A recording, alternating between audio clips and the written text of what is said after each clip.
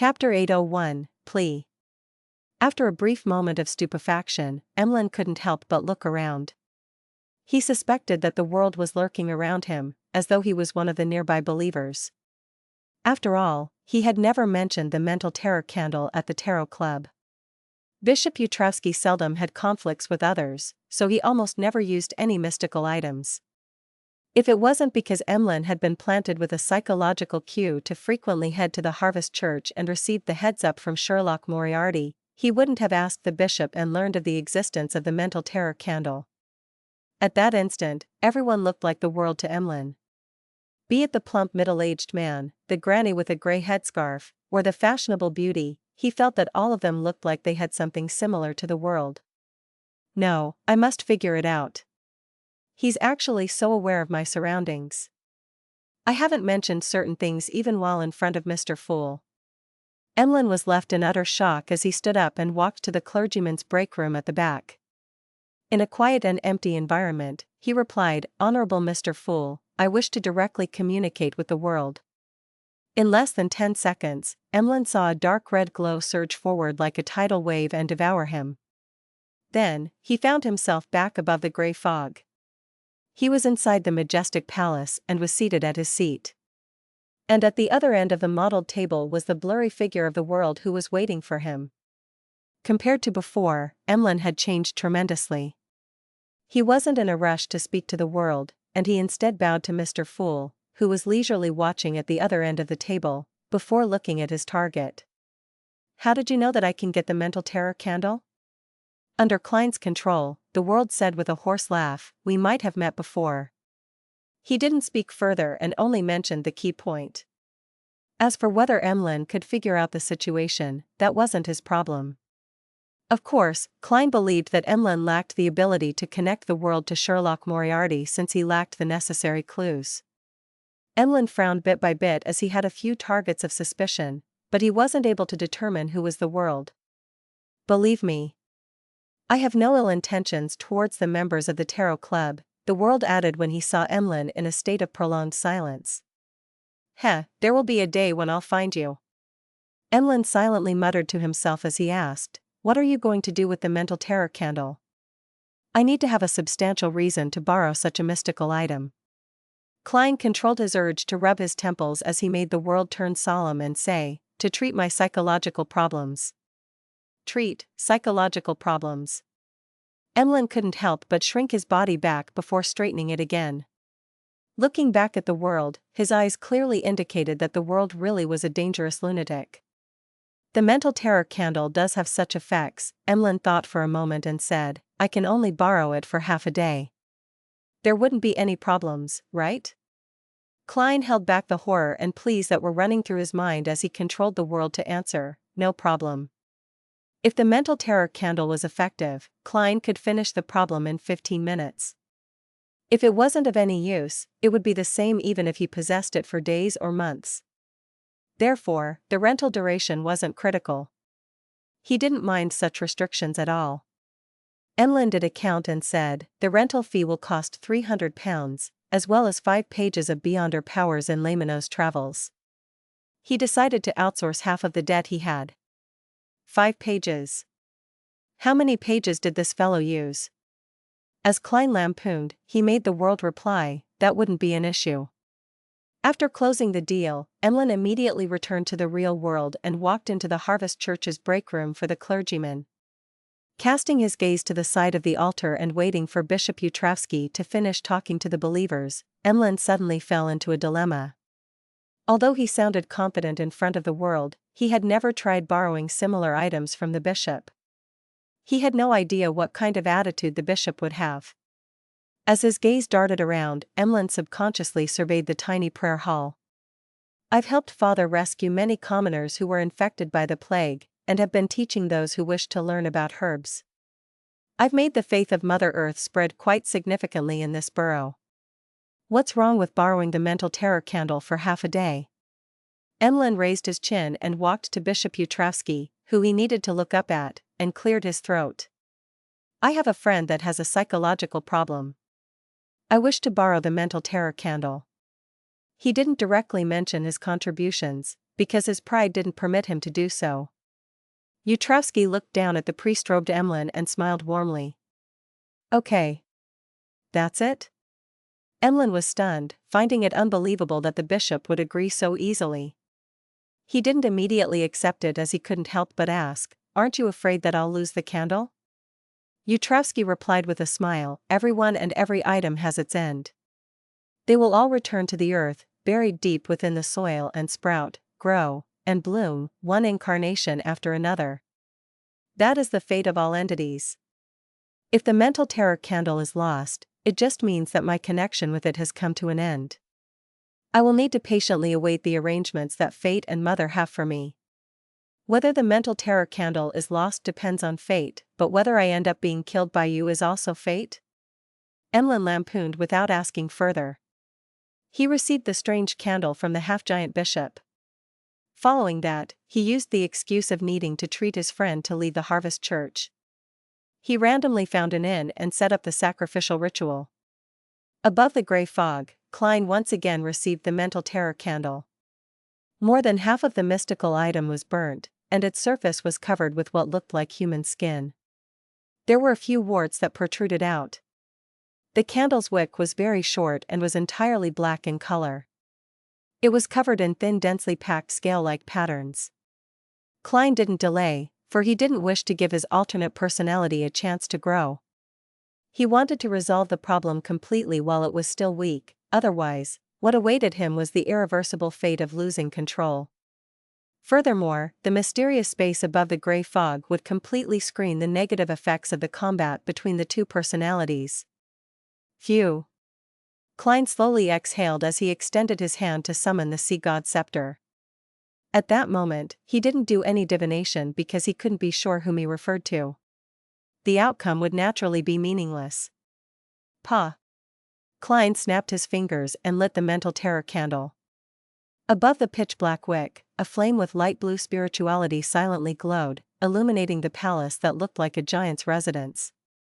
Unknowingly, the environment changed as a cupboard, desk, bunk bed, and gas meter appeared in Klein's eyes. The crimson moonlight shone in from outside the windows, covering every item with a crimson veil layer. This was the apartment where the Morettis had lived in. This was the place where Klein Moretti had shot himself to death. At that moment, a figure was sitting at the bottom bunk, looking at the sea god scepter-wielding Klein with a warped expression. He had traits like black hair, brown eyes, thin-built, average-looking features, a rather deep outline, and a scholarly air to him. He was another Klein. This Klein revealed a furious expression as he said, "You occupied my body, and now you wish for my soul to be obliterated? I should be Klein Moretti.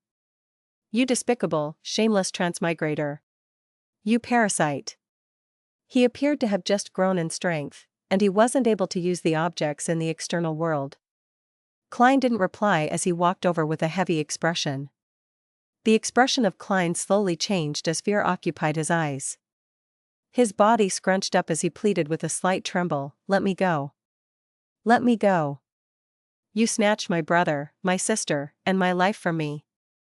Isn't that enough? I'll remain quietly in your body, helping you analyze problems and giving you suggestions. I'll definitely not wrestle control with you over the body. Let me go. Let me go." Klein remained silent as he raised his sea god scepter-wielding right hand. The Klein was already awash with tears as he yelled angrily and fearfully, "I only wanted to remind you. If I wasn't trying to remind you, why would I have exposed myself? Let me go. Let me go. I have no ill intentions." Klein silently looked at him and made the blue gems on the tip of the sea god's scepter light up one after another. Lightning bolts instantly appeared as they twisted and entangled Klein, like a storm. Amidst shrill cries, the figure rapidly dissipated as a bolt of lightning wiped all traces of it. As expected of myself. To know the soft spots in my heart and which are the most effective ways to plea. However, I've already come to know who I am. I'm Zhou Mingrui, who is fused with Klein's memories and emotions. If I were to let you go, it would be equivalent to splitting the two up, admitting that they are opposing parties. That way, I'll immediately lose control once I return to the real world. Klein lowered the scepter and closed his eyes as he sighed silently. Then, he ultimately maintained his lucidity as he left the mind world.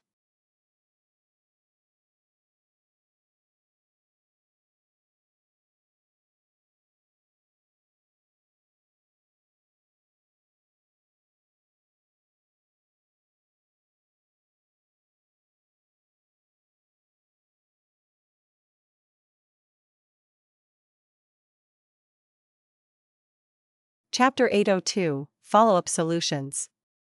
When Klein opened his eyes again, the threats and pleas in his mind had vanished. The light blue flame before his eyes continued burning on that pitch-black wick. He seriously inspected the state of his spirit body and confirmed that the signs of chaos were gone. His aura's colors had turned pure and were no longer spotted. It's finally resolved. Klein heaved a sigh of relief and lowered the sea god scepter. With a snap of his fingers, he extinguished the mental terror candle. He didn't immediately return to the real world. He sat quietly above the gray fog as he used the silent palace to calm the remnant negative emotions that his inner heart couldn't vent. After this matter, Klein gained a deeper understanding that the path of a Beyonder was a path that constantly fought with madness. All Beyonders would be pushed to the brink of losing control, or they would have psychological problems if they weren't careful due to internal reasons or external stimuli. And once the symptoms appeared, not resolving them in time might leave them in a situation that would be abnormally difficult to resolve. The split personality that was created was a result of internal and external factors. The cause is a result of me being a transmigrator. Yet, I fused with Klein Moretti's memory fragments and received parts of his emotions. I was naturally inclined to having a dissociation. Together with me trying to steal the Antigonus family's notebook recently, it's akin to me walking along the boundary of an abyss to act as Dwayne Dantes. The stress is immense, so after being agitated and mentally corrupted by the keeper's near loss of control, the problem erupted. As Klein raised his hand to rub his temples, he vanished from above the gray fog. Just as he returned to his body, Klein felt his mind and spirit were a lot more relaxed. It felt like a dusty window had been carefully wiped clean, and the additional faceless potion he had consumed was fully digested. The alternate personality that appeared is really a result of all the past psychological problems. I was able to resolve the problem with the mental terror candle, which is equivalent to receiving a complete and effective psychoanalysis. I wouldn't have any latent risks in this aspect in the short term. However, I need to be constantly taking notes and frequently regulating myself. I mustn't be careless. Klein walked out of the washroom, came to the balcony, and looked at the distant mountains and nearby vegetation. He was in quite good condition. He could clearly sense that his self-recognition and self-acknowledgement had deepened. The constant sense of disidentification had greatly weakened as a result. I never expected my victory over my split personality would bring such benefits. If it wasn't because the generation of another split personality would result in one that's stronger and harder to deal with, I would have wished to split a few personalities, killing myself several times. Klein shook his head with a scoff as he gave a self-deprecating laugh. To be frank, just one instance of a split personality was rather dangerous and unresolvable for anyone else.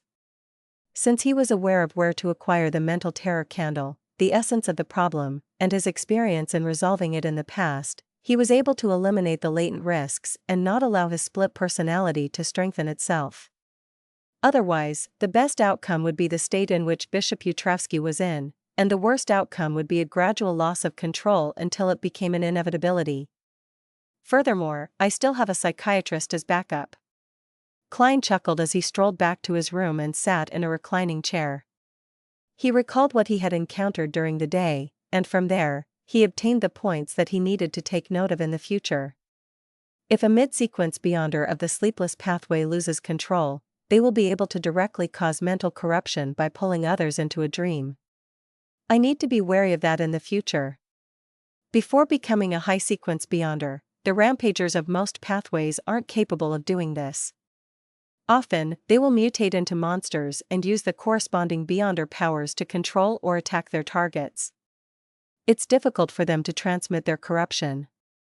Apart from the mid-sequence Beyonders from the sleepless pathway, the spectator pathway should be capable of doing so as well. When faced with similar enemies, not rushing to wipe them out would really result in a situation where you have no way of defending yourself.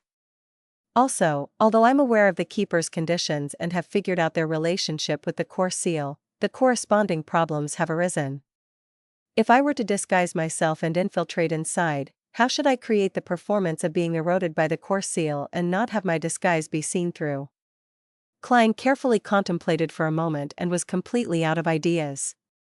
All he could do was stand up, walk to his desk, and draw a picture comprising of symbols that implied secrecy and mystery prying. He was summoning erodes. The full-body mirror in the master bedroom suddenly undulated with invisible waves as silver light appeared, forming Loanese text. Exalted Great Master, your loyal and humble servant, Erodes, is constantly at your service. My actions from before had caused a certain damage to your image. I am very appalled and ashamed. Will you accept my apology?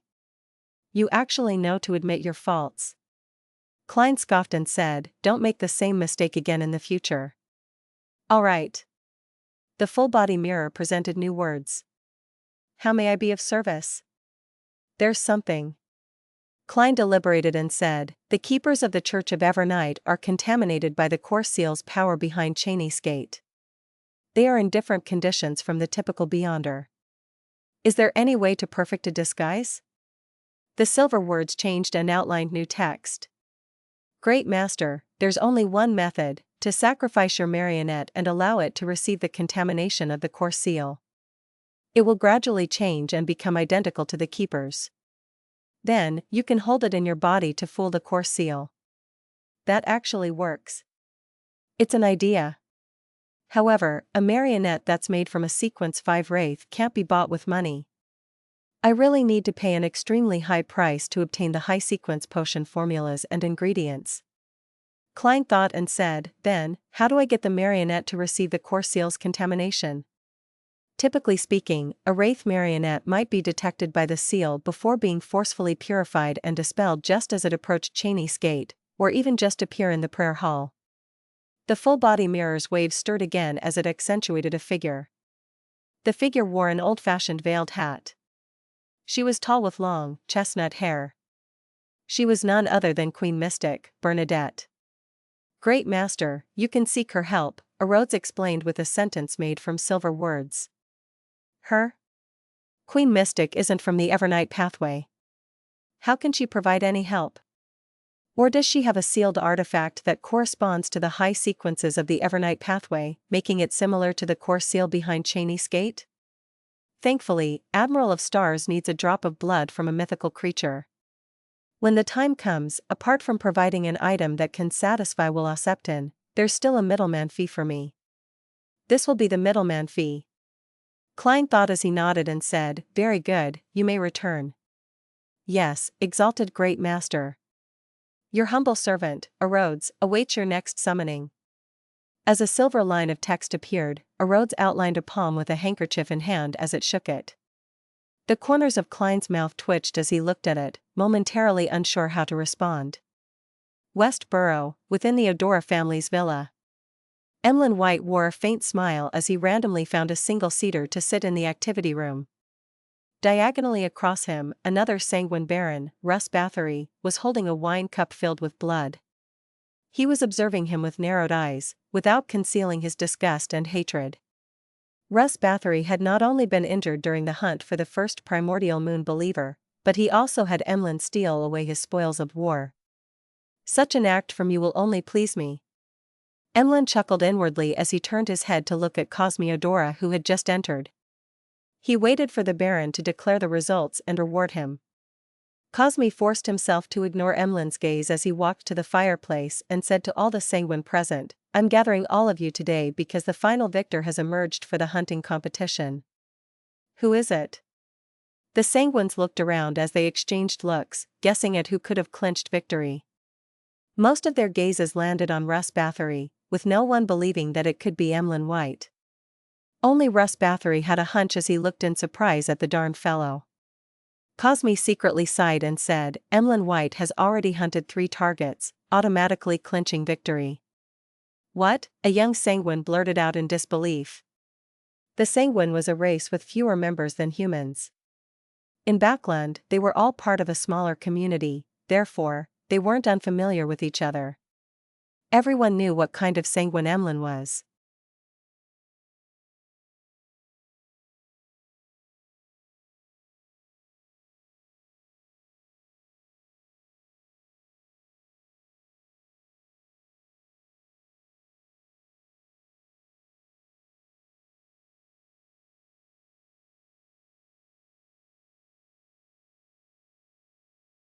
Chapter 803, Name Rectification.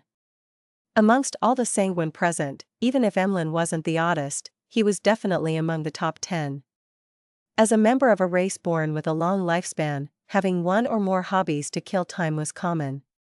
Emlyn wasn't the only one who liked dolls, but that wasn't the problem.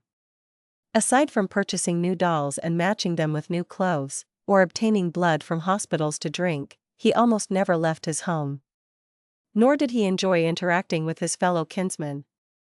Unless he desired relatively fresh blood, needed to obtain some historical knowledge, or exchange for certain ingredients, he never participated in any of the corresponding gatherings.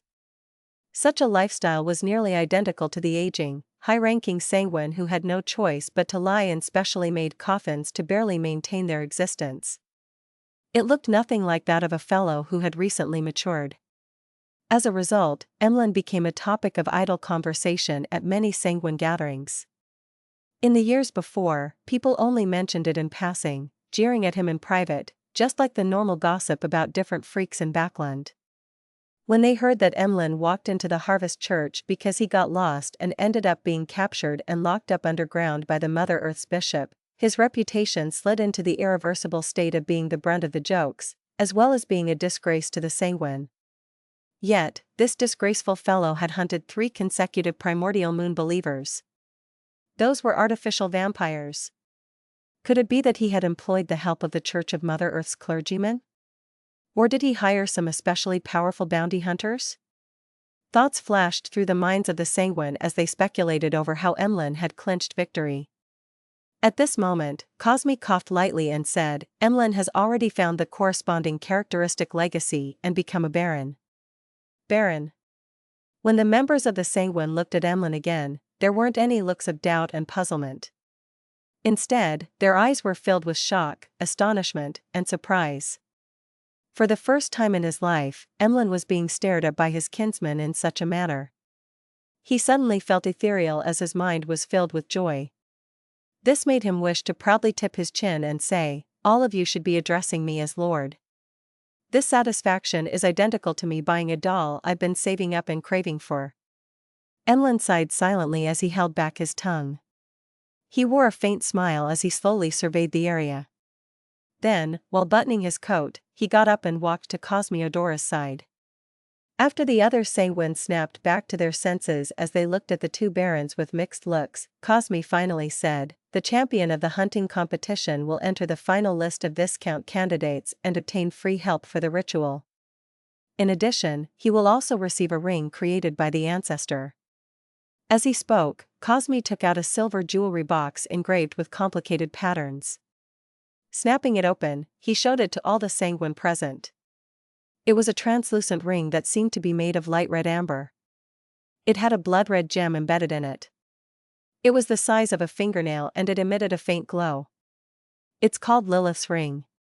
It allows the wearer to be even more charming and always be in the optimal state of being under the full moon. Cosme gave a rough introduction. It can also make the surroundings be under the effect of a full moon, hence, the corresponding beyonder powers will be greatly enhanced. At the same time, it can also project a door that leads deep into the spirit world. Cosme paused and added, "This door is the door of summoning. It can let creatures deep in the spirit world use it to arrive in the real world. However, it can only be used once in a fixed amount of time. When spirit world creatures pass through their door, it's equivalent to signing a corresponding contract with the wearer. They will serve the wearer for a specific amount of time, possibly around 5 minutes. If the service period needs to be maintained for even longer, the wearer needs to personally communicate with the spirit world creature to re-sign a contract that's of a longer duration. Under normal circumstances, the strength of the summoned spirit world creature will be equivalent or slightly stronger than the wearer, but there's the possibility of them being much weaker or much stronger. There was once a Viscount who relied on this ring to summon a demigod-level spirit world creature. The stronger a spirit world creature's strength, the more they can resist the agreement in the door of summoning contract itself and harm the wearer. If you encounter such a situation, you must decisively dispel the projection and end the summoning. Its negative effects is bloodthirsting disease. You will need to drink at least 1 blood vial of human blood every hour to relieve it. Otherwise, your blood will boil and evaporate. In less than 15 minutes, it can cause the death of a baron. I'm not against that. I do yearn to drink blood more frequently, but the problem is that I'm unable to obtain that much blood. Emlyn held back his joy and agitation as he considered how he could resolve the negative effects. At this moment, Cosme turned to glance at him. The additional blood will be provided by the race. Then the problem turns into the modification of a bottle so as to carry around that much blood. Emlyn scanned the other sanguine who wore looks of envy and jealousy as he asked, "If I don't wear it, will I get the bloodthirsting disease?" No, Cosme firmly shook his head. Emlyn stared at Lilith's ring and asked again, "If I were to wear it for 59 minutes and take it off, will I get the bloodthirsting disease?" Cosme's facial muscles twitched as he said, "When you wear the ring, you will be inflicted with the bloodthirsting disease. You have to drink 1 vial of human blood to have it subside for an hour. During this process, if you were to take it off and put it on again, the bloodthirsting disease will be activated again. Regardless of whether it's been an hour or not, you'll have to drink blood again. Do you understand what I'm saying?" "Of course, this isn't a complicated problem," Emlyn said with a TSK. Cosme retracted his gaze and looked at the other sanguine. "I'll be giving this ring to the champion of this hunting competition, Emlyn White." "Congratulations, Emlyn." He turned and extended his right hand towards Emlyn to shake his hand. Then, he handed over the blood-colored Lilith's ring to Emlyn. "Thank you." Emlyn smiled in a reserved manner. Cosme stopped looking at him as he said to the other sanguine, "There are 2 targets left.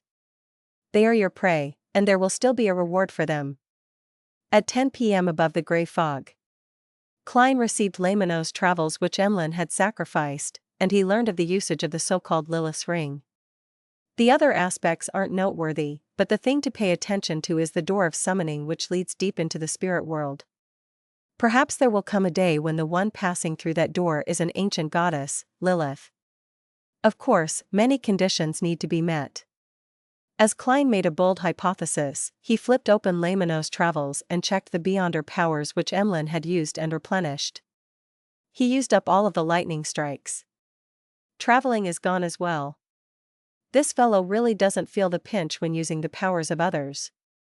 He added a Wings of Darkness. It can help the user receive an enhancement in speed and the ability of brief flight, as well as it transforming into a colony of illusory blood-sucking bats to attack the enemy. 1 is full moon. It can make a certain region appear to be in the state of a full moon. 1's spirituality would be rejuvenated and the aspect of death would grow stronger. This is recorded from Lilith's ring. 1 is claw of corrosion. It can cause 1's fingernails to grow another segment with mysterious symbols and patterns. They would be sharp enough to slice through steel. It would also come with potent corrosive abilities, making it the nemesis of defensive methods like scales and skin. 1 is animal sense. It can communicate with animals and control them while also sharing their senses. If used well, this has wondrous effects. I've never seen Emlyn use it before. What a waste. 1 is abyss shackles. It's a spell belonging to the darkness domain. It can make the darkness or shadows condense into a chain that controls or restrains the enemy. There's no door of summoning. That's right. It should be very difficult to record. With Emlyn's personality, he would have given up after a few failures. As Klein flipped through Laymono's travels, he used divination and his mysticism knowledge to interpret the new Beyonder powers. Retracting his gaze, he summoned the sea god's scepter over, added a few pages of lightning strike. This was in line with his fear of lacking firepower. Then, Klein used the sun brooch to record holy light summoning and holy water creation, allowing Lamino's travels' beyonder powers to become more varied. After doing all of this, he closed the notebook and picked up the mental terror candle. After settling the split personality in the afternoon, he didn't immediately return the mystical item. Instead, he had the idea that since it belonged to the spectator domain, it was possible that it could help him explore the sea of collective subconscious inside Grozel's travels. Therefore, he planned on delaying it for half a day before returning it to Emlyn. To his surprise, he found from his research that the mental terror candle didn't have any effects of placating the mind or eliminating negative emotions. All it could do was let one enter the depths of a target's mind, and from there, one could plant a cue or resolve a problem. Phew! Klein heaved a sigh of relief. Through the bestowment ritual, he returned the mental terror candle and Lamino's travels to Emlyn and Furs respectively. Returning to the real world, he had a comfortable bath, and he read some papers and magazines before heading to bed. Amidst his reverie, Klein suddenly woke up, aware that someone had entered his dream. He saw the scene before him change as the sky was dark and deep. They were adorned with resplendent diamonds that left him awed and serene. A distance away, a singing voice sounded. The ethereal and common voice reached straight into his heart. Meanwhile, the clouds moved as the crimson moon half revealed itself, scattering down its mild glow. All of this made Klein feel as though he had arrived in the Evernight goddess's divine kingdom. In the dream, he felt relaxed and comfortable. Klein suddenly realized the situation he was in. This was the arrival of a beyonder from the Church of the Evernight. This beyonder was using the dream to placate the tycoon, Dwayne Dantes, so as to heal the mental scars he suffered in the afternoon. What you are doing only disturbs my sleep. Klein silently sighed helplessly.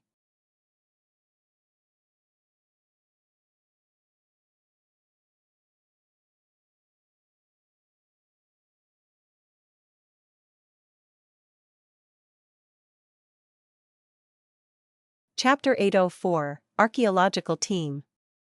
As he sighed, Klein indulged himself by relaxing like an ordinary person enjoying a rare instance of serenity and comfort in his dream.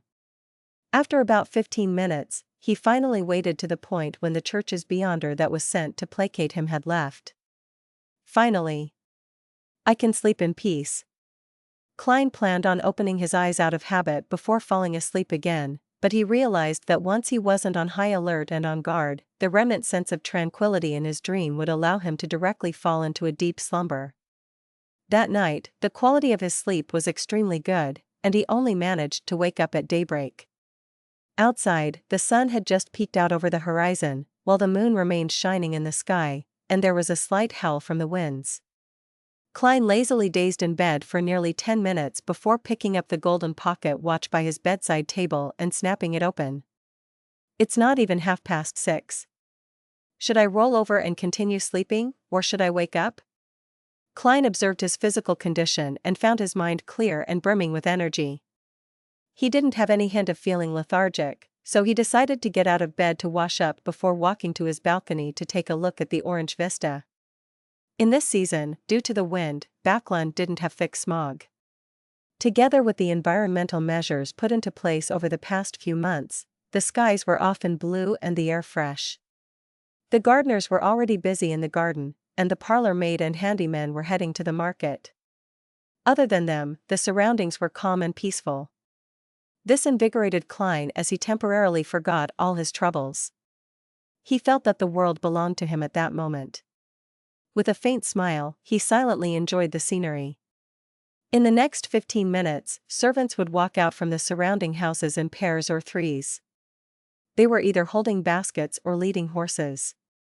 The entire borough seemed to come to life as the sunlight grew brighter. This is what life should be like. Klein silently sighed as he had the sudden urge to take a stroll. He turned around and left the balcony and walked to the door. Outside the master bedroom, Richardson was already waiting outside. It was impossible to guess what time he had woken up. this was the most difficult thing about a valet.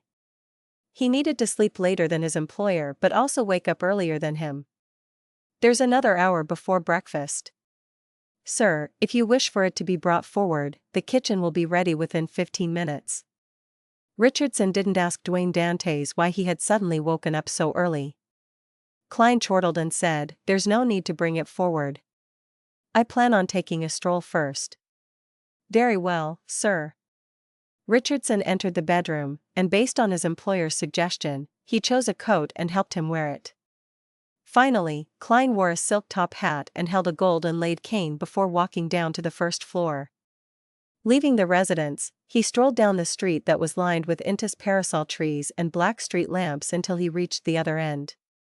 Along the way, each residence's garden emanated a faint fragrance as the green leaves of the trees created a sense of tranquility from high above. Pedestrians were in pairs or threes in what seemed like a sparse street. The occasional carriage that drove by would break the silence before quickly leaving. Klein enjoyed the morning, taking in the pleasantness of waking up early. He felt that the negative emotions from yesterday were evaporating bit by bit and vanishing. Beyonders need to learn how to create conditions for themselves to regulate their moods. By taking this stroll, the bishops at St. Samuel Cathedral will likely know that Dwayne Dantes has completely recovered. They won't disturb my sleep in the middle of the night. As Klein's thoughts wandered, his gaze swept past 39 Buckland Street. It was Member of Parliament Mock's residence. Its external perimeter was in the form of sharp iron rods, allowing passers-by to appreciate the beauty of the garden within through the gaps. While moving his gaze away, Klein saw a familiar figure. It was Hazel with her long black-green hair and dark brown eyes. This beautiful and proud lady was strolling through the garden's trails with her maid, looking around from time to time. She woke up early as well? Her quality of sleep is excellent because she doesn't need to head down the sewers in the middle of the night? Klein lampooned and retracted his gaze as he continued proceeding forward. Glancing at Richardson, who was silently following behind him, Klein suddenly thought of the news reports, magazine articles, and novels he had recently read about the southern continent. He consciously kept up with the content of that region because that would flesh out his persona as Dwayne Dantes. After all, a lot of what he knew about the southern continent stemmed from the pirates, adventurers, and the Fog Sea's strongest hunter, Anderson. He had no idea if they were exaggerated or fabricated. The information I've read recently and in the past were about people who struck it rich in the southern continent before returning or had just decided to stay there. This makes Backland residents believe that there's gold everywhere in the southern continent, and that there are opportunities to strike it rich. Even common wood and sap can be used for many things, allowing one to exchange for plenty of pounds. That's why the kingdom frequently goes to war with countries like Faisac and Intis to vie for the colonial lands. If not for the commoners' inability to save up for the ferry tickets or dare to smuggle themselves there, I'm sure a large number of people would swarm it. As Klein's thoughts whirred, he casually asked his valet, "What's your impression of the southern continent?" He remembered that Richardson was born in a manor over there. He had only been brought to Backland when he was an adult. Richardson paused for a few seconds and said, "Sir, I actually do not know much about the southern continent because I was spending most of my time in the manor. I had few opportunities to head out. Just tell me of your impressions, your true impressions. You don't have to hold back. I just want to have a general understanding. As you know, they all believe me to be an expert of the southern continent, but in fact, my experiences are only limited to a few places and merchants," Klein said with a chuckle. Richardson nodded and bowed his head as he looked at his toes that were walking forward. "My impression of the southern continent is hunger, exhaustion, pain, as well as pining for the world after death." Hunger, exhaustion, pain. Klein repeated those 3 words as he walked into Buckland Street without making any further inquiry. Eastchester County, in a building beside Stone University. Audrey was looking at the collections obtained by the Relic Search and Preservation Foundation. She had originally planned on coming on Tuesday afternoon, but Associate Professor Michelle Duth had participated in an academic conference in Backland, therefore only returning today. As a result, she had no choice but to change her plans. This pair of boots was discovered by a farmer in a mountainous ruins in stone. Its shape and traits match the societal trends of the Fourth Epoch. Michelle introduced the item inside the glass cabinet to the beautiful aristocrat.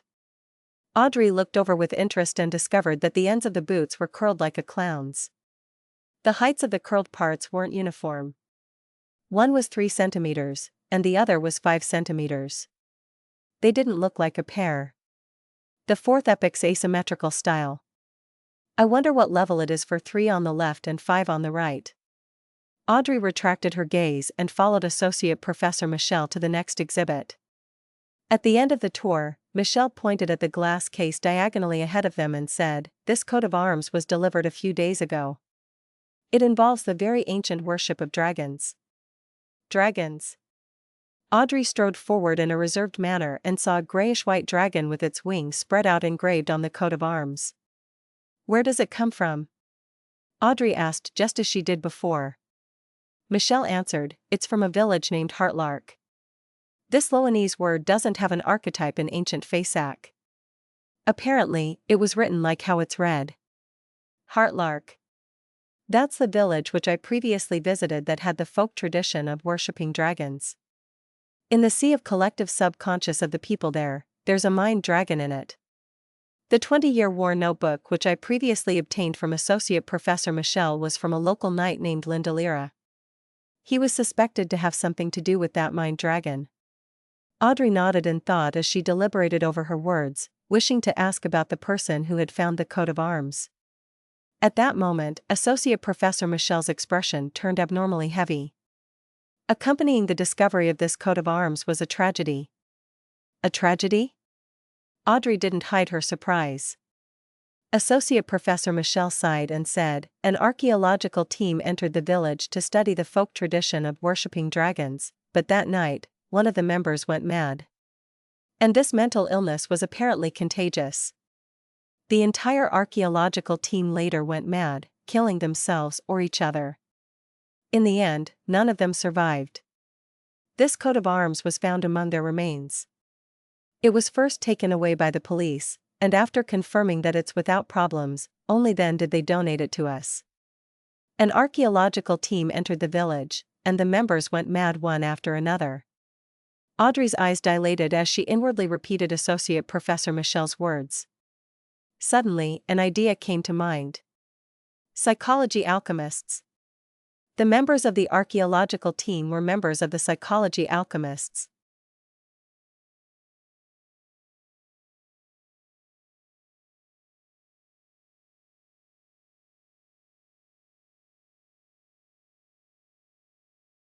Chapter 805, Meeting Up. Inside the building of the Relic Search and Preservation Foundation, Audrey, whose thoughts were undergoing an upheaval, blinked. She took note of her body language and expressions as she drew a crimson moon on her chest in a half-genuine manner. She said with a sigh, "What a tragedy. I hope that their spirits can rest in peace."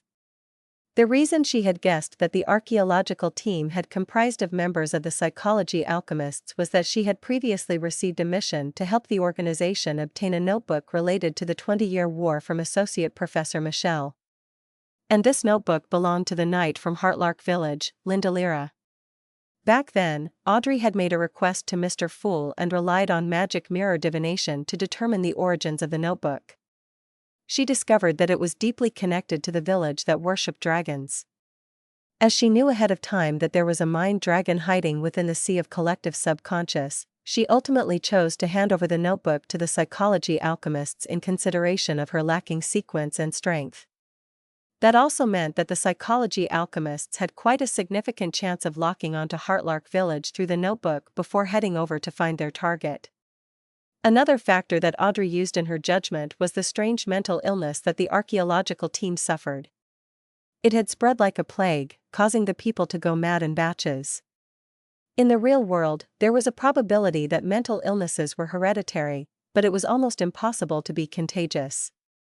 But in the mysterious world, in the world of the mind and consciousness, chaos and madness could be spread to others through spirit channeling, dreams, and the subconscious. And hidden in Heartlark Village was a mind dragon that had lived for years. The psychology alchemists had found Heartlark Village through the notebook, and the threatened mind dragon used this ingenious method to spread mental corruption? He might have achieved this through the sea of collective subconscious. The Beyonder world sure is dangerous. This small team must have been formed by a selection of Beyonders, but they ended their lives in such a simple and ridiculous manner. As Audrey thought about it, she was glad that she had made a sufficiently rational decision. She hadn't willfully used the Knight's notebook to explore Heartlark Village. Otherwise, there would probably have been an addition named to the list of members who went mad. Thanks to Mr. Fool. Thanks to the other members of the Tarot Club. Thanks to Kalangos who previously infiltrated in disguise. They allowed me to still recognize the hidden dangers despite my lack of actual experience in the domain of mysticism. It made me sufficiently cautious. Audrey silently thought in gratitude.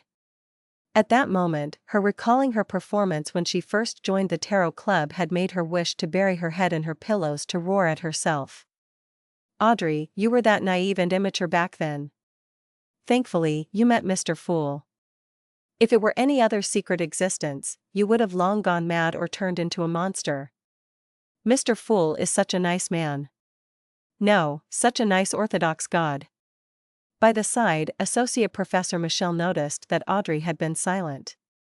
He said with a heavy nod, yes, it truly is a tragedy that strikes one with fear. I only wish that the government has already handled the matter and prevented the contagious mental illness from becoming a plague. Don't worry, unless that mind dragon loses control and plans to challenge the three churches, there won't be any more victims of that mental illness. Audrey replied silently. From her point of view, the official Beyonders had already taken on the case. After all, a contagious mental illness was definitely going to be under the purview of the official Beyonders. Therefore, the dragon coat of arms in the glass case must have been determined to be fine before being donated to the Foundation. The police department didn't have such authority. While Audrey felt pity for the archaeological team who were suspected to be psychology alchemists members, as though she had experienced the tragedy for herself, she was curious if the mind dragon remained in the vicinity of Heartlark Village. To hide in the sea of collective subconscious with one's actual body would probably make it difficult to be discovered. However, the three churches have a long history. In the fourth epoch or even earlier, they must have had bouts with mind dragons, so perhaps they have the corresponding records about it. Besides, the psychology alchemists is in control of the spectator pathway and has the existence of high-sequence Beyonders. Their comprehension of the sea of collective subconscious can't be much weaker than the mind dragons. After suffering a terrible failure due to the lack of information, they will definitely send a very powerful team. Although that mind dragon was stronger than what the psychology alchemists expected, it probably wouldn't stay there to be discovered. It should have left. Audrey made an inference based on what she knew. She didn't have any thoughts of visiting Heartlark Village to figure out the truth, because she long knew that the present her lacked the strength to deal with the mind dragon. Her only intentions were to mention the matter at the next Tarot Club, and see if the other members could provide any feedback or any valuable knowledge. For example, it might be that the mind dragon had entered the sea of collective subconscious because of the local worship of dragons, or it could be that the mind dragon's inhabitation of the sea of collective subconscious caused the villagers to dream of it, thus, being subconsciously influenced and having the tradition of worshipping the dragon. On Friday afternoon, Klein received the invitation list for the ball tomorrow. He began to seriously memorize the topics he needed to discuss with different guests. When meeting Member of Parliament mocked, I need to make remarks about the recent good air in Backland, and make a few jokes about the Lone Kingdom Imperial Science Institute. As Klein memorized each line, he suddenly heard stacked illusory pleas. A man. Based on how long it's been, it's most likely Mr. Hanged Man.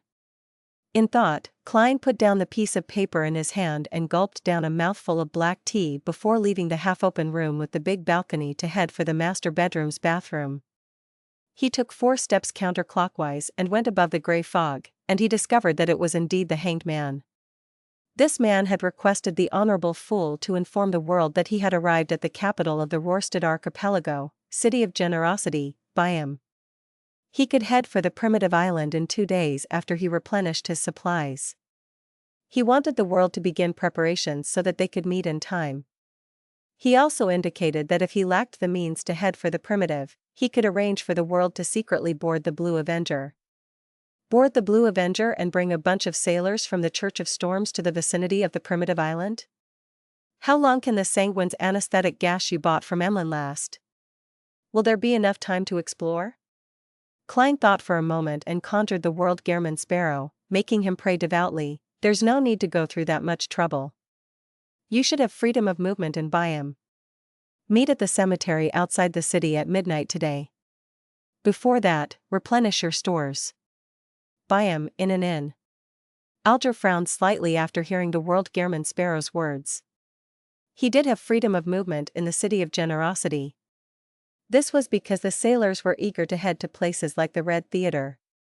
They were definitely not returning tonight, and after waking up in the day, it was almost certain that they would head to a casino to gamble to let themselves loose. It was to vent the repression and misery that resulted from drifting out at sea for extended periods of time. That also meant that even if Alger disappeared for a night and a day, no one would discover it. Is the world implying that we use this interval? That is indeed better than using the sanguine's anesthetic gas. I've already used it twice, so who knows if someone is already suspicious about it and is waiting for his theory to be validated. But without a ship, how do we head for the primitive island? Oh, Lamenos Travels? Miss Magician did mention that it has the beyonder power of teleportation. However, there's only one page, making it impossible for a return trip. Alger relied on his strong ability to connect matters to vaguely guess at Gehrman Sparrow's intent, but he believed that the necessary conditions were lacking.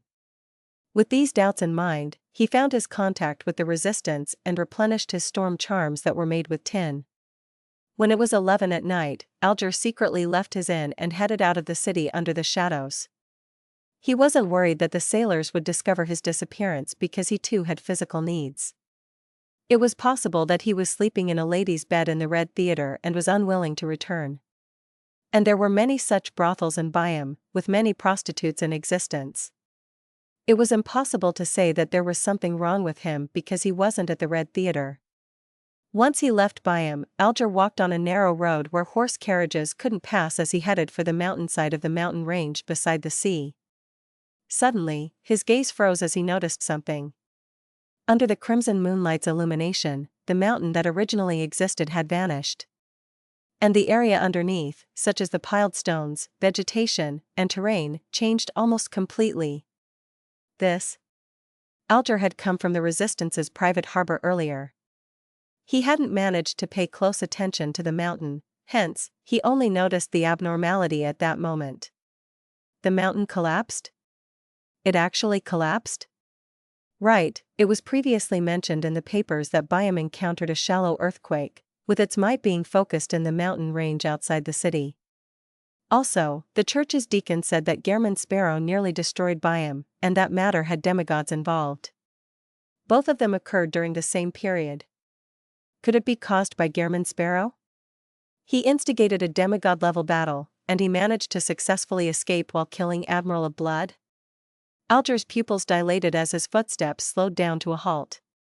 He suddenly understood why the Church of Storms had placed great importance on Gehrman Sparrow, and why he had a bounty worth as much as £50,000. In the undamaged cemetery up ahead, a cold wind blew across it and towards Alger in the silent night. It made him tremble involuntarily. At that moment, Alger's heart stirred as he turned his head to look right. Underneath a giant tree, a figure quickly outlined itself in the shade. This figure had his hand on his top hat while he slowly looked up, revealing a thin face and cut features. The emotionless dark brown eyes were none other than Gehrman Sparrow's.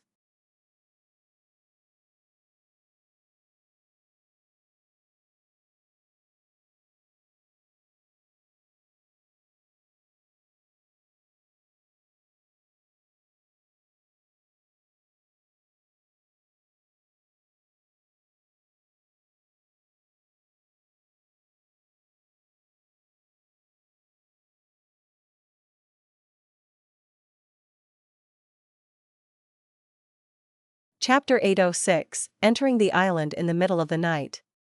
He did teleport over. How extravagant.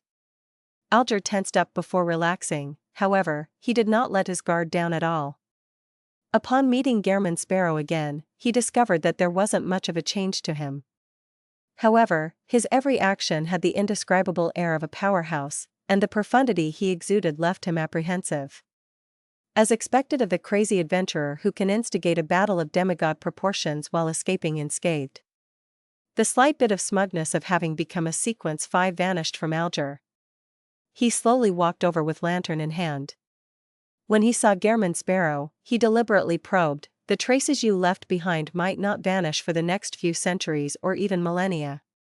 He was trying to confirm if the mountain's collapse had anything to do with Gehrman Sparrow. Klein shot a glance at the modified terrain as he released his grip on his top hat and smiled in a gentlemanly manner. The one who contributed the most in causing this damage was Sea King. Man, he actually triggered a demigod battle that could have destroyed Byam, causing Sea King to directly attack. Yet, despite such circumstances, he survived and left with Admiral of Blood. It's completely unimaginable and unbelievable. Alger began to suspect if Gehrman Sparrow had a Grade 1 sealed artifact on him, an item at the demigod level. He didn't express his shock and surprise, nor did he dare to probe further. Instead, he asked, "Do you plan on heading to that primitive island now?" "Of course," Klein answered calmly. It was late at night, a period when Dwayne Dantes was asleep. No one would disturb him, but he had to show himself once it was daytime. Of course, to prevent any unexpected circumstances, Klein had summoned a Rhodes to monitor the mirror illusion and provide a response. It's thanks to the Church of Evernight for having ended its dream treatment of Mr. Tycoon, otherwise, I would definitely have to delay the operation. Klein couldn't help but sigh inwardly. Alger observed himself and discovered that he wasn't able to obtain any mystical item in such a short span of time. He then took out an iron-black ring that protruded out like a thorn and wore it on his left thumb. Bearing with the excruciating headache, he nodded slightly. "I hope for a pleasant partnership." Then, he saw Gehrman Sparrow walk over with a stoic expression, reach out his hand, and grab his shoulder. At that instant, Alger's first reaction was that Gehrman Sparrow was attacking him. He instinctively wanted to turn to the side to dodge his attack, only to recall his previous guess. Amidst his racing thoughts, he withheld his subconscious reaction and allowed the crazy adventurer to place his palm on his left shoulder. Right on the heels of that, he noticed Gehrman Sparrow's left hand turn transparent as though it was bearing the shadows of the spirit world. Then, the blacks before his eyes grew darker, and the crimson moon turned brighter. All kinds of colors seemed to layer upon one another. Countless nearly formless figures receded backwards as Alger tore through the spirit world with Gehrman Sparrow's help. Creeping hunger. Teleport. So that's how it is. Just as he had such a thought surface in his mind, he saw his body plummet as the saturated colors around him receded. Everything had returned to normal. Beach, reefs, trees. This is a deserted island. Alger surveyed the area and was just about to speak when the colors around him saturated as the layered phenomenon happened once again. This time, when he left the spirit world, he was in midair with undulating waves beneath him. Although Alger had never worked with Gehrman Sparrow in actual combat before, the experience to him immediately created a spiraling wind and allowed them to float. It was a tacit display of teamwork. Hence, the teleportation triggered successfully once again as Alger's and Gehrman Sparrow's figures rapidly phased away. When the surroundings were restored again, the two had arrived at the periphery of a gigantic island. There was a heavy mist in midair that the crimson moonlight was unable to fully penetrate. This not only failed to disperse the darkness in the forest and mountain, but it also added an eerie charm to it. "We're here," Alger said as he looked around. Klein wore an indifferent expression, but in fact, he was cautiously observing his surroundings. He found the place extremely quiet. There weren't any birds tweeting, wolves howling, or bugs chirping. It exuded a deathly silence. As though guessing his feelings, Alger raised the lantern and illuminated the shrubs ahead where there was a natural trail made up of beast-type footprints. He said, if you come in the day, it will be quite a lively sight. You will even see birds that only exists in myths fly in the forest. But at night, the power that rules this place will change. Many beyonder creatures will hide as they await daybreak. Mr. Hanged Man has come here more than once. At the very least, he has the experience of a day and night here. Klein silently nodded without speaking further. Alger thought for 2 seconds and pointed ahead. If we follow this trail and enter the dark forest all the way to the end, we will arrive at that ancient ruins of unknown age. On the way, we can hunt the beyonder creatures that we encounter and are able to deal with. If it's killed independently, the corresponding ingredients will belong to the killer. Those we jointly killed will be held in your custody. When we leave this place, we can take turns to choose. We will determine the owner based on our contribution, to decide who has the priority to choose, as well as the number of priority choices. Instead of being in a rush to take action, he first made clear the route and the plan to split the loot. It was to prevent any conflict that would result from the exploration. To let me have custody of the loot we receive from a joint kill. Mr. Hanged Man is being very sincere. Klein raised his right hand and pressed down his half-top hat and chuckled. No problem. Alger heaved a sigh of relief and continued, our main goal is to explore that ancient ruins. The spoils we obtain along the way are supplementary. Once we finish the exploration, it's best we leave immediately without heading to the other zones or taking other paths. As for anything in the future, it's up to you to decide when and where you would like to explore. Alger emphasized this matter because he was afraid of Gehrman Sparrow's greed. After all, beyonders were not perpetual machines. There was bound to be a point when they were exhausted. After a round of explorations, they were bound to be close to their limits. If they were to force themselves to hunt beyonder creatures in other zones, perhaps the identities of hunter and prey would switch. Even if the crazy adventurer was very powerful and unafraid of such danger, to be in a state of drained spirituality would trigger signs of losing control. Do you think I'm not sharing the same thoughts as you? I'm the one worried that you'd be the one who's overly greedy, rashly proceeding deeper just to obtain more. Klein smiled and said, I'm a polite person. Polite? Alger was a little puzzled by Gehrman Sparrow's choice of words. The corners of Klein's mouth curled as his expression turned darker in the darkness. When visiting someone's place for the first time, overstaying would be impolite. This fellow's train of thought and logical behavior is completely different from that of a normal person's.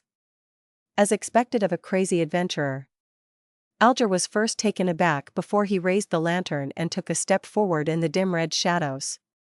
Let's set off. Klein allowed his hands to naturally droop down as he walked beside Alger like he was on a hike. The two quickly entered the dark forest that had nearly zero moonlight shining in. They saw that the trees were thick and tall with luxuriant leaves. Even the smallest trees were thicker than the span of a person's arm. And the trait they all had in common was that the bark appeared scaly. They were densely packed together as though they would come to life or squirm at any moment. It's like a mutated Drago tree. A snake-scaled tree? Klein retracted his gaze and noticed the weeds at his feet that didn't seem problematic. None of them spoke as they maintained a state of abnormal silence. They didn't wish to say anything to eliminate the awkwardness just because it was too quiet. As they walked, the duo saw the distribution of trees ahead turn sparser thanks to the lantern's light. Thump. Thump. Thump. A dull knocking sound echoed through the area. As Alger and Gehrman approached, it became clearer and more obvious. When the duo entered the sparse area, the lantern's light finally revealed hunched or prostrate figures. Amongst these figures were humans, baboons, goats, and tigers. They were either holding rocks or using their claws and teeth to constantly burnish the stacked trees and rocks as though they were building a palace. Without the obstruction from the luxuriant leaves, the crimson moonlight that penetrated the heavy mist cloaked these figures, dyeing them with a faint blood-red layer. There are humans? Klein's eyes focused as he immediately spread his left fingers. Alger slowed down, preparing his vocal cords to be activated at any moment. Suddenly, the figures seemed to sense something as they stopped their actions in unison before uniformly turning around to look at the two outsiders. They either had pale faces, withered skin, or festering bodies. None of them looked alive. Corpses. A beyonder creature is driving these corpses to build a palace for it? Klein cast his gaze past them and saw a dark cave that led deep into the ground. The surroundings were covered in weeds as white feathers stained with yellow oil scattered among them. Feathers. Corpses. These instantly reminded Klein of the products of the numinous episcopate's artificial death project, as well as the infectious aura that made him grow feathers. This zone's sovereign won't be weak. He calmly made a judgment. At that moment, Alger, who had carefully observed for a while, hesitated for 2 seconds before suggesting, "I've never seen such a situation before. I'm not sure of the level of the beyonder creature. Why don't we circle around it and choose a target which we have more confidence in?" His instincts told him that something extremely dangerous was hiding in the dark underground cave. "I was waiting for you to say that." Maintaining his persona as Gehrman Sparrow, Klein heaved a sigh of relief as he chuckled. "Will this be impolite?" Just as he said that, the land quaked as though a creature beneath them was rolling over in its bed.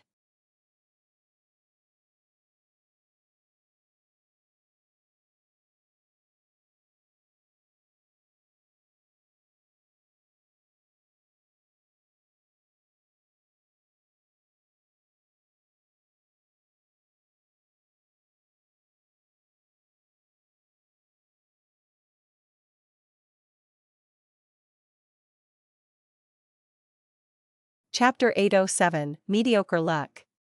Sensing the land quake, Alger's heart tightened as he glanced at Gehrman Sparrow, using his actions to replace his words. The sound of wind howled beside him, allowing him to run more easily and quickly to the side. The reason why Alger had done so was because he was worried that Gehrman Sparrow would suddenly go mad and decide to hunt the terrifying creature inside the dark underground cave. If that were to happen, even if they ultimately clinched a victory, it would have been extremely disadvantageous for the subsequent explorations. As an experienced sailor, he knew that decisive action spurred companions who remained indecisive into subconsciously following his actions. Upon seeing this, Klein heaved a sigh of relief as he gave up the discussion about politeness. He widened his stride and ran behind the hanged man. Following that, he sensed a strong wind blow at his feet, thrusting him forward. This significantly reduced his need to overcome gravity, allowing him to obtain additional mobility that instantly doubled his speed. Amidst the rustling sounds, Klein and Alger ran out of the sparse woods and circled around the flank of the eerie darkness. At this moment, their heartbeats suddenly slowed. It was as though they hadn't been engaging in intense exercise and were instead in a state of reverie that resulted from the tanning of the afternoon sun. Klein immediately felt his body turn cold as an inexplicable and baffling sense of gloom arose as they tried invading his body. Meanwhile, he saw the light from Alger's lantern be swallowed inch by a gigantic black shadow. A corresponding scene naturally surfaced in his mind. In the depths of the dark underground cave, a thick, humongous serpent snaked out. It had dark green scales with exaggerated eyes that seemed to burn with fire. In between its scales were white feather covered in yellow oily stains. Along its back was a pair of thick wings that could be spread. While slithering and flying, this giant serpent raised its body high, coiling itself around a thick tree and extending its pitch-black tongue. It stared intently at the two figures that had barged into the surrounding area. Around it, the trees were rapidly withering along with the weeds. Countless corpses burrowed out of the soil as invisible shadows surged to its side. Feathered serpent. It was a feathered serpent. In the southern continent, it was a symbol of holiness. It was the emblem of the descendants of death, the Eggers family. Klein and Alger didn't pause as they held back the coldness of their bodies and their slowing heartbeats. Under the intense winds, they charged into the depths of the dark forest, pulling a distance away from the sparse trees. Ba-dump. Ba-dump. Ba-dump. The duo's heartbeats gradually returned to normal as the coldness of their bodies were dispersed by the heat generated from the intense exercise. Klein's spiritual intuition told him that the danger had passed. Hence, he slowed down his pace and turned to glance back. He said calmly while facing the depth of the darkness, "A demigod-level feathered serpent." Demigod level, Alger similarly slowed down as the blood vessel in his forehead pulsed. He paused for 2 seconds and exhaled lightly.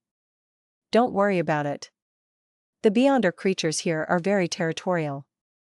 Unless they wish to hunt, they will not enter other zones, especially when it's near the mountain. That feathered serpent wouldn't chase after us." Klein nodded and said, "The Beyonder creatures here are very strong." Alger retracted his gaze and replied with a shake of his head. "No, there are also many weak ones. I've been here at night before, but I've only discovered the traces left behind by Beyonder creatures at the demigod level without encountering them. I actually encountered one this time. Such matters are mainly about luck. The chances of this happening again isn't too high. As a seafarer, being able to calculate was a necessary ability." "Are you looking down on me, the king of yellow and black who wields good luck?" Klein gave a self-deprecating laugh as he said with a deadpan expression, "Absolute judgments often result in the opposite results." When translated into Earth speak, it was, "Don't raise death flags." In fact, if it wasn't a feathered serpent at the demigod level, and instead was something at sequence 5, Klein would be happy to bully it. After all, with Azek's copper whistle in hand, the Beyonder creatures in the death domain would lose at least half their combat strength. As for encountering a Beyonder creature at the demigod level, he wasn't too alarmed. This was because the Hanged Man had previously mentioned it, and he had made the corresponding preparations. He had the Fate Siphon charm, 3 pages of demigod-level Beyonder powers in Laymanos Travels, and the ability to travel. Although it wasn't necessarily the case that he could resist a demigod, it was enough to help him create opportunities to escape. "As long as I do not encounter angels," Klein silently added inwardly. After hearing Gehrman Sparrow, Alger was somewhat puzzled. This was because the crazy adventurer was clearly informing him to be more careful and cautious. A cold and crazy fellow? That's right. If he's just crazy, he wouldn't have lived to this day. Alger looked up at the sky as he tried hard to look past the mist and distinguish the blurry stars. After 2 minutes, he retracted his gaze and pointed in a direction. "We'll head in that direction." Klein had long drawn his iron-black death knell. He allowed the muzzle to naturally point downward as he silently followed alongside Alger. He wore a cold and composed expression that had no signs of anxiety. After traversing the extremely dim forest for some time, Alger suddenly stopped. As he looked to his left, he said in a deep voice, "If we head forward more, there will be an illusory chime tree. I hope to handle it by myself. The second Beyonder creature we encounter will be handled by you. I won't involve myself in the hunt. Unless you can't handle it alone." Alger swallowed the second half of his sentence. He wasn't like the hunters who were often seen at sea, people who often couldn't hold their tongues as they habitually said things that infuriated others. The main Beyonder ingredient which Miss Justice needs. Mr. Hanged Man has quite a bit of adventuring experience under his belt. He knows that being frank at times is more useful than concealing matters, and that negotiating is more effective than scheming. Klein maintained Gehrman Sparrow's persona as he nodded with a hint of gentlemanliness amidst his coldness. "Okay. If you can't deal with it, it's best you shout for help, otherwise, I'll treat it as your persistence." The style of a crazy adventurer appears to be different from hunters, but in certain aspects, they are surprisingly similar. Alger silently drew a breath as he continued forward with his lantern. As they walked, they heard weak chiming sounds, and they immediately felt as though they were home, their bodies and mind at ease. Klein acutely sensed that his wariness was melting away in an irreversible manner. No matter how much he emphasized it to himself, he was unable to tense up. At that instant, he even had the urge to head for the source of the chimes, believing that there was something extremely dear and familiar to him located over there. As they were quite a distance away, the chiming was sporadic. Klein was barely able to hold himself back as he turned to look at Mr. Hanged Man. Alger no longer looked as staid as before. The eyes of his rugged face were slightly red. It was unknown if he had recalled something that caused him to plunge into some emotional state. I wonder what Mr. Hanged Man looks like when he's crying. It must be quite terrifying. Klein couldn't help but muse. At this moment, Alger said softly with a hoarse voice, "Leave it to me." Just as he said that, he put down the lantern and slightly turned the sinister ring on his left thumb. He made the protruded thorn that looked like it was stained with old bloodstains turn brighter. This was his mystical item, Whip of Mind. Its side effects was to place the wearer in a state of a constant headache, one so bad that the wearer would yearn to slam their head into a wall. However, at that moment, the excruciating headache made Alger maintain his basic lucidity amidst the chimes without being truly hypnotized. At times, a side effect might actually provide benefits to the wearer. As Alger remained poignant, he took out a wooden box from his pocket and snapped it open. Inside it was a gray rat. Mr. Hanged Man wishes to use the rat as bait, so as to attract the illusory chime tree's attention before taking the opportunity to attack it? Not bad. He made adequate preparations. He already had a detailed plan ahead of time. As an experienced adventurer, Klein instantly guessed the Hanged Man's thought processes. Alger held up the rat and shook it when his expression suddenly turned odd. The gray rat was no longer moving. It wasn't breathing and was cold. It wasn't able to take on the responsibility of being bait. Back when they encountered the demigod-level feathered serpent, although Alger was in the periphery of the entity's focus and had escaped quickly without being overly affected, the gray rat he carried with him was only an ordinary animal. It didn't have a strong constitution and vitality, so it perished from the effects of the feathered serpent. It's dead. It's dead. Mr. Hanged Man now understands a principle: plans often can't keep up with change. His luck is mediocre. Upon seeing this scene, Klein couldn't help but twitch the corners of his mouth. He wanted to laugh, but he didn't make a sound, afraid that it would destroy his persona. Such situations were rare to the experienced and meticulous Hanged Man. Alger quickly reined in his emotions as he proceeded forward with the dead gray rat. Klein bent down and reached out for the lantern as he unhurriedly followed behind him. The chimes grew clearer as it made them more and more silent, with the urge to run towards it becoming greater. After taking another few steps forward, Klein finally saw that strange tree. Above its brownish-green trunk were thin cracks. Deep inside each crack was a darkness that looked as though different eyes were growing inside them. The branches that extended outwards had chime-like metal-gray objects hanging from them. They were swaying automatically, letting out melodious sounds. And on the branch closest to the trunk, there was a fist-sized, colorless, translucent fruit. Alger stared in that direction as he pressed at his throat before saying to Gehrman Sparrow with a heavy voice, "It's best you cover your ears and converge your spirituality."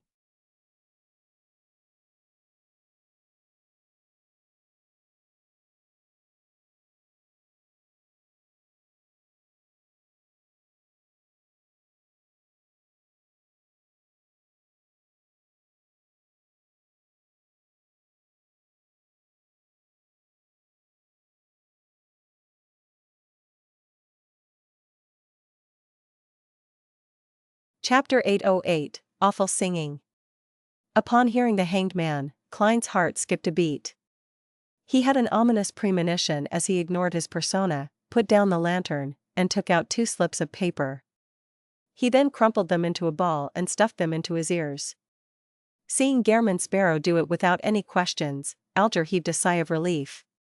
He reflected on how nice it was to work with an experienced fellow.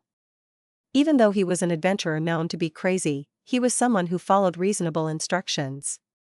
He knew what and what not to do. Just as he was about to throw the dead rat, which still retained some of its warmth, at the illusory chime tree to divert its attention, he suddenly saw the shrubs shake as a yellow-skinned, black-striped tiger appeared. Amidst the melodic chimes, the tiger walked towards the strange tree normally, but its eyes were glazed over. It felt indescribably creepy. When Alger saw this, he lowered his arm and abandoned his attempt of throwing the dead rat. Resisting the headache, he calmly watched as the tiger walked closer to the tree due to the growing influence of the melody. It crouched down, raised its right claw, and bared its claws, slicing itself at the neck. Despite the oozing blood, the tiger seemed to have lost all sense of pain. It continued digging in deeper, engorging the wound before it began to skin itself, revealing a naked body covered in mangled flesh and blood. The chimes gradually weakened as the branch suddenly came alive. It extended downwards, stabbing into the tiger's sorry, unprotected body. Alger, who was already prepared, immediately drew his dagger, opened his mouth, and sang hoarsely, "Break, break, break. On thy cold grey stones, O sea. Break, break, break. At the foot of thy crags, O sea one." His voice had bold overtones, but it was completely out of tune. It was at complete odds with the comprehension of both humans and creatures. It was a jarring boom that had a metallic sound to it. It was filled with the power that left one frustrated and disgusted. Meanwhile, the illusory chime tree's branches trembled as they retracted like they were huddling together. Following that, a melodious chime lessened the terrifying noise to a small extent. At Alger's side, although Klein had used paper balls to stuff his ears and had converged his spirituality, he immediately felt his forehead's blood vessels throb. He instantly had the urge to kill the singer and destroy everything before him. Furthermore, his mind had the feeling of being ripped apart. His muscles and vessels were squirming as a result. Others charge people money to sing, but Mr. Hanged Man's singing charges you with death. Klein lampooned as he resisted the irascibility in his heart. Break! Break! Break! Every word Alger said burst out like waves striking reefs. Bolts of silver lightning descended in turns, as though in euphoric praise. As silver flashes lit up one after another, they smote down at the illusory chime tree surface, causing it to tremble incessantly. Its branches shook in a numb and random manner, making it difficult for it to produce the melodic hypnotic music. Alger took this opportunity as he threw the dead rat and thrust the dagger in his hand forward.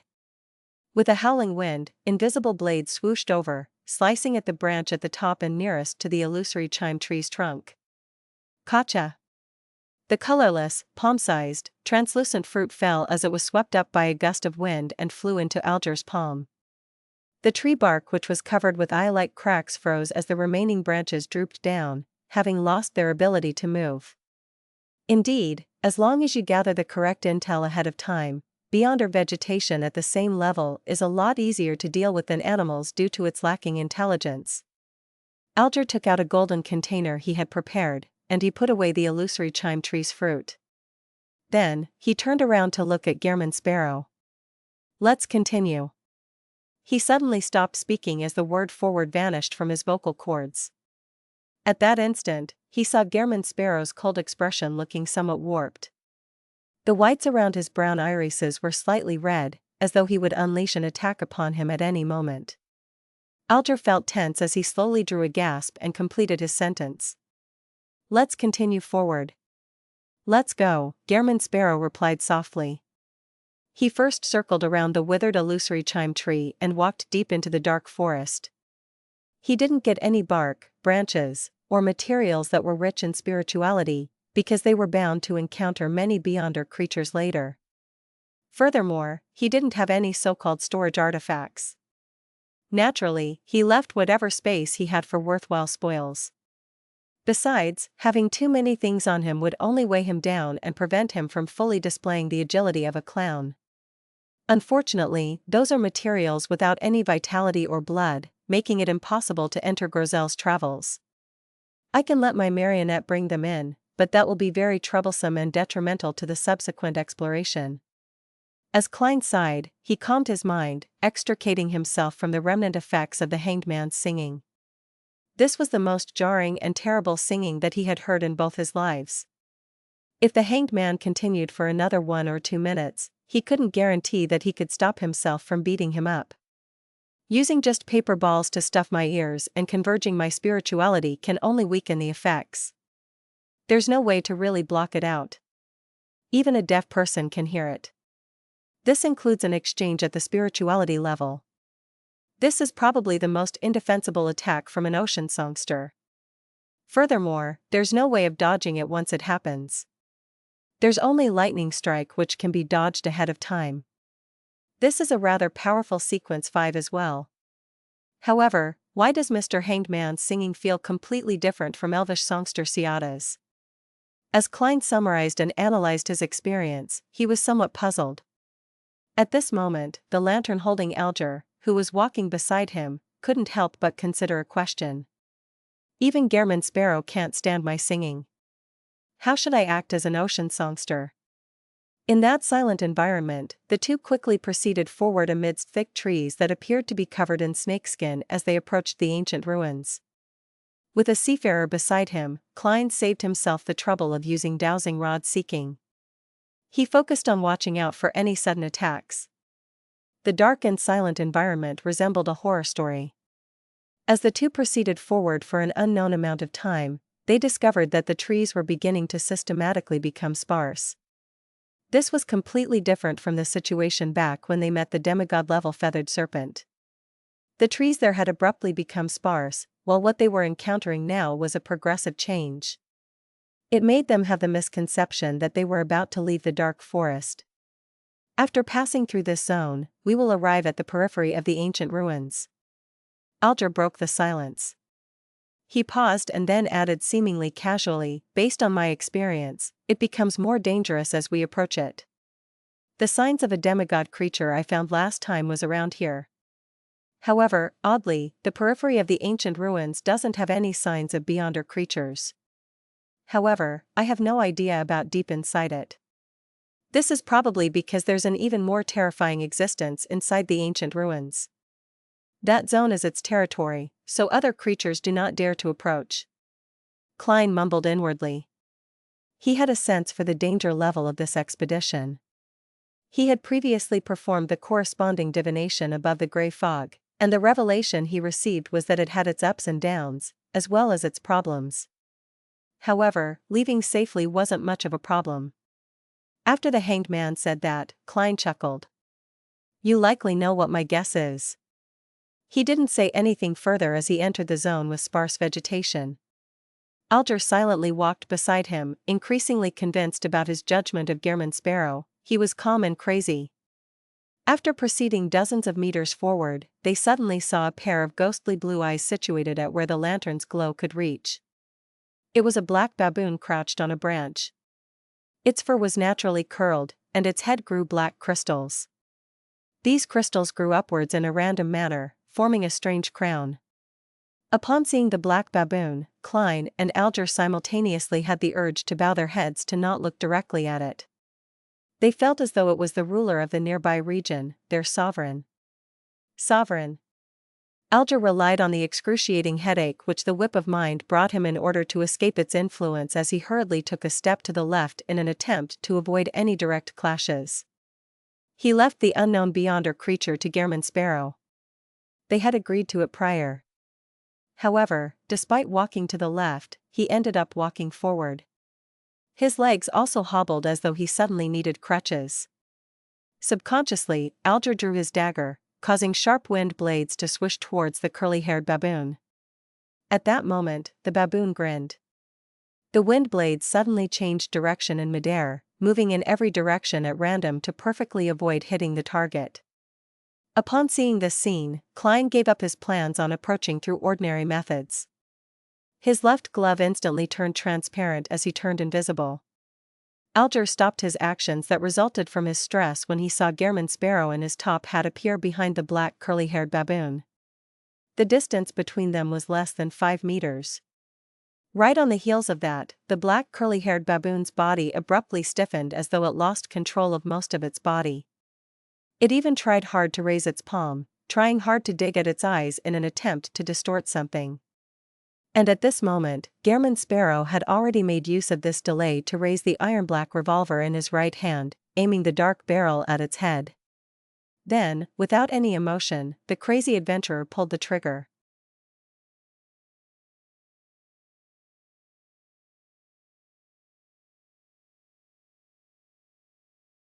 Chapter 809, The Danger Amidst the Darkness. Bang! The loud gunshot reverberated in the sparse and open region as they extended outwards. If it was an ordinary island with an ordinary forest at night, it would have alarmed the birds and beasts, sending them scattering away. But here, everything remained quiet, so quiet that it didn't seem like any living creatures existed. As for that black curly-haired baboon, its head had burst open, splattering blood and brain matter everywhere like it was raining. The black crystal at its head shattered as well, with not a single piece remaining intact. Klein bent his arm and slowly retracted Death Knell, which was still spewing out smoke. He watched as the mutated curly-haired baboon's stocky body, one more that was muscular than a human's, collapsed to the group. By approaching with traveling, forcefully controlling with wraith, and seizing the opportunity to deal a lethal strike with Death Knell, it was an instant kill. Klein wasn't doing this to flaunt his strength, but via his observations, he believed that the mutated curly-haired baboon had unique powers.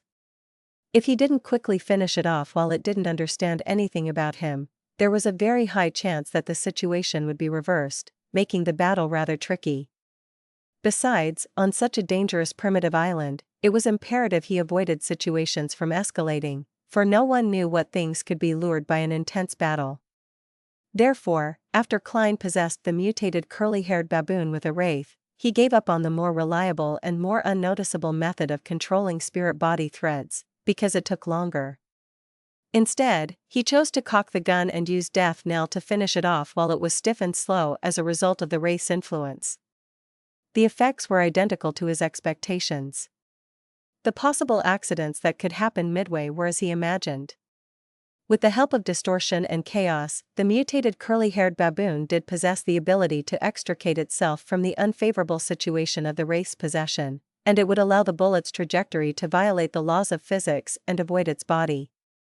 Unfortunately, its efforts had come to an abrupt stop before it could change any effects. Klein had seized that brief moment of sluggishness to decisively deliver the lethal strike. If he had switched to controlling spirit-body threads, the outcome might have been very different. It's worth it to suffer a weakness for this. Furthermore, there's a higher chance of me being needed to use Death Knell later.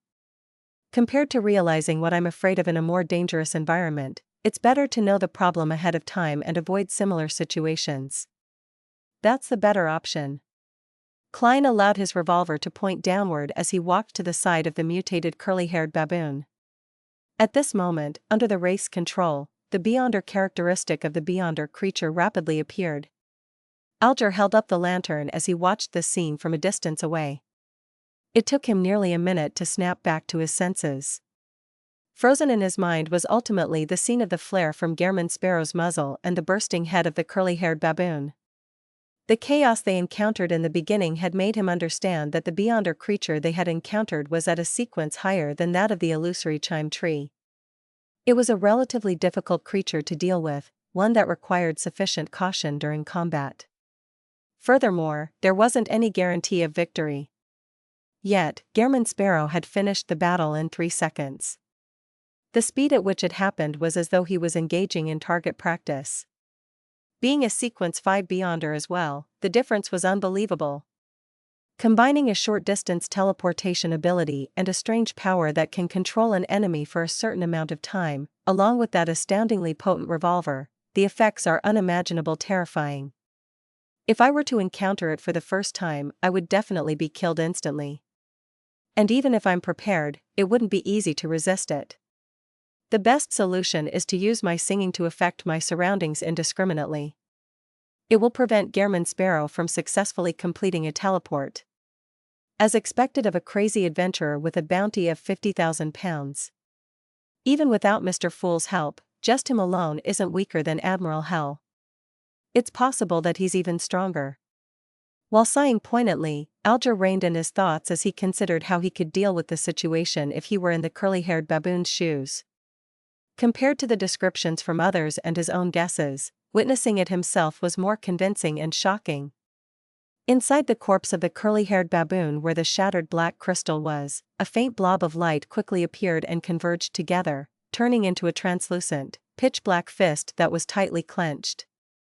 Indifferently to their thoughts, the fist produced a feeling of strength and sinisterness. The palm's lines, luster, and fingernails seemed to follow ordinary principles, but they were filled with an abnormal charm. It seemed to hide large amounts of madness and chaos. Sequence 5 Mentor of Confusion from the Black Emperor Pathway? I wonder what weakness I received. I hope it's not too odd. I can use Death Knell as much as I want in the next 6 hours. As Klein muttered, he bent down to pick up the Beyonder characteristic and stored it in a prepared metal container. In fact, he could attempt to graze the curly-haired baboon and see if he could obtain the corresponding Beyonder powers of a Mentor of Confusion so as to swap away his gloves barren of corruption. But ultimately, he gave up on that idea since he wasn't sure what the Beyonder creature had done that made it deserve such torture. His encounter had been an encounter on a battlefield. Ensuring his enemy's death was nothing out of the ordinary, but grazing was an extremely excruciating pain that left a soul yearning for liberation. Klein had his own principles and stubbornness. He didn't easily violate them, and he often cautiously chose his targets. Of course, to him, creatures of lower intelligence were not the same as humans. Even if he attempted to graze it, it wasn't crossing the line. However, many of his past experiences told him that persisting to keep to his principles and not relax the requirements for himself was not only a moral question but was something to prevent himself from losing himself. He couldn't keep pushing the envelope just because he thought it was nothing. As the trivialities accumulated, it would eventually result in a terrible mistake. In this crazy and chaotic mysterious world, actions aren't for others to see, but for myself. A person can fool humans and even deities, but they can't fool themselves. I wonder if high-sequence Beyonders from the Spectator Pathway can fool themselves. As Klein's thoughts raced, he took out Grozel's travels that he hid near his chest, intending to smear the curly-haired baboon's blood over its cover. At that moment, his heart tensed up as the hair along his neck stood up. This was an intense premonition of danger. And in this premonition, no scene had surfaced in Klein's mind. Not good. Klein instantly found his heart wrapped in layers of shadows as everything before his eyes seemed to be covered in a layer of dark glass. Without the luxury of time to consider what was happening, the glove on his left palm turned transparent once again. His figure turned invisible before he appeared beside Alger, reaching out to grab his shoulder. At that instant, Alger also sensed the abnormality. His heart contracted and expanded like the source of a storm as his blood surged through his veins and arteries like a tidal wave. Meanwhile, he saw Gehrman Sparrow's right hand, which was grabbing his shoulder. From the fingernails, it was turning gray and turning dull, bit by bit, just like any stone that could be found anywhere in the dark forest. And his feet, knees, and muscles were turning stiff as though they no longer belonged to him. The two figures quickly turned transparent as they vanished from their location and entered a saturated and clearly overlapped spirit world as they quickly traversed it in the direction of the ancient ruins. Suddenly, the red, green, black, and other stacked colors before Klein's eyes uniformly darkened as they produced fine patterns that resembled raven black hair. Raven black hair. A chill rose up from their souls as Klein didn't hesitate to leave the spirit world with the hanged man and return to the real world, where they landed in an area mixed with rubble and weed. Not far away was a mostly collapsed building. Through the corner of his eye, the hanged man had already turned grayish-white from the waist down, as though he had turned into a stone sculpture. "Pa!" Klein snapped his fingers, igniting the grass tens of meters away in preparation to leap over. At that moment, he suddenly felt his heart palpitate as his body began to tremble involuntarily. The appearance of the soaring flames was terrifying to him. The weakness Death Knell gave him this time, fear of fire. Seeing the dark glass thicken before his eyes, Klein felt a howling wind sweep him up from below before he could overcome the fear, causing him and Alger to fly up, passing through the invisible border and entering the vicinity of the ancient ruins. Bang! The duo fell to the ground simultaneously, producing the sound of crashing rocks. The thick shadow over their hearts vanished as the danger that hid in the darkness receded like the tide. Phew! Klein heaved a sigh of relief as he saw the grayish-white color that had spread to his elbow turn faint and recede. He felt his physical condition was rapidly recovering after he left that zone. His back was covered in perspiration that soaked his shirt. And what left him most horrified was that he didn't know what monster had attacked him or what powers were used. Did Death Knell's gunshot alarm some monster in the vicinity, or is it the existence that rules over this forest at night? Thankfully, it doesn't dare to enter the vicinity of the ancient ruins. This isn't necessarily good. This means that deep in the ancient ruins is something that makes it fearful. I should be prepared to retreat at any moment. Klein stretched his hands and slowly stood up. At this moment, Alger escaped from that grayish-white layer as he turned his head to glance over. That zone was petrifying us. That zone. Petrification. Klein nodded in thought as he walked towards the mostly collapsed building that was strewn with weeds and covered in vines. He then replied in a deep tone, "The problem now lies ahead." Alger didn't speak further as he sped up his pace, steadily walking by his side. After approaching, Klein looked at the building. His gaze swept the spires and stone columns, as well as the damaged walls that remained standing. He stopped and asked seemingly casually, "What kind of building do you think this ruin was in the past?" Alger remained silent for a few seconds before saying, "Cathedral." A cathedral.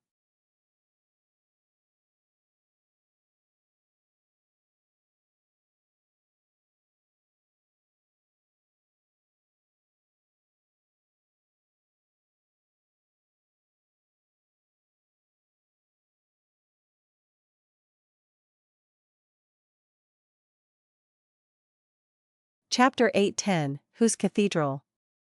A cathedral. We came to the same judgment. Klein looked at the ruin ahead of him as he silently muttered to himself. At that moment, the tiny amount of crimson moonlight that penetrated the mist had scattered onto the collapsed building.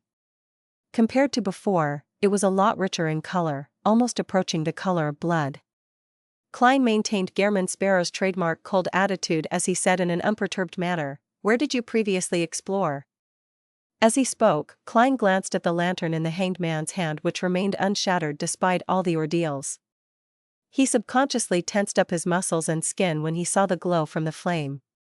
Although the flame was ultimately contained by thick glass and metal frame, it still left him a little afraid. Alger didn't notice the minute changes in Gehrman Sparrow as he raised his dagger-wielding right hand and pointed at the grandest building amidst the ruin. There. All that was left of the building was its main structure. It was impossible to know what it originally looked like. The only things that could only be determined were that it had thick walls with narrow windows, and the building's scale and its magnificence. Furthermore, it once had a spire and clock tower. It had a Spartan facade and an ancient architecture. This is an architectural style from the early 4th epoch. There are records of these in the Church of Storm's canon. It's said that in that period, the various churches used such styles to build their cathedrals in a widespread fashion. Alger had a deep impression on the ruin. Over the years, he had flipped through many books and had acquired quite a bit of the background. Its greatest trait is the temple found above and the catacombs found below. Life and death were both unified here. However, I cannot confirm that the ancient cathedral's interior is as I described, as I've never ventured deep into it. This might be an architectural style left behind from the 3rd epoch. Klein made a guess as he walked straight to the opening of the ancient cathedral ruin's abnormally huge door. By keeping the lantern behind him, enjoying only the light emitted from it, he didn't need to suffer from his fear of fire. The duo quickly moved up the grayish-white stairs that were ridiculously high, and they arrived at the door's opening. Inside, they saw remnants of stone columns and arches that extended upwards towards the center. Klein wasn't in a rush to enter. He reached his left hand into his pocket and took out a gold coin as he allowed it to weave between his finger while seemingly muttering something. Suddenly, he flipped the gold coin and opened his palm to await its descent while saying to the hanged man, "How did you determine that deep in this cathedral is something of value that is not less than that of the cards of blasphemy?" After he said that, he looked at the gold coin that had fallen into his palm before putting it away. Alger pointed inside and said, "I've said before that my strength was inferior to Kalango's, and I didn't go as deep as he did." I had no idea what he saw, other than the judgment that there was something extremely precious and important inside from his remarks. Furthermore, it was something that only a true Sequence 5 could obtain. However, the murals near the entrance and the marks on the ground might be able to explain something. Klein nodded and walked through the dark door's opening that the crimson moonlight was unable to illuminate. The black trench coat he wore fluttered gently behind him as Alger held up a lantern and clenched his dagger while following behind. Passing through the opening, Klein used the crimson moonlight that shone in from the opening at the dome to see the hall of considerable depth up ahead. A few of the ancient stone columns supporting it had already snapped. At the end wasn't an altar, nor were there any staircases that led upwards. It was completely dark and difficult to tell the details. It appeared as though it led underground. It isn't a temple above and a catacomb beneath. The temple is underground in the catacombs? It's impossible to determine that. We'll know only by venturing down. Klein subconsciously glanced around and discovered side doors along the two sides, but the regions they led to had already completely collapsed with no usable path. The murals near the entrance and the marks on the ground, he recalled what the hanged man had just said, and he took 2 diagonal steps before releasing the invisible wraith seigneur. With his night vision, he began observing the remaining murals. The mural's background was of a towering and magnificent mountain. At its peak was a gigantic cross that was covered in a lustrous glow. In front of the cross were grand and abnormal figures that were clustered around. They were angels with 2 wings, 4 wings, or 6 wings. This? Klein did a cursory glance and felt a strong sense of familiarity. He had seen a similar mural before, back in Blasphemer Amon's mausoleum. When he focused again, Klein quickly noticed the difference. There weren't the 2 infants that represented Amon and Adam, nor were there any 12-winged angels. The grand figure in front of the cross held its arms to its chest as it held an ancient, Spartan slate. The slate was drawn in an extremely indistinct manner, yet, it felt both ancient and young, holy and sinister. It was an extreme contradiction. Slate. Klein's pupils dilated slightly as a specific term flashed in his mind. Blasphemy slate. This is likely that ancient sun god, the Lord that created everything which the City of Silver worships. Indeed, the blasphemy slate is closely related to him. I wonder if this is the first blasphemy slate or the second. Klein roughly guessed at the cathedral's worshipped entity, and he also began to believe that the depths of the ruin hid items that were very valuable and important. He withdrew Signor's gaze and allowed the marionette to turn to face the ground. Apart from the slates being covered in cracks and some odd marks remaining, they were dark red in color, smaller than a human's forehead. They overlapped with one another at times as they extended all the way to the ends of the hall. At that instant, a scene naturally appeared in Klein's mind. Devout believers were prostrated on the ground as they proceeded forward, slamming their foreheads heavily onto the ground after covering a certain distance, leaving blood oozing out. Noticing Gehrman Sparrow look around without any scrutiny, Alger probed, the ancient sun god? At that moment, he felt the baffling sensation of a cold wind blowing from Gehrman Sparrow's side. He suspected that hidden around them were shadows or wraiths. Recalling the strange restraints the mutated curly-haired baboon was under, Alger made a vague theory that he didn't voice out. Upon hearing the hanged man's question, Klein had wanted to chuckle and reply, "You can also call him the Lord that created everything, the omnipotent and omniscient God," but he felt that such a tone and choice of words was closer to that of the fool and not Gehrman Sparrow. Hence, he held himself back and nodded slightly. It's not hard to tell. Alger silently heaved a sigh of relief as he held a sense of anticipation for the item buried deep underneath the cathedral. The two simultaneously decided to walk towards the end of the hall. When they approached it, Klein finally saw the staircase that led downwards. "An underground area?" he asked succinctly. Alger shook his head. "I can't be sure. I've never gone down." Although Kalangos had attempted to venture in, he returned in less than 10 minutes with his aura becoming relatively weak. Klein nodded thoughtfully and said in passing, "You seem to be very familiar with him." If it were said by anyone else, Alger would have pretended to have not heard it or answered directly. But deep in his heart, the world Gehrman Sparrow was Mr. Fool's blessed. His question could possibly represent the intentions of that existence, so he needed to view them seriously. After deliberating for a few seconds, Alger said in a deep voice, "We were fellow townsmen, and we were servants at the same cathedral." The priest there was an easily irritated person who enjoyed punishing the servants. Kalangos couldn't bear it and escaped secretly to become a pirate. So there was such a past. Mr. Hanged Man is also a man with a story. Klein didn't probe deeper as he headed down the staircase in the extremely silent cathedral ruins. Although his footsteps were extremely light, they still sounded obvious in such an environment as they echoed. Soon, the two of them came to the end of the staircase and saw the opening of an arched door. On both sides of the opening were two shadows that stood there silently in an immutable fashion. Klein and Alger halted at the same time as they looked at the two shadows, only to discover that they were two stone statues. They were both men with their surface being grayish-white. One of them wore full-body armor that resembled a barrel, and the other wore a jacket that looked more contemporary. Their expressions were writhing in pain as their eyes protruded as though they were glaring at something.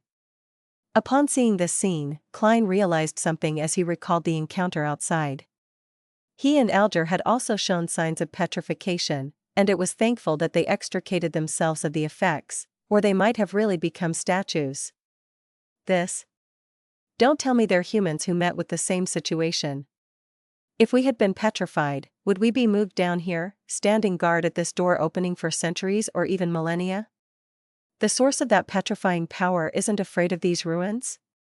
Klein felt explicable horror as his scalp tingled.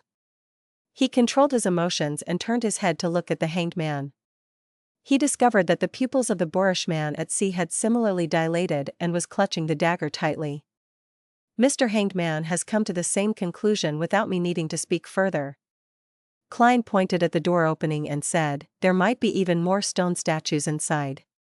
Alger nodded as he said worriedly and jokingly, "Let's hope we don't see ourselves. If we're convinced that we have escaped the effects of petrification, only to see our statues in this underground area, that would be quite the horror story." Klein thought for 2 seconds and said to the hanged man, "Do you have night vision?" His true meaning was that the light of the lantern was especially eye-catching in the dark catacombs and that it might easily cause unwanted developments. Therefore, it was best to extinguish the flame if he had night vision. And he believed that Mr. Hanged Man was able to read in between the lines. Alger replied frankly, "Yes." As a beyonder of the sailor pathway who could dive, it was a given that he had night vision. Klein glanced at him without a word, but his meaning was obvious. "Then why are you still using a lantern?" Alger seriously replied, "Firstly, it's to misdirect the enemy into instinctively believing that I don't have night vision because of my use of a lantern. When they destroy my lantern and try hard to create a dark environment, I'll give them a pleasant surprise." How sinister. Klein was momentarily at a loss for words. Alger continued, "Secondly, it's to avoid situations similar to the City of Silver. There might be extreme darkness lurking within complete darkness." Makes sense. Klein didn't insist that Alger extinguish the lantern as he first stepped past the two stone statues. Under their pain-frozen gazes, he stepped into the entrance that led underground. As he didn't know what the petrified statues represented, nor did he know if they were completely dead, Klein didn't attempt to shatter them to obtain their beyonder characteristics and mystical items.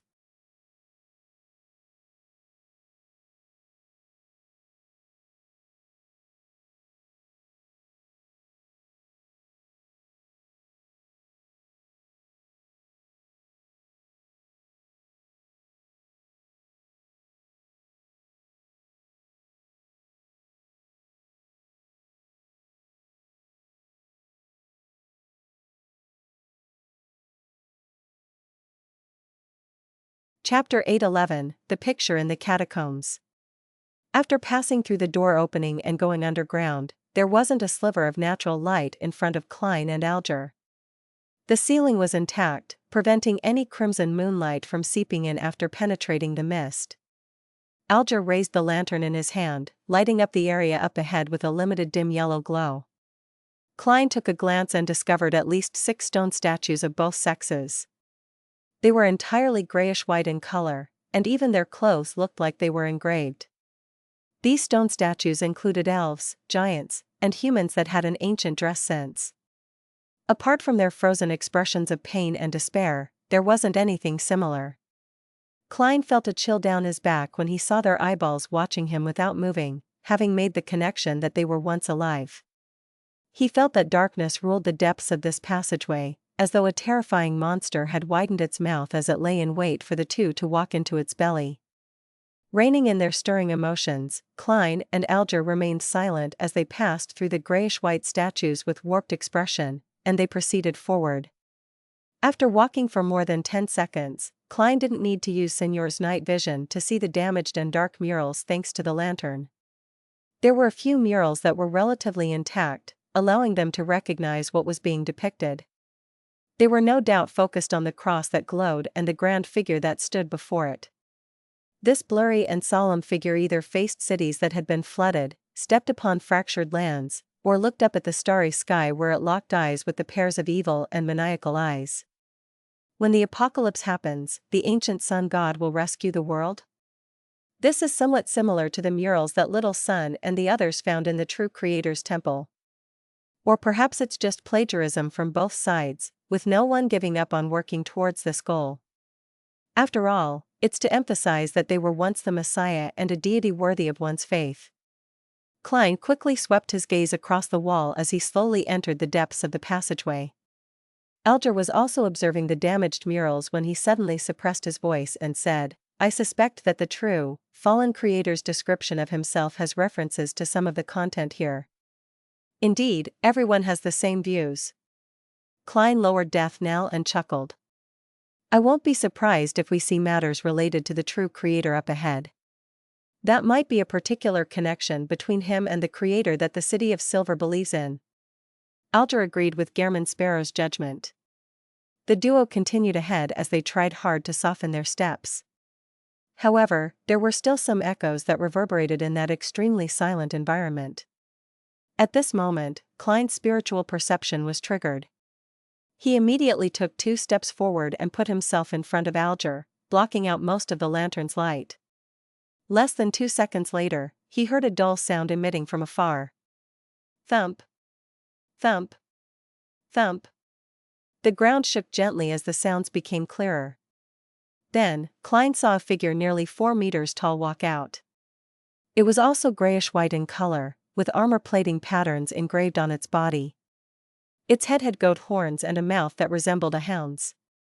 Its half-opened mouth revealing snarling fangs.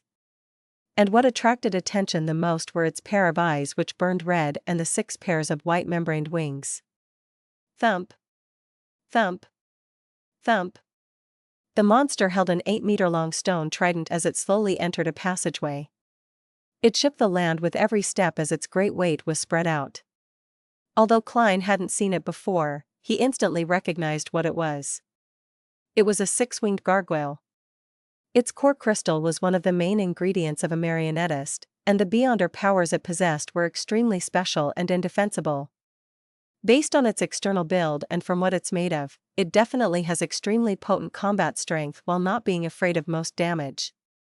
All it needs to cause terrifying damage is to storm over and perform a downward smash with its stone trident. Klein relaxed his left hand and wasn't in a rush to react.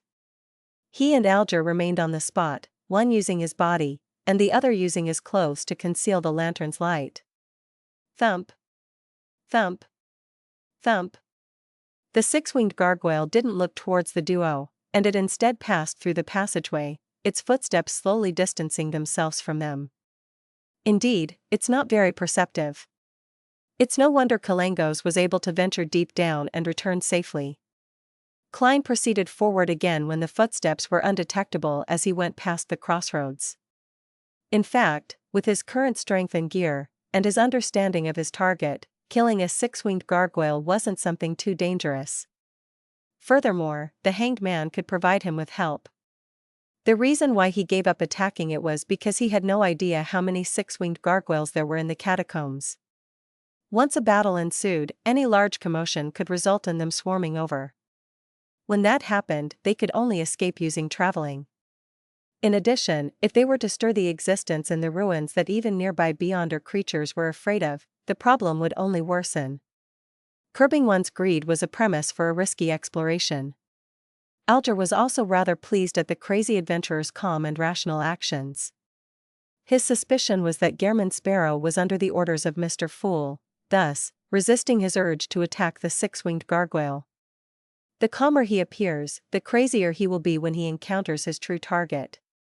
As this thought flashed in Alger's mind, he followed Gehrman Sparrow straight down the crossroads. The murals on both sides remained damaged, and they were still describing the greatness and holiness of the ancient sun god. Finally, Klein and Alger arrived at the ends of the passageway. Here, there was an 8-meter-tall stone double door. It depicted various symbols of death, sleep, end, new birth, and beginnings. A tomb? Klein turned to say to Alger. Alger nodded and said, it might also be a temple. Clearly, he was also wondering if it was both a temple and tomb. The grayish-white stone door before the duo wasn't shut completely. It was cracked open with a tiny gap that allowed a child passage. Alger glanced at the floor and walked over. Putting the lantern down and securing his dagger, he pressed his hands onto one side of the door. He slowly drew a breath as he bent his knees, his arm muscles swelling suddenly. Silently, the gap widened significantly. Klein pricked up his brows when he saw this scene, feeling somewhat astonished because the hanged man's pushing of the door didn't produce any sound at all. He didn't doubt an ocean songster's strength, but he didn't believe that it could prevent the stone door from making contact with the ground. As he moved his gaze down, Klein saw a pool of slightly sticky liquid gathered under the door. He quietly produced a lubricant effect. Mr. Hanged Man is very meticulous. Is this the power of a seafarer or an ocean songster? He probably also used the powers of a wind blast to control an air cushion, thus, resulting in this door silently opening. Klein roughly figured out the reason. Although he approached the stone door, he wasn't eager to enter it. Through the widened gap, he observed the scene inside. Reflected in the eyes of the wraith was the corner of the room where there was a row of grayish-white stone coffins. It is indeed a catacomb. As for whether it's also a temple, it's an unknown for now. As Klein thought, he took out Lamino's travels with his left hand. On it were beyonder powers that were suitable to handle matters related to the death domain. Meanwhile, he used a silver dagger to quickly create a wall of spirituality and sealed the iron cigar case to prevent Azek's copper whistle from causing the dead to rise from their graves. Alger also drew his dagger again and placed his left palm over it before sliding his palm outwards. Amidst light crackling sounds, the dagger swirled with silver bolts of lightning that snaked outwards. Having made their preparations, Klein, who was acting as the crazy adventurer, Gehrman Sparrow, was first to pass through the door and into the tomb. Of course, Wraith Senior had already acted as a scout by circling the tomb before he entered. To a marionettist, there was no need to take risks on many matters once they had a marionette. The tomb ceiling was soaked with water droplets, a clear indication of the humidity. The room was divided into two regions that each had 12 grayish-white stone coffins. In the middle was a circular region where there appeared to be a beautiful and complicated picture placed on the ground. Klein didn't approach it as he stopped Alger.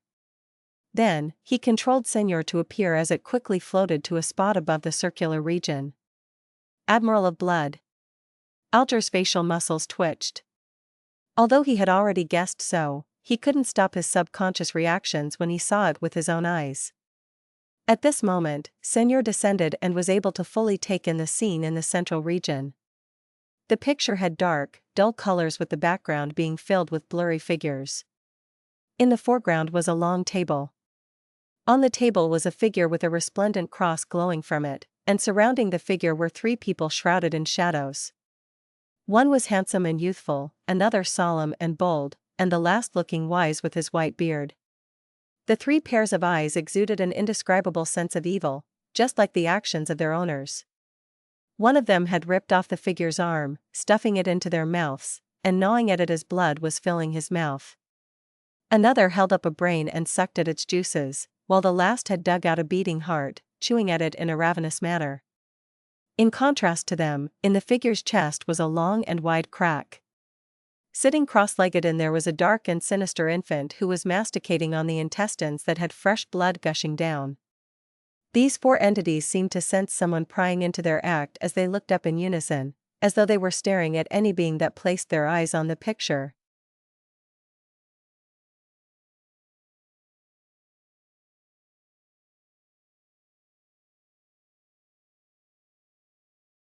Chapter 8:12, Myth from Another Perspective. Upon clearly seeing the picture through Signor's vision, Klein's heart raced so loudly that even he could hear it. As a seer who was good at interpreting revelations and symbolism, he felt his blood gush to his head, leaving his head swelling. It seemed to prevent him from engaging in thinking deeper into it. Even so, there was an ethereal voice belonging to him that resounded in his mind. It was filled with alarm. That figure that's dismembered and eaten likely represents the ancient sun god, the Lord that created everything, the omnipotent and omniscient God which the City of Silver believes in. And I've seen the three evil figures surrounding him before. In the underground ruin in Backland, the place that sealed that terrifying evil spirit. They existed in the form of a statue but didn't look as evil as the picture depicts them to be. They each respectively represent the eternal blazing sun, the Lord of storms, and the God of knowledge and wisdom. Suddenly, Klein recalled the name he had once received, one that he had directly received when looking straight at the eternal blazing sun. White Angel. No way. Could it be that the eternal blazing sun was once an angel by the ancient sun god's side? Little Sun once mentioned that they heard an ecclesiastic's penitence and prophesy of a matter in Afternoon Town. One of the sentences was, "The kings often came to the palace belonging to the dusk to conspire." The eternal blazing sun was originally named White Angel, which is also a king of angels, one that betrayed that creator. And he and the Lord of storms, the God of knowledge and wisdom, and the dark infant who I have no idea what it represents had benefited the most out of consuming the City of Silver's creator. The Bibles of the various churches mention that the three most ancient deities were born from the original creator spirit. In a sense, it's actually hinting at this dark history? If my theories are correct, then the Lord of storms and the God of knowledge and wisdom are likely the kings of angels that served the creator, the ancient sun god, who the City of Silver worships. Perhaps, they should be addressed as Wind Angel and Wisdom Angel. This way, all 8 kings of angels are accounted for: Dark Angel, White Angel, Wind Angel, Wisdom Angel, Angel of Imagination, Angel of Time, Angel of Fate, and Red Angel. From what Little Sun heard, and from the subsequent developments of these kings of angels, it seems that apart from the 2 sons of God, Ammon and Adam, the other kings of angels had betrayed the creator. No way, this ancient sun god ended way too tragedy. However, this picture might not be real. It might be sacrilege. It's still suspect. I wonder who the dark infant sitting in the ancient sun god's abdomen represents. It feels like the true creator is the greatest suspect. Klein instantly thought of many matters as he felt the urge to leave and pretend that he hadn't seen the picture the deeper he pondered over the matter. At that instant, he felt an irrepressible sense of fear, to the point of feeling that the eternal blazing sun, the Lord of storms, and the God of knowledge and wisdom were casting their gaze down from the astral world in his imagination. Who left this picture behind? Who could have known so many secrets and clearly be on the ancient sun god's side? One of the other angels or saints that have been constantly following the City of Silver creator with enduring faith? Klein's back oozed with sweat as his body trembled slightly. Although Alger's observational abilities were inferior to Miss Justice, he was an experienced beyonder. In this environment that needed a high sense of vigilance and awareness, it wasn't difficult for him to notice that something odd had happened to Gehrman Sparrow. What happened? He asked with a suppressed tone. Klein suddenly snapped to his senses as he made Signor move his gaze away as he pointed at the circular region in the middle. You'll know just by looking at it. A picture that can make Gehrman tremble? Will it make me lose control immediately? It's probably not a problem since he's not stopping me but suggesting that I take a look. However, I cannot eliminate the possibility that he has already lost his reasoning and is just acting normal. Many thoughts flashed through Alger's mind, but ultimately, he steadily walked towards the central region with his lantern in hand. After about 8 steps, he saw the gloomy picture. In just 3 seconds, Alger's hands trembled with the dagger and lantern in his grip. It was as though he was suffering from some kind of mental illness. Thanks to the world Gehrman, he had once seen the 6 orthodox deities' anthropomorphic statues in the Tarot Club. He naturally recognized that the arm-eating, heart-ripping, and brain-guzzling figures were respectively the Lord of Storms, the eternal blazing sun, and the god of knowledge and wisdom. In the past, he had committed a disloyal act to the church whilst under Kalangos's coercion. He joined the Tarot Club and distanced himself from the chasm of storm, believed in Mr. Fool and wished to gain more strength and power, and he leaked the church's intel and was unmotivated in certain matters. Even so, he ultimately believed himself to be a believer of the Lord of Storms, albeit someone who wasn't devout and passionate enough. But at that moment, he felt deep down in his heart that he had committed a grave sin of sacrilege. He nearly dug out his eyes in horror. To not kill myself directly, it means that I really have become a false believer. Alger didn't dare take another look as he turned around and looked at Gehrman Sparrow. With a trembling voice, he asked, "Those three are kings of angels?" "I can't give you confirmation. All I can say is that the eternal blazing sun is intimately connected to the white angel," Klein vaguely answered. As expected, Alger immediately felt that the possibility that the Lord of Storms, the eternal blazing sun, and the god of knowledge and wisdom were once kings of angels. As for Gehrman Sparrow not being able to confirm the situation, he wasn't too surprised. It wasn't odd since he was only a blessed and not Mr. Fool. Alger was just about to say something when he heard a sharp screech. It was as though someone was using their fingernails to scratch the lid of a stone coffin. No, it wasn't an analogy, and it was exactly what was happening. Swing. Rip. Sizzle. Sharp, jarring sounds of scratching sounded from 3 stone coffins on both sides. Then, the heavy lids were either flung open or blasted open as 3 warped figures stood up. One of them wore an ancient white robe that had nearly turned gray. Its face was riddled with pockmarks, and across its neck, forehead, and the back of its hands were deep eyes. Beside it was a figure with huge palms and thick fingers that looked as though they were made of wood. Slathered around its body was a layer of yellow-green pus as a mist of the same color emanated out of it, seemingly capable of eroding away the stone coffin. Opposite the two was a figure in a tattered brown jacket with a triangular hat with a skull on it. Many parts of its skin had rotted away, revealing the bone beneath.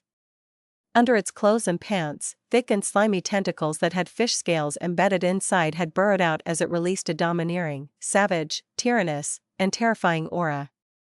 This even made Klein feel as though he was facing a high-sequence beyonder from the storm pathway. However, its body didn't appear to reach that level. The 3 deceased bodies that crawled out of the coffin cast their eyes in the direction of Gehrman Sparrow and Alger. One produced silver bolts of lightning that crackled. Another reflected the duo's figures in the countless eyes it had. The last one spread its yellow-green mist and created brown vines. At the same time, they stormed over with loud and hurried footsteps as a 6-winged gargoyle was rushing over. Upon seeing this, Klein didn't panic. His Laymanos travels-wielding left hand reached into his pocket, tore open the wall of spirituality, and used 2 fingers to pick out Azek's copper whistle. Right on the heels of that, he flicked his wrist and threw the copper whistle to the other side of the room. Without any surprises, he saw the 3 deceased bodies with terrifying auras turn around and rush towards it like trained hounds. Upon seeing this scene, Alger's gaze froze before he made a decision. He threw his lantern and rushed for the door. His experience told him that while Gehrman Sparrow could deal with the 3 terrifying deceased, he needed to hold back the 6-winged gargoyle to prevent it from interfering with the crazy adventurer's battle. Bang! Just as Alger arrived at the door, he saw the double door crack. A 6-winged gargoyle was charging in with an 8-meter-long trident. He immediately drew a gasp as his eyes burned with rage. His muscles swelled, and under the aid of the wind, he charged forward and brandished the dagger that swirled with silver lightning. Bang! He dodged the stone trident that smashed downwards, and he cleaved at the gargoyle's abdomen with a dagger. Instantly, sparks flew as rubble sprayed everywhere. Alger flew backwards as the gargoyle's charge was disrupted. Bang! Alger heavily slammed into the ground. As he had created an air cushion in time, he didn't suffer any serious injuries. And at this moment, the 3 deceased bodies had gathered together to vie for Azek's copper whistle. Klein looked at them and calmly flipped Laymanos Travels to a charred yellow page with complicated patterns and symbols. This was a demigod-level power that he recently recorded, Lightning Storm. Then, Klein slid one finger across the notebook page with his death knell-wielding hand. At the same time, he looked at the 3 mutated deceased bodies who were vying for Azek's copper whistle. With a deep voice, he greeted them. Bye-bye. Amidst sizzling sounds, bolts of lightning burst forth, meshing together to form a hurricane, enveloping the region where Azek's copper whistle was, as well as the 3 deceased bodies. The entire tomb was instantly lit up like it was daytime. Even Alger nearly failed to open his eyes. His body instinctively trembled as a result of the terrifying aura. With the aid of the wind, he leaped up with the hurricane taking form in his eyes. He once again charged at the 6-winged gargoyle that attempted to attack Gehrman Sparrow.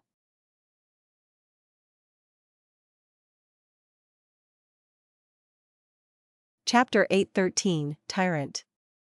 Aside from the sailor pathway's raging blow, Alger knew that he didn't have any powers that were adequate against the 6-winged gargoyle's strong body due to its immunity to lightning strikes.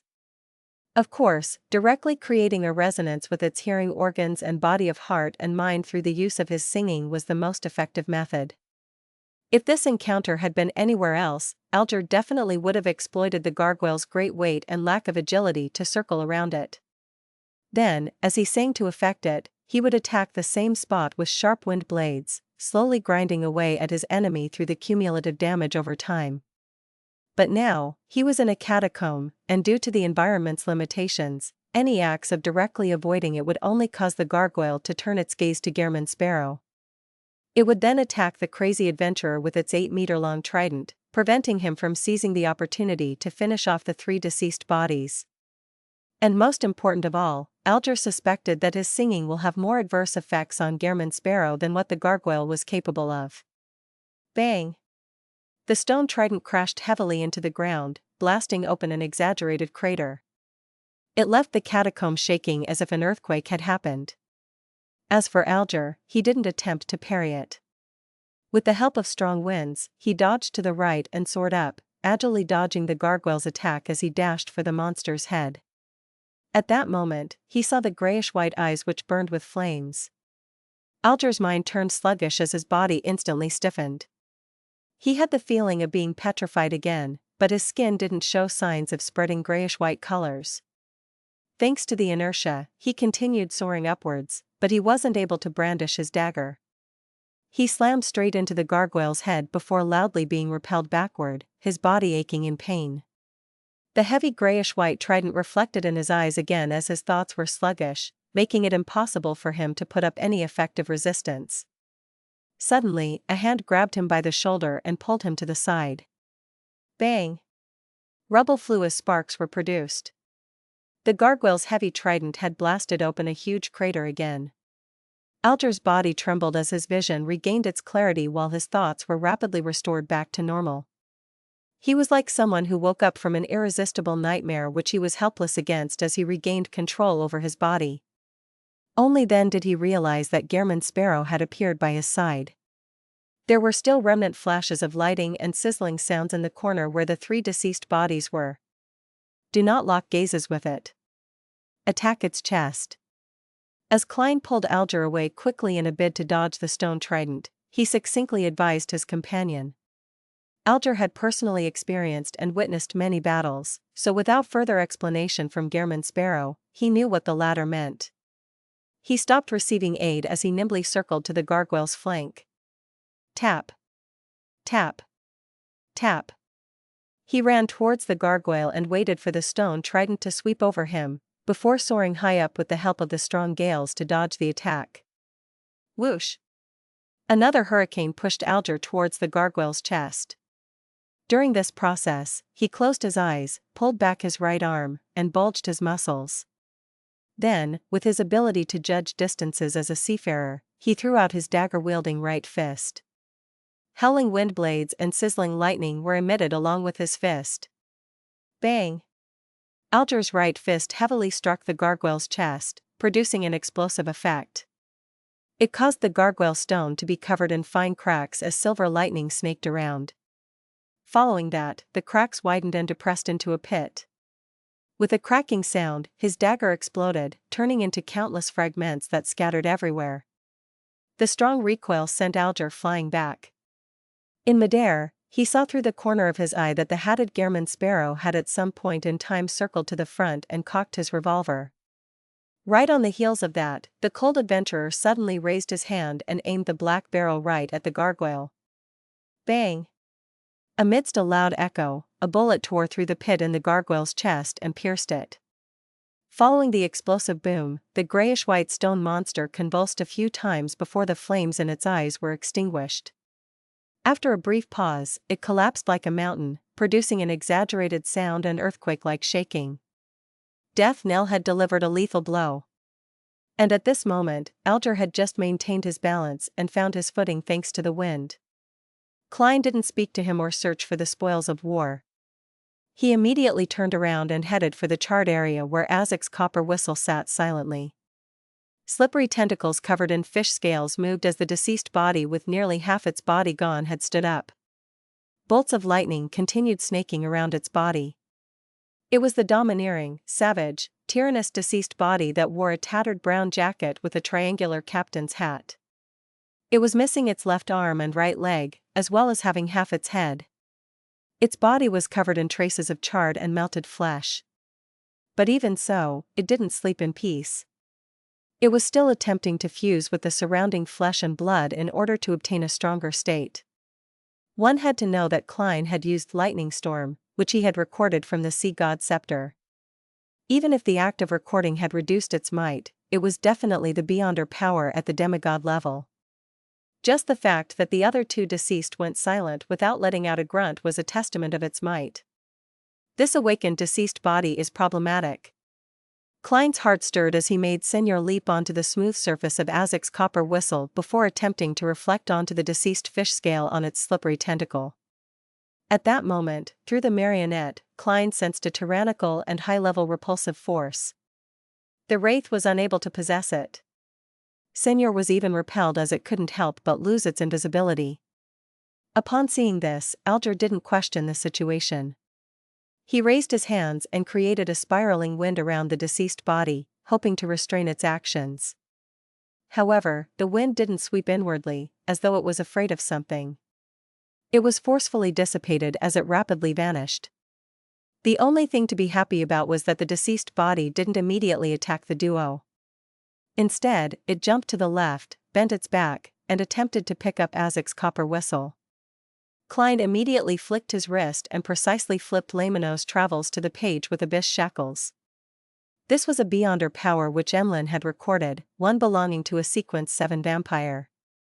As Klein swiped his death knell-wielding right hand onto the notebook, the shadows around the deceased body suddenly came to life and manifested chains that shackled it firmly to the ground.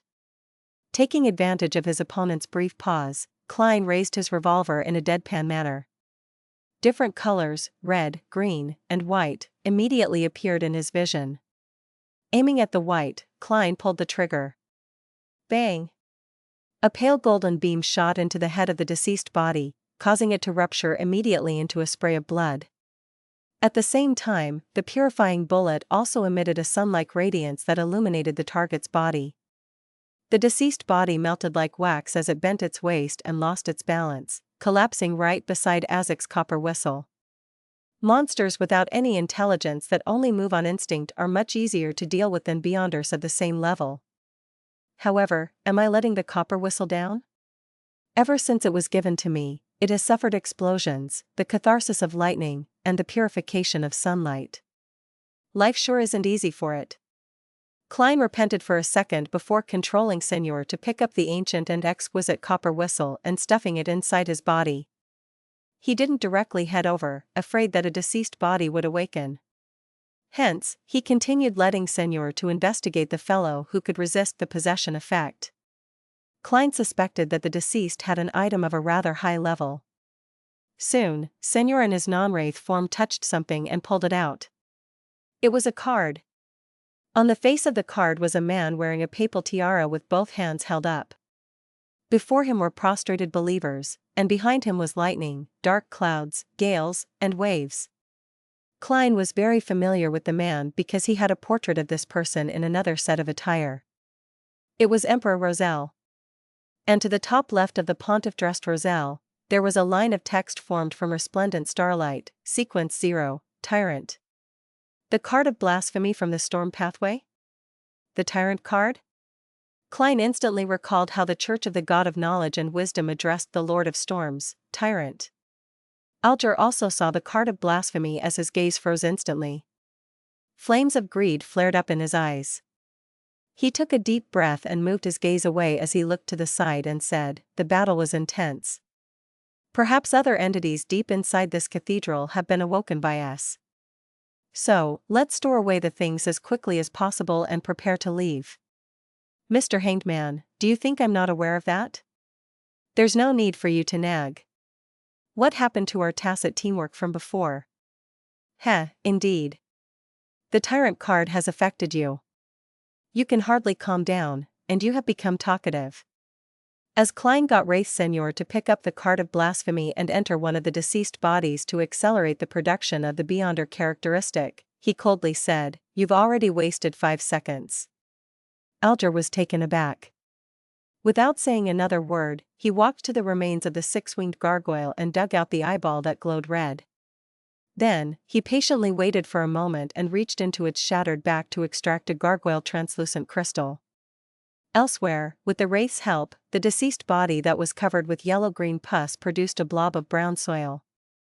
It had roots to it with hidden blood vessels. It appeared rather strange. Without wasting time to guess at the sequence or pathway it belonged to, Klein got Senior to store it away before heading for the deceased body whose slippery tentacles were still twitching slightly, to accelerate the production of the Beyonder characteristic. Seeing what looked like a jellyfish with azure blue seawater in it take form, Klein and Alger suddenly heard a dragged-out sound. Sigh. This sighing came from deep within the cathedral, bringing along with it an indescribable sense of ancientness.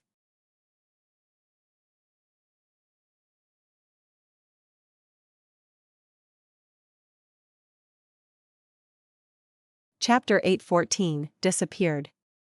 The long sigh that sounded from deep within the cathedral had left the back muscles of Klein and Alger tense as they were pumped with adrenaline. Without any hesitation, Klein's left glove turned transparent as he vanished, appearing beside the hanged man.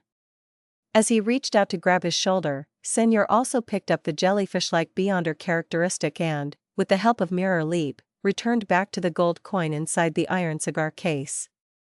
Right on the heels of that, Klein's and Alger's bodies turned incorporeal and invisible, leaving the catacombs silent again. The two of them were directly teleported into midair a distance away. Their figures came into existence amidst the shadows of the clouds and the crimson moonlight. Subconsciously, Klein and Alger turned their heads in unison to look at the primitive island, wishing to know if any changes would happen to it. When they heard that sigh, they had relied on their instincts and experience to immediately escape despite not sensing any actual danger. Now, they couldn't help but feel curious and puzzled. In their vision, the thick mist that cloaked the primitive island had quickly dispersed. The moonlight shone straight down without anything obstructing it. Amidst howling winds, Klein and Alger floated in midair as they saw the primitive island's present state through the sparse mist. It had vanished. This primitive island that had a demigod feathered serpent and all kinds of Beyonder creatures had vanished. The region it was in had dark blue seawater which was almost black was ebbing slightly. Nothing appeared out of the ordinary. Alger couldn't help but reach his hand into his pocket where he touched the 6-winged gargoyle's core crystal that had left his mind sluggish. If not for his battle spoils still being in existence, he would have suspected if it was all a dream. He wondered if he and Gehrman Sparrow had somewhat gotten lost, that they hadn't found the real primitive island, and ended up completing the exploration in their dreams. Klein had similar thoughts as well. He even felt as though he was hallucinating. After all, a giant island with so many powerful creatures that hid secrets from mythical times couldn't just vanish without a word. Even the seawater didn't show any corresponding signs of its existence. Thankfully, I didn't hesitate at all and chose to immediately escape. Otherwise, Mr. Hanged Man and I might really vanish, never to be found again. Klein suddenly felt a deep sense of joy. He didn't dare stay any longer as he activated traveling once again and vanished with Alger as they traversed the spirit world. And the final scene of this body of water that froze in their eyes was of mist spreading once again with increasing density. After another teleportation, Klein and Alger returned to the deserted island. They stood on a reef and watched the waves strike the shore loudly. Alger looked around and heaved a silent sigh of relief. He took out the core crystal of the six-winged gargoyle and said, "This is a shared spoil of war. You get to choose first." After weighing the matter, he considered the six-winged gargoyle to be a monster that the duo had killed together. As for the three deceased bodies, they were solely Gehrman sparrows. Klein didn't directly respond. He made Senior float beside him as he took out the tyrant card, the brown soil Beyonder characteristic, and the jellyfish-like Beyonder characteristic. The latter was suspected to be that of an ocean songster's. After doing all of this, he said, "One battle. I'll choose first." Thrice. He meant that in the battle the duo faced, they had fought three deceased bodies and a six-winged gargoyle. He had contributed greatly in the entire battle, so the spoils of war received in the tomb belonged to the pool. Of course, based on the contributions, Gehrman Sparrow had the right to choose first and choose 3 consecutive times. Alger was taken aback as he gained a new understanding of the crazy adventurer. He then nodded. "Okay." Klein immediately reached his hand towards his marionette and calmly took the tyrant card with Roselle's face on it. This counts as twice. With the card of blasphemy, along with the sea god scepter, he could barely be considered a fake demigod when taking action in his spirit body state. This was also very useful when acting as sea god. Of course, the greatest value the tyrant card provided was the high sequence potion formulas of the storm pathway, as well as the subtle ability to sense the ingredients needed after reaching sequence 4. And it was precisely because of this that Klein didn't wait till they returned to the City of Generosity, Byam, to split the spoils of war. He was afraid that the tyrant card would directly attract Sea King John Cotman. "It's up to you to say how many times it counts." Alger didn't retort, nor did he plan on objecting to Gehrman Sparrow's claim. He watched as Gehrman reached for the jellyfish-like Beyonder characteristic which likely corresponded to Ocean Songster. To Klein, it could be used to create a mystical item in the storm domain, thus, replacing the Murloc cufflink that had been taken away by Admiral Hell. It could also be bestowed to the Rorstad Archipelago's resistance in the future to raise their survivability at sea. Of course, the condition was that they had greatly pleased Sea God. Putting away the tyrant card and the jellyfish-like Beyonder characteristic, Klein glanced at the hanged man, indicating that it was his turn to choose. Alger deliberated and said, "Can I choose the sequence 4 potion formula from that card of blasphemy?" "No problem." Klein nodded without much of an expression. "I'll give it to you in the future." Although the tyrant card had been activated, using it was bound to cause quite a stir. Therefore, to be safe, Klein planned on heading above the grey fog to study it after he returned to Backland. All right. Even with Alger's stateliness, he couldn't help but smile.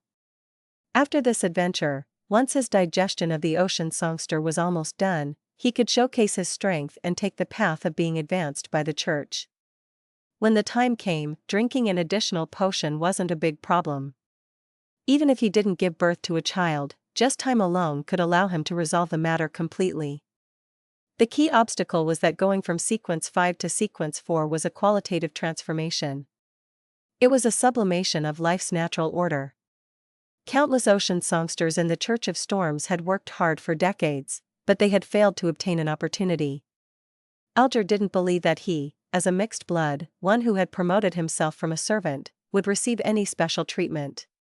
He felt that not being ostracized was already something to be happy about, a result of his ability to build social ties. Furthermore, in the church, the potion was directly given for the advancement to sequence 4. There was no advanced understanding of the formula or its preparation. For Alger to gain an advantage in this intense competition, he had to have other ideas apart from being ranked within the top 3 in terms of contributions. His present line of thought was to kill a famous pirate. From him, he could obtain the cataclysmic Interrer's potion formula. Then, he could let the clues point towards the mutated deceased body in the primitive island. It was likely a powerful pirate who had once been active at sea before suddenly vanishing. This way, the upper echelons of the Church of Storms would definitely suspect that this powerful missing pirate had obtained the card of blasphemy, and this undeniable reality could be verified via many different means. Alger could use the advantage of already knowing the cataclysmic Interr's potion formula to obtain a chance to become a sequence 4. Of course, that's working on the premise that the Church doesn't have a sealed artifact that can directly wipe out any corresponding memories. If this method doesn't work, and there's no real way to advance, I can only secretly gather the corresponding ingredients and prepare the required ritual for advancement. Once I become a sequence 4, I'll immediately leave the Church and become a pirate king. Alger reined in his thoughts and watched as Gehrman Sparrow took away the brown soil-like Beyonder characteristic. Glancing at the remaining items, he put away the grayish-white translucent crystal and handed the six-winged gargoyle's eyeball to Gehrman Sparrow. With him not lacking any powerful offensive means, and him being well-rounded when it came to the sea and land, it was rather useful for him if the Beyonder ingredient could be made into a mystical item. Back in the tomb, if it wasn't because he was uncertain if psychic piercing could affect the gargoyle, and the battle situation didn't allow for any mistakes, he would have chosen to first use the Whip of Mind.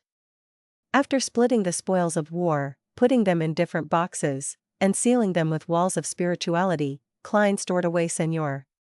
Reaching out his hand to grab the hanged man, their figures turned faint as they entered the spirit world. After the traveling was completed, the two appeared on a mountain beside the sea in the Byam city outskirts. It was still close to the cemetery, and it was as though they had never left. Alger didn't harp on the topic as he nodded at Gehrman Sparrow. If you need any mystical items created, I shall bear the corresponding costs. It's a pleasure working with you. Wearing the transparent glove, Klein tersely answered before vanishing. He left the hanged man behind, and he directly teleported himself to a secluded corner in Byam City. Next, I need to select a lucky pirate. Klein surveyed his area as he muttered silently and stretched his fingers before walking out into the street. Of course, he didn't forget to change his appearance. He also smeared blood over Laymanow's travels. After all, there were bounty notices everywhere for Gehrman Sparrow, and Sea King John Cotman remained in this city. If he were recognized or got lost, things would be nasty. On the mountainside outside the city, Alger looked up at the dark night where there were the crimson moon and the countless stars. He slowly inhaled and exhaled, allowing the refreshing and saltiness of the seaside to cleanse his body. The exploration he had just completed was the most dangerous adventure he had ever had. If not for the teleportation from Gehrman Sparrow's creeping hunger, he doubted that they could escape alive. However, as Mr. Fool's blessed, the world should have other trump cards. For example, those demigod-level Beyonder powers in Laymanow's travels. But in that case, we might not have successfully reached the tomb, with us encountering more trouble along the way. Yes, that card of blasphemy of the storm pathway is the target that made him restrain his madness. Was an instruction from Mr. Fool? He had already foreseen it. Perhaps, he even knows the existence that produced that sigh from deep within the cathedral. Back then Kalangos might have seen the tyrant card but had lacked the ability to obtain it. That must be why he said that. Alger's mind churned as he slowly walked to the foot of the mountain.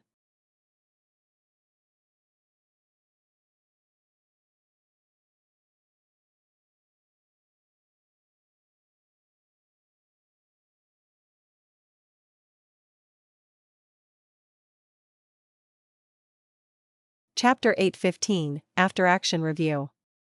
Backland, 160 Buckland Street. Gehrman Sparrow's figure suddenly appeared inside his bedroom as his black trench coat fluttered while his half-top hat remained straight. The Dwayne Dantes lying in bed immediately turned incorporeal, receding into a palm-sized mirror. Probably no one came tonight. A Rhodes didn't cause any trouble. Upon seeing the peace and quiet, Klein secretly heaved a sigh of relief as his body grew a lot taller and his sideburns turned gray. His blue eyes deepened as he transformed into Dwayne Dantes. Meanwhile, watery waves stirred in the mirror as silver light gathered to outline words. Great Master, I didn't do anything today. No, I seriously acted as the sleeping Dwayne Dantes. In addition, I encountered something. Do you wish to know what it was? Ignoring Rhodes's desire to be praised in its first sentence, Klein felt his heart skip a beat. As he took off his hat and threw it on the reclining chair beside him, he said in a deep voice, "Tell me." The words on the mirror disintegrated and squirmed into new text. "A lady peeped into this house when she was walking past this street." How does that matter? There are plenty of people who admire the surroundings when passing by every day. Klein was just about to say something when the aqueous light stirred on the mirror's surface, outlining a figure. The person was dressed quite oddly in the eyes of normal people. She wore a spirit medium's black robe. Her eyeshadow and blush were blue. She looked beautiful, but she also had an uncanny appearance. She was none other than Daily Simone. This lady had turned her head to look out as she passed by Unit 160 while on a carriage moving down Buckland Street. She had stared out for more than 3 seconds. Man, she not only had an impression of Dwayne Dantes because of his eyes, but she has also grasped something about the situation? Klein frowned slightly and asked, "Anything else?" "No." As Rhodes presented the word, it sketched what symbolized a sworn oath. Klein nodded and ignored the mirror's passion. He then sent it away. After doing all of this, Klein took out a candle and set up a ritual. He summoned and responded to himself, bringing all the spoils of war and his clothes above the gray fog. He planned on separating Gehrman Sparrow's and Dwayne Dantes's clothes. He didn't wish to miss out on any details in the future. Pa. He snapped a finger and made the candlewick burn with a scarlet flame. Flame. Flame. Klein's gaze froze as he quickly closed his eyes and turned around, his back facing the candle. Then, he controlled Senor to approach the desk. During this process, Senor's body trembled violently, but he ultimately reached out his right hand to extinguish the fire. "I'll sleep for the night and think about it tomorrow." "No, I have the tyrant card on me, and it has already been activated. Although there's the wall of spirituality to seal it, it might not be able to fully screen out the attraction force from those of the same pathway. It might only weaken its influence and take more time. Back when I was in Byam, I came and went quickly, without daring to stay too long." Just as Klein calmed down, he thought of certain problems. A few seconds later, he slowly took a deep breath, raised his hand, and snapped his fingers to light the candle.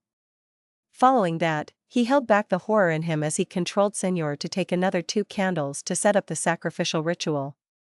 This way, it skipped the step of him responding to the summoning for the entrance to the real world via the flame. After everything was done, Klein turned around with great difficulty as he piously lowered his head. Without looking into the candlelight, he seriously chanted the honorific name of the fool. Via sheer willpower, to the point of him bursting out in tears, he finally completed the ritual and sacrificed all the items, sending them above the gray fog. Phew. Klein exhaled, taking 4 steps counterclockwise, he arrived at the silent mysterious space. Sitting in the fool's seat, he first picked up the tyrant card, and he triggered the content hidden within. The card of blasphemy immediately became 3-dimensional, like a palm-sized book. As he flipped through the pages, each page had a Roselle Gustave. He was either playing the role of a sailor, or he was wearing a captain's hat and holding a sextant, otherwise, he was singing loudly with the sea as his background.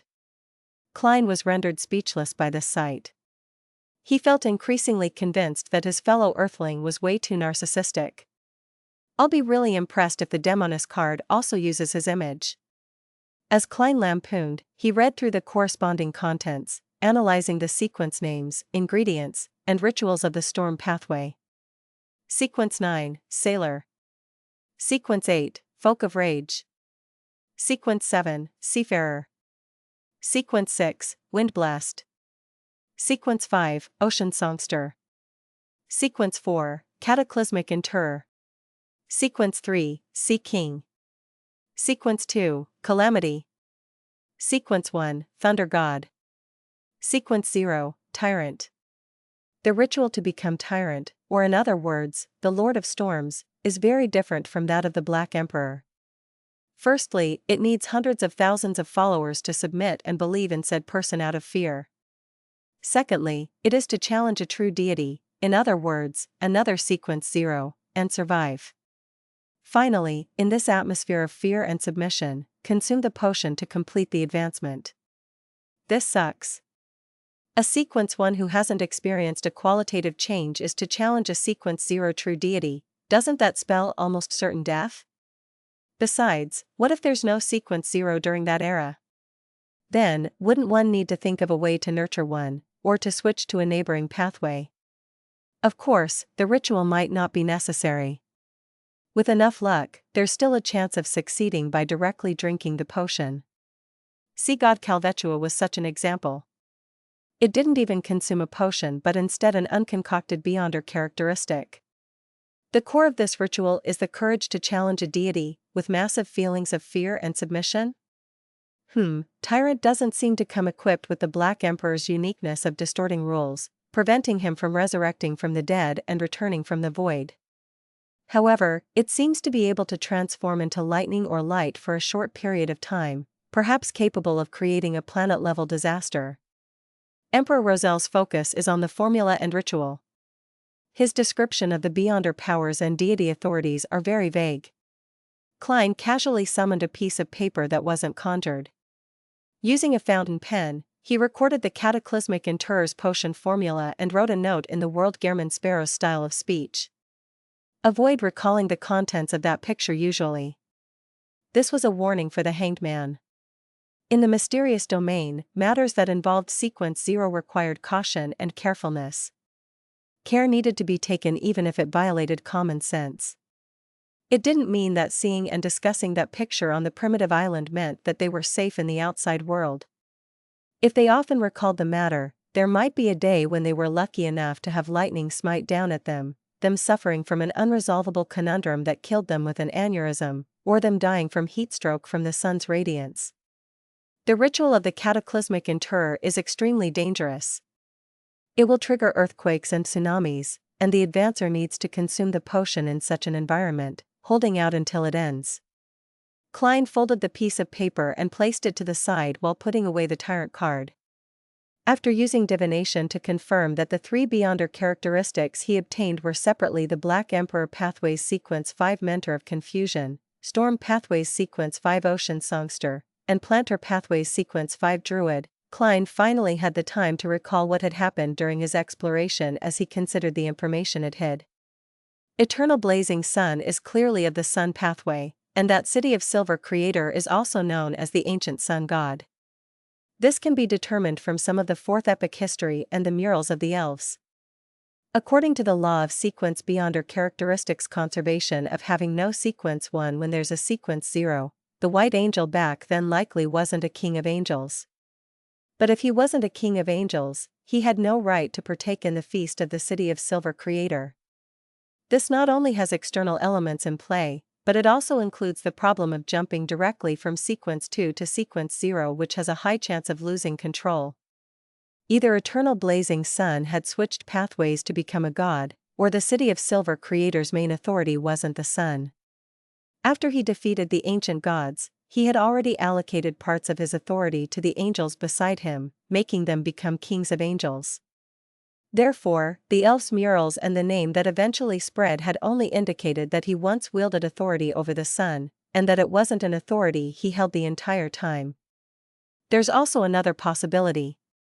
The creator, who took over the ancient gods' authorities, had the ability to allow a sequence 2 of the same pathway to advance to sequence 1. Klein's train of thought quickly turned to who had built the cathedral and left behind the mural. Due to the messiness of the various situations, he conjured a piece of goatskin, and he summarized all the points by writing them down to seek out the connection. That primitive island was discovered by Kalangos and Mr. Hangman. Kalangos received a mission from the Twilight Hermit Order. To obtain a priceless item, he headed to Baklan to assassinate Duke Negan, and he ended up dying at Mr. Azek's hands. Kalangos told Mr. Hangman that deep inside the ruin was a precious item that was in no way worse than Rozel's tarot card, but it was something that could only be obtained at sequence 5. He later obtained Creeping Hunger and became a pirate admiral, with a strength already equivalent to a sequence 5. That tyrant card remains deep inside the cathedral's catacombs. Kalangos didn't make any subsequent attempts. Or did his attempts fail? That cathedral was built by an existence who worships the ancient sun god. The mural depicts the dark history of the true deities before the cataclysm, and is clearly on the ancient sun god's side. The Twilight Hermit Order is suspected to be established by the Son of God, Adam, with the goal of resurrecting the ancient sun god, the City of Silver creator. That primitive island suddenly disappeared as though it never existed. Adam is an angel of imagination. Amongst the Twilight Hermit Order's core members, there's at least one angel of the spectator pathway, Hermes. The Twilight Hermit Order tends to select members of the Sailor, Reader, or Sun pathways. It has a high chance of possessing high-sequence ingredients and items from the Storm domain. There might be angels from the Storm domain in it. Klein lowered his pen and looked at the content listed out as he slowly made a guess.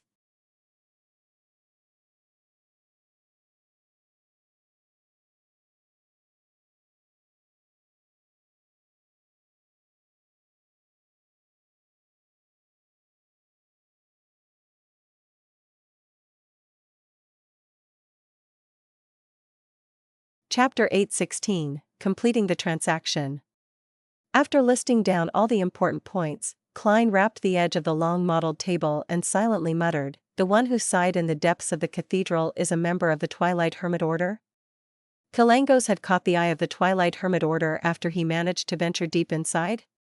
Later, he obtained an advancement and received creeping hunger, allowing him to become a pirate admiral? If that's the case, it can be understood why he didn't go to the primitive island again to take away the tyrant card after possessing the strength of a sequence 5. It's yours only if it's given. You can't touch it if it's not given? Of course, Kalangos might have established contact with that member of the Twilight Hermit Order during his second visit of the cathedral after possessing enough combat strength. Regardless, that primitive island must have quite a connection with the Twilight Hermit Order. The reason why we arrived at the tomb rather smoothly in the other zones and saw the picture of the kings of angels feasting on the Creator was because that Twilight Hermit Order member had the intention of letting us do so. They are happy to let that lost piece of history spread given the chance. However, their depiction of something from their own standpoints might not be the truth as well. Later, that Twilight Hermit Order member probably sighed because he or she didn't expect us to quickly finish off the awakened deceased bodies and the six-winged gargoyle to obtain the tyrant card. With how things normally go, we should have been in danger, and he quells everything, talking to us from a distance, making us outer circle members of the Twilight Hermit Order. Klein carefully used he to refer to the existence in the depths of the abandoned cathedral. He even suspected that the person might be the former king of angels, son of God, Adam. Of course, he wasn't certain if the primitive island belonged to the Twilight Hermit Order. He believed that even divination wouldn't give him a certain answer, as there were too many possibilities. It also involved other hidden existences, and any information related to the spirit world would definitely be wiped away or hidden. If it's really as I guessed, does that mean that I missed the chance of joining the Twilight Hermit Order? If I pass their test, then I might be able to take a glance at the second blasphemy slate and obtain the high-sequence potion formulas of the seer pathway. What a pity. However, Gehrman Sparrow has a mysterious origin with a secret existence backing him. This is known by the various factions at sea, and as the most ancient and secret organization, the Twilight Hermit Order will definitely be aware of the corresponding situation. The outcome for Gehrman Sparrow would probably be immediate execution and then having answers obtained via spirit channeling. Klein first found it a pity before feeling afraid. As his thoughts whirred, he even thought of sending the hanged man to the primitive island again and seek out an opportunity to make him an outer circle member of the Twilight Hermit Order, so that he could slowly reach its core. Sigh, but the problem is that the primitive island has vanished. Otherwise, Mr. Hanged Man really has a chance of being a triple, no, a quadruple spy. Klein snapped his fingers and made the paper in front of him disappear, throwing the night's exploration to the back of his mind. However, he warned himself that he needed to pay attention to the appearances of any abnormalities in his daily life. He was afraid that it wasn't that the hidden existence deep in the cathedral wasn't able to stop himself and the hanged man from escaping, but that he had a deeper motive. If not for the gray fog and him having been sterilized, Klein even suspected if there were any hidden marks left on him. Glancing at the items on the table, Klein first flipped the tyrant card over and placed it beside the Black Emperor card. Following that, he began considering how he would deal with the remaining spoils of war. He already had plans for the Sequence 5 Druid Beyonder characteristic of the Planter pathway, sell it to Frank Lee via the Hermit Catlia. But the problem is whether I want to accelerate the destruction of this world. Klein gave a self-deprecating laugh as he fell into a dilemma. Allowing a dangerous fellow like Frank Lee to advance to Sequence 5 meant that cows, fish, the sea, and rose bishops would be fearful. No one knew what this fellow, who was no better than a lunatic, would achieve in his experiments after obtaining greater powers. It was an unknown what sort of strange species he could create. What if he plants himself and obtains a bunch of Franks? The world would truly be in danger if that happens. Klein silently exhaled and planned on letting Admiral of Stars vex over this problem. After all, I'll just be selling the Druid Beyonder characteristic normally. Whether Mam Hermit wishes to buy it is up to her. Besides, it's only a Sequence 5. I believe Queen Mystic and the Moses Ascetic Order will support her and be able to ensure nothing goes wrong. Besides, the Church of Mother Earth has a bunch of saints, angels, and Grade 0 sealed artifacts, as well as a true deity. There's nothing they can't handle. As Klein consoled himself, he placed his attention onto the Mentor of Confusion and Ocean Songster Beyonder characteristics. His initial plan for the latter was to create a mystical item, but he wasn't sure if the artisan that the Hanged Man knew had the ability to do so. As for the former, he planned on selling it. Although it could also be made into an item, it overlapped with the Baron of Corruption inside the glove. Besides, Klein also began to realize that having too many mystical items wasn't necessarily a good thing. Particular negative effects were a pain when stacked. With creeping hunger and the rentable Laymanos travels, he believed that it was best if he traveled light most of the time. Under normal circumstances, creeping hunger matched with death knell, along with a few purifying bullets, it was enough to deal with most matters. When in a sea or air battle, he could have an additional mystical item made from an ocean songster. In complicated situations, he could rent Laymanos travels when given the opportunity. If there wasn't an opportunity, he could use Grozel's travels for defense, and throw out the Fate Siphon charm. And this wasn't considering his own Beyonder powers, Wraith Marionette, or the hard-to-use Sea God Scepter. In terms of fixed assets, I'm considered a true tycoon. Klein sighed as he made the Beyonder characteristics fly to the junk pile. As for the eyeball of the six-winged gargoyle, this was a material rich in spirituality and had some hint of strangeness. It could be used in a ritual to create charms. Klein temporarily had no better use or requirements for it, so he had already thrown it into the junk pile. After doing all of this, he disappeared from above the gray fog, and he returned to the real world. On Saturday morning, Furs had originally planned on waking up naturally, but she ended up being awoken by the world's transmission via Mr. Fool. He was returning Laymanos travels to her. Furs rubbed her eyes and planned on directly preparing the ritual, but when she saw her messy hair and puffy eyes, she decided to wash up first to make herself look human. She had finally sold the 2 properties yesterday, selling them at a higher price than she had expected. Even after deducting the corresponding taxes, she had received £6,550. To her chagrin, gold coins which were used in daily life may appear common, but when she attempted to collect them en masse, she failed to obtain much. After plenty of work, all she got was 600 gold coins. Phew, I can finally repay the debt and complete the transaction. Furs combed her hair and began setting up the ritual. Last night, to celebrate her first time accumulating such immense wealth, she secretly drank half a bottle of Lanty and a barrel of Southville beer. This resulted in her waking up in a terrible state. During the ritual, and after some communication, Furs paid £5,200 and 600 gold coins, closing the assassination commission and receiving an interrogator Beyonder characteristic. This way, she still had £2,530 in cash. As for the royalties from her 2 books, although they weren't much, they were relatively stable. After a brief wait, Furs saw the door of sacrifice and bestowment light up as 2 items flew out. One of them was Laymanos Travels, and the other was a light blue, translucent hexagonal prism. In it were streaking bolts of lightning. Mr. World sure has many Beyonder characteristics on hand. Fur sighed silently and first thanked Mr. Fool before ending the ritual to accept the interrogator's Beyonder characteristic. Finally, she picked up Lamino's Travels and flipped through it to see what additional Beyonder powers there were. As the pages flipped over, her gaze suddenly froze. This was because 2 of the charred yellow pages weren't empty. They were filled with mysterious and strange patterns and symbols. These represented Beyonder powers at the demigod level. A total of 2 pages.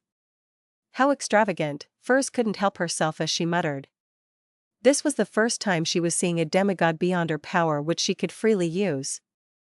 As a best-selling author who mainly wrote romance, her first reaction was that the world Gehrman Sparrow was chasing after her.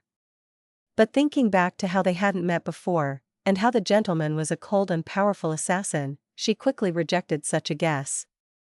She believed that the world Gehrman Sparrow was probably able to receive help from a demigod at any time, so he didn't mind such matters. Phew, I should try not to use it.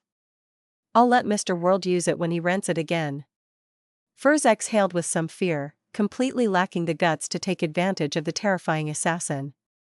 After composing herself, she used her crystal ball and identified all the new Beyonder powers. She felt that they were all relatively useful apart from full moon. If I wish to commit suicide, this is quite a useful one, she muttered and closed Lamino's Travels. She planned on giving Zio the interrogator's Beyonder characteristic when she returned in the evening. At 7 in the evening, Klein wore starched clothes as he waited at the foyer with butler Walter and valet Richardson to welcome the guests at his ball. Soon, he saw a familiar face walk over. Aaron Ceres. This famous surgeon walked to the main door while helping his pregnant wife. Pregnant lady. Klein's heart stirred as he walked over with a beaming smile.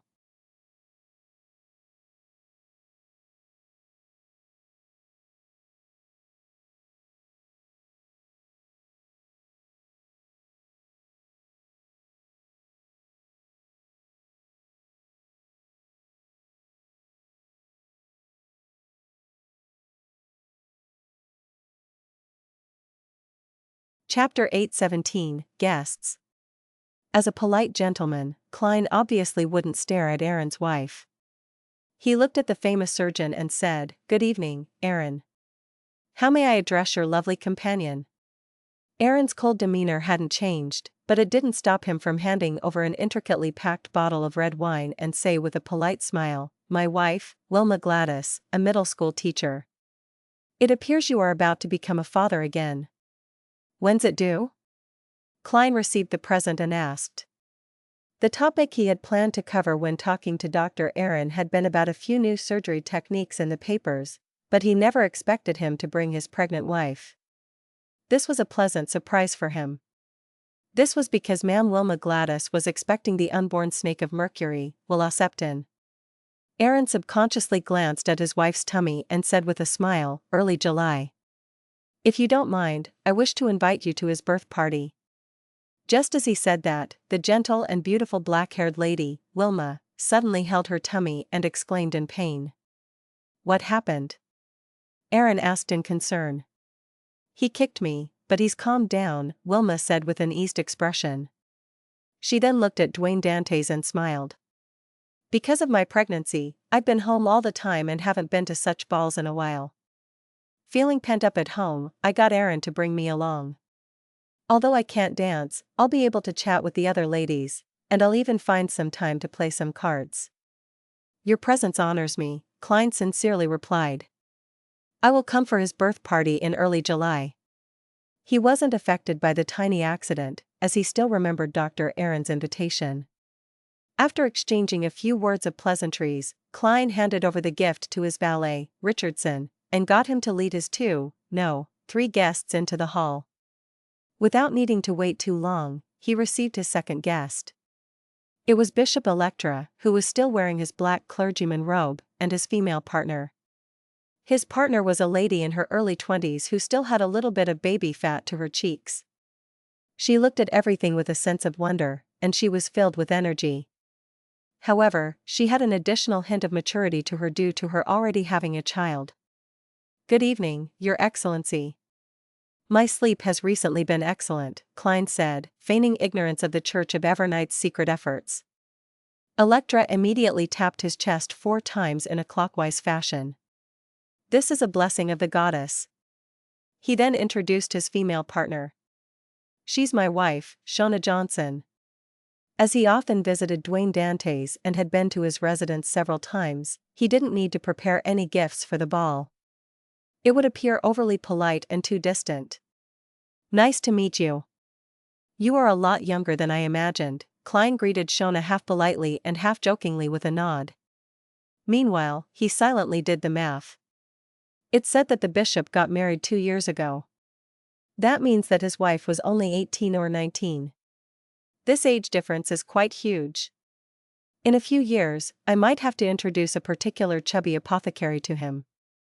Upon hearing Dwayne Dantes' joke, and recalling the conversation back when he visited him while the former was sick, Electra immediately felt uneasy.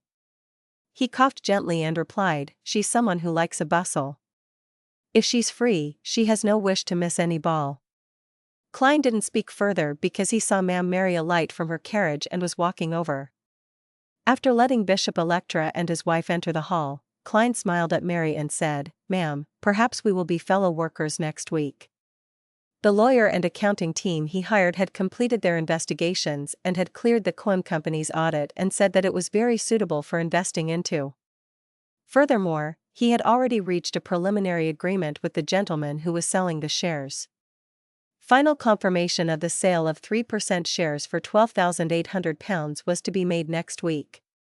When Mary heard that, she chuckled and said, "I already treat you as a partner. This seems to have a deeper meaning to it. Don't tell me that Dwayne Dantes has caught your fancy." Klein's heart stirred as he feigned ignorance and reached his hand out. "I hope for a pleasant partnership." After a shake of hands, he got butler Walter to lead the lady in. At this moment, more and more guests were arriving. Klein recalled the corresponding topics and warmly and humorously received them, receiving plenty of gifts as a result. "If not for my instinctive ability as a faceless to remember a person's looks and characteristics, I wouldn't be able to tell who is who, much less find the correct topic to raise. It's no wonder that a butler's help is often needed at such times."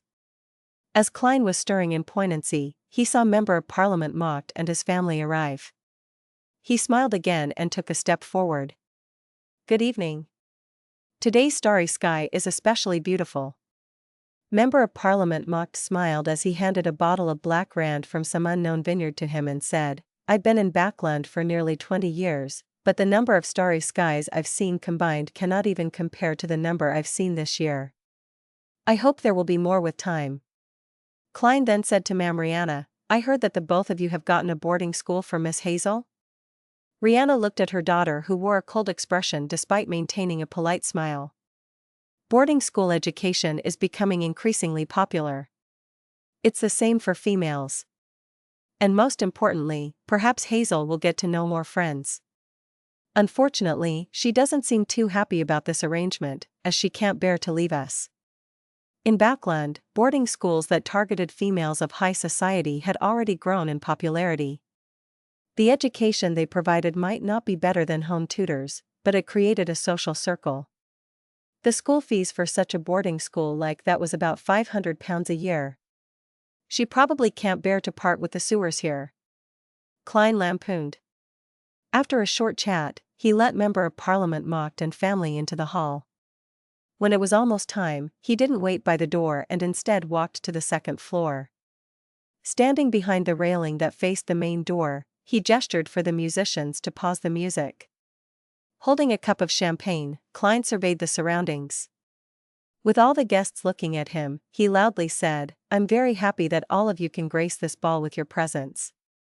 First, I'd like to thank the goddess, as well as you. I prepared for everyone local music and food from Desi, and I hope you will like it." After a simple speech, Klein walked down the stairs to the first floor, in preparation to invite a lady to dance the opening dance.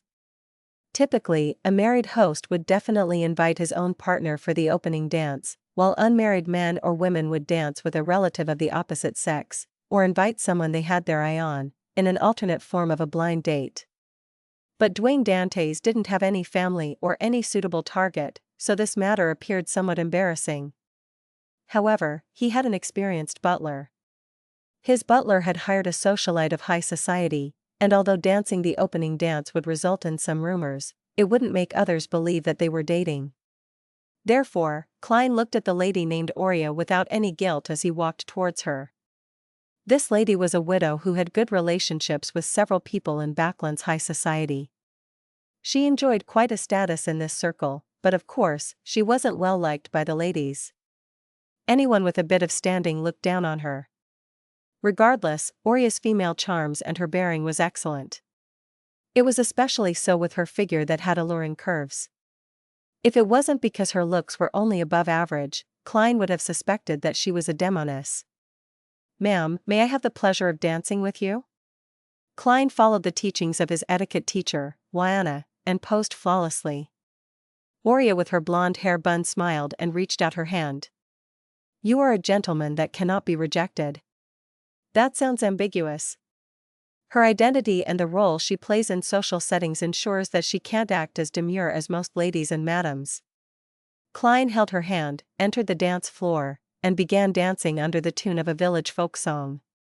The aristocrats all had land, manors, and castles in the villages, and they spent several months a year there. Therefore, folk songs were one of the mainstream songs in high society social events. "You dance really well." If Wiana hadn't mentioned it before, I wouldn't believe that you weren't able to dance before.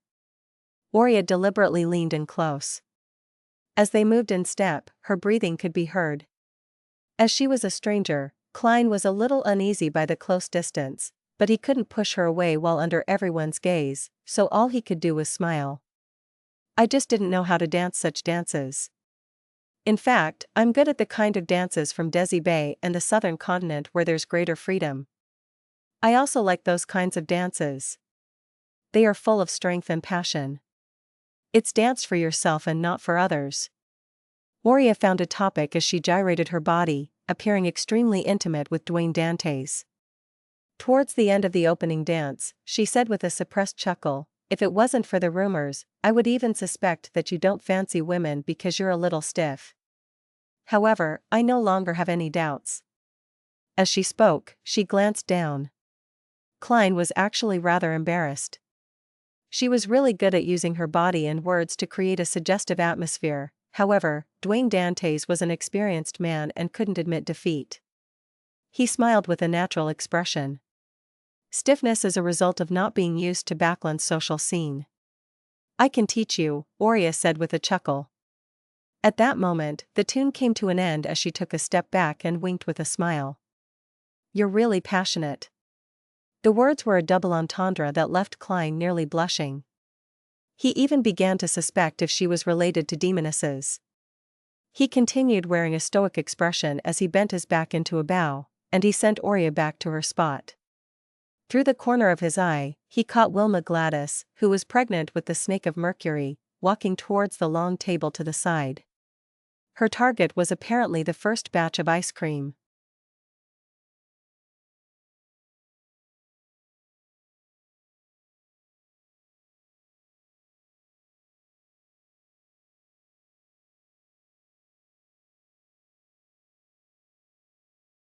Chapter 818, Warning. Klein's gaze moved away from Wilma Gladys and looked to the pastries like carrot cake and cream puffs to the side, as well as the roasted poussin, stewed lamb, seared ribeye, Desi roasted fish, and the other food nearby. He gulped his saliva slightly and forced himself to retract his gaze as he prepared to invite Ma'am Mary for the second dance.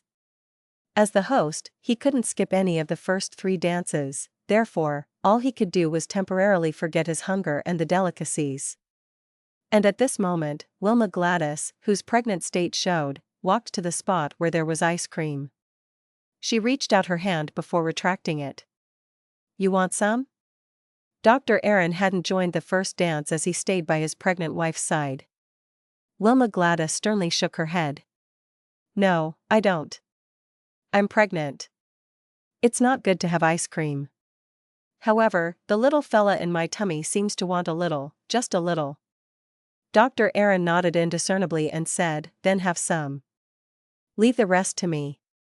Wilma immediately revealed an irresistible smile. You spoil him too much. She didn't object to it as she watched her husband pick up a scoop of ice cream that had been circled with ice. After taking 2 bites, Wilma closed her eyes and suddenly shifted her gaze. She looked at a few ladies who hadn't participated in the first dance. They were chatting about something in hushed tones. They had smiles across their suggestive faces, often covering their mouths and laughing covertly. What interesting matters are they talking about? Wilma's curiosity was instantly piqued, and after informing her husband, Aaron, she walked over.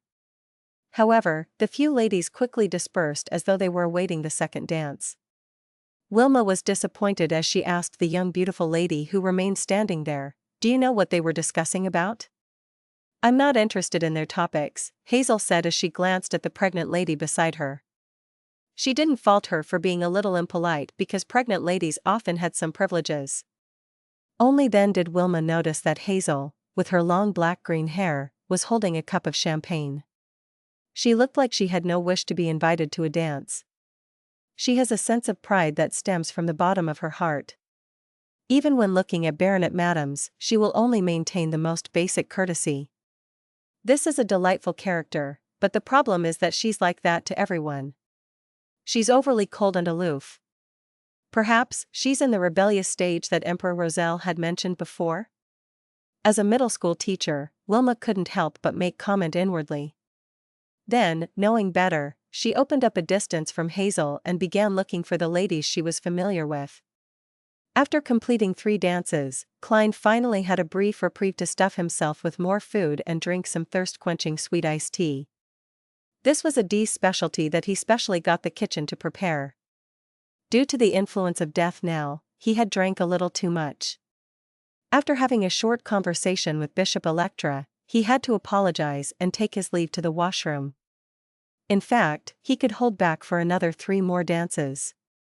However, he felt that snake of fate Will Septon might have wanted to communicate with him, judging from his sudden appearance, therefore, he found a suitable place without anyone around. Although he is an unborn fetus and came here passively, if he doesn't wish to meet me, he has 100 ways to stop his mother from heading out. In short, it's worth giving it a try. Klein mumbled as he entered the washroom and locked the door. Just as he was in a dilemma to deal with his burgeoning bladder or patiently wait another 2 minutes, his spiritual perception triggered as he looked at the mirror. At some point in time, the mirror had produced a black pram that was covered in shadows that prevented him from seeing any details. The only thing he could discern was that there was a child wrapped in silver silk inside. The child used a clear voice and said, "Your fate deviated a little." What happened? Klein tensed up immediately. Will Septon in his infant form scoffed and said, "You should ask yourself. All I know is that you likely met an angel." Klein immediately recalled his experiences on the primitive island and had a guess. After contemplating for a few seconds, he asked with a frown, "Can angels see my uniqueness?" "I've met Orange Light, and he said that only a few high-level creatures of the spirit world, as well as deities with certain unique authorities or beyonder who represent fate can discover this point to a certain extent. Of course, close contact has to be made." In the pram, Will Septon sucked at his thumb and laughed. "Probably not, because you aren't dangerous. Besides, apart from you being unique, some items on you or your companion might have a similar uniqueness that can garner the interest of that person." Items on me, my companions. Klein's mind raced as he discovered that he might have been psychologically cued in the past, and along with the fact that he hadn't thought of it, he had missed out something. When exploring the primitive island, he had brought Grosel's travels along.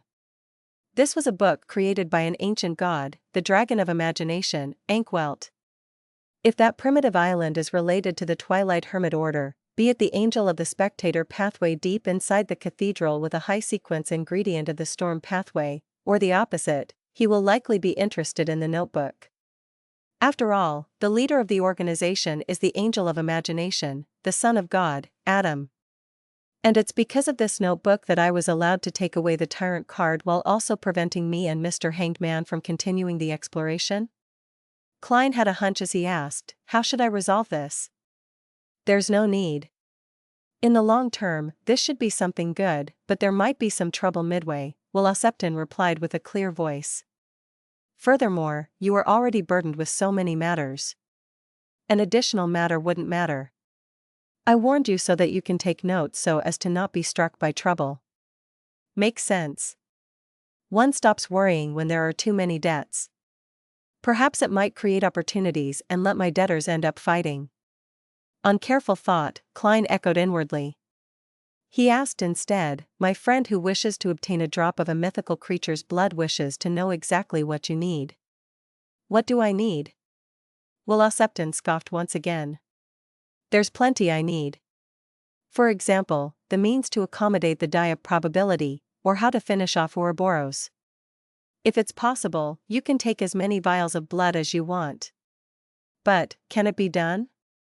If it's possible, why take the risk to finish off Ouroboros? Wouldn't it be easier to just deal with a weak snake of fate like you? As Klein lampooned, he shook his head without a doubt. No. Then think of something else.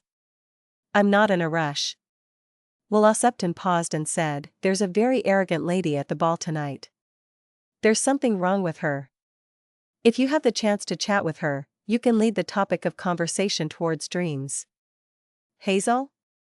Dreams? Klein nodded in thought. Okay. Seeing that Will Septon had the intention to leave, he hurriedly said, that paper crane is about to tear. How should I contact you in the future when I encounter an emergency? Will Septon fell silent for a moment before saying, are you hoping that I can fold a paper crane for you in my mother's tummy? Even if I can, you won't be able to get it. If I have any desire to find you, and as long as you live here, I can do so at any time during dreams. If you have any emergency matters, just visit my father directly. After all, don't you have to wait when using the paper crane? Alright, as a fetus who hasn't been born, I need to have more sleep. Let's leave anything else to the future. All Klein could do was nod and say, if there's nothing else from you. Just as Will Septon was about to dissipate his body, he suddenly paused for 2 seconds and said, another thing. What is it? Klein tensed up once again. Will Septon dragged out his tone and said, the ice cream your cook made is too sweet. Ah? Klein temporarily didn't react to what he was saying until the black pram vanished from the mirror. He then snapped out of his daze and couldn't help but twitch the corners of his lips. After settling the problem with his burgeoning bladder, he washed his hands and came out.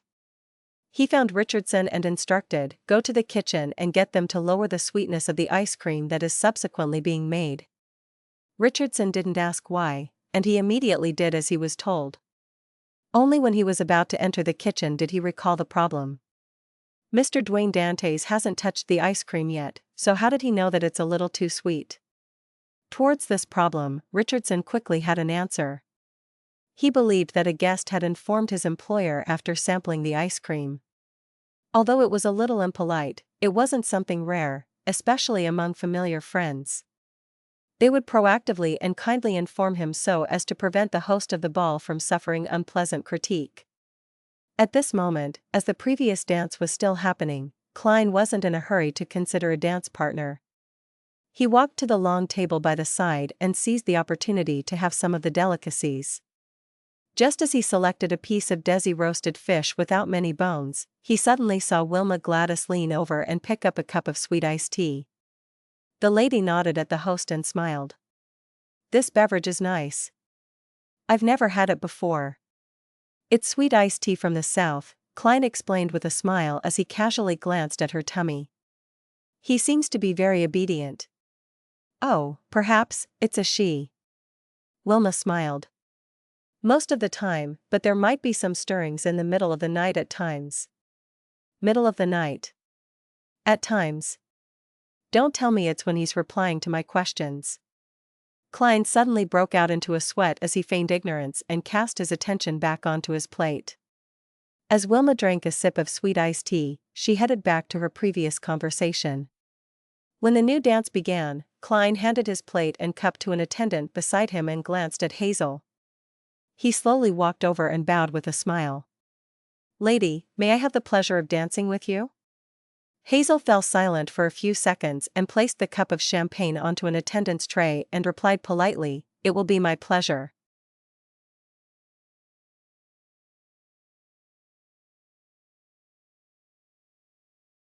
Chapter 819, Gift. Amidst a soothing melody, Klein and Hazel began dancing with their backs straight. One was tall and slim, and apart from the clear difference in age, their movements, demeanor, and looks were highly compatible. It was a beautiful sight to behold, one that could almost be used as a prime example for dancing. Klein took the initiative to break the silence. As they twirled, he casually said, "I often had nightmares some time ago, but thankfully I had the goddess's blessings. I prayed a few times at the cathedral and drank a few cups of holy water, and after that, I stopped jolting awake."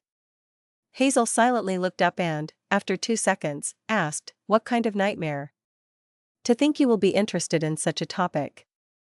Well, Septon was right after all. Klein replied with a smile, "I was being pursued by all kinds of monsters inside an abandoned, dilapidated cathedral. But you probably know, it's almost impossible to remember the details in a dream. I find it difficult to describe those monsters." Hazel didn't say a word, but her bright, brown eyes were colored with dissent.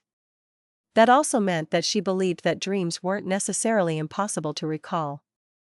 Klein took a step diagonally with her in his arms as he said with a smile, "Indeed, I've had a very clear dream in the past.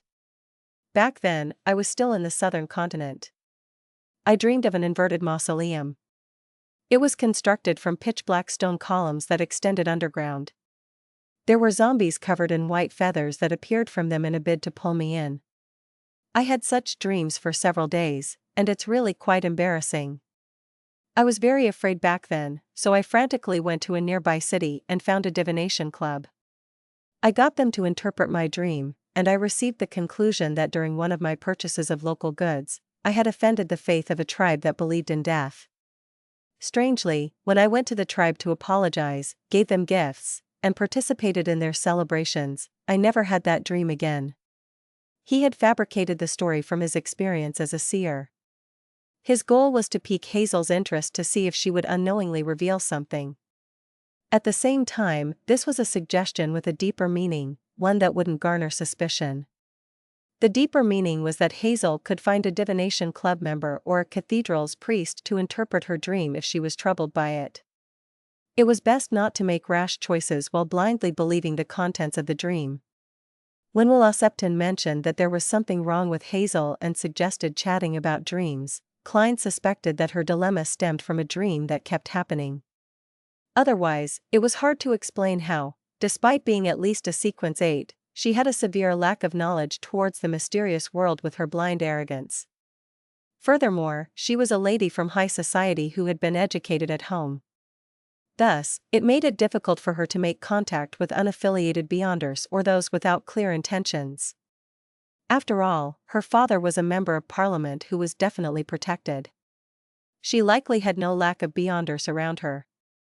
Therefore, Klein believed that Hazel might have made contact with something or had caught the fancy of some powerful beyonder due to her personality. Through dreams, she was slowly guided to become a beyonder, without giving her the necessary knowledge. At the same time, the entity enticed her to dig in the sewers to search for something. There were 2 reasons that solidified his theory. Firstly, it was because of Will Septon's words. Secondly, sequence 5 of the Marauder pathway was Dream Stealer.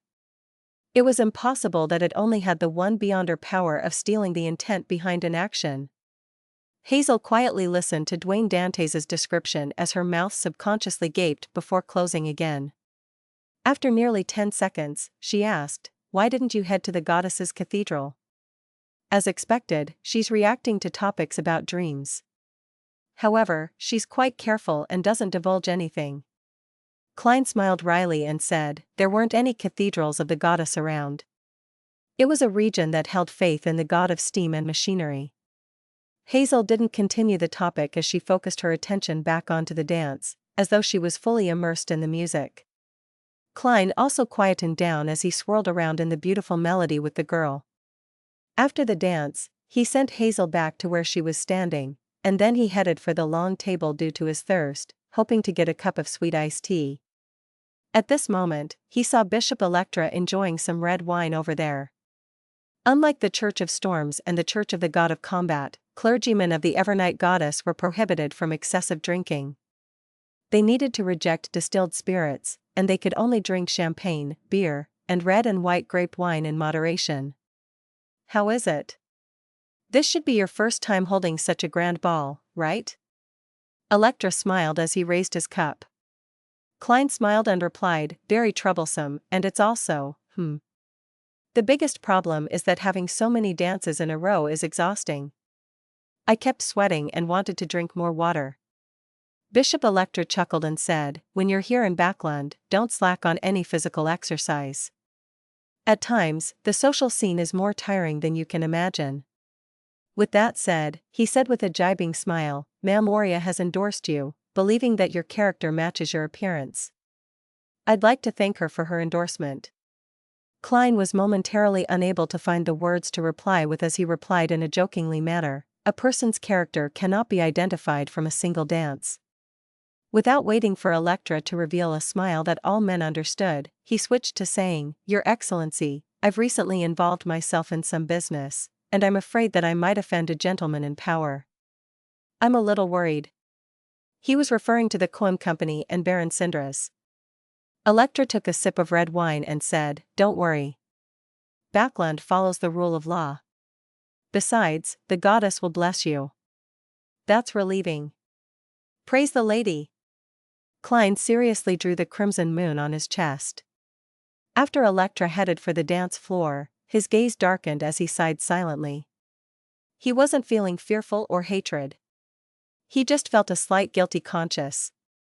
Up to this point in time, the Church of Evernight had been good to him. Although money was the reason, they had provided him plenty of help to the point of providing him some protection. Yet, he was planning to deal with the keepers, as well as contemplating how to steal something from the course seal behind Cheney's gate. Sigh, if this plan takes too long to complete, I'd really need periodic psychological treatment. Otherwise, I'll have some mental problems. Klein monitored his emotions as he shook his head indiscernibly. In an apartment in Sherwood Borough, Zio came home with Faina Potter pies and Desi Bay sweet iced tea. As she put it on the dining table, she said to Furs, Don't eat too much of such food. It's unhealthy. Why do you say that? Furs picked up a pie stuffed with fruits and ham before taking a bite. I read about it in a magazine. As a bounty hunter, maintaining one's figure is a necessity. Zio hesitated for a moment before pulling a pie to her mouth. Furs scoffed. You're a beyonder geared for combat, an extraordinary bounty hunter. There's no need to bother about maintaining your figure. Perhaps, you might have missed out on your final opportunity to grow taller as a result. Oh right, I heard that the warrior pathway has an effective way of raising a person's height. It's obvious just from looking at those barbarians from Fasak. Zio was taken aback as she suddenly sighed. But I was born as a half-arbiter. I have no way of becoming a warrior. Clearly, she had seriously considered it in the past. Realizing that she had triggered her friend's memories, she acted as though she hadn't said a word as she focused on having her late dinner. After they were done eating and clearing up, Furs pulled Zio into her bedroom and cleared her throat. You've helped me tremendously, so I plan on giving you a present. What troublesome matter do you need help with this time? Zio touched her short, blonde hair warily. Furs blinked as she suddenly reflected on her recent behavior. She chuckled dryly and said, This is for the past, the past. Without waiting for Zio to reply, she took out a metal box under Zio's doubtful gaze, one that was used to store cigars. I don't smoke, Zio said with a shake of her head. Furs tersely answered as she opened the box, revealing a translucent hexagonal pillar that was light blue in color. Zio's gaze froze as she looked at the luster that streaked inside the crystal like lightning as she instinctively asked, Interrogator? Yes, a participant at a Beyonder gathering was selling it cheaply. I was afraid of missing the opportunity and hurriedly bought it, Furs said the complete truth. As you know, I've recently been rewarded by my teacher because of something just a while ago. I'm not lacking in cash. Zhou knew that her friend had been out recently, claiming that she was doing something for her teacher. However, she found it unbelievable that she could so easily buy her an interrogator beyond her characteristic as a gift. This was completely unlike her original lifestyle. Is she still gambling, having earned large sums of money after becoming an astrologer? Or did she finally cast her sights onto a bank vault and used her door-opening powers to rob the cash inside? Many guesses flashed through Zhou's mind, but she wasn't able to find the corresponding proof. About 2 to 3 seconds later, she made a decision. She was to randomly pretend to head out 2 days a week, and she would secretly observe what Furs was doing. If it wasn't for her trust in her friend's character and bottom line, she would have suspected that she had become the mistress of a powerful beyonder or tycoon. It's too valuable. Zhou waved her hand, in an attempt to reject the gift. Furs had already thought of the excuse as she said with a smile, I'll have matters to trouble you with in the future. Just treat it as an advanced payment. We are good friends. There's no need to talk about payment, Zhou hesitated for a second as she said with a shake of her head. I was waiting for you to say that. Furs immediately smiled and said, then treat it as an early birthday present. Don't you reject it. But my birthday is more than half a year away, as Zhou muttered, she eventually reached out and took the interrogator beyond her characteristic. Sunday afternoon. Zhou repressed her excitement and anticipation as she headed out as per normal. She planned on heading to a specific spot to leave a corresponding mark to schedule a meeting with the masked man from MI9 at some secluded alley. After obtaining the interrogators beyond her characteristic and having digested her share of potion, all she needed was the correct formula to advance to sequence 7. It would be a crucial step for her investigation of the truth and restoring her family's honor. Therefore, she was eager to receive a few more missions from the military to accumulate the amount of contributions she needed. After doing all of this, she planned on circling East Borough first to see if there was any important news. Then, she planned on returning home to tail Furs, so that she could figure out what her good friend was up to, or if she was in any danger. However, the moment she entered East Borough, she had a hunch that someone was staring at her.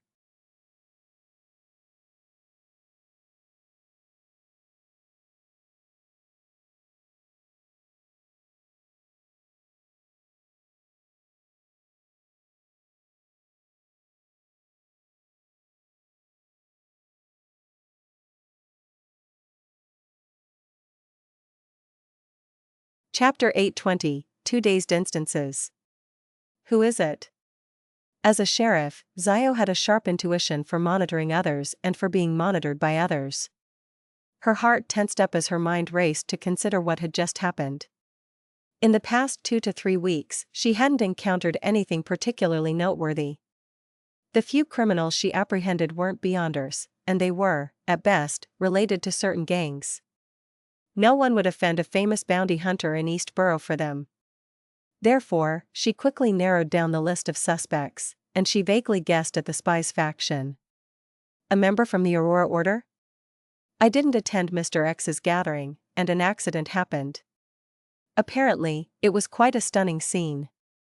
The person from MI9 said that Mr. X was assassinated on the spot, and had his corpse taken away. Furthermore, the assassin had used powers at the demigod level. Is the Aurora Order investigating the possible culprits? Every invitee is in their sights? Although Zhou was careless and short-tempered at times, her thought process was relatively direct. But in similar fields, she had a strong intuition that allowed her to figure out the crux of the matter. And on the matter regarding Mr. X's assassination, she had once been thankful that Furs had stopped her from attending, thus, avoiding the accident. On the other hand, she felt that there wasn't anything wrong about her, allowing her to stand up to the scrutiny of any investigation. Therefore, when she met the masked man from MI9 last week, she had been frank and confident, and she had accepted the mission to investigate the truth behind the matter. Unfortunately, she wasn't sure which other Beyonders had participated back then, and she had no clues to kick her off. That man from MI9 said that the members of Aurora Order are either lunatics or potential lunatics. You can't use common sense to guess at their actions. Even if they believe that there's nothing wrong with me, they can kill me in passing to vent their anger as a warning to the real murderer. The stressed Zio walked forward as she revised her path in East Borough. This new route allowed her to obtain the help of friends at any time. If she suffered an ambush, there was a considerable chance that she could escape or kill the assailant. As she walked, Zio's mind suddenly went into a daze, as she realized that she had unknowingly arrived back at her residence in Sherwood Borough at some point in time. Zio entered blankly and drank a cup of water when she was patted on the shoulder by Furs. "Accompany me to East Borough." Zio was taken aback as she found herself saying something very familiar. "You want to head out to gather material?" Furs immediately said that it wasn't the case, indicating that she had previously accepted a mission to find the dust left behind after a ghost faded away. As the deceased had been given a send-off by the priests at the cemetery to their respective deities' kingdom, there wasn't any ghosts. Thus, they could only head over to East Borough to find targets. Zio hesitated and said, "Can't you push it back a day? I'm planning to participate in Mr. X's gathering." Furs immediately wore a bitter look and said that she had delayed it by too much, and the mission's deadline was looming. Zio sighed and agreed to accompany her friend to East Borough to find a deceased person that had just died or one that hadn't been discovered after a period of time since their death. Just as the two were about to exit, Zio felt the wind strike her in the face as she trembled and snapped awake. She saw a wandering poet sitting in a corner, playing a 7-string guitar as he sang a folk song that was famous in the southern villages. Zio frowned slightly as she rubbed her temples. She had a nagging feeling that her mind had gone adrift, but she couldn't remember what she was thinking about. She continued maintaining her vigilance as she followed her originally set route, entering a bar that sold lunch.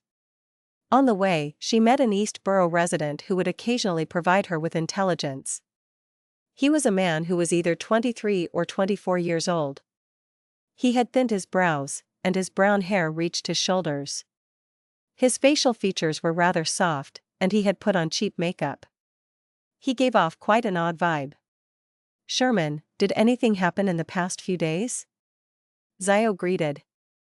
According to what she knew, this young man named Sherman had always thought of himself as a woman. However, fate had played a terrible joke on him, making him a man. This made him suffer serious levels of ostracization for many years. Sherman grinned and said, "It's been peaceful. No man offered to buy me any drinks." "Drinking is bad," Zio advised him seriously, walked past him, and walked to the bar counter. Sherman spat as he walked to the entrance, swaying his hips until he arrived at the condominium he rented. He paused at the door for nearly a minute before walking 2 steps to the side and knocking on the door next door. The wooden door creaked open as a low, female voice sounded with an undeniable sweetness to it. "Have you made your decision?" Sherman walked in and closed the door behind him. Looking towards the bed, he said to the black-dressed lady, "I'm still doubtful. I don't believe that there's something as magical as that." To him, the lady had a round face and a gentle and refined temperament. Not only was she sweet-looking, but she also had a different air to her. She was extremely charming and alluring. Of course, to Sherman, he was more envious instead of smitten. The black-dressed lady replied with a deadpan expression, "Haven't you seen the picture of my former appearance?" Her gaze moved as she couldn't help but feel a sense of melancholy. "But that might have been your twin brother." "I find it difficult to believe that there really is a substance to change me into a woman," Sherman said in a wavering tone. The black-dressed lady chuckled without any humor in it. "Then, you can pretend that it's fake. You may leave." Sherman's hands tightened as he fell silent for a long while. I am willing to give it a try. Although I know that you might be bluffing me, I still wish to give it a try." "Then, what should be the price I need to pay?" "Listen to my instructions, and help me do certain tasks. Don't worry. They will definitely be things you are capable of," the black-dressed lady said. "To truly change your sex, you need to drink 3 potions and complete certain rituals. I'll guide you." Upon saying this, she said in a self-deprecating manner, "You can consider your female name." At night, in the Backland Bridge area, in a small alley at Iron Gate Street, Zio stood under a street lamp that had been shattered by someone. She was recounting what had happened in the morning. After confirming that she wasn't being tailed, she returned to Cherwood Burrow and secretly observed furs.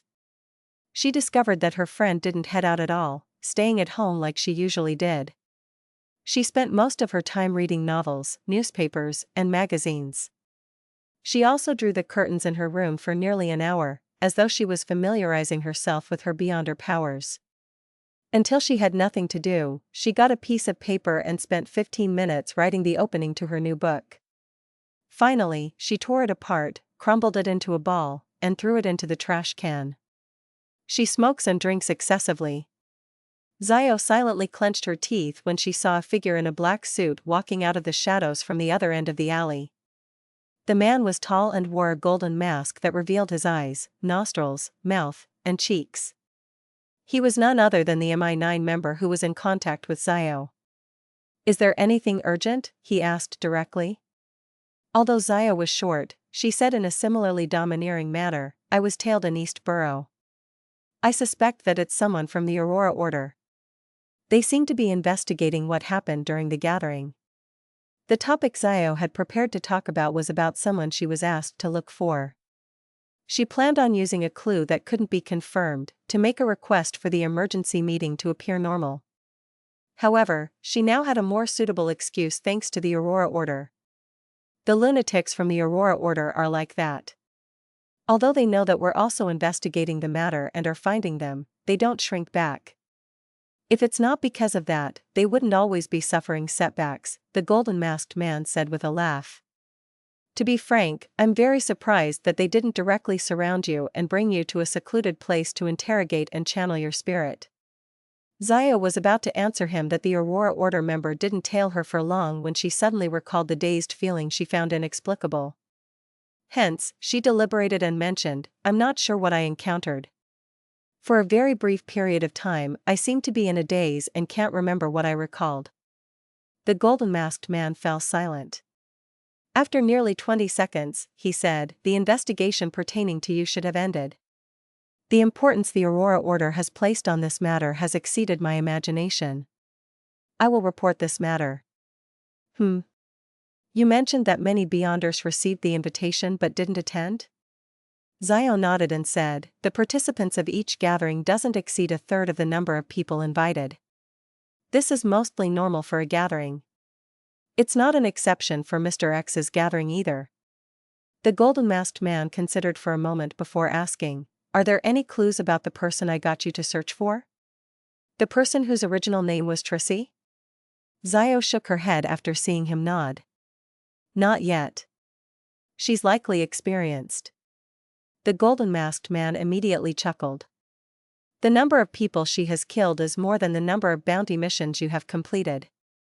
If you have any clues, make sure not to approach her. She's highly dangerous." Zio tersely answered and focused on the main topic at hand. "Is there a new commission? Why have you suddenly become so proactive?" the golden-masked man asked in surprise. Zio frankly replied, "I'm almost about to save up enough points to exchange for the interrogator potion formula. I wish to obtain it early." "Actually, there's no need for that. You can directly exchange it for the potion, as it will save quite a bit of points," the golden-masked man suggested in Zio's behalf. "I already have the Beyonder characteristic." Zio shook her head and said, "That would still take a very long time. I might be able to buy the ingredients at other Beyonder gatherings." The golden-masked man didn't insist as he said with a laughing sigh, "I wish you luck. This time, it's a rather complicated commission. If you can complete it, you should have enough points." Zio held back her delight and asked, "What's the mission?" The masked man said with a slightly odd tone, "Take note of the people Viscount Stratford interacts with, and list them down in a report before submitting it to me. There's no need for you to frequently monitor him. Whenever you are free or walk past, take note of it in passing. Trust me, you aren't the only one working on this mission. As long as you hand over a report of certain value a week, it'll be considered as you contributing a certain amount. This can be repeated every week. Viscount Stratford. Zio suddenly fell into a daze again, but this time, she knew why. This Viscount was the captain of the Royal Guards. He was once her father's deputy.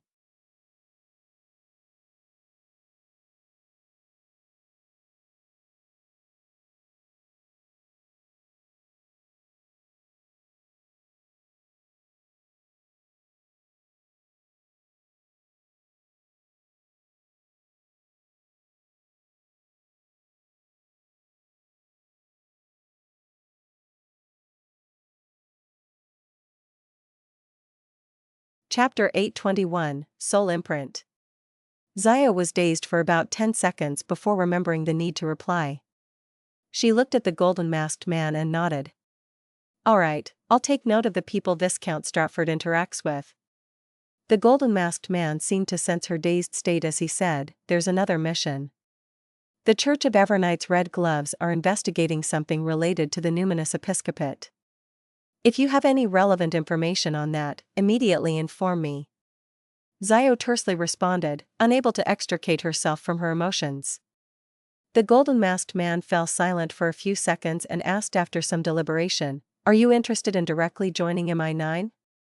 You can continue maintaining your present identity, being active in East Borough." Zio was taken aback for 2 seconds as her mouth turned agape. She was momentarily unable to make a decision.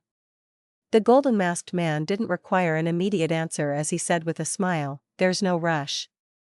Tell me your answer after you become an interrogator."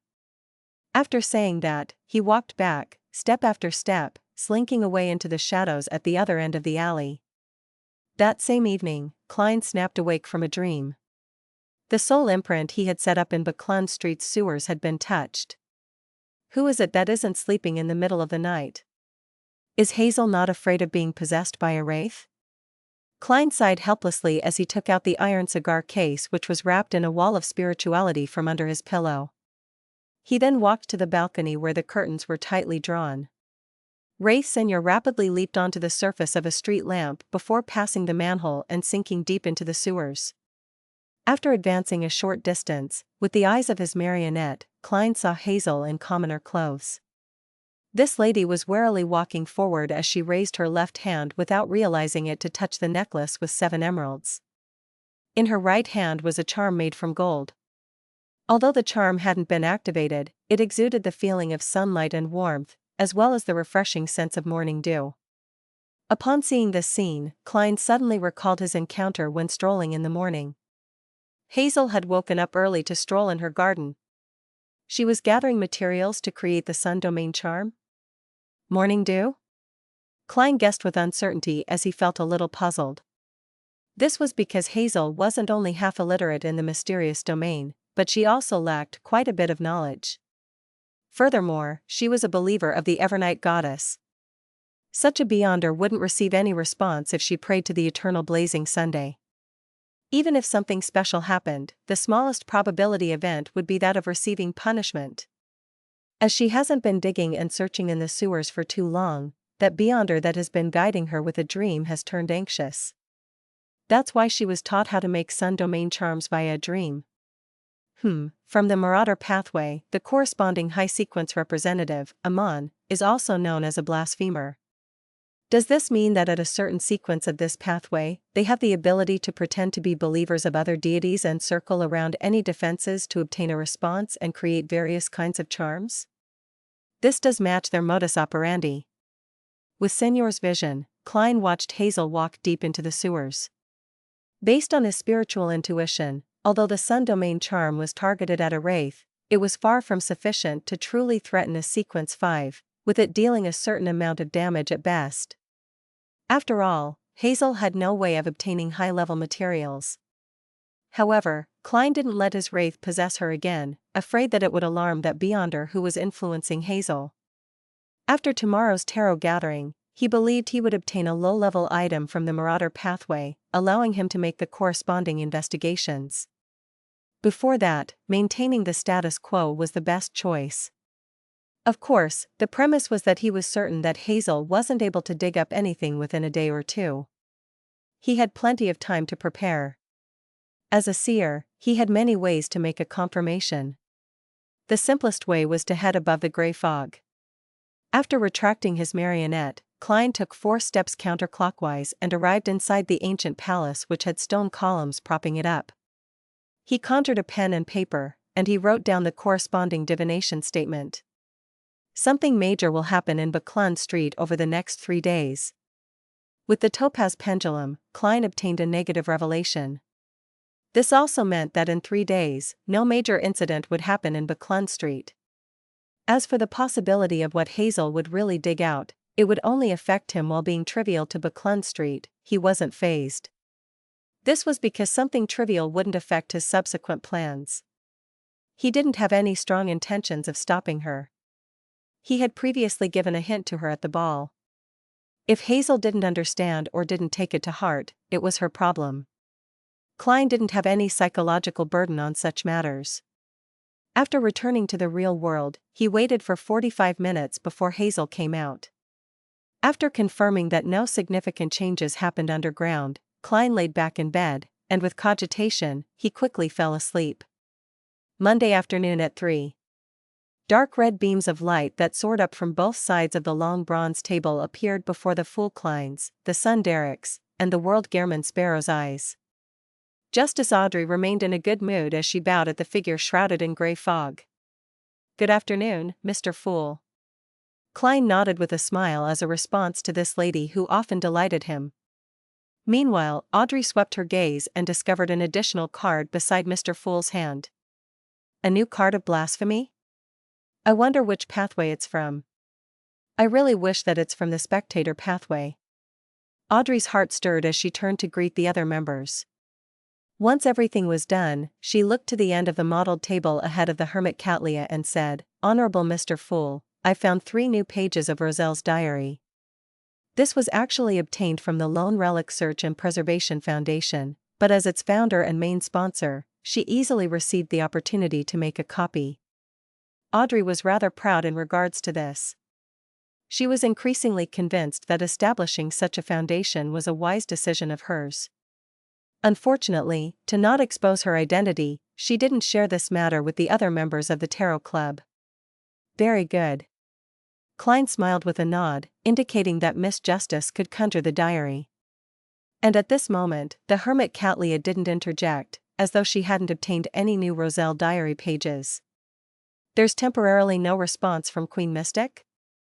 Or has she focused her attention on something else?" Klein looked at the 3 diary pages which Miss Justice had conjured as he allowed them to jump into his palm.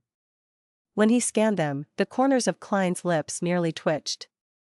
This was because he had encountered a familiar page of one of Roselle's sexual escapades. Compared to the pages specially chosen by Queen Mystic Bernadette that had plenty of information, the other members often obtained parts that weren't too important. The content tended to be about Roselle's daily life. The 3 pages that Miss Justice had provided was such an example. Klein casually flipped through them and discovered a diary entry that was worth a detailed read. As for the rest, it was either about him having a rendezvous with some lady or madam, or him belittling people who survived due to their status instead of intellect. He even expressed his desire for a demoness from all the rumors he heard. Soon, Klein placed his attention on the most valuable diary entry. Based on the information obtained from the church, there really are monsters in existence that are stitched at the soul level. After high-sequence Beyonders die, the Beyonder characteristics they produce will have remnants of the imprint of their soul. It can be very powerful and resilient. It might not even fully dissipate after centuries or even a millennium. But when Beyonder characteristics form a mystical item with their surrounding objects, there's a need to have a sufficiently similar soul in order to use them, otherwise, the negative effects will be extraordinary. And when such Beyonder characteristics are preserved and made into the main ingredient of a potion, the consumer similarly must have a powerful soul body to withstand it, otherwise, there's a high chance of failure. In mysticism, an advancement's failure will often lead to a loss of control or death. Only very few lucky ones can be calmed down and maintain an intricate balance. However, it's rumored that certain special sealed artifacts can draw out unfused Beyonder characteristics and recondense them. It would be akin to not having consumed the potion, so the failures will only suffer a storm-like assault on their soul. But according to my conjectures, there's likely some level of mutation at the gene level. This is because, based on the information provided, those who failed their advancement and survived by this method had mostly died from terminal illnesses within 5 years. Therefore, consuming a potion similar to one's soul body can effectively decrease the difficulty of advancements, but it will leave behind remnant soul imprints. Unknowingly, one will suffer an identity dissociation, and they would slowly transform into a monster stitched at the soul level. It's just like that high-sequence Beyonder who resurrected on his body. Resurrected. On careful thought, it's really quite terrifying. However, the Church told me that there are roughly 3 methods to rid the high-sequence Beyonder soul imprints in a Beyonder characteristic. As for what they are, they didn't tell me. They don't seem simple. It's no wonder the Sauron family enjoys calling descendants who look similar to their ancestors as having talent. Talent. I have to say that I do pity Florin quite a bit. Monsters stitched at the soul level. High-sequence Beyonder soul imprints. Sounds a little alarming. So high-sequence Beyonder potions have such a problem. The churches probably have a way to resolve them. They have no lack of angels and grade 0 sealed artifacts. They can shatter a Beyonder characteristic and recondense them, thus obtaining a purified one. Those ancient families probably aren't that lucky. They might not have any more angels protecting them. They might only have 1 or 2 grade 0 sealed artifacts, but they aren't that easily used. Furthermore, different grade 0 sealed artifacts have different uses. They might not be adequate for such matters. Klein's mind raced as he made the diary pages in his hand vanish. Then, he looked at Miss Justice and asked with a chuckle, "What do you wish to exchange them for?" Audrey was waiting for her potion ingredients, and she temporarily had nothing she lacked. Therefore, without any hesitation, she chose to satisfy her curiosity. "Honorable Mr. Fool, is that an additional card by your hand, a card of blasphemy? Which one is it?"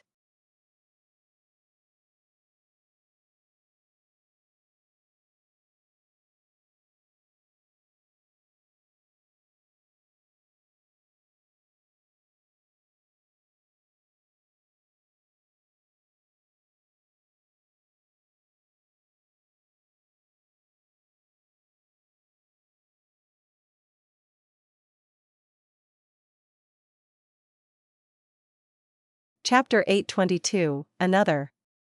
I knew it. Miss Justice wouldn't not ask when she sees an additional card. I got through another question so easily.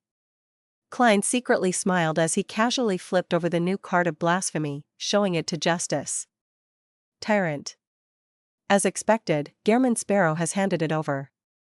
That was Mr. Fool's goal? Alger eagerly glanced at Emperor Roselle in a papal tiara as he thought poignantly. He had already obtained the cataclysmic Inter potion formula, and he knew what ritual was needed. He was in a great mood and felt that, although there were obstacles ahead of him, he was filled with radiance and hope.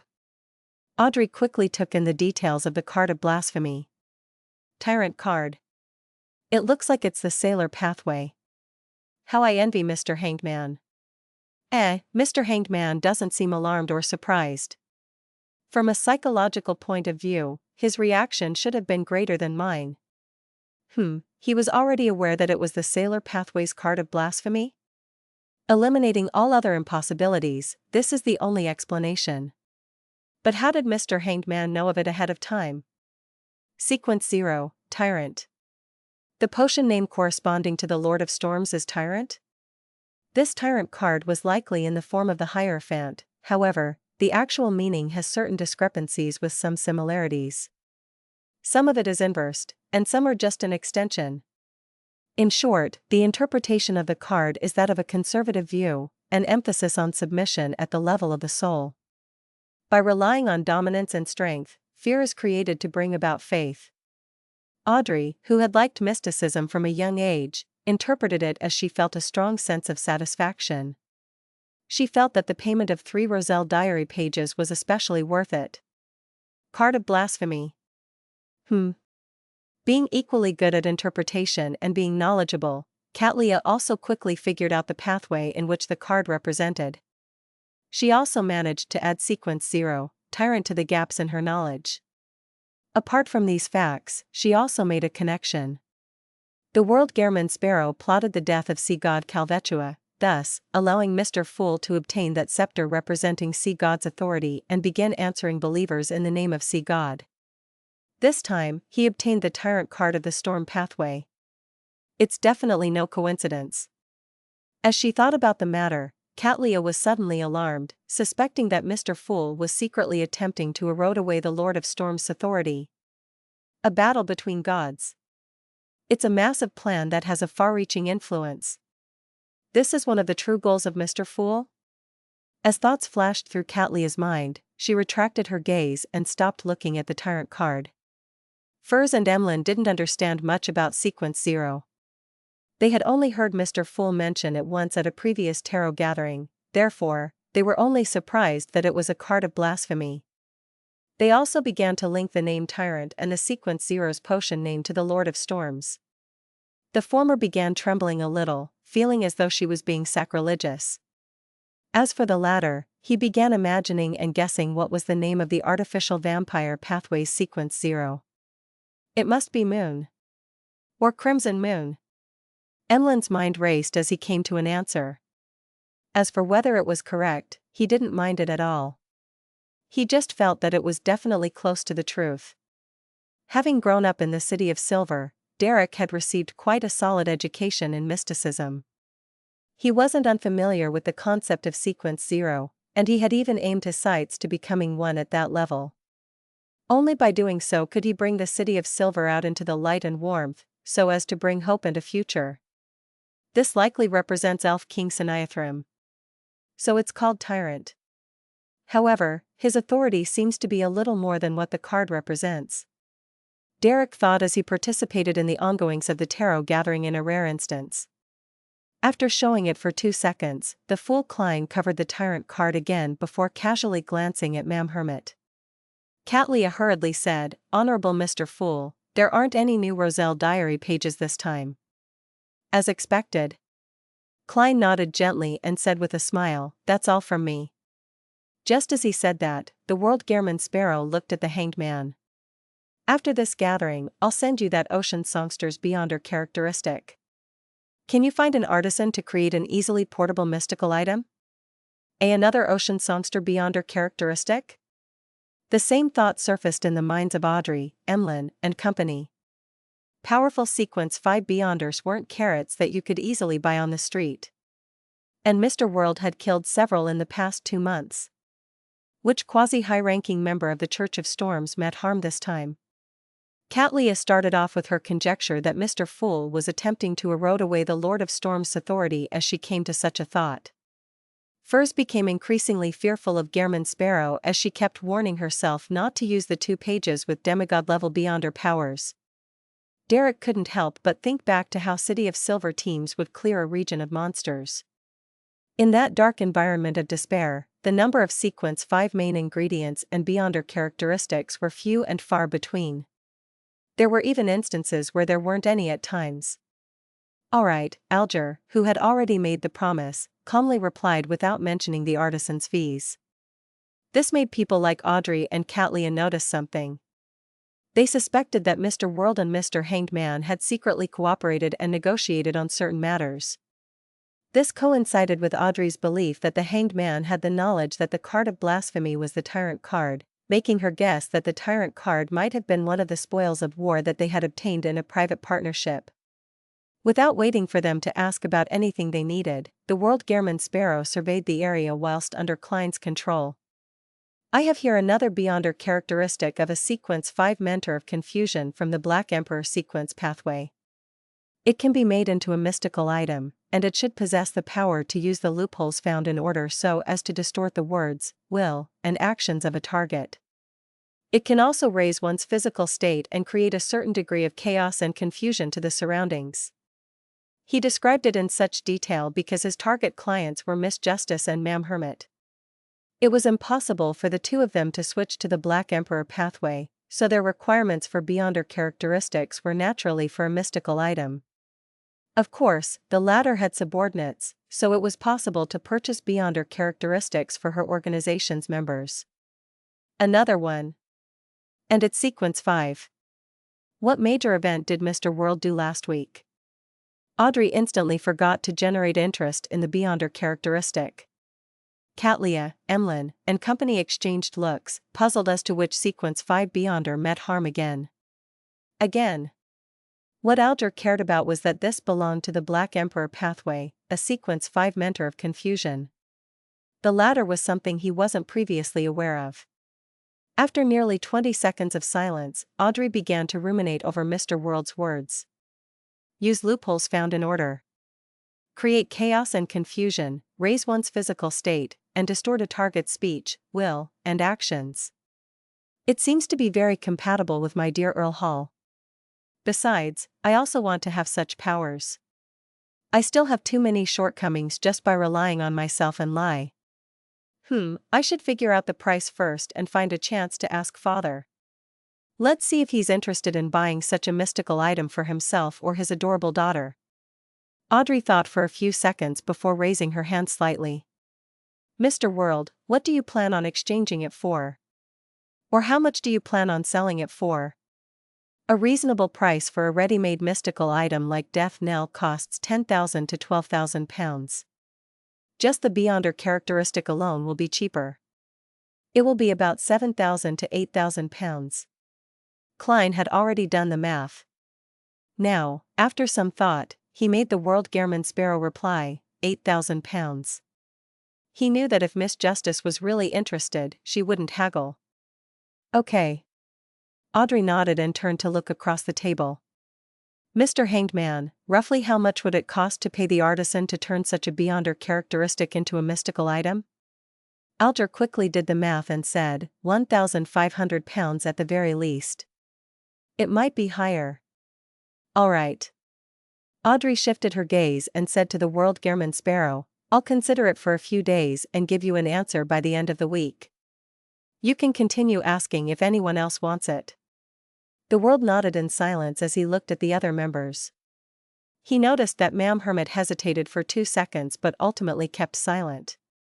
As for the rest, they were only watching with interest.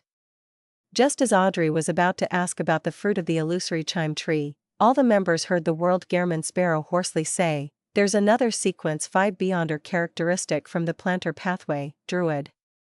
Suddenly, the palace that looked like a giant's residence turned extremely quiet. Apart from Mr. Fool, who continued observing everyone in a leisurely manner, the Hanged Man Alger didn't show any additional thoughts. Another. When did sequence 5 beyonder characteristics become so common? What did he do? Katlia suddenly felt baffled. She felt that the risk and hard work she had put in over the years was, in essence, no different to the commercial goods the World Gehrman Sparrow was selling. It's terrifying. Furs had already begun imagining a series of stories. Impressive. Derek idolized Mr. World even more. Audrey and Emlyn remained silent for a long time, momentarily finding themselves suffering from a lack of vocabulary. After nearly 10 seconds, Katlia realized the hidden meaning behind the World Gehrman Sparrow's words. He didn't mention the effects of what the Druid beyonder characteristic can have after being made into a mystical item. He's asking me if I'll buy it for Frank? At that instant, Katlia felt an unprecedented dilemma.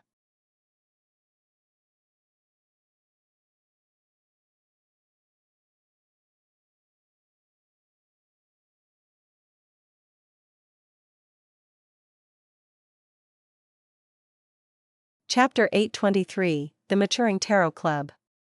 As the captain of the future, Katlia knew of the latent dangers that Frank Lee had better than anyone else. She knew that this first-made strange ideas would at times be about truly terrifying and crazy developments.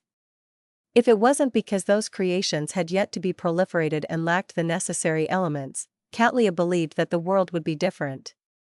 Of course, if there came such a day, she would finish off Frank Lee ahead of everyone else by feeding him to the fishes. With him lacking godhood, many things will be limited in scope even if they're considered a success.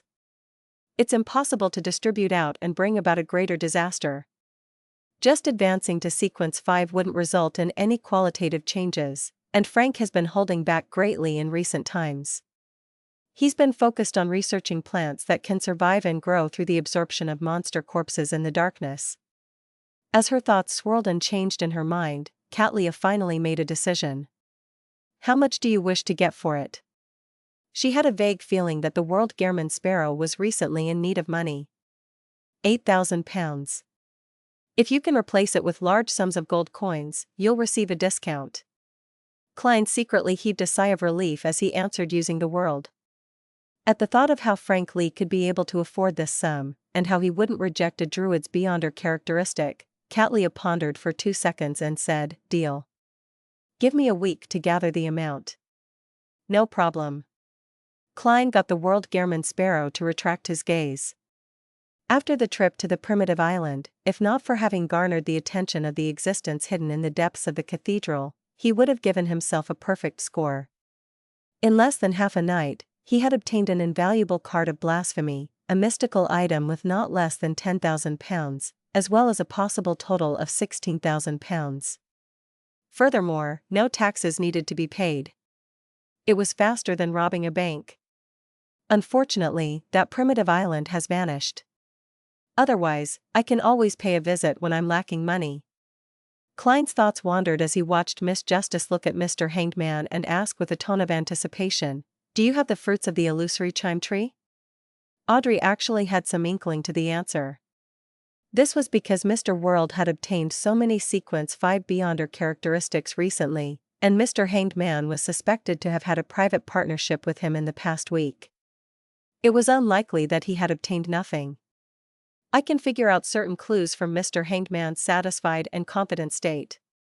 Audrey felt increasingly confident in her ability to observe others. Alger chuckled and said, "I was just about to tell you that I've already obtained the fruit." "Excellent." Audrey held back and didn't act overly agitated. This meant that she had gathered all the ingredients for hypnotist. All she needed to do was wait for her psychiatrist potion to completely digest before she attempted the advancement. And it wouldn't take too long. Having already become an Aunt Agony in the aristocrat circles in East Chester County, Audrey thought with great certainty. To be frank, if she hadn't deliberately guided the topic of conversation, Audrey wouldn't have imagined that the aristocrats that all looked beaming with decent demeanors suffered immense stress. They had pains that others would find impossible to imagine. The changes of the times and the trends of society made them worried about the futures of their families and self. Of course, this was also related to them not being powerful aristocrats, as well as the limited resources they held on hand. These matters made Audrey truly understand the concept of a facade. She understood that faced with different targets, everyone wore a different facade. After concluding such situations, she had instantly digested a significant amount of her psychiatrist potion as her progress clearly sped up. Perhaps, in 2 weeks, more or less. In short, before I return to Backland, I should be able to become a hypnotist. Audrey looked at Alger with bright eyes and asked, "What do you want in exchange?" Having advanced to sequence 5 recently, and having obtained the key to the door of demigods, as well as being about to possess a potent mystical item, Alger was lacking in money the most at the moment. Therefore, he said without any hesitation, 2,000 pounds. "Deal." Audrey agreed with relatively great ease. This amount of money didn't need a reimbursement, for she could easily afford it herself. After completing the transaction, Audrey couldn't help but heave a sigh of relief. She finally didn't feel like she was falling behind in the tarot club. During this period of time, she had watched Furs become a sequence 7, and watched Mr. Hanged Man approach the level of a high sequence beyonder. She also saw Mr. World finish off one sequence 5 beyonder after another, producing their corresponding beyonder characteristics again and again. Yet, she remained as a psychiatrist, a sequence 7 beyonder. She couldn't help but feel stressed as she became a little anxious. She relied solely on placating herself, and Susie's counseling, to prevent any emotional problems from happening. Now, she had finally taken a step forward towards becoming sequence 6. As the delighted Audrey increasingly enjoyed the gathering, she heard Ma'am Hermit say to Mr. World, "I can provide an answer to that drop of blood from the mythical creature. Do you wish for a private communication?" The fool Klein controlled the world Gehrman Sparrow with piqued interest as he asked. "If it's solely an exchange of information, I'll make a killing out of nothing," he thought with anticipation. Catleya looked around, and after a few seconds of thought, she shook her head and said, "There's no need. I can only provide two forms of payment. 1. A single glance at the Wheel of Fortune card. I believe you know what this card of blasphemy that was created by Emperor Roselle means. 2. It's to provide the means to regain a certain amount of strength during one's weak stages. Please pass this message to that angel, and ask if he is satisfied with such a payment." Provide the means to regain a certain amount of strength during one's weak stages? Queen Mystic has guessed that it's related to the Snake of Fate. That doesn't make sense. An angel includes a sequence 2 soothsayer. Can't the fool have an angel from the Fate pathway serving him? I've no idea if Septon knows the way to become the corresponding pathway sequence 0. If he is unaware, then taking one look at the Wheel of Fortune card would be an irresistible temptation. However, it's unlikely. He has lived for so long, and he's a sequence 1 at that. It wouldn't be so terrible to the point of only now grasping the ritual to becoming a god. Heh, I wonder what Roselle looks like on the Wheel of Fortune card. It has a snake with the Emperor's face and other animals? Klein casually thought as he deliberated and made the fake person, the world, say, "Okay. If a transaction is ultimately made, you will need to pay an additional amount." "What do you want?" Catleya asked cautiously. The world Gehrman Sparrow said with a hoarse laugh, "I want to meet Queen Mystic." "Don't worry. The matter is very simple. There's just something that needs her help." After a moment of silence, Catleya said, "I can only try my best to facilitate it, but I can't give any guarantees." Upon hearing their conversation, Audrey suddenly found it surreal. Has the Tarot Club already matured to such a level? Aside from Mr. Fool, from us only being able to exchange basic knowledge and mysticism and sequence 9 potion formulas, it has developed into transactions involving cards of blasphemy and the blood of mythical creatures. It hadn't even been a year. It's like a dream. I've also matured significantly. As Audrey sighed, the hermit Catleya continued looking at the world Gehrman Sparrow and said, "There's some news regarding the Marauder Pathway mystical item you want." As she spoke, she requested Mr. Fool's help to conjure an item that resembled a tweezer. This tweezer was grayish-white in color, as though they were formed from 2 finger bones. Apart from that, it was relatively ordinary. Catleya introduced, "It's called Broken Finger. It can enhance the stability and agility of your wrist and fingers. It allows you to easily steal items in the pockets of your target without being discovered. The negative effect is kleptomania when worn. It costs £500. It corresponds to Sequence 9 Marauder? There's a slight premium involved." Klein considered for a moment and said, "All right. Let's close the transaction as soon as possible." This way, he could investigate the region dug up by Hazel in the sewers, so as to eliminate any hidden risks. After the conversation between the duo ended, Furs asked with the intention to express interest in a purchase so that she could use it when the need arose. "I need a cursed item from an ancient wraith, as well as its remnant spirituality. Please help me take note." After she obtained a positive reply from the members, the moon Emlyn sized up his surroundings and leaned back into his chair, and he said to the sun Derek, "Does your city of silver have the Beyonder characteristic that corresponds to Sequence 5 of the artificial vampires?" He didn't wish to call the fellows covered in puss as described by the sun as sanguine, therefore, he changed the way he phrased his question. From his point of view, since there were often mutated vampires appearing around the city of silver, then obtaining 1 or 2 Sequence 5 Beyonder characteristics wasn't too difficult. Furthermore, they clearly lack the potion formula of this pathway as well as an artisan. Their retention of these Beyonder characteristics depends only on luck. Time needs to pass to determine if they would corrupt the items surrounding them, transforming into sealed artifacts. Emlyn convinced himself that he was helping the City of Silver instead of asking for the sun's help. Derek was stunned as he answered in complete honesty, yes. But Mr. Moon, do you wish to be covered in pus? Emlyn's expression froze as he was momentarily unsure if the sun was mocking him or warning him. Upon seeing this, Derek hurriedly added, many of them have serious levels of mental corruption, and without the potion formula, our City of Silver wouldn't waste the effort to cleanse such problems. Is that so? This will be troublesome. Emlyn nodded slightly and said, got it. He didn't involve himself in possible transactions, preparing to seek advice from the upper echelons of the Saywin to figure out the matter regarding the mental corruption of Beyonder characteristics. With the transaction segment coming to an end, the Tarot Club's members began their free exchange segment. Audrey looked straight at Gehrman Sparrow and said with some hesitation, I would like to know where the Mentor of Confusion characteristic came from. If it involves certain secrets, you can choose not to answer. She was making the preparations to convince her father, Earl Hall. It was also to avoid any unnecessary troubles. After all, Beyonders from the Black Emperor pathway might have certain connections with the military and royal family. Klein secretly laughed as he made the world answer, it comes from a curly-haired baboon.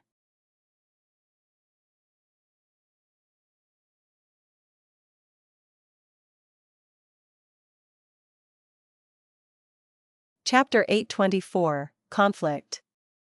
It comes from a curly-haired baboon. Audrey was momentarily unsure if Mr. World was referring to a real curly-haired baboon or someone who couldn't be considered human. In the Lone Kingdom, curly-haired baboons were a common term used to mock others, often used as a joke for low intelligence. From the looks of it, Mr. World doesn't wish to provide any further explanation. Alright then, I'll just treat its origins as that of a real curly-haired baboon. Audrey didn't ask further as she said, didn't I visit a place that had the tradition of worshipping dragons while seeking out the traces of a mind dragon? But didn't you discover that the mind dragon lived in the sea of collective subconscious in the local residents? And to ensure your safety, you chose to leave? Cat Leah replied. You went back? Furs asked with a guess. Audrey shook her head. No, I've long left the area. I've only heard of a rumor recently. An archaeological team entered one of the villages in that area. A member suddenly went mad at night, and the mental illness seemed contagious. The other members went mad in turn as they killed each other or themselves. Eventually, not a single member survived. Alger was just about to say something when Catleya said, this matches the traits of a mind dragon. I have no doubts about that. I'm just curious if the mind dragon will remain in that region, Audrey expressed her thoughts. No, Alger and Catleya replied in unison. Sitting at the long-modeled table, the fool Klein made a connection to something else. The anchor of the deities. He suspected that the region's tradition of dragon worship was an anchor to stabilize the mind dragon state. Before such tradition ceased its practice, that mind dragon likely doesn't need to worry about the problem of an anchor. Therefore, after it leaves, it can hide in a new region's sea of collective subconscious. It doesn't need to take risks to enter the different dreams to create faith. This way, the three churches will lack clues to finding it. After all, they aren't experts in this domain. Even with the corresponding sealed artifacts, they will, at best, only be capable of entering the sea of collective subconscious or force the mind dragon out. Instead, the psychology alchemists might be able to figure something out. As Klein thought casually, he made the world say, the tradition of dragon worship is very beneficial in stabilizing the mind dragon's condition. You can get people to take note of such matters. If large-scale changes occur, then it means that the mind dragon is creating similar traditions in other places. He originally wanted to mention that he suspected the mind dragon to be an angel, one at sequence 2, but on careful thought, he found it impossible to determine that. Indeed, when humans reach sequence 2 and reach the level of an angel, they will need the anchor of faith to secure themselves to prevent themselves from going mad. But that is a dragon in the true sense of the word, an ancient beyonder creature. It has the madness inherited from its ancestors, and even if it's cleansed and weakened every generation, it's definitely easier for it to lose itself compared to humans. Therefore, it might be a sequence 3, or even a sequence 4 that needs an anchor to resist its inclination of losing control. That folk tradition is beneficial in stabilizing the dragon's condition? Audrey asked in doubt and puzzlement. Yes. The world didn't give an explanation aside from providing an affirmative response. Audrey subconsciously turned her head to look at the other end of the long bronze table. She began considering if she needed to consult Mr. Fool and pay the corresponding price. Upon seeing this, the fool Klein surveyed the area and said with a chuckle, "Why do you think the various deities want to spread their faith? This? Isn't it because God loves the world so much?" This standard and orthodox answer surfaced in Audrey's mind. Following that, she, Alger, Catlia, and the other members thought of the second answer. Stabilization of one's condition. No way. At that moment, Furs found her brain lacking. No matter how good she was at coming up with stories, there was no way she could come up with something like that. To think that's the case. No, I can't eliminate the possibility that Mr. Fool is only mentioning one of the possible reasons. He is secretly eroding away the Lord of Storm's authority. This is related to godhood? I should consult Her Majesty about this in the future. Catlia nudged the heavy glasses on her nose bridge as she made a guess. Alger had previously seen the picture, and when he heard such matters, he no longer had that trembling sense of paralyzing fear. Instead, he began seriously considering why faith could stabilize the conditions of a demigod creature. The other members, including Derek, felt a little horrified. They felt that what they had heard was sacrilegious. They didn't dare think too deeply about it or say a word. This wasn't something that only involved the evil gods like the true creator. It had an intimate connection to the 7 orthodox deities and the existence of the City of Silver creator. The fool Klein didn't say anything further as he allowed them to maintain their silence while he appeared extremely relaxed. After about 10 seconds, Audrey forced a smile and said, "That's all I've encountered recently." What she meant was that was all from her, and it was the others' turn. Furs and Emlyn had nothing they encountered that was worth informing to the others. They shook their heads, indicating that they had nothing to say. Of course, the latter actually wished to flaunt his victory of the hunting competition that won him the ring made by the ancestor. Alger thought for a moment and looked at Gehrman Sparrow. Can that picture be shared with everyone?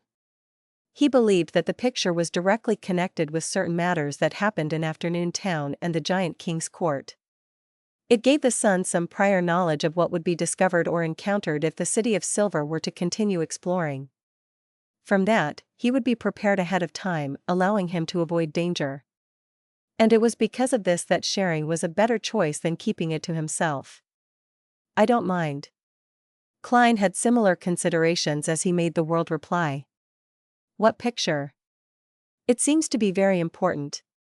This is a picture Mr. Hanged Man and Mr. World saw during their partnership in finding the Tyrant card? Audrey waited in curiosity. Gazes were cast over as Alger obtained Mr. Fool's approval as he conjured the picture of the City of Silver creator being eaten by the kings of angels. The bloody, sinister, terrifying, and dark picture instantly left the Tarot Club members stunned. Even the knowledgeable Catlia momentarily lost her ability to think. Who are they? What are they doing? This is way too brutal a meal, right? Us sanguine no longer do such things ever since the 4th epoch. We respect life and only drink blood. Emlyn was quite stunned by what he saw. As he had never seen the 6 statues in the Tudor ruin, he was unable to recognize the 3 figures. Back when the world shared the images of the 6 statues, he had yet to join the Tarot Club. However, he recognized the victim from the resplendent cross. He was likely, perhaps, probably the creator of the City of Silver, the legendary ancient sun god. In a previous free exchange segment, the sun had shared with them the corresponding symbols and sacred emblem of the Lord that created everything. Isn't this the eternal blazing sun, the Lord of Storms, and the God of knowledge and wisdom whom Mr. World once presented? Why are they eating a human? No, they are feasting on the ancient sun god, the creator of the City of Silver. Audrey was dumbstruck as she instinctively suspected if someone had distorted or blasphemed the images of the orthodox deities. As first trembled in fear, she found the picture that was filled with darkness and evilness to have a form of aesthetics and was of high artistic value. In her mind, she had already come up with a title for the picture, The Last Supper. Katlia had never seen the 6 deities statues before, and she only knew the ancient sun god. She subconsciously frowned and blurted out, "Kings of angels?" "Yes, at least the 3 present were," Alger said without any doubts. However, he wasn't sure who the dark infant inside the City of Silver creator was. As he spoke, Alger glanced at Derek and noticed that the youth's eyes were glazed over, his thoughts a mystery. At this moment, Derek's mind was filled with misery and despair. He believed that the one being eaten was the creator which the City of Silver believed in. He had also recognized the surrounding 3 to be the eternal blazing sun, the Lord of Storms, and the God of Knowledge and Wisdom. This made him suspect the term Forsaken Land of God. In the various tomes in the City of Silver, they emphasized that God had forsaken the land due to certain reasons. It made them turn into the people of the dark, therefore, as long as everyone repented from the bottom of their hearts and pleaded for forgiveness, the day would come when God would truly return to illuminate the entire world with sunlight. That's not right, no amount of repentance or seeking forgiveness can redeem the City of Silver. Derek muttered inwardly. That's because God is dead. Eaten and never to return. This meant that the City of Silver's miserable pursuits and hope were only a mirage, one that would never be fulfilled. After a long silence, Audrey said, trying to convince herself, "This is a distortion of the legend of how those 3 gods were born from the soul of the Creator." 3 gods? Katlia's and Emlyn's eyes constricted at the same time, having figured out the general meaning of the picture. They knew what alarming matter it represented. "Perhaps, but there's no way to explain that infant," Alger replied. He silently glanced at Mr. Fool, and he realized that this impressive existence had no intention of speaking. All he did was watch silently. With Audrey silent, the remaining members of the Tarot Club didn't say a word either. This silence continued until Alger dispersed the picture and turned to ask Derek, "Have you investigated the matter regarding your former chief's mausoleum?"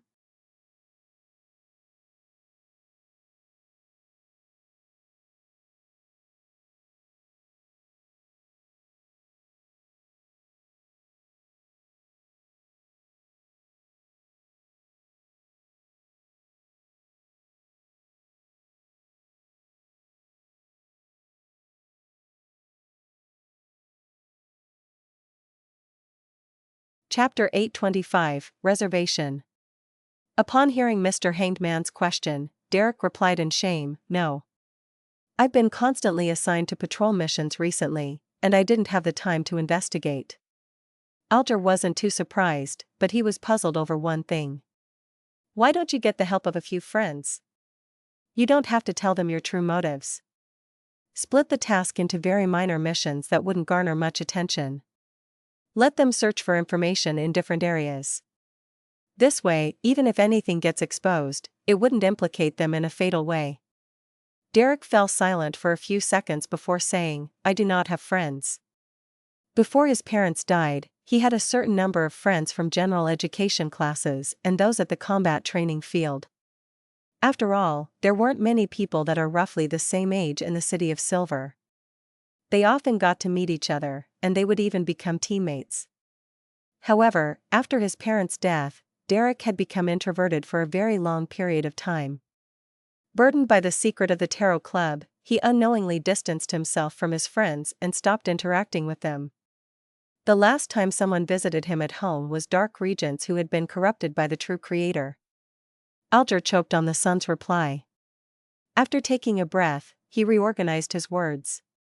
"That's not a good thing. You won't be able to rescue the City of Silver just by relying on yourself. You have to unite a group of people, friends who can provide you with help during critical moments." "But, this will make them be suspected," the son said hesitantly. Alger immediately said sternly, "Being suspected is better than being dead. The City of Silver is now at a dangerous crossroad. You have to carefully consider what needs to be done. It's impossible for there to be no sacrifices in such matters. There will even be a large number of sacrifices. Do you wish for their sacrifices to be worthless, or to be of value? He didn't provide any further persuading words as he allowed Derek to inwardly struggle over what he had just said. Mr. Hanged Man is always able to find a reason to convince someone. Klein sighed and made the World Gehrman Sparrow turn his head to look at Justice Audrey. Are you currently able to treat relatively serious mental illnesses? His only understanding of a psychiatrist was frenzy and dragon might. He knew little about the rest, having only heard Miss Justice occasionally mention placate and psychological cue. Therefore, he wasn't sure how capable she was at treating mental illnesses. Audrey's attention was caught as she eagerly replied, "Yes, I can. There's no problem. Mr. World, do you have a friend that requires treatment? I happen to lack patience." She thought in excitement. At this moment, Emlyn raised his right hand and held it to his mouth and nose, as though he already knew the answer. Klein silently sighed and made the World said with a low chuckle. "No, I'm the one who needs treatment." The entire magnificent palace suddenly turned extremely silent. Alger, Catlia, and Furs all knew that Mr. World was a crazy adventurer, but they never expected him to have a relatively serious mental illness that brought him to the brink of complete insanity. This is the price for strength? Furs trembled as she felt increasingly afraid of Gehrman Sparrow. Communication and reasoning were still possible with a crazy adventurer, but it was impossible with a lunatic. The mental terror candle wasn't able to fully treat his mental illness? It has already reached such a severe state? Emlyn, who had expected this, felt that the world could go mad at any moment. Derek didn't think too much about it, solely feeling concerned for Mr. World.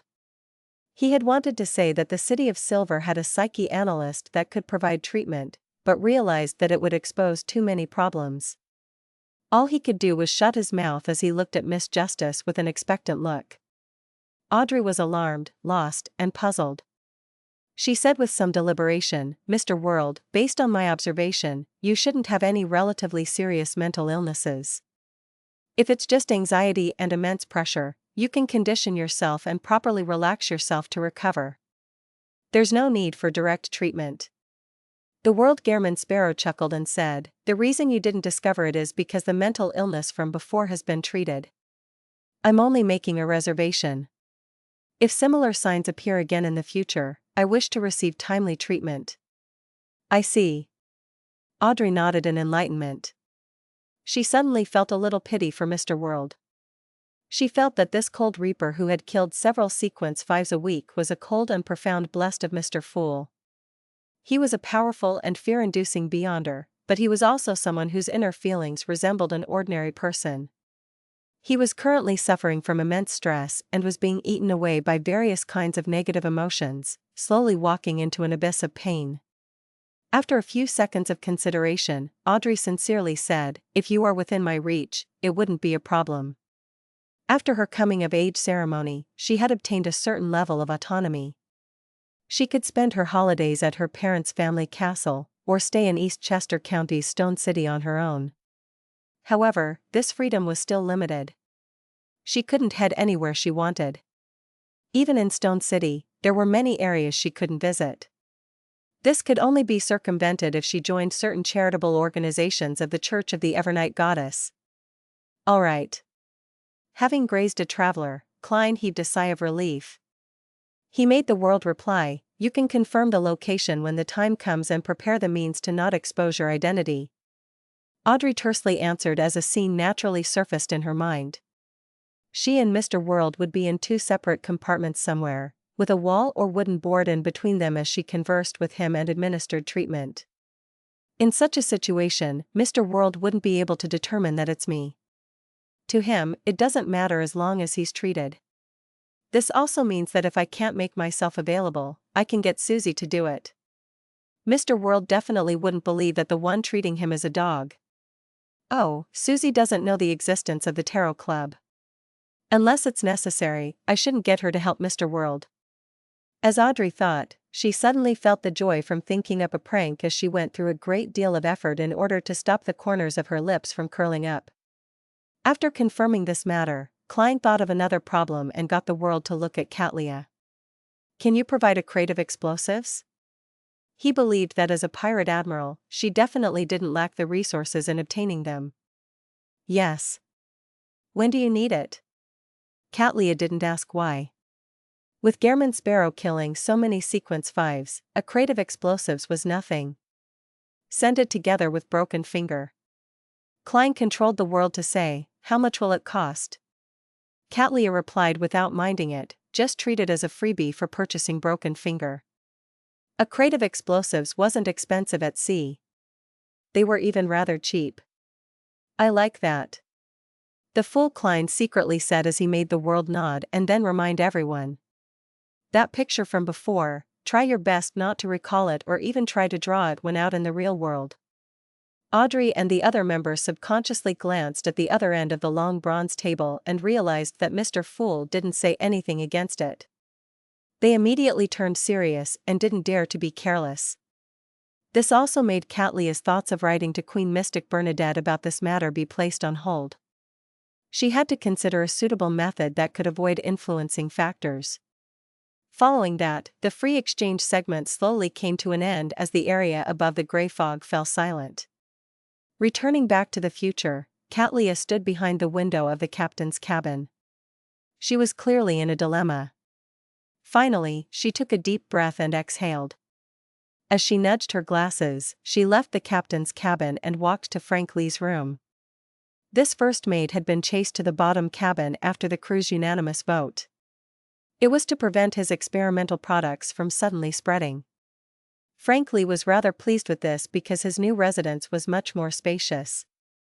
Furthermore, it also suited the condition of a dark environment. Knock. Knock. Knock. Katlia came to the bottom cabin and rapped at the door. Wait a moment. Frank Lee shouted a reply. It was unknown what he was busy on. After a minute, he opened the wooden door with his sleeves rolled up. He asked in puzzlement, Captain, is there something? Katlia didn't directly answer him as she used her night vision to peep into the pitch-black interior. She saw blue fish laid on the table with their eyes wide open. From the gap between the scales, green sprouts grew out. Some were already mature with the ear of wheat. You succeeded? Katlia held back her instinct to take a step back as she asked. Frank nodded in glee before shaking his head. Not yet. But I've already made significant progress. I've crossbred wheat, mushrooms, and a bit of a rose bishop's cells, and I achieved a first-stage product. Placing them in the stomachs of fish, they will be able to absorb the flesh and blood to grow to maturity even without any light. But the current issue is that the target is supposed to be monster corpses. There's a need to prevent the poison and madness accumulated inside to not spread to the food after their flesh and blood is absorbed. Also, producing them is a problem. There's definitely not that many rose bishops who are willing to be material. Therefore, there's a need for them to have the ability to split and absorb flesh and blood themselves. After hearing Frank Lee's description, Katlia silently nudged her glasses. Will such food begin to absorb flesh and blood and multiply while inside a human stomach after consumption? Frank Lee fell into deep thought. After a few seconds, he said, in theory, no. Because no one will eat them raw. I will have to test its activity under high temperatures. No, they still lack the ability to split themselves. It doesn't matter if they have any activity. Seeing Frank Lee in his confused state, Katlia fell into a dilemma again.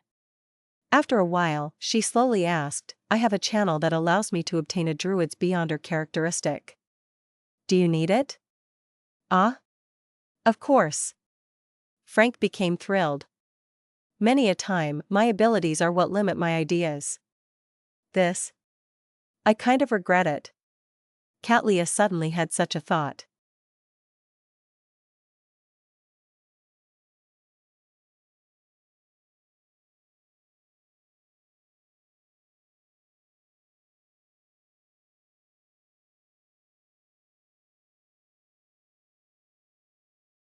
Chapter 826, The Thought of Being Forgotten.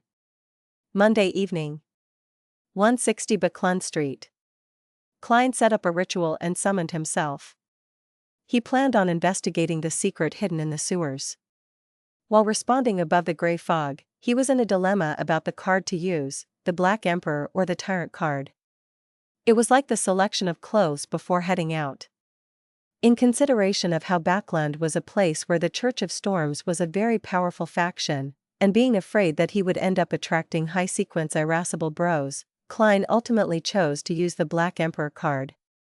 He wore a crown and black armor with a cape behind him. Aside from this card of blasphemy, he also brought Creeping Hunger, Azek's copper whistle, Señor's gold coin, and Broken Finger, the Marauder Pathways mystical item which Katlia had given him 3 hours ago, as well as some ordinary explosives. Of course, Klein didn't bring the entire crate of explosives. For a spirit body, it was just too heavy. He only took out 5 sticks and left Señor to hold them in his body. As for death knell, he had left it in his room. This was to prevent himself from having the urge to participate in a battle. He had very clear goals, so once he discovered any problems, to avoid danger, he would immediately leave and not stay behind. On the contrary, a powerful weapon would end up making him act bold, making him wish to probe deeper and resolve the matter by himself. This is Backland. It's best that I don't create too great a commotion. As for what's hidden in the sewers, I have no way of being clairvoyant about it. I can only divine whether it will be dangerous. Klein looked at the wall clock in his room, and he confirmed that there was another hour and a half before Hazel took action like she usually did. His figure suddenly vanished as he passed through the balcony's glass and flew into the streets before entering the sewers. In the dirty and humid environment, Klein took out a lone gold coin and made Wraith Señor appear in front of him with his dark red coat and old triangular hat. Following that, he handed over the tweezers that resembled 2 ground bone fingers to his marionette. Just holding it on him for a short period of time had nearly made him steal the sewer's manhole cover. Señor held Broken Finger and walked ahead. Dressed as the Black Emperor, Klein turned invisible and walked behind, allowing his marionette to open up a gap of at least 50 meters from him. With this distance between them, he was no longer affected by kleptomania, and as a dead person, Señor also lacked the thoughts of stealing. He didn't even have any thoughts. Turning in at the corresponding fork and passing through the hidden door, Wraith Señor held the grayish-white tweezer and appeared inside the half-natural, half-artificial cave. Unlike before, the oilskin-wrapped tools like shovels had changed positions. The hidden passage on the right had deepened a little. That was clearly Hazel's main focus. Right on the heels of that, Klein, who didn't enter the fork, leaned against the water of the sewers, his back facing the target region. He controlled his marionette as he walked deeper into the right passage. Soon, Señor came to the end. At this moment, Klein suddenly felt the grayish-white tweezer in his marionette's hand tremble subtly, as though it had been attracted by some unknown object not far away. The unknown item was deep and profound like a calm ocean. It made it difficult to pry into its exact state. A characteristic that's alive, much closer to that of a spirit. Klein was only able to determine this as he immediately let Señor use Mirror Leap to return to the half-natural, half-artificial cave, onto a shovel that hadn't rusted. He didn't attempt to head deeper underground via the passage. Then, Señor appeared again, took out the 5 ordinary sticks of explosives from inside its body, and placed them in different spots. Every wraith was a demolition expert. After doing all of this, Señor's figure phased away, appearing on the surface of the gold coin in Klein's hand. As he stuffed the gold coin into his body, Klein raised his right hand, in preparation to snap his fingers and trigger the 5 sticks of explosives. His idea was very simple. It was to deliver an explosion of a suitable scale in order to destroy Hazel's hard work and traces. It would attract the Nighthawks and resolve everything. This way, regardless of what was hidden deep in the passage, it wouldn't bring him danger. In Backland, knowing how to ingeniously sound the alarm was more effective and safer than rashly attacking by himself. This was especially so when Klein wasn't capable of determining that the matter involved a demigod. "I'm such a good citizen." As Klein gave a self-deprecating remark, he prepared to snap his fingers to ignite the explosives. Suddenly, his head swayed a little as he lowered his arm, as though nothing had happened. The cautious Klein immediately ended the summoning and returned above the gray fog. Then, he returned to the real world and entered his physical body. Just as he was about to busy himself to bring back creeping hunger, Señor's gold coin, and the other items from the mysterious space above the gray fog, he frowned slightly. He seriously recalled the entire process of his late-night exploration when he was alarmed to realize that he had apparently lost a small portion of his memories. He didn't remember if he had triggered the 5 sticks of ordinary explosives. As he turned his head to sense his surroundings and confirmed that the entire street was very silent, Klein began to believe that he hadn't snapped his fingers. This is a beyonder power of a dream stealer? It seems to be much stronger than Mobit.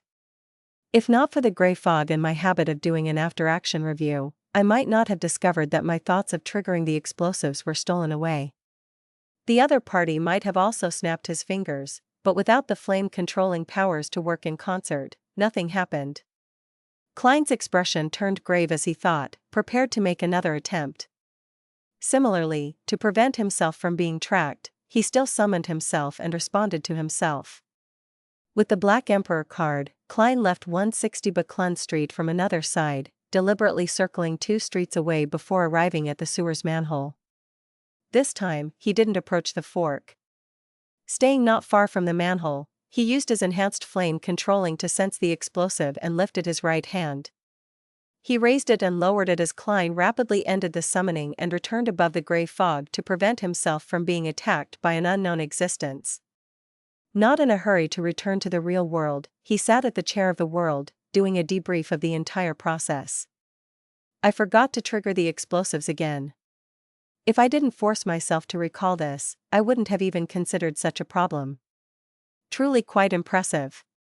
The one that steered Hazel to the sewers to dig is probably a demigod. Why didn't he directly parasitize Hazel? Could it be due to particular reasons that he's sealed somewhere in the sewers and can only release some of his powers to drive Hazel to help him via a dream? The one that caused Broken Fingers to react abnormally via the law of beyonder characteristic convergence is also him? He is unable to control the signs in regards to this? Klein thought as he wrapped the corner of the long model table. After having a rough guess, he discovered that there was apparently no way of truly carrying out his original plans.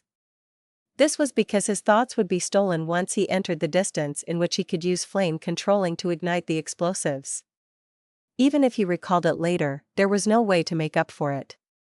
Considering how Hazel would be affected by her dream, Klein suspected that the limits to the person's powers didn't stop at the manhole. If he discovered that hero bandit Black Emperor was related to Dwayne Dante's, then he would lose his corresponding thoughts and memories even while sleeping in his bedroom. However, he has no way of locking onto me by passing over the gray fog. Does he think it's so easy to stop me from sounding the alarm? Klein thought as he cautiously summoned a paper figurine and used a tiny amount of the powers of the mysterious space above the gray fog. With the ritual that had yet been terminated, he conjured an angel and forcefully created an interference effect. After doing this, he carried the Black Emperor card and entered his bedroom with his door of summoning. Klein's new plan was to head to another street, find a random house, and borrow some pen and paper to write. At the end of the 6th left fork in the Buckland Street sewers, there's a secret passage that's suspected to hide a demigod from the Marauder pathway or something similar. Then, with the image of Buckland Street, he would plaster the piece of paper on St. Samuel Cathedral's entrance as a public notice. Of course, he would politely knock on the door to let the bishops inside sense it to prevent ordinary people from first seeing it. At times, the most primitive methods are the most effective ones.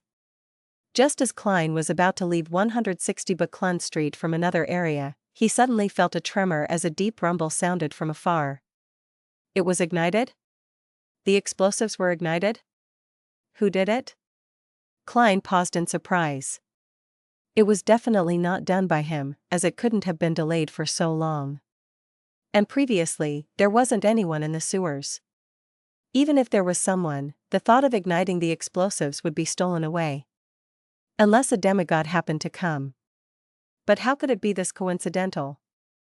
There's another possibility. It was done by the demigod from the Marauder pathway. He had repeatedly stolen my thoughts before, preventing me from using flame controlling.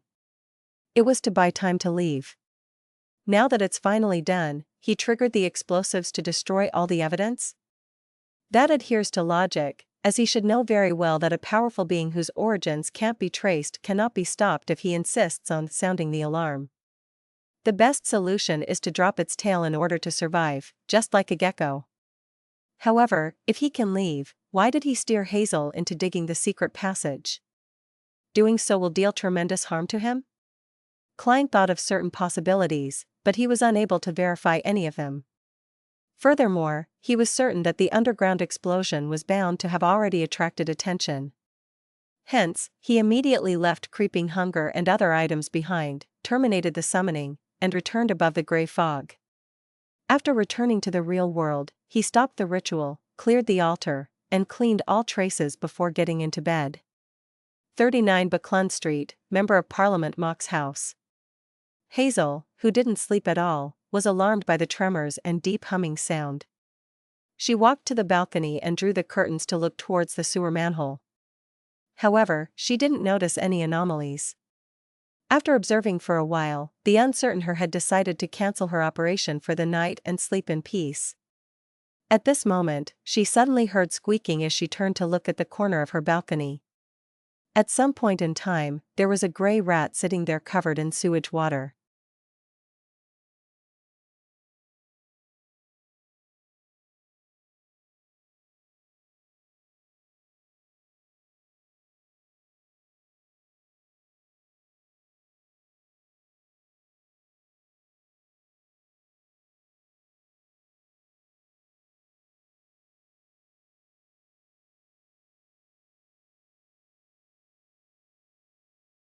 Chapter 827, Plenty of people coming and going. Despite getting in bed, Klein didn't manage to sleep until daybreak. This was because he believed that, with most people stirred awake from the commotion underground, him sleeping too soundly without noticing anything would make him suspicious. Indeed, just as he got out of bed, walked to the balcony, and drew the curtains to pretend to search for the source of the commotion, Walter came knocking at his door. 2 servants with double-barreled hunting rifles were assigned to protect their employer to prevent any accidents from happening. Before long, the police arrived. Based on the descriptions of the residents in the area, they identified the sewers as the target. As for what they discovered or whether they sought backup from the Nighthawks, the ordinary citizen, Mr. Dwayne Dantes, had no idea.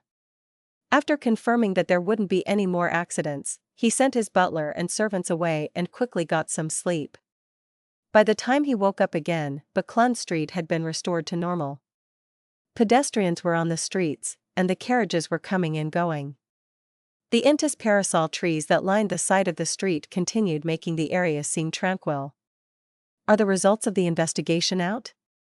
Klein looked at himself in the mirror as he asked Richardson, who was helping him smooth his clothes. Richardson had already inquired about the matter and was waiting for his employer to ask. He immediately replied, apparently some gang members were trading firearms in the nearby sewers and accidentally triggered an explosion. What a reasonable explanation. Klein didn't probe deeper, nor did he consider where the demigod of the marauder pathway who stole away his thoughts went to or if the Nighthawks found him. Firstly, this was because he believed that the demigod's action of igniting the explosives would definitely implicate him in a serious manner.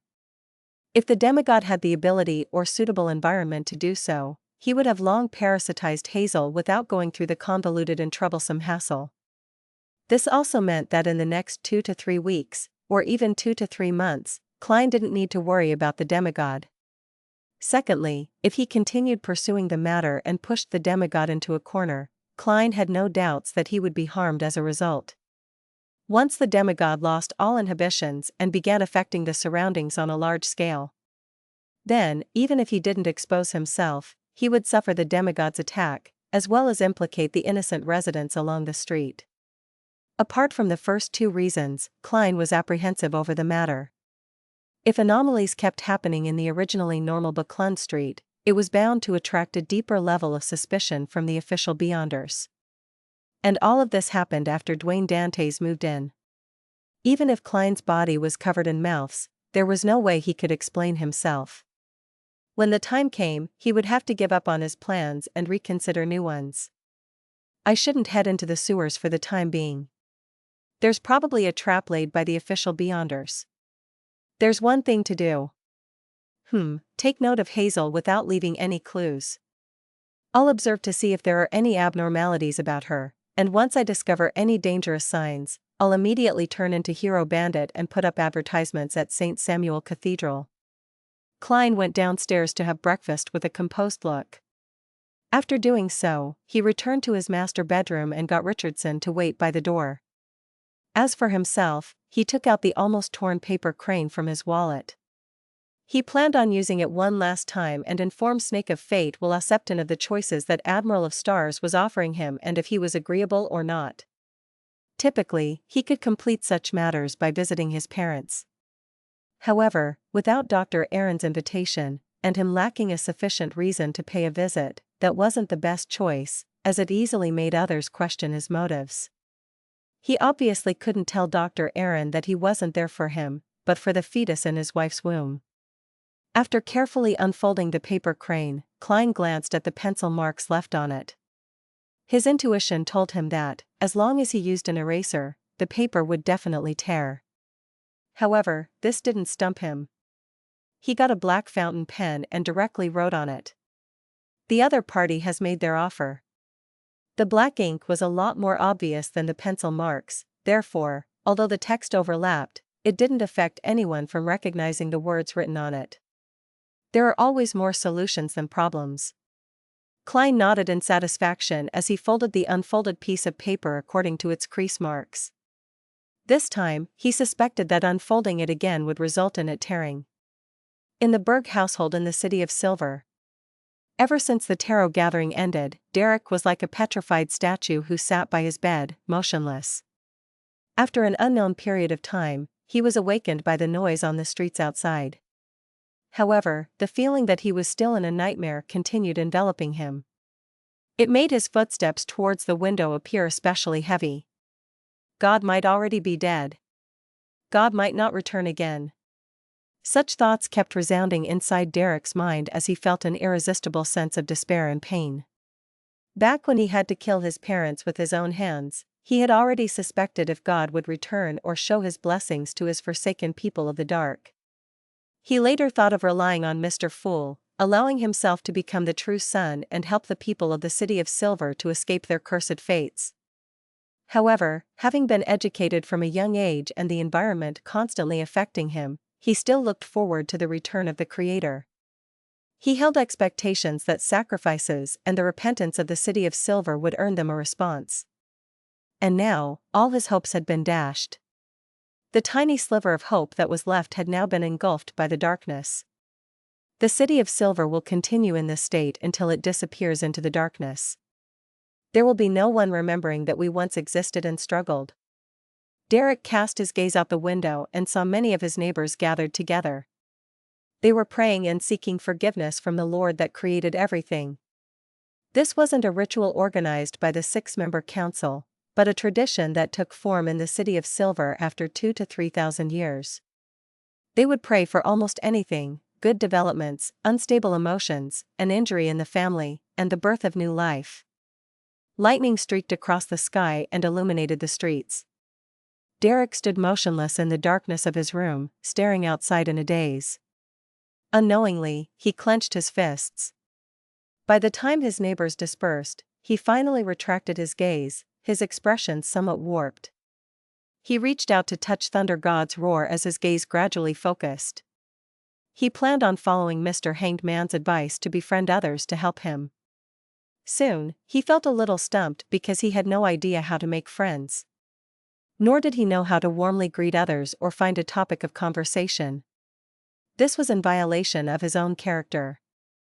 After some thought, Derek decided to head to the training field and use combat to re-establish ties with people he was familiar with in the past. That was a gathering ground for the residents of the City of Silver where he often met people he found familiar. It was late at night once again. Klein once again saw the pitch-black steeple and desolate plains in his dream as he had desired. Passing through one obstacle after another, he arrived at the region with the scattered tarot cards. A black pram was already waiting there. Septon, who was wrapped in silver silk, asked with a bright voice, "What are the choices? You are being very proactive this time. What happened to your reservation as a sequence one? However, kids are like that. It's good that you maintain such a state of mind." Klein silently chuckled as he said, "Two choices. Choose either one. 1. It's to take one look at the Wheel of Fortune card. 2. It's the method to regain a certain amount of strength during your weak stages." Septon fell silent for a second and chuckled. "So it's Bernadette on the other side. My intuition was right after all. I'll be able to obtain something good this time." Following that, he asked, "Which choice do you think I'll choose?" Klein's subconscious idea was, "I have a chance of posing a question once." Then, he said with a self-deprecating laugh, "Two." Septon sked and said, "Do I look like a mythical creature that doesn't have such methods? I've already restarted so many times. I definitely have the right state of mind to make preparations." "Reasonable." Klein nodded and said, "You wish to take a look at the Wheel of Fortune card? Or do you want them to switch the choices?" Septon sucked at his thumb and said, "I choose two." Klein's expression froze. Septon smiled and said, "Knowing one more method means one more trump card. Isn't that the right thing to do?" "Yes, whatever you say is right." Klein replied in exasperation, "All right. When can you complete the transaction?" Septon waved his short arms and said, "Of course it's when I'm born and have the placenta blood. This will probably be in early July, but it might be brought forward." Having said that, he relaxed his limbs as he chuckled. "I wouldn't mind it either if they wished to hand me the method ahead of time." "They?" Klein subconsciously asked, unsure how the Snake of Mercury knew that it was they and not her, Queen Mystic, Bernadette. Septon sucked at his thumb and said indiscernibly, "Bernadette has already passed that stage. The stage, that needs a drop of mythical creature blood, is likely being prepared for her subordinate." "Is that the case? Ma'am Hermit needs it?" Klein asked thoughtfully, "What is that drop of mythical creature blood for? The main ingredient of some potion?" He connected it to the fact that a drop of divine blood from the eternal blazing sun could be used for the unshadowed potion's main ingredient. "No, isn't it suicidal for other pathways to consume the blood of a fate pathway mythical creature?" Septon said with a scoff. "I heard that to advance from sequence 5 to sequence 4 for the mystery prior pathway, there's a need to completely analyze a drop of a mythical creature's blood and, from there, obtain complicated and massive amounts of knowledge. This is part of the ritual. As the mythical creature blood used is different, what they will be proficient at during the mysticologist stage will also differ. To think that's possible. The rituals of the different pathways and different sequences all have their unique traits." Klein bowed in enlightenment and said, "Thank you for your answer." Septon waved his hand and said, "Stop disturbing me. Letting me be born in peace is the greatest form of gratitude." Without waiting for Klein to answer, he added, "Giving me that method doesn't count." With that said, the black pram retreated and entered the shadows before vanishing. Klein watched the surrounding walls collapse as he silently heaved a sigh of relief. He planned on escaping to sleep again. At this moment, he froze because he discovered a new power infiltrating his dream. Another one is coming just after one left. This is more lively than in the day. As Klein changed the dream according to his wishes, he pretended to look around in a daze.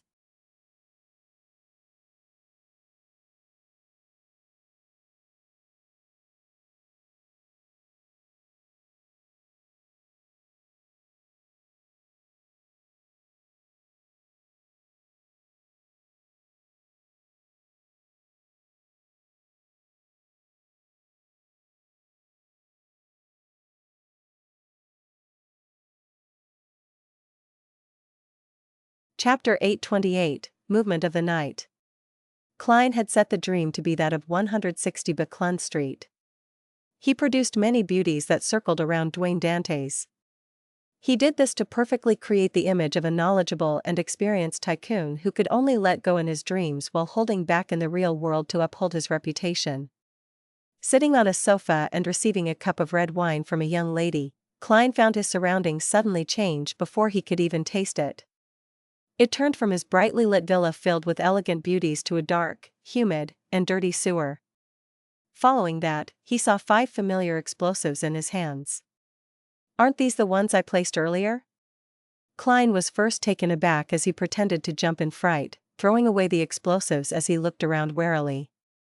Noticing that there weren't any other abnormalities, he retreated one step at a time until he felt his way to an upright metallic ladder. He decisively climbed up, moved the manhole cover away, and left the sewer. As he returned to Buckland Street, his dream shattered as he woke up.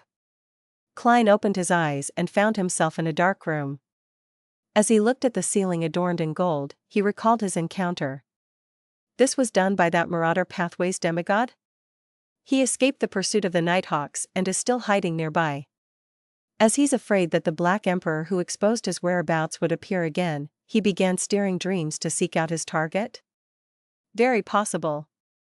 If it wasn't because I can maintain my reason and lucidity when others infiltrate my dreams, I might have been driven by my subconscious to place the explosives again. After all, this is something I've done before, and the memory is still fresh in my mind. Thankfully, I concluded the principle that a marionettist should try to hide behind the scenes. Be it my exploration of the sewers, or meeting with Trissy, I had relied on my marionette.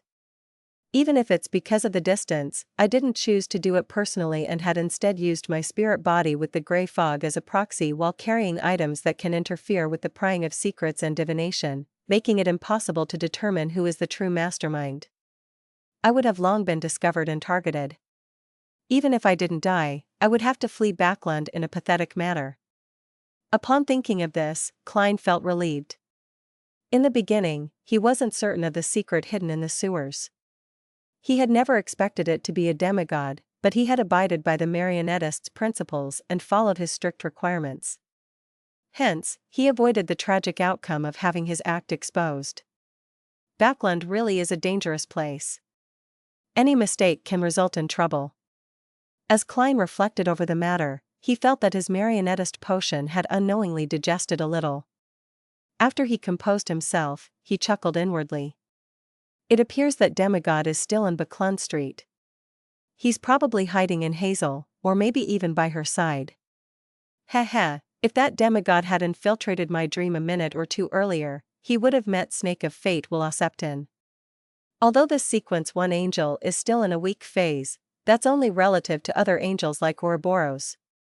Faced with a sneaky demigod who can't even parasitize Hazel, there likely won't be any trouble. Ignoring the other powers, just revealing a full mythical creature state would be enough to deal tremendous damage to a demigod who's equally weak.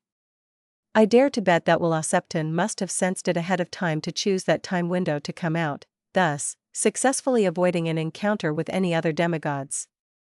Unfortunately, I wasn't able to make that marauder demigod understand how dangerous it is to randomly infiltrate dreams in Backland. Leonard definitely knows this very well. Klein reined in his thoughts and pretended as though nothing had happened.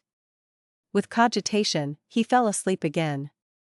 It was only when the sun rose high in the sky that he woke up naturally.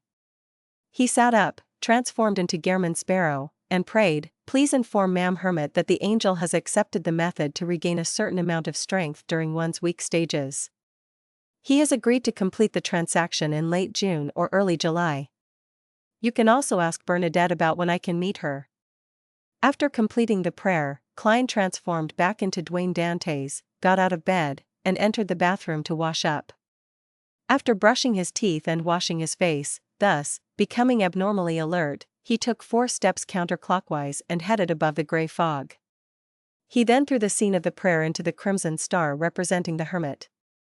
On the docked future, Cattleya watched Frank Lee step on the dock while filled with anticipation. He planned on finding some place to sell his items and save up £8,000 to purchase the Druid Beyonder characteristic. She couldn't help but raise her hand to her forehead, feeling an inexplicable lack of confidence. Although she believed that she could suppress Frank Lee, Even if he was a druid, thanks to her strength, mysticism knowledge, and mystical items, just the thought of his strange ideas, as well his terrifying ability to put them into action, made her feel that the problem wasn't that simple. She didn't wish for a watermelon to grow on her head or participate in the taro gathering above the gray fog while covered with ears of wheat. Thankfully, he still doesn't have the druid potion formula. For now, I don't have to worry about him advancing to sequence 5. Katlia nudged her glasses as she comforted herself. At this moment, an illusory fog emanated in front of her as Gehrman Sparrow's voice sounded in her ears. That angel agreed? Katlia's expression softened as she couldn't help smiling. Once she obtained that drop of mythical creature blood, it meant that she was very close to the realm of a demigod. She already had the mysticologist potion formula. She has also completed the necessary conditions to exchange for a main ingredient from the Moses ascetic order. She also knew of the channel to obtain the other main ingredient, as well as the method to obtain it. I just need to wait until July. July. Katlia pursed her lips as her gaze penetrated the thick glasses while she surveyed her captain's cabin. Thursday afternoon. Just as Klein finished a class on ancient literature, he heard the illusory, stacked pleas. After heading above the gray fog, he discovered that the supplicant was the hermit Katlia. Admiral of Stars had requested Mr. Fool to inform the world that Queen Mystic had agreed to his request. If he was in Backland, they could meet near the entrance of the bridge on the south bank of the Tussock River at 11 in the evening. Bernadette is still in Backland. Klein conjured Gehrman Sparrow and gave a confirmatory answer. At 10:58 p.m., he entered his bathroom and took out a paper figurine from his pocket. Pa. Klein shook it and made the paper figurine turn into a Dwayne Dantes who sat on the toilet with a book in hand as though he was daydreaming. Then, he shortened himself by about 4 centimeters. His face turned thin as his facial contours became more pronounced. He had transformed into Gehrman Sparrow. Right on the heels of that, the glove on his left hand turned transparent as countless illusory figures appeared within. Following that, Klein saw the surrounding colors saturate before turning well separated and stacked. His body then phased away from the real world. He quickly traversed the spirit world, and, based on his location, kept adjusting his trajectory. In just a few seconds, he appeared at the south bank of the Tussock River where the Backland Bridge entrance was. At that moment, it was already late at night. There was no one on the bridge, and it was extremely silent. The only thing that could be seen was a platoon of soldiers guarding the bridge a short distance away. Klein was just about to find Queen Mystic Bernadette's traces when he suddenly saw green pea vines droop down from the sky, interweaving to form a lush forest. This forest didn't have a peak as the veins formed different paths that either intersected or spiraled before extending high into the sky. Klein was taken aback for a second as he casually found a pea vine and hung over a tiny trail in midair before taking steps forward. After an unknown period of time, he saw that the green plants were connected to a seat that resembled a hammock. It was gently shaking above him. Queen Mystic was sitting there, wearing a white Inta-styled shirt and a dark black jacket. By her waist was a thin rapier. Other than not wearing a triangular hat, she was dressed like a standard pirate captain. She didn't only reveal her black leather boots like she did back when she interacted with Sherlock Moriarty in Backland. At that moment, her chestnut hair cascaded down as her blue and deep eyes looked over. She gently said without any emotion, "Thank that existence behind you on my behalf. So you are still quite respectful towards the fool." The few answers I previously gave her had likely resolved some of her confusion. With the mask of Gehrman Sparrow on, Klein politely replied, "All right." Bernadette's eyes didn't shift as she continued looking at him. "Is there something this time?" Klein paused for a second as he said the words he had already prepared. "I wish to receive your help in reproducing the prolonged state of being contaminated by the course seal's power behind Cheney's gate of the Church of Evernight." As he spoke, Klein made Wraith Senior appear beside him. Bernadette looked deeply at the upright Admiral of Blood. Without asking Gehrman Sparrow how he knew that she had the means, she calmly said, "The course seals in the different cathedrals of the Church of Evernight are different. The state of contamination will also be different. Is it the Evernight pathway, the death pathway, or something else?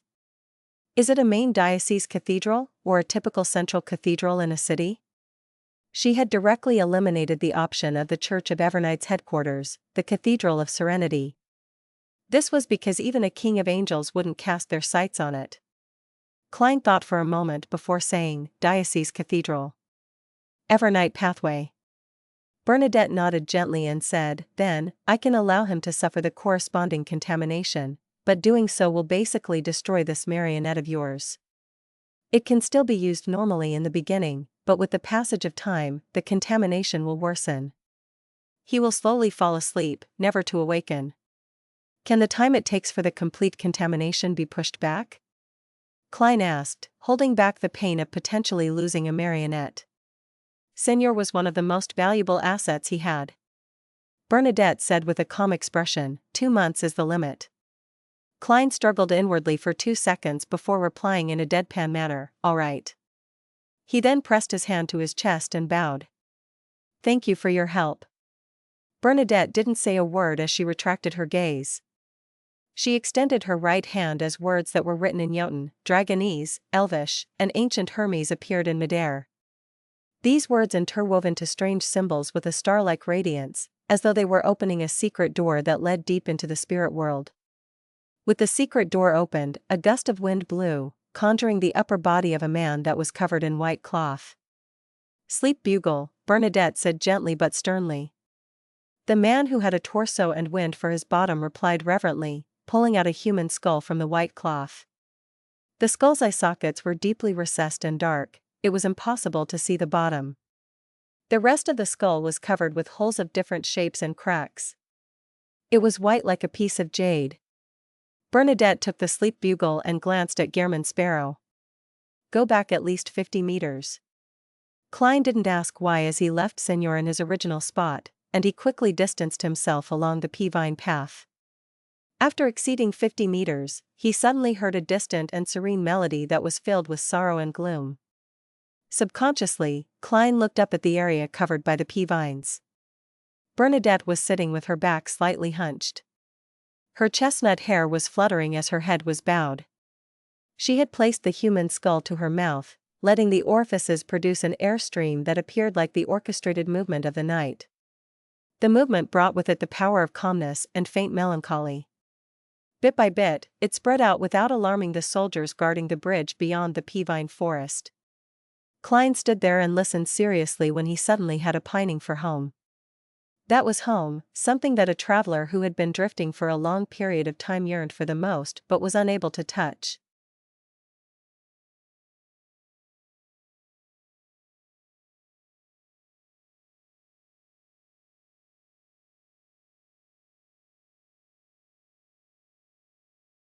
Chapter 829, Arrival of June. In the dark night, and within the green vine forest, Klein closed his eyes as he listened to that musical movement that was emitted from the sky. He felt calm in both body and mind, but he felt a faint sense of depression and sadness grow, emanate, and resonate. After an unknown period of time, the soothing melody finally disappeared as the hanging pea vines gently swayed in the night wind. Klein sighed silently as he opened his eyes and looked up. He saw that Queen Mystic Bernadette had handed over the orifice-filled human skull back to the servant that was half man, half wind. It's done. Bernadette's gentle and calm voice sounded. Thank you for your help. Klein bowed once again as he controlled Wraith Seigneur to return to his side. At this moment, the pea vines retracted upwards and slowly turned faint. Soon, the green forest vanished. Klein and Seigneur simultaneously landed at the entrance to the bridge. There was no one around this silent area, apart from a platoon of soldiers whose backs were facing him. There was nothing different from before. The fairy tale-like scene from before was like an illusion. Only then did Klein have the time to observe his marionette. He discovered that his marionette appeared more like a dead man than before. His face was pale and his aura cold. He gave off an obvious sense of gloom. This is likely the result of a single high dosage of contamination. If it's just guarding Cheney's gate for 1 to 2 times a week, with each duty happening during the day, it wouldn't be this serious.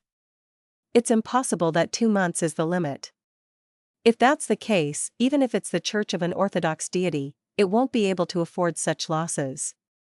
I expect a normal keeper to live for several years, or even more than 10 years. However, it's easy to mutate midway and lose control. Sigh, they likely already know of the outcome when they chose to become keepers. Klein felt poignant as he made Senior project himself onto the gold coin inside the iron cigar case. Following that, he used traveling to head out to sea. After selecting food for creeping hunger, he returned to his master bedroom's bathroom in 160 Buckland Street. June 5. Sunday. Inside the Hall family castle. Audrey was sitting in front of a study desk as she admired the sight of the mystical item she had just acquired. Its outer appearance was that of a black fishnet glove that reached the elbow. It appeared to be a product of the royal family that came with a sense of magnificence and elegance. This was the item the artisan had made after some time, using the mentor of confusion beyond her characteristic she had obtained from the world Gehrman Sparrow. Audrey had previously asked her father, Earl Hall, and obtained the answer, "You can buy it and use it for yourself." Having such filial thoughts is already good enough. Hence, she specially instructed Mr. Hanged Man to get the artisan to make it into an item that could be carried around by a lady. This also made her suspect if her father had better mystical items, or if the Church of the Goddess provided him rather high-level protection. Based on the Hanged Man's description, this fishnet glove gave the wearer several beyonder powers. One of them was the enhancement of one's dignity and body, making surrounding beings lower their own standing to submit themselves without realizing it. Another was distort, the ability to distort a target's words, actions, and intent. It allowed one to formulate a certain order that provided them with an advantage. The third was bribe, which bribed them via a symbolic gesture. It allowed the target to feel a great sense of fondness, making it difficult to have any thoughts of animosity or even wish to fight the wearer. If the conditions were suitable, the person who received the bribe had an extremely small chance of attacking their companions. Audrey heard from Mr. World that this was one type of bribe beyond her powers that was known as bribe, charm. The last was to produce a chaos effect on a target or surrounding area, making it difficult for attacks to land on the wearer, and making the enemy easily choose to make the wrong judgment. Audrey was very satisfied with these effects. However, what vexed her was that the artisan's level was lacking. The Sequence 5 mystical item he created had relatively serious negative side effects. First, it would make the wearer's psyche slowly grow dark, making them often wish to take shortcuts, use schemes, or dishonorable methods to complete matters. Second, the wearer would enter a state of chaos after wearing it for more than 3 minutes.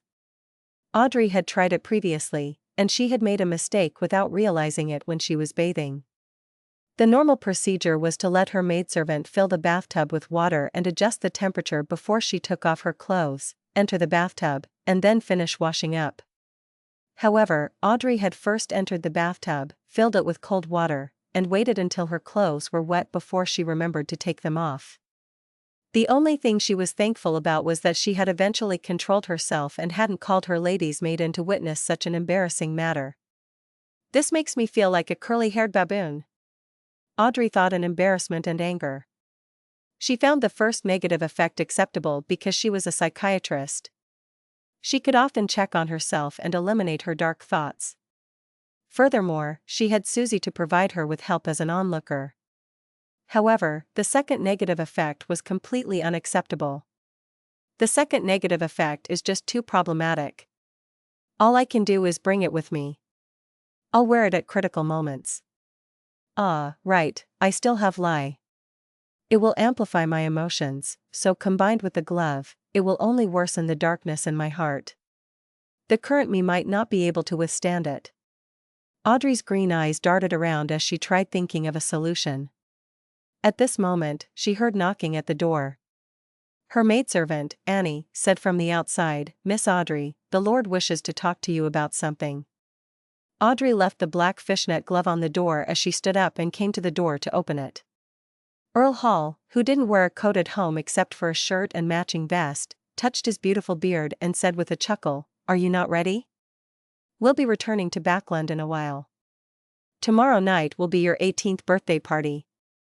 As he spoke, Earl Hall looked at Annie and company, indicating that they should retreat. Sigh, it's the annual socializing season again. Audrey nodded, feigning her maturity. Earl Hall glanced at his daughter and asked with a laugh, have you thought of how you can make use of that item yet? Audrey pursed her lips into a smile. Of course. I plan on folding it up and putting it into a bag. Susie will carry it.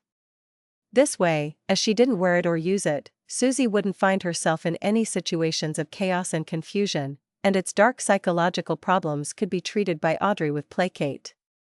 More importantly, without lies amplification, Susie, who was also a psychiatrist, could also check on herself inwardly and regulate her mental state from time to time. Earl Hall was taken aback as he praised with a surprised smile, that's a smart solution. Audrey felt smug, but she said in a reserved manner, I plan on calling it the Hand of Horror.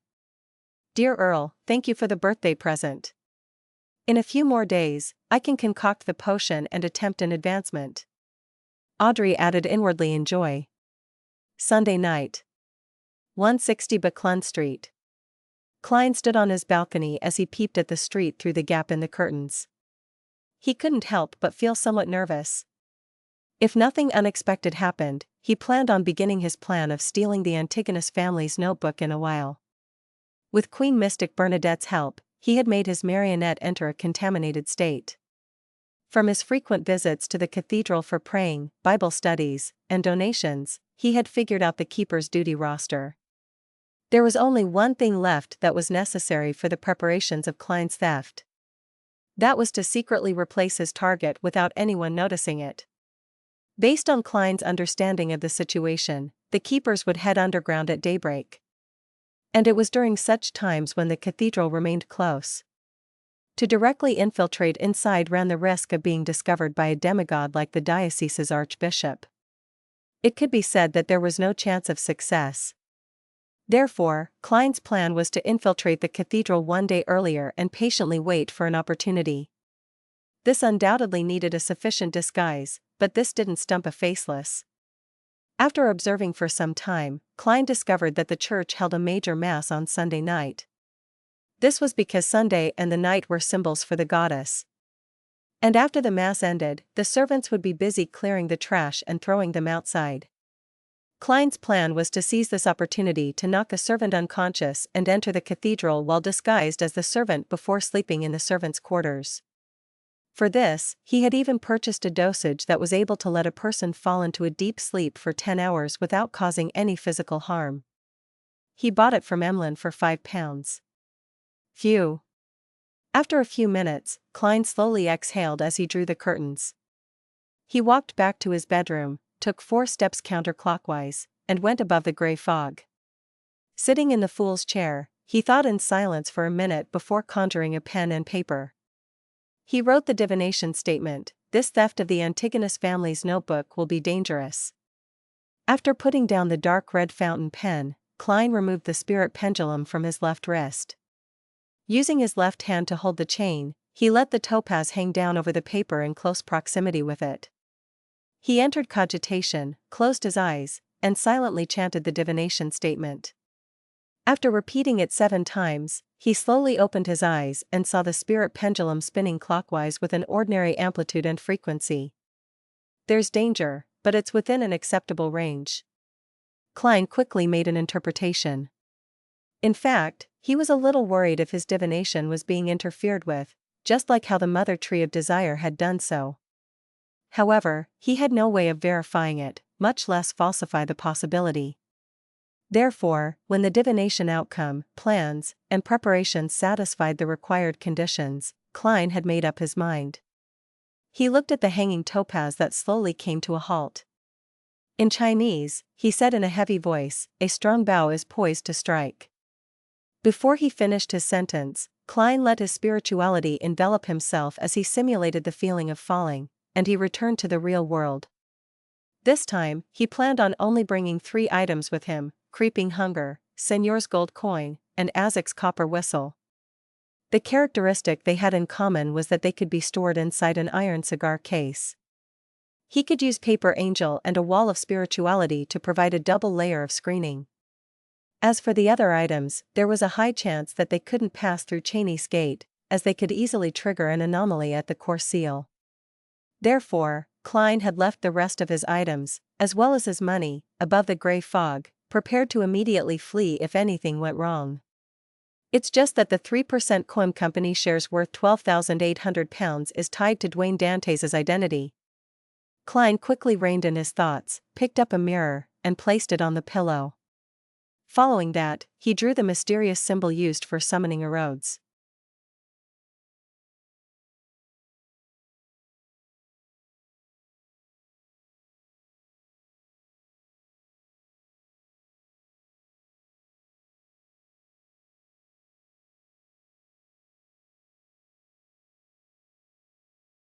Chapter 830, Infiltration. The mirror on Klein's pillow glowed with an aqueous luster as silver points of light gathered to form Loanese words. Exalted Great Master, your loyal and humble servant, Erodes, is constantly at your service. Klein stood beside the bed and looked at the mirror before calmly asking, "Where is the Antigonus family's notebook located behind St. Samuel Cathedral's Cheney's gate?" He wanted to confirm the location so that he could directly head for his target and complete his plan in the shortest time possible. Through this, he could avoid all kinds of accidents. Silver text distorted and changed on the mirror's surface, forming a new line of text. It's a Grade 1 sealed artifact. It will be on the right and basement too. I can't see anything more specific. Klein tersely acknowledged as he said, "It's your turn to ask." Erodes immediately dispersed the silver words and presented a new question. "What other instructions do you have?" If this were any other time, Klein definitely would have secretly sked, but his high-strung mind made him nod. "Just watch over my illusion like before to deal with any accidents." "All right, Master." Erodes didn't hesitate to give an answer as it hurriedly added, I will hold back my instincts. I swear to you, the great ruler above the spirit world." Klein nodded gently, took 2 steps forward, and made the mirror look like Dwayne Dantes. The image became clearer and bigger until it looked real. After some slight adjustments, Klein made it lie in bed as though it was already sleeping. At this moment, he saw Dwayne Dantes turn his head over and smile at him with a toady look. At the same time, he reached out his hands and pulled the blanket towards his head. Without a word, Klein transformed into the cold and crazy adventurer, Gehrman Sparrow, as creeping hunger on his left hand turned transparent. His body rapidly phased away as he traveled to the other end of Phelps Street where St. Samuel Cathedral was. Following that, he walked to the square filled with pigeons in the day, and he hid himself in a corner under the guise of the shadows. A short while later, a batch of believers who had attended Mass came out of the cathedral. Before long, servants began leaving the cathedral with all sorts of miscellaneous items, walking to the trash bins in an alley. A number of people were dealing with the feces that was found at the spot where the carriages parked at. At this moment, a servant's body suddenly trembled before he bowed his head. He seriously began cleaning the area, and he even proactively walked towards the square as though he wanted to clean the trash there. He slowly opened up a distance from the others until he came to a shadowy area. When the other servants stopped placing their attention on him, a hand suddenly outlined itself and reached out of the void, grabbing him by the shoulder and causing his body to phase away into nothingness. Klein had directly traveled to a cheap 2-bedroom condominium in East Borough. He had teleported over a few days ago with another identity to rent it. A traveler's ability is really convenient. The only problem is that I need to have a pirate sacrifice his life every time. Klein lampooned to relieve his anxiety as he made the servant lie in bed. Then, he took out a long metal vial and threw it at him. The servant caught it and pulled out the stopper before gulping down the soporific medicine in it. In a few seconds, he fell into a deep slumber as Senior surfaced to the side. Klein observed the servant on the bed as his body suddenly softened like he had transformed into a slime monster. However, he didn't collapse into a pool. After some swaying, he instantly shortened his height by 15 centimeters as his skin darkened in color. His facial features moved, and soon, he had transformed into the servant. And at this moment, Senor had already taken off the servant's clothes. Without wasting any time, Klein quickly changed into those clothes and moved the items from the iron cigar case over. Picking up the broom and surveying the area before confirming that there weren't any problems, he made Senor return to the gold coin before Klein lowered his left arm and spread his fingers. He watched as creeping hunger produced an indescribable transparency effect. After teleporting back to the shadowy corner, Klein bent his back and began cleaning the area seriously. Step by step, he approached the busy servants but maintained a distance from them to prevent anyone from chatting with him, which would increase his chances of being exposed. After about 30 minutes, the servants gathered together and entered St. Samuel Cathedral and turned into a side door. At a distance away from the priests, a servant stretched his arms and said, "How tiring." Klein pretended to look uninterested in the conversation due to his fatigue as he tersely nodded without participating in the conversation. Soon, they returned to the servants' quarters. It comprised of 2 rather big rooms, with many bunk beds inside. Beside each bed was a wardrobe and chest. Klein was immediately at a loss. He didn't know whether to head left or right. Thankfully, he was a seer. He could solely rely on his spiritual intuition on matters that didn't involve beyonders or mysterious domains. Furthermore, he was still holding on to a broom. Hence, he pretended to have his hand slip and secretly did a dowsing rod seeking.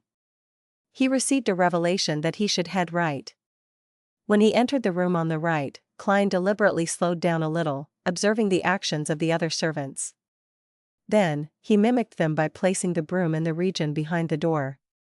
Then, he went outside to the common bathroom to wash his face, rinse his mouth, and wash his feet. After he completed all of this in a slow manner, the bed that belonged to him revealed itself, the bed that wasn't occupied. Lying in bed, Klein finally felt relieved as he secretly sighed in relief. The servants were all exhausted and before long, they fell asleep, producing a symphony of snores. Klein maintained his consciousness and very slowly removed creeping hunger.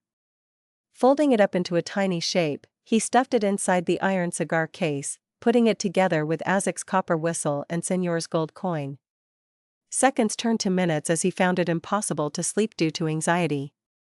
All he could do was rely on cogitation to force himself to sleep for a few hours. He woke up at a specific time and released Senor.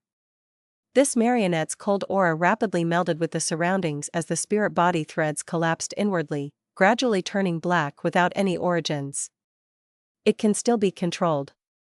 Klein nodded indiscernibly and made the wraith use the stained glass windows high above and the bright stone floor tiles to arrive at the staircase that led to the keepers above. He believed that if Senor hadn't been contaminated ahead of time, making Cheney Skate's core seal think of it as one of its own, it definitely would have reacted and cleansed it. How could a wraith have the ability to move freely in an Orthodox church's cathedral?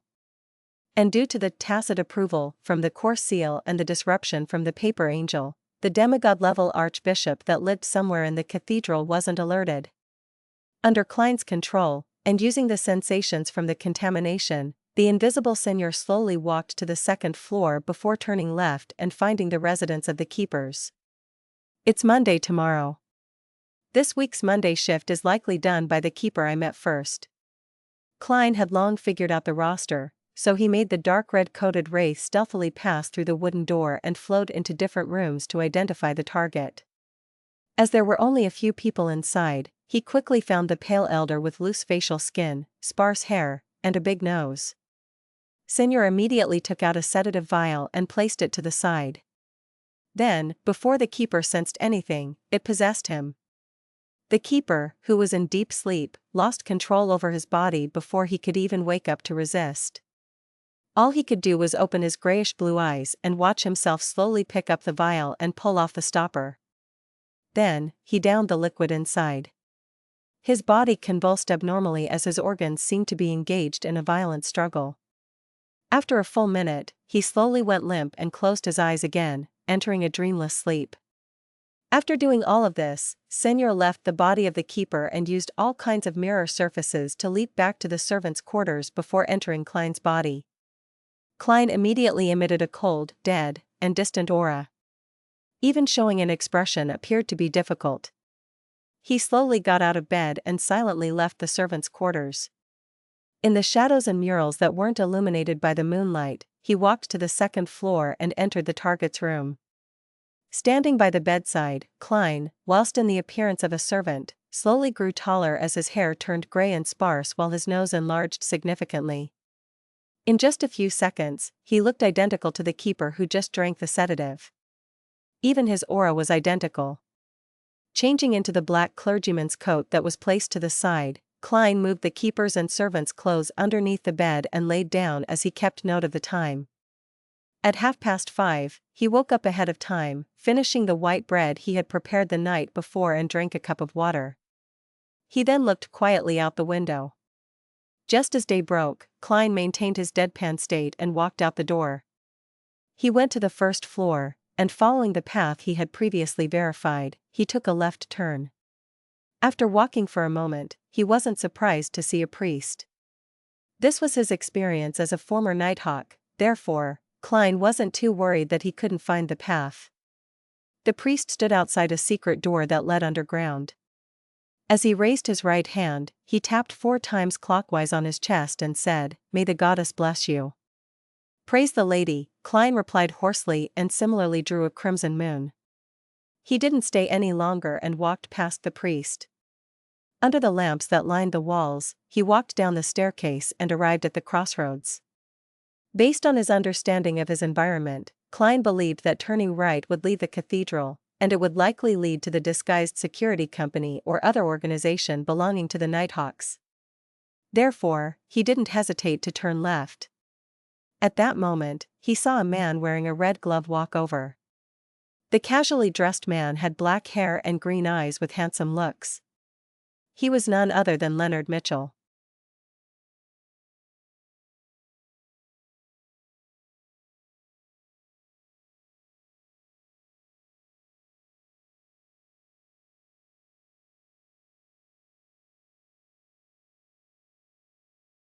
Chapter 831, Just Inches Away. Upon seeing Leonard, Klein's back muscles instantly stiffened. His nerves tensed up like a fully drawn bow that could snap at any moment. He remembered very clearly that Leonard had a marauder pathway angel, Pallas Zoroast, parasitizing him. He could sense the uniqueness about his body and, from that, see through his disguise. If that grandpa were to inform Leonard of the problem with the keeper in front of him, that would be troublesome. "I'll just have to hope that my dear poet is afraid that his secret will be exposed and that he would feign ignorance." Back in Tingen, although he often said that everyone has their secrets and that there's no need to worry about it, that's all regarding matters pertaining to the church. Who knows if he suddenly feels the need to uphold justice and decides to be loyal and take the risk to expose me. After all, this matter is very similar with ensanguils. At that moment, Klein's forehead nearly broke out into a sweat. To be frank, he never expected to encounter Leonard while heading to Cheney's Gate because he was a red glove and not an ordinary Nighthawk. There was no need for him to be on duty, so there wasn't a need for him to be here at that moment in time. However, Klein immediately thought of a crucial point. The one who could detect his uniqueness was Pallas Zoroast and not Leonard Mitchell. The former's attitude was more important. "The grandpa knows that I know of his existence. Once he exposes my disguise and pushes me into a corner, he has to be prepared to be exposed by me. When the time comes, we will definitely be trading blows with each other, benefiting no one. And for an angel from the marauder pathway who doesn't believe in the goddess, there's no need for that. If I were him, I would pretend that nothing had happened. I wouldn't even remind Leonard Mitchell, leaving my safety to be decided by my host."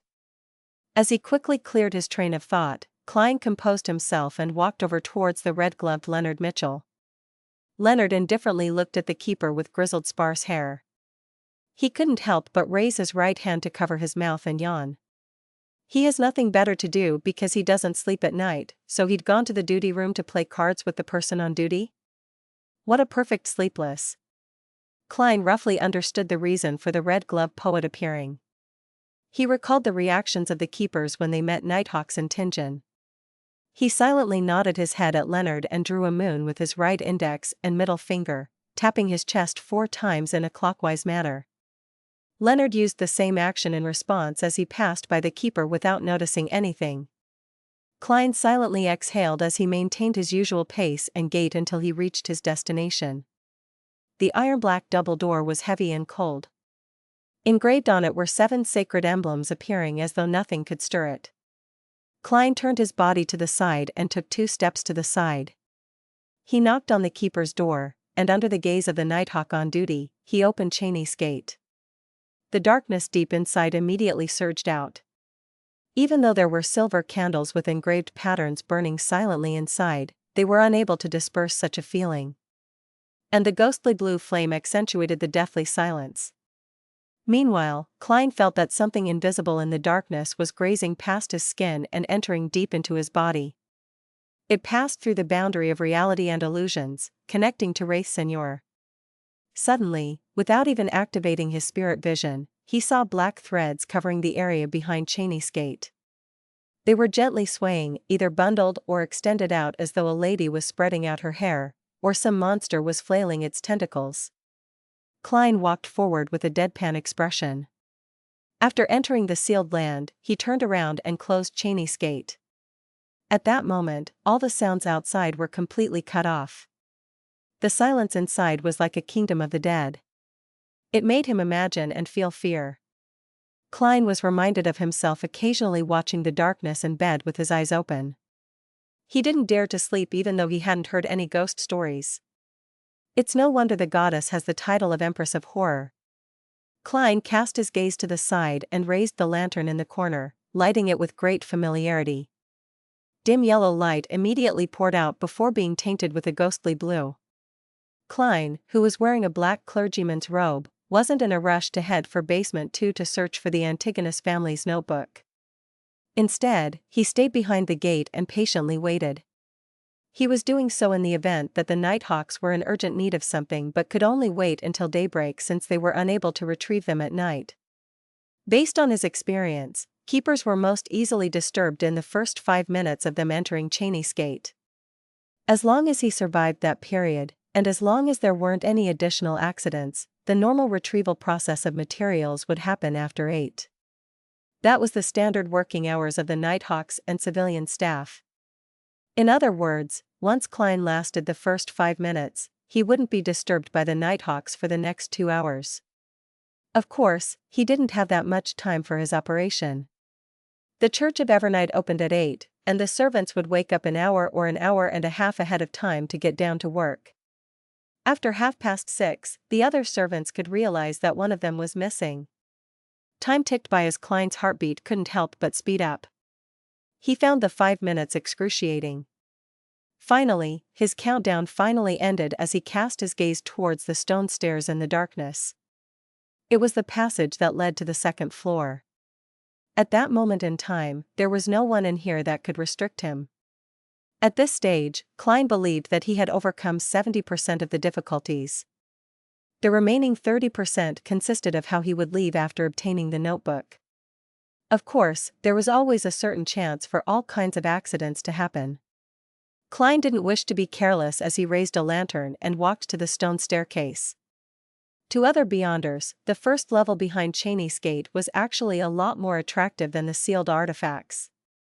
There were all kinds of Beyonder ingredients, potion formulas, and secret knowledge here. There were even captured heretics that had been apprehended, as well as unaffiliated Beyonders. Be it trying to be rich, to advance, or to rescue their companions, an infiltrator just needed to search around this level. However, Klein needed to head deeper inside where the dangerous items were sealed. Passing through a few tightly locked stone chambers, he clearly sensed people inside. However, they weren't making a fuss or roaring, nor were they pleading for mercy or shouting for help. They were silently lying there or sitting there. Their auras had already turned cold. The lantern's light flickered as it illuminated the staircase that led down. Klein focused again and steadily walked deeper underground. He didn't run, afraid that he would trigger a negative reaction from the core seal. As it became darker, the ghostly blue flames from the elegant candle stands on the 2 ends had weakened. They appeared as though they were about to be extinguished at any moment. And at that moment, the pure darkness might bring about unimaginable horrific changes. Klein repressed his instinctive fear as he finally walked down the stairs and came to basement 2. With a wraith's night vision, Klein discovered that there were strange walls made of steel, bricks, mud, and silver. They were sectioned off into different regions, with certain spots open and other rooms tightly shut. All of them had a sealed artifact. With the lantern in hand, he turned left as the scene before Klein's eyes lit up. He saw a burning flame and a glowing red and black anthracite and charcoal. The region was in a half-open state. Inside was a bathtub-like object made of steel. The area beneath it was dug open and was stuffed with anthracite, charcoal, and other flammable objects. They kept burning, making the steel bathtub produce bubbling sounds, letting the steam emanate out, condensing on the ceiling and dripping down like rain. An artifact that needs to be soaked in hot water for the seal. And the keepers need to periodically add anthracite and charcoal to prevent the fire from extinguishing. If there's a sealed artifact that can constantly emit high temperatures, they can be placed together, making the seal easy. Klein glanced at the steel bathtub. Hoping that no accident spoiled his plans, he approached it and used a tool to add some anthracite into the fire pit. When he looked up, he noticed something through the corner of his eye. Immersed under the hot water in the bathtub was a silver metallic object. Together, they seemed to form a heavy full-body armor. And a part of it had unremovable dark red blood stains and splattered red spots. 1-42. An ancient god's blood. So now it's permanently stored in the Backland diocese. Klein had seen this sealed artifact before as the corresponding information surfaced in his mind. Just as he was about to retract his gaze, he saw the Spartan's silver helmet. The helmet's visor had been pulled down, making its interior appear dark. At that instant, Klein felt that a gaze was penetrating it and casting itself on him. He trembled as he hurriedly took 2 steps back, his heartbeat racing erratically. Not daring to observe it any further, Klein composed himself and cast his gaze forward as he steadily walked forward and left the area. After passing through a few sealed areas, his spiritual perception was triggered. He felt that something on the right was summoning him. Furthermore, it was producing the beating sounds of an expanding and contracting heart. Indeed, the Antigonus family's notebook has been waiting for me all this time. Klein silently confirmed his earlier theory, and following the illusory summoning, he changed direction and approached it. In just 2 or 3 minutes, he saw a room with an ajar stone door. It was dark inside without any source of light. With the lantern's illumination, an empty bookshelf formed from white bone appeared in Klein's eyes. On it was an ancient notebook in a black hardcover. It was the Antigonus family's notebook. Hornaces. Phlegria. Hornaces. Phlegria, illusory voices drilled into Klein's ears as he confirmed his target. Things happened very smoothly, but Klein didn't dare to be careless or rash. He carefully entered the room as he slowly approached, afraid that the mechanism that sealed the Antigonus family's notebook would inflict harm to him. Hence, when he closed in, a hand in a dark red sleeve suddenly reached out from his abdomen. It was Ray Signor's hand. One of the principles of a marionettist, uses a marionette as much as possible in situations that a marionette could be used. If anything were to happen, the marionette would bear the brunt.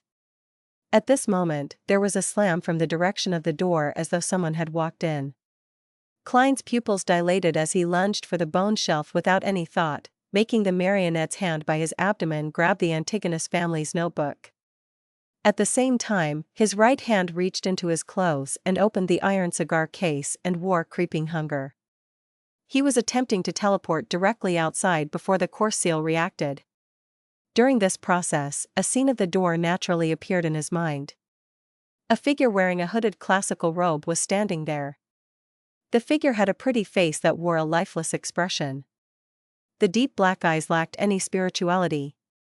That high-ranking member of the church that directly wiped Mr. A out of existence and ended the great smog of Backland? Why would she be hiding underground? That's not logical.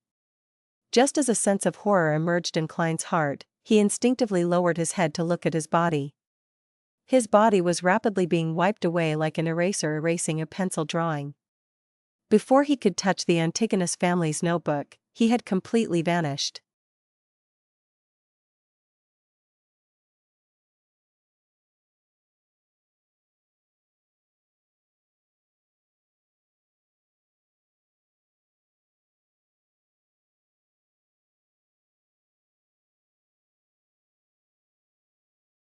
Chapter 832, Town.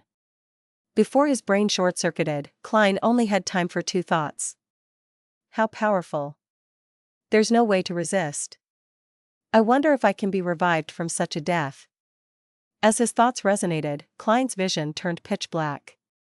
He lost all his senses as he entered a dreamless slumber. After an unknown period of time, the silent darkness suddenly stirred. He vaguely felt a sense of grogginess as he felt a cold wind blow at him. As his thoughts thawed bit by bit, Klein slowly opened his eyes and saw fog everywhere above him. The crimson moon was hidden in it, occasionally showing itself. Did I just resurrect again? Or have I entered the underworld? Even if it's the latter, that's not too problematic. I might even be able to get the skeleton messenger to contact Mr. Azek. However, I'll have to become an undead creature or spirit world creature. Klein's mind was still a little heavy, as though someone had injected glue into his brain, preventing him from expanding on his thoughts. Slowly, he sensed his body and heard his heart beating. His mind quickly turned lucid as he believed that the possibility of him resurrecting was higher. Perhaps, he had been thrown out into the wilderness. Pah! Klein's joints produced a crack as he jumped to his feet. Without checking his physical condition, he first observed his surroundings and confirmed the type of environment he was in. The first thing he saw was a fog that permeated the area and the dark and stillness of the night. And close by was a tiny town. The most striking building in the town was an extremely ancient spired cathedral. It was completely black in color. There wasn't a bell tower, and at the top of it were pitch-black ravens spiraling around it. Around the cathedral were many buildings. They were normal two-story residences and simple wooden huts. There were bread shops with hanging signboards and grayish-white mills using water wheels for power. However, there wasn't a single pedestrian. They seemed to be asleep in the quietness of the night.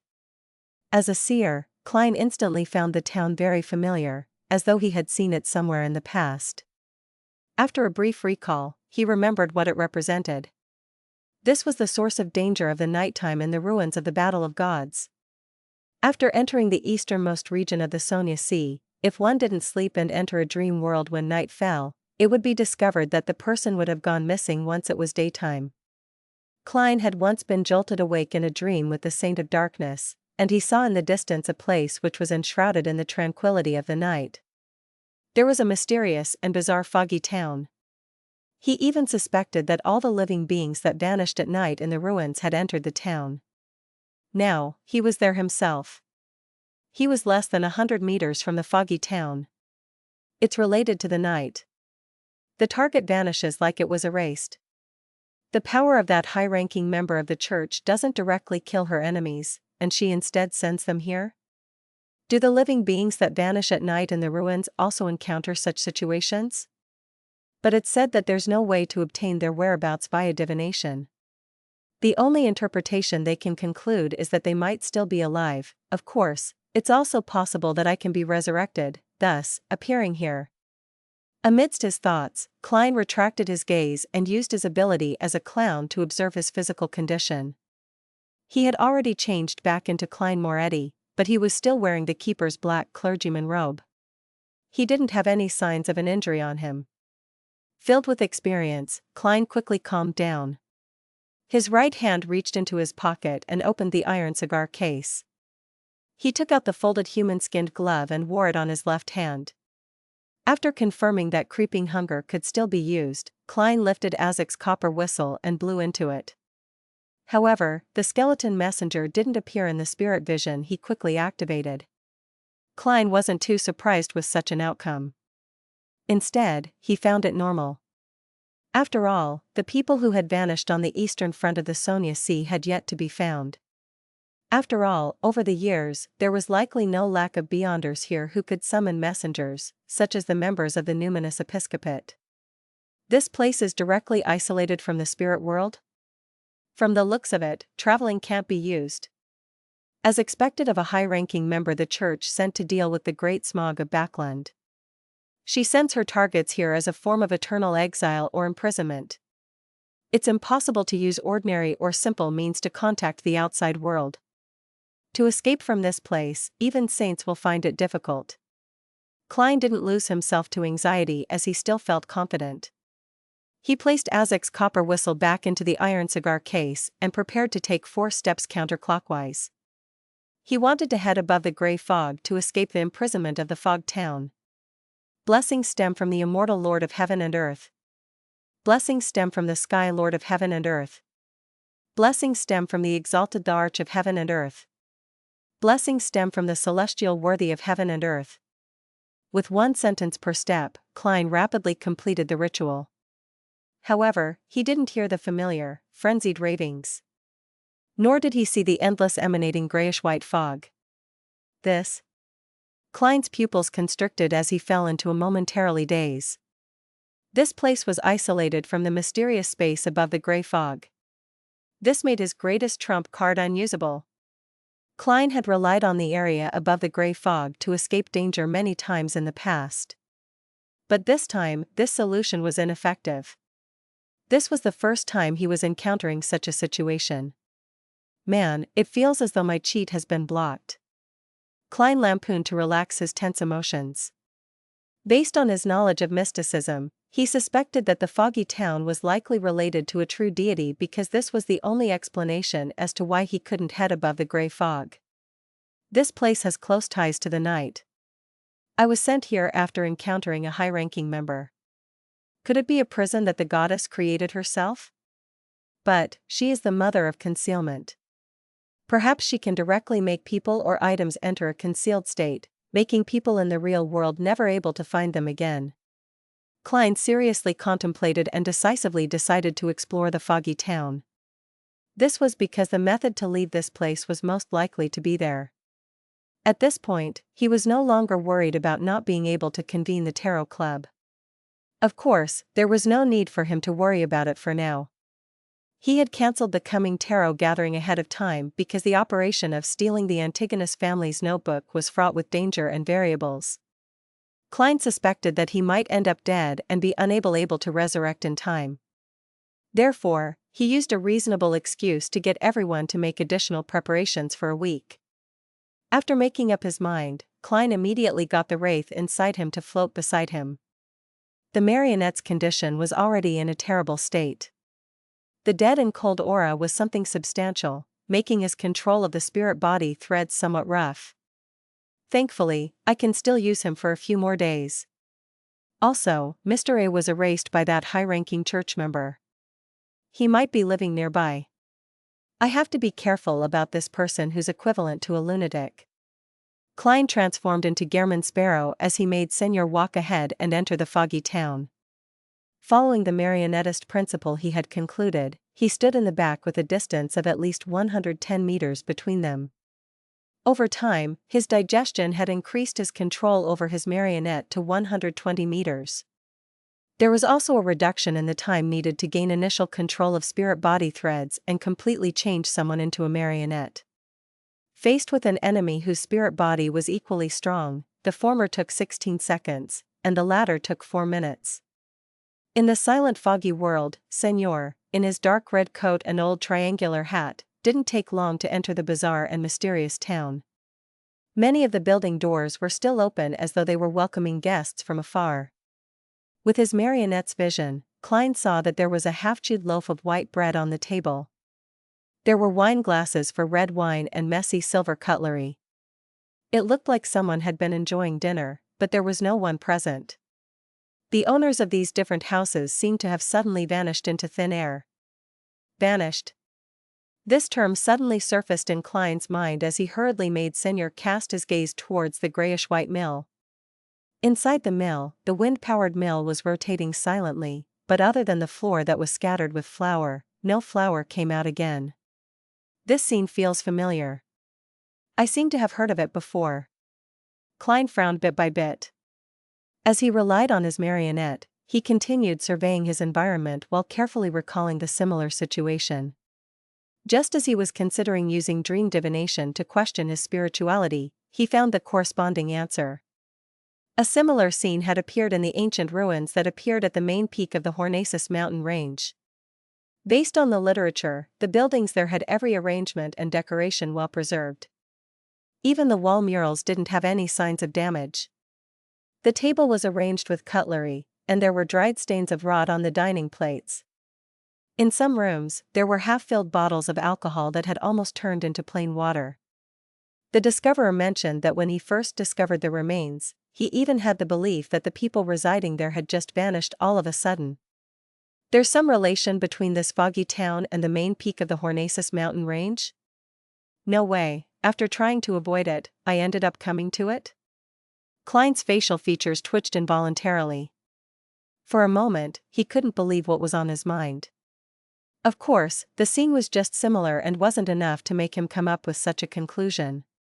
After taking a deep breath and slowly exhaling, Klein forced himself to calm down. He controlled Wraith Senior and made him venture deeper into the foggy town. At that moment, he heard light footsteps. Klein's heart tensed up as he hurriedly hid inside the mill and made his marionette stop. In just a few seconds, Wraith Senior saw a woman walk out from a nearby alley. She wore a pure white robe, and her hair was pulled back, revealing her long, white neck. She looked extremely beautiful.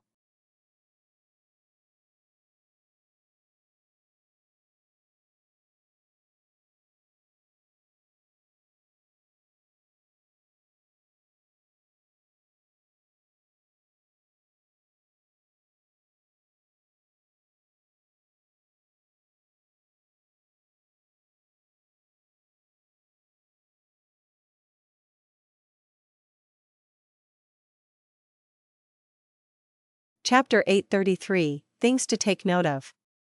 Inside the dark, foggy town, the woman who walked out of the alley seemed to be out of place with her surroundings.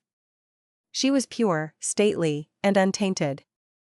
She was so gorgeous that it lit up the eyes of anyone whose gaze landed on her. As for her pure, simple robe and her loosely pulled back hair, they added to her bearing and languidness. That gorgeous woman also noticed Senor. Her expression froze for a moment before she smiled.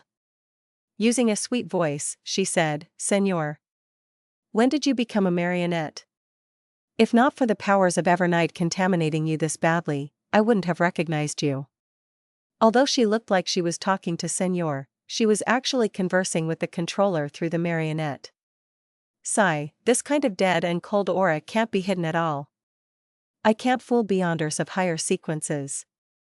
I was still hoping that I could hide somewhere inconspicuous and use Admiral of Blood Senior to make contact with her so as to maximize my own safety.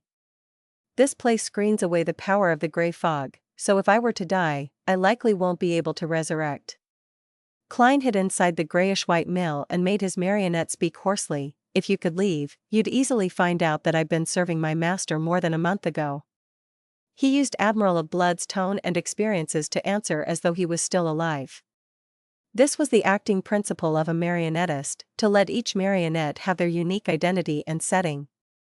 Meanwhile, Klein also buried a keyword leave, in preparation to broach the topic of leaving.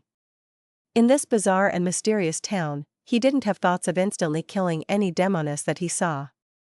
Ignoring the question of there being any good demonesses and whether he was equipped with the strength to do so, just the fact that they were trapped in here had made it imperative that he communicated with her for intelligence to seek a way to get out. This was enough to make him choose peaceful coexistence for the time being. The woman in a simple white robe chuckled and said, not forgetting to constantly act. From the looks of it, you will quickly digest the marionettist potion. A member of the secret order? She's very familiar with the seer pathway. The Demoness sect was a secret organization that was active in the Fourth Epoch. Even if they didn't have close ties with the Zeradol or Antigonus families, they should be quite familiar with each other. It's very normal to understand the seer pathway. Of course, the premise to that is that this lady is a demoness. Klein's heart stirred as he deliberately asked, aren't there other possibilities? He tried to sound her out to see if other organizations might wield control over the seer pathway. The beautiful and pure lady walked forward and leaned towards Admiral of Blood Senor as she said with a smile, "It doesn't matter which organization you belong to. We have been exiled here, and it's practically eternal imprisonment. The past no longer matters, what matters is the future, whether we can cooperate to find a way of leaving." I failed to sound her out. Klein made the wraith reply, "That's exactly what I was thinking. How may I address you?" As the lady approached Senor, Klein caught a whiff of a refreshing fragrance with his marionette's sense of smell. Due to her words, he suddenly had a baffling thought to help each other in such a perilous situation while abandoning all morals, to help warm up each other's souls with their bodies. She's like a demoness. Her voice sounds more familiar the more I listen to her. But why can't I put my thumb on it? What a pity, there's no way to use dream divination in such a situation. She will be able to seize the opportunity while I'm unconscious, and it's hard to predict what will happen. Klein frowned slightly. This beautiful woman with a tinge of languidness raised her hand to stroke her hair, accentuating her petite ear. "Panatia. What about you?" Klein had originally planned on randomly choosing a disguise, such as the Aurora Order's Mr. X or Death Announcer's second mate, Curtius. After all, he could use creeping hunger to simulate their powers, but he ultimately gave up the disguise and directly said, "Gehrman Sparrow." He didn't know when this suspected demoness had entered the foggy town, so he was unable to eliminate the possibility that she knew about Admiral of Blood's disappearance. Panatia nodded and asked, "How did you get in?" Klein didn't keep the truth from her as he said with the marionette's mouth, "I encountered an unknown lady. She wore a hood, and her eyes were like the night, but it lacked any spirituality." Panatia fell silent for 2 seconds before saying, "So it's her." "Heh." She didn't continue in detail as she said with a smile, "What did you actually do? You actually managed to get the Church of Evernight to send her to deal with you?" Panatia had changed the pronoun she used. "Her? That lady is an angel? An ascetic from the church?" Panatia seems to know much about her. Klein's thoughts whirred as he said vaguely, "I infiltrated St. Samuel Cathedral and attempted to steal a sealed artifact, but in the end..." He didn't go into the details, because he had no idea how he encountered the lady.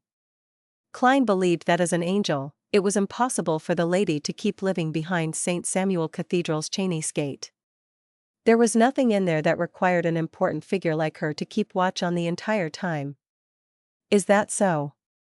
So she is indeed in the basement of Samuel Cathedral." Panatia seemed to confirm something. In secret organizations, the word saint is not used when talking about St. Samuel Cathedral. I should take note of this detail in the future. Klein ruminated over her choice of words. Panatia didn't continue on the topic as she said with a smile, "All right, let's not bother with the past. Just as I said, what's important is the future and how we can escape." Klein used this opportunity to make Senor ask, "What do you know about this place?" Panatia glanced at the spired cathedral in the middle of the town and said, "This place isn't the real or spirit world, nor is it the astral world. It's in some kind of secret, hidden state. I've explored most of this area, including the area outside the town. I didn't manage to find any clues. All that's left is that cathedral. Perhaps all the secrets are hidden inside. Why don't you explore the cathedral?" Klein asked with his marionette's mouth. Panatia yanked her pure white robe. On it were signs of wear and tear. "My intuition tells me that there's extreme danger inside." Upon saying that, she switched topics. "And now, there's a solution. Your marionette can help us scout. Even if it's lost, it wouldn't deal you any harm. Don't worry. As long as we gain an understanding of the situation inside, I'll find a chance to give you a better marionette. After all, it doesn't look like it can last long. There's nothing unreasonable about that, but I don't trust you. After all, you are most likely a demoness." Klein didn't agree or object to it as he took the opportunity to get Senor to ask, "Are there any things to take note of while in here?" Panatia pursed her lips and said, "Due to various reasons, a sizable number of people end up here, but they have all vanished." "All vanished?" Klein's heart palpitated as he asked, "What happened?" Panatia sighed and said, "There are things I'm not sure about. Some entered those buildings and ate some of the food inside. Then, they vanished, instantly. And this time, the results of divination indicate that they've lost their lives and are undergoing eternal sleep. There will be erasure and vanishing events in this foggy town? Furthermore, they will no longer exist." Klein was horrified before he thought of another matter. He nearly blurted it out. "Won't you feel hungry?" Afraid that it would result in an anomaly, he forcefully held his tongue and made Senor ask her indirectly, "How long have you been in here?" As though sighing and laughing, Panatia said, "Perhaps it's been half a year. I've witnessed many people cannibalize others for sustenance. Thankfully, I don't need much and can live very long with a bit of food. And on a human's body, there is food that won't damage the body too significantly." As she spoke, she raised her hand and pointed at the crimson moon hanging behind the fog. "Another thing to take note of is that once the crimson moon turns clear, there will be changes here. It will become extremely dangerous. I've been severely injured as a result." As she said that, she turned to point at a tear in her pure white robe. Klein subconsciously made Senor cast his gaze over, and he saw that at her collarbone underneath the tear, there was a deep wound that exposed her bone amidst fair, supple skin. At this moment, the skin transformed, producing dense patterns of mystery and colors of darkness and evil. Klein's mind seemed to explode as ravings and cries resounded in it. Meanwhile, his breathing became difficult as his body rapidly weakened. He couldn't help but collapse backward as he broke into a coughing fit. Then, he saw the pure white robe and the two long female legs, Panatia. This lady had already entered the grayish-white mill, and as she watched the struggling German sparrow, she cracked the corners of her lips and revealed blood-colored tendrils in the gaps between her neat, white teeth. She softly said, "Got you."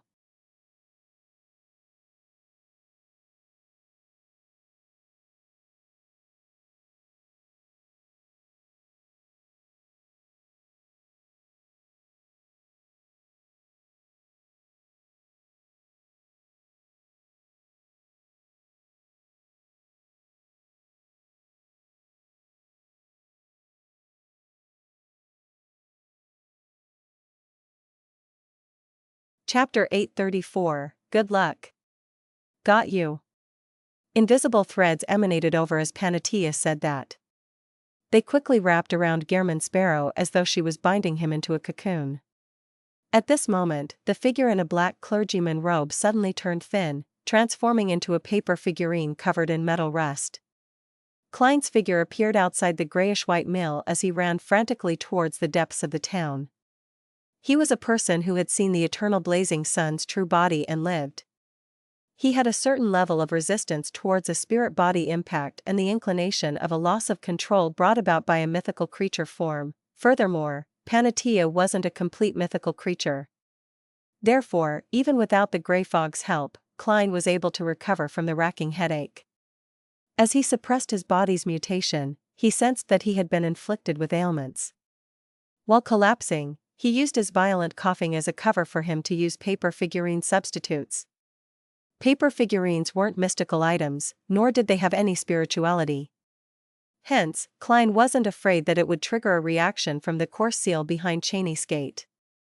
Hence, he had brought quite a number with him. As Klein ran forward, he rubbed his right thumb and middle finger and lit up the flour piled inside the mill. Boom! The flour burst into flames as the mill was sent flying. The windmill outside collapsed to the ground as Panatia's figure crumbled bit by bit in the intense blast and scarlet flames as though she was a mirror. Almost at the same moment, her white-robed figure appeared behind Klein. Her loose, pulled-back hair instantly flared up and wildly extended in Klein's direction. "Pa!" As Klein snapped his fingers to ignite a tree leaf beside him, he controlled Senor to use mirror leap to appear in a window on a two-storied residence beside Panatia. Then, he attempted to make the terrifying woman's eyes reflect Senor's figure to complete the wraith possession. Scarlet flames suddenly leaped up and enveloped Klein's body, making him vanish from where he was as he appeared in a flame tens of meters away. As for Panatia's gem-like eyes, They seemed to hide mirrors that reflected figures wearing an old triangular hat and dark red coat. They overlapped one another and descended into chaos. Klein didn't hesitate to let Senor leave the window, transforming into a werewolf state to charge the demoness. Yes, Klein had already determined that Panatia was a demoness, and she was a demoness at the demigod level. The strands of black hair, as well as the invisible transparent threads, flared up, forming a ludicrous spiderweb that enveloped Senor, whose body was covered with thick, short hair. However, just as they made contact, Admiral of Blood's figure instantly phased away, causing the black hair and illusory demoness threads to pass through it. Without being able to touch him, it was obviously unable to bind him. He had taken his wraith form. Humph. Panatia's expression didn't change at all. All she did was produce a harumph. Suddenly, the thick hair strands and illusory threads that made contact with Senor burst into dark and silent black flames. They used spirituality as fuel, turning the wraith into a torch. Pa. Pa. Pa. Senor turned back into a werewolf from the burning as his limbs fell to the ground from the flame injuries. With that, a sequence 5 wraith perished completely. And at this moment, Klein had repeatedly snapped his fingers, jumping into different columns of fire and using his marionette's sacrifice to escape deeper into the town. With a few flashes, he had pulled open a gap of hundreds of meters from Panatia. Suddenly, Klein felt his forehead burning hot. His lungs began to heave as he panted loudly and emitted heated air. As he had been hit by the impact of seeing an incomplete mythical creature's form, he had been a little too slow at using paper figurine substitutes. He had failed to swap out his ailment, and he had suffered some of the damage. Klein had originally imagined that he just needed to persist until he escaped Panatia's range of influence, but to his surprise, his condition was worsening faster than he expected. Furthermore, despite having opened up a gap of hundreds of meters, he didn't escape the signs of being infected. Thud. Just as he was about to continue using Flaming Jump, Klein's knees buckled as he collapsed to the ground without successfully snapping his fingers. Immediately, he heard Panatia's pleasant laughter in his ears. Even if you were to escape to the other side of town, there's no way to escape my ailments. You ought to know that back in Backland, the entirety of East Borough was immersed in the plague fog I created. Apart from the most distant Empress Borough and West Borough, all the other areas were significantly affected as well. She's that Lady Despair who cooperated with Mr. A. She's one of the true murderers behind the Great Smog of Backland. Klein felt his mind go adrift as he found himself become very sick while reeling in pain and despair. Although it still wasn't lethal, the irresistible coughs prevented him from using most of his beyonder powers. Panatia walked over as her beautiful eyes were stained with an indescribable color of bloodthirst. It was like a tramp finally seeing a sizzling steak after starving for days. In her hands were what was left of Senor's torso and 2 broken limbs. This was apparently meant to be her stockpile of food. Your finger snaps sounded good. I believe the taste of those 2 fingers should be pretty good. Panatia looked at Gehrman Sparrow as he coughed in the distance, speaking with the tone of a raving lunatic. Just as she finished her sentence, she raised her hand and stuffed Senor's index finger into her mouth. She bit down on each segment, producing crushing sounds. Klein watched this scene with a blurred vision. In his grogginess, he felt his fingers also suffering such excruciating pain. At this moment, he knew that Lady Despair Panatia was already partially mad because she had eaten too much flesh from other beyonders. Although with her knowledge of mysticism, she would have definitely waited for the beyonder characteristics to seep out before partaking in her meal, the deceased had been trapped in here without any food, making them each other's targets. It was inevitable that they slowly lost their minds as they approached insanity. How could she remain fine eating such meat? Just as Klein was reeling in despair and wondering what method he could use to save himself, he saw the crimson moonlight suddenly turn bright. He saw Panatia's face colored with a look of horror. Without hesitation, she turned around and charged into a nearby building and slammed the door. As Klein felt his illness alleviate significantly, he hurriedly looked up into the sky. He saw that the crimson moonlight was already penetrating the fog, appearing clear as it illuminated the town. His heart stirred as he recalled what Panatia had previously said. He immediately struggled and hobbled into another building beside him without forgetting to lock the door. Once the crimson moon turns clear, there will be changes here. It will become extremely dangerous.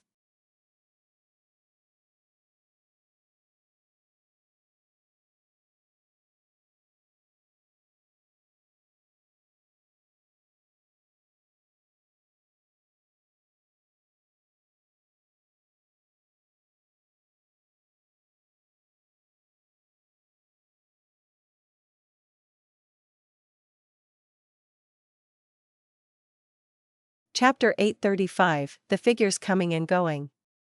After rushing into the building and closing the door, Klein realized that the curtains behind the windows were constantly in a drawn state. Only some faint crimson moonlight seeped in, lighting up the room slightly. He didn't bother making any additional observations as he found a wooden chair and sat down.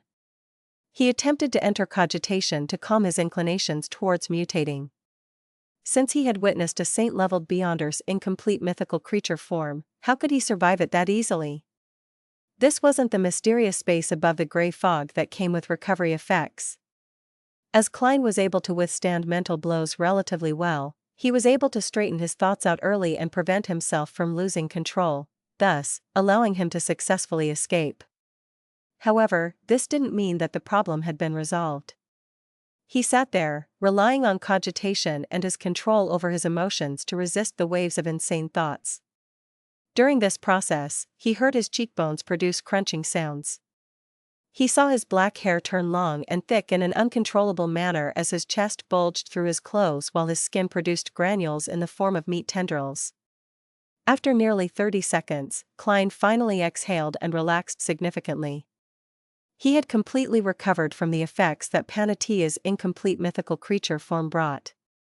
He even gained some new knowledge. The level she was at had despair at its core, making her good at creating and spreading plagues. The insanity and mutation from witnessing a mythical creature not only produce the symptoms of losing control of one's pathway, but it also comes with the traits of the other party's sequence. Back then, I was nearly baked by the eternal blazing sun, and this time, I nearly became a demoness. Klein looked down at himself, restoring his skin, chest, and hair to normal.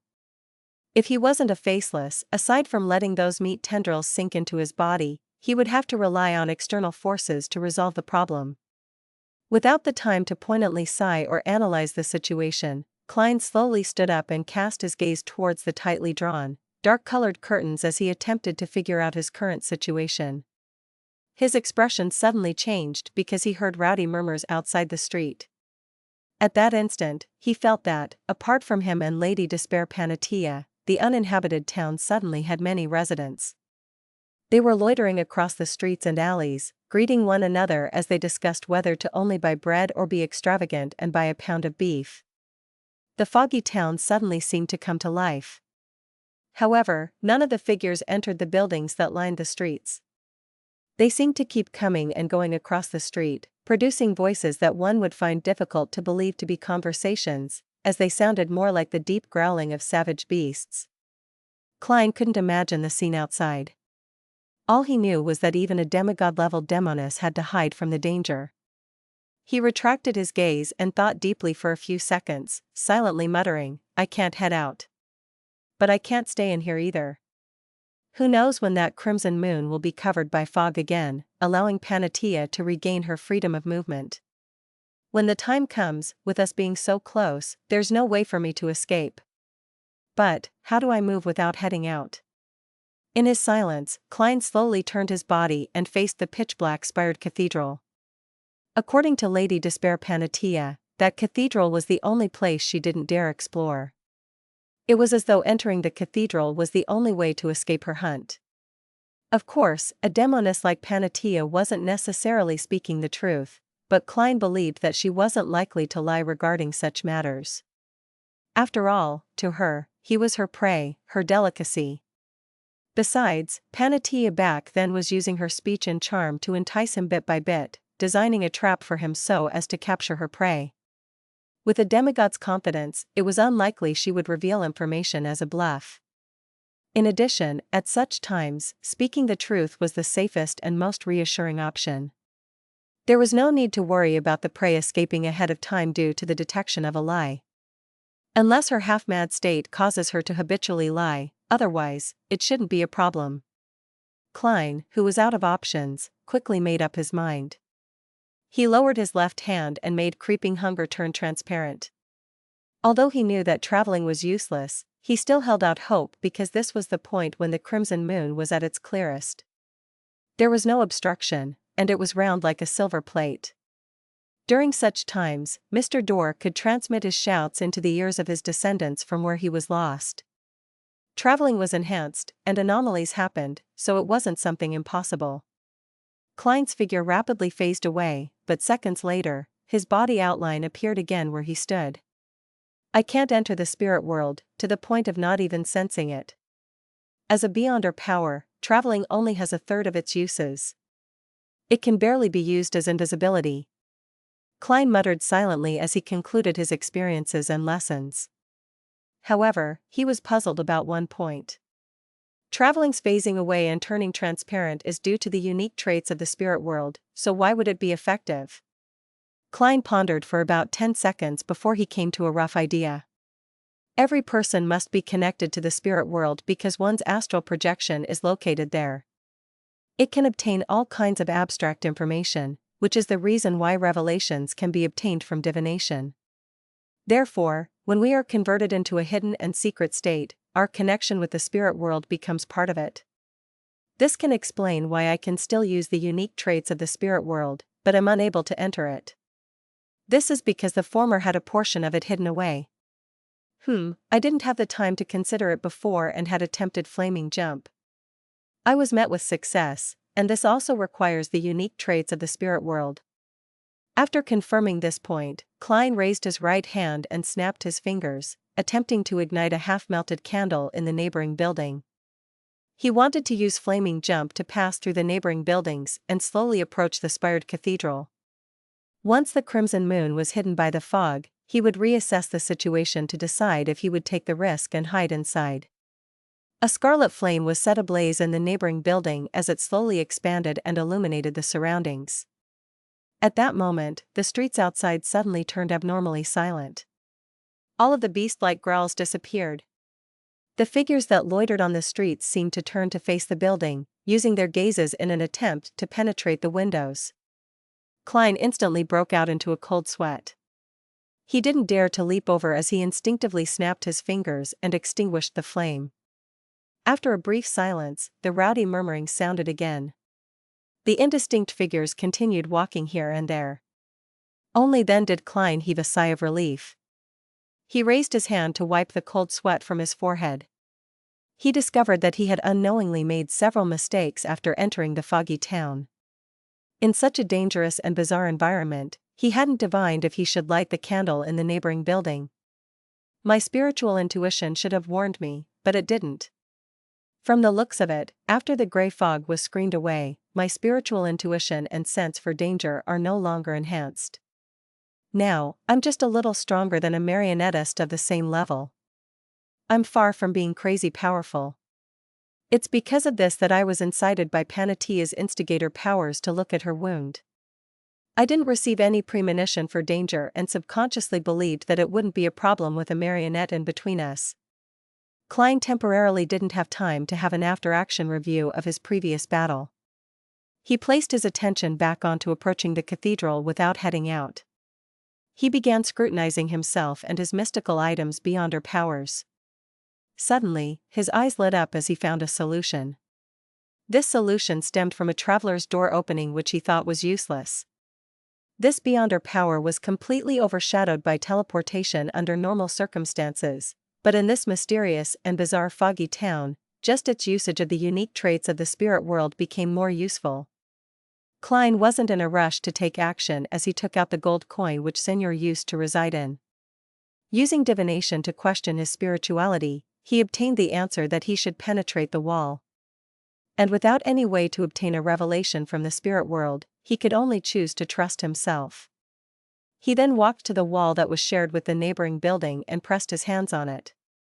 Silently, Klein passed through the stone wall and entered the next building. He followed the terrace houses until he arrived at the final one. According to his initial impressions of the town, he was already very close to the spired cathedral. He didn't need more than 2 flaming jumps to reach it. At that moment, the crimson moonlight that penetrated the dark-colored curtains didn't weaken. He could vaguely see figures coming and going like they were leading a normal life. Without being capable of moving further away, all Klein could do was sit down on a wooden chair that was a distance away from the windows. It was almost completely dark here with deep, dark shadows. Only at this point did he have the time to recall the details of his encounter with Demoness Panatia. She's actually the murderer that caused the Great Smog of Backland. Tens of thousands of people died because of her. Even more people suffered the pain of losing their loved ones. Old Kohler who worked hard to live, Manlis who worked hard to raise her 2 daughters. Klein closed his eyes as he lifted his head and took deep breaths. He forced himself to extricate himself from the anger and hatred that suddenly surged in him as he calmly observed the turn of events. Unfortunately, I didn't let Senor wear that flower of blood, otherwise, he should still be able to put up a struggle. However, there wasn't a choice. While possessing me, wearing a ring corresponding to a rose bishop while entering Cheney's gate would be equivalent to blasting myself apart. Now, the only mystical item I can use is creeping hunger. There's zombie, baron of corruption, desire apostle, and traveler inside. Yes, I should try to see if I can contact the gray fog by praying while the crimson moon is clear. It doesn't work. I can now confirm that even with a marionette between us, I'll still be affected by a demoness charm and incitement. Since Panatia can release a plague on a large scale, why didn't she attack me in secret in such a concealed manner? Instead, she waited until I nearly lost control from witnessing her incomplete mythical creature form and exposed my location before spreading the ailments? She can definitely do it. The Great Smog of Backland is the best proof. There are 2 explanations. First, it's because I was personally sent here by the angel. This made her place a great deal of attention on me, worried that spreading the plague in advance would be detected by my spirituality. Second, she's afraid of something, so she doesn't dare to blanket the area with her plague. If it's the latter, there are other dangers here. As Klein thought over the matter, he felt his spiritual perception trigger as a chill ran down his back. Almost at the same time, he saw that a deep shadow that blanketed him and the surroundings suddenly shrank, drilling towards his nostrils, mouth, and ears.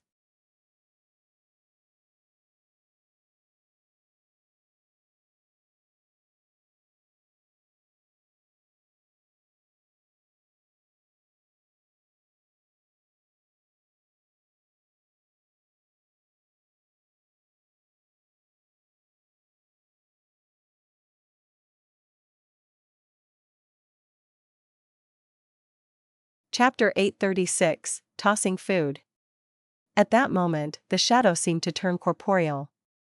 It was ice-cold and moist, and it instantly bound Klein within it like he was a mosquito in amber. Klein's figure was squashed and compressed as he regressed into a piece of paper, rapidly turning into mush. Paper figurine substitutes. Having sensed the danger ahead of time, he had made timely use of paper figurine substitutes. His black-robed figure appeared on the other end of the dining table as he opened his mouth, producing a bang sound. At this moment, Klein's mind suddenly turned adrift as he found his surroundings blurry and unclear. He instantly understood what was happening. He had been forcefully pulled into a dream. And with this, he determined one point: his abnormal ability of maintaining his lucidity and rationality in dreams had already solidified and become one with him. There was no need to use the gray fog to do so. After a brief struggle, Klein suddenly snapped awake and saw the shadows in the building slowly surging at him like a tidal wave. Bang! He opened his mouth and produced an extremely mighty air bullet. This bullet struck the shadow, producing a huge swath of white. The shadows around the whiteness immediately receded and filled it to the brim, returning everything to normal once again. Klein took this opportunity to roll to the side and turned his left glove pale with a tinge of dark green. With a clap, the spot he stood at was smashed by a lump of flesh and blood that flew out from the shadow, covering the dark red carpet that was covered with strange mold. In an unobvious manner, Klein had a feeling that he was being weakened. Without any time to think deeper into the matter, he immediately made his feet produce an icy layer that emanated cold air. White frost crept up and rapidly froze the shadow. Underneath the crystalline frost was a squirming and warping pitch blackness, like oil that had its own life. Zombie's ice stun. Klein did another flip and changed his position while making his glove produce black granules that were profound and dark. Right on the heels of that, he straightened his body, and facing the shadow beneath the layer of ice, he said a word filled with foulness, a word that came from the devil language. Slow. Suddenly, Klein saw the shadow squirming slow down. Clearly, it was in an extremely sluggish state. However, his thoughts had also turned sluggish, preventing him from dealing any follow-up attacks. His language of foulness had been distorted, and although it was clearly directed at the shadow, it had been distorted to target the entire living room, hence, affecting himself. In just seconds, Klein extricated himself from the slowed state, and without any thought, he lunged for the dining table, picking up a plate with half a piece of steak and throwing it at the shadow. During this process, his left glove remained dark black, but it had a sinister and noble vibe. Bribe. He had used the steak to bribe the enemy, weakening the other party's offensive, defensive, and controlling abilities. At this moment, the figure suddenly shrank back into the corner of the wall, allowing the dining plate to smash and shatter into the melting ice. Then, the figure surged upwards, taking the form of a pitch-black figure with a hooded robe. In the palm of the figure, a transparent and blurry book appeared in front of him. It was accompanied by a distant and indistinct chant, "I came, I saw, I record." Just as the chanting sounded, the book rapidly flipped through the pages and produced a burning white spear. Mr. A? Has he gone completely mad? He dares to use fire-related beyonder powers in such an environment? Klein's heart tightened as his thoughts raced. He hurriedly rushed towards his opponent and held his left hand behind him. Creeping hunger was quickly tainted with the dark colors of corruption before condensing a ridiculous great sword that seemed to be combined from scarlet magma and blue-hot flames. Thump. Klein's footsteps were heavy as he bent his back, pulling his shoulder back as he forcefully delivered a strike with his left arm. The muscles on his arm bulged as he swung the sword of lava. Pfft.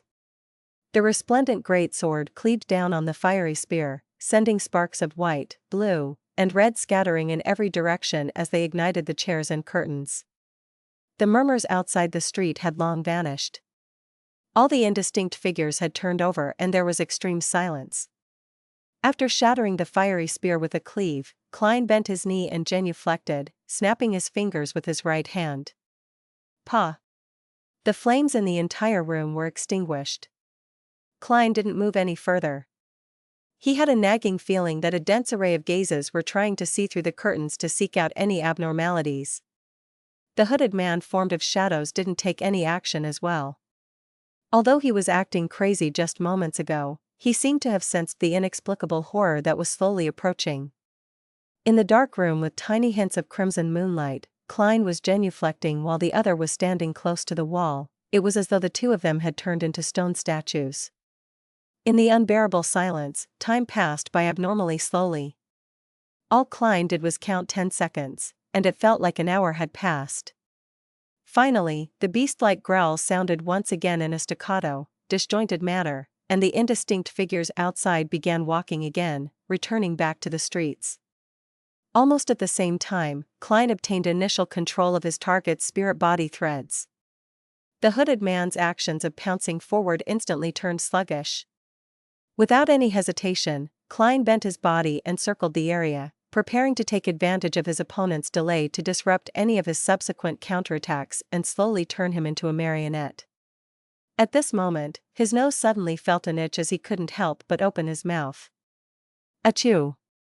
Klein sneezed and lost his control over the spirit body threads. Furthermore, his throat began to hurt as mucus began to take form. He had caught a cold. He actually caught a cold in the intense battle. After suspecting that his opponent was Mr. A, Klein had actually been wary against a demon assailment based on his past experience when fighting Mr. A. He had been placed at a significant disadvantage back then, but in a battle that didn't give him time to think, he had made a mistake. His constitution had long weakened due to the plague from the actual demoness, Panatia. He had no way to wait until the marionette conversion completed. He didn't even have a chance of obtaining a deeper level of initial control and use air bullets to deal a lethal strike. Achoo! As Klein sneezed, he rolled away. Meanwhile, he switched creeping hunger to the Baron of Corruption state and attempted to use his distortion powers to reduce the effects of his cold. Of course, thanks to his bribe from before, his condition wasn't too serious. All it did was affect his control over the spirit-body threads, and not make him incapable of fighting. While rolling away, Klein noticed from the corner of his eye that his opponent was leaving his shadowy state. The hood slipped backward, revealing a face that looked beautiful like a female. It was none other than Mr. A. This Aurora Order Oracle had actually managed to survive this long despite the harsh environment. However, his eyes were already bloodshot. He looked at Klein as though he was looking at a delightful delicacy. The hunger that was innate and instinctive wasn't concealed at all. At that moment, Klein's mood didn't wane because he still had sufficient strength to do battle. What he was most worried about wasn't Mr. A, but that their escalating battle would produce flames and attract the danger outside. When that happens, there was no way the two of them could escape death. Hunger. The immense hunger has made Mr. A lose his rationality and no longer care about the loitering figures. If I can slightly alleviate his hunger, he should stop attacking and patiently wait until the crimson moon is once again hidden by the fog. Give him some food? As his thoughts raced, Klein nearly sliced off a piece of his flesh to throw at Mr. A. Thankfully, he thought of something in the nick of time. He had food on him. They were the dried mushrooms that Frankly had produced. It was said to be a crossbreed between beef and the flesh of a rose bishop. As long as there was fish and water, it could keep reproducing. As this was a new species in a subtle sense, making it not directly related to a rose bishop, Klein had placed it with herbal powders he often used like slumber flower, without removing them. He wasn't afraid that it would trigger any anomalies within the course seal behind Cheney's gate. Achoo! With another sneeze and another roll, Klein had taken out the dried mushroom and thrown it at Mr. A. Perhaps the smell of beef had attracted him, or perhaps it was the mutual sense shared between rose bishops. Mr. A immediately stopped attempting to flip through his illusory book. As he caught the mushroom, he stuffed it into his mouth, chewed, and swallowed it. The hunger pangs that were written in his eyes gradually lessened, but the way he looked at Klein remained the same. Klein threw the remaining dried mushrooms at Mr. A, who caught them. Without any hesitation, he cleanly ate them. His vision finally turned for the better. Glancing at the indistinct figures loitering outside the windows, he stepped back into a corner, fusing into the shadows. Phew! Klein heaved a sigh of relief and retreated to another corner of the wall. Mr. A actually isn't dead. I have to say that in such an environment, a rose bishop's abilities can provide immense help. Just using the stored flesh and eating himself can make him last quite long. Of course, the fact that Mr. A hasn't been killed by Lady Despair Panatia implies his strength. However, the demigod-level powers he recorded must have been used up. As Klein thought, he deliberated over his words, wishing to sound out Mr. A for more information. Have you found any clues on how to leave? There was silence as Mr. A didn't give an answer. His insanity has made it impossible to talk to him? Klein pondered for 2 seconds and said a name, Leo Master. This was the name of the Aurora Order's Saint of Darkness who had dissociated personalities. After a brief silence, Mr. A's slightly hoarse voice sounded again. He has been sent in here as well? Indeed, only matters regarding the Aurora Order elicits a response. Klein frankly said, no, he is trapped inside the ruins of the Battle of Gods. Without waiting for Mr. A to say a word, he continued, why don't you enter the cathedral? Mr. A said in a muddled manner, it's very dangerous, very, very dangerous. It's also dangerous outside. All the dangers stem from there. All the people who vanished would reappear during the crimson moon. Before he could finish his sentence, the tiny bit of crimson moonlight that passed through the curtains suddenly turned extremely dim.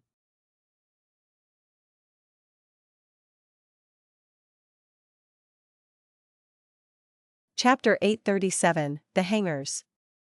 As the crimson moonlight dimmed, a thought surfaced in Klein's mind. The crimson moon is about to be covered by fog again. Just as this thought appeared, the indistinct, loitering figures outside vanished as though they had evaporated into thin air. The beast-like growls also came to a halt. The environment has been restored to its previous state. Demoness of Despair Panatia can move about freely again. Mr. A will no longer have any qualms about the danger outside.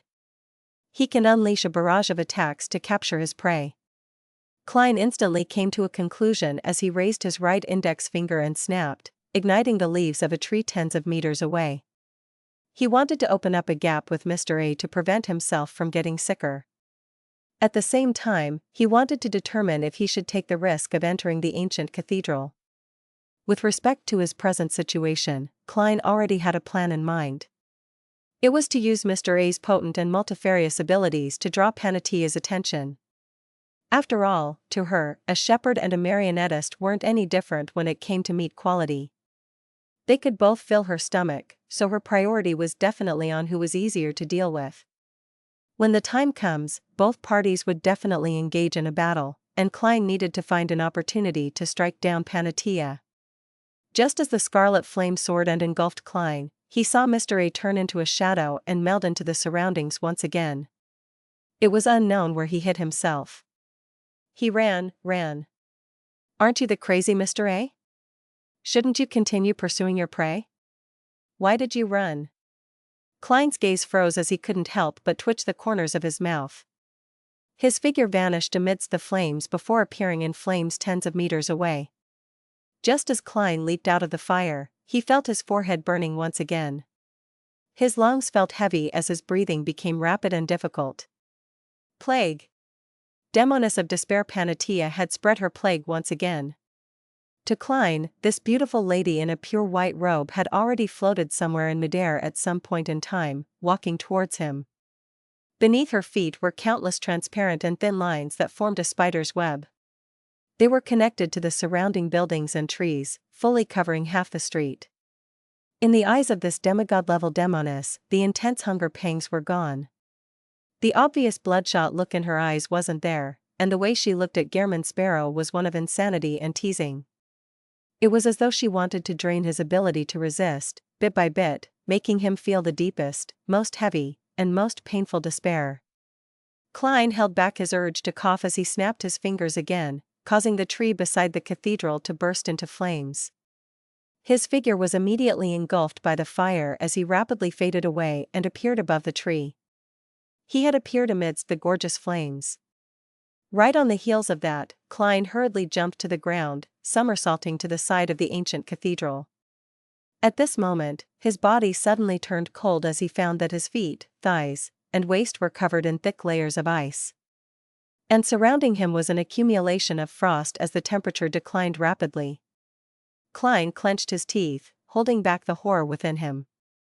He followed his plan, and he reached out his arms in an abnormally rigid fashion, pressing it straight onto the wall. The creeping hunger on his left hand turned transparent. In silence, Klein passed through the thick, pitch-black wall and entered the spired cathedral. The spot where he was standing had a black fireball smash into the wall, just a little too slow. It splashed out like water, burning away the nearby frost and weeds. At this moment, at the top of the ancient cathedral's spire, swirling ravens opened their beaks. Wah! Wah! Wah! Panatia halted as she looked at the dark cathedral. Bit by bit, her face was dyed with a look of fear. Inside the cathedral, Klein found himself unable to see anything, as it was darker than the outside. As the frost melted, and with him getting accustomed to the dim lights, he finally saw the scene before him.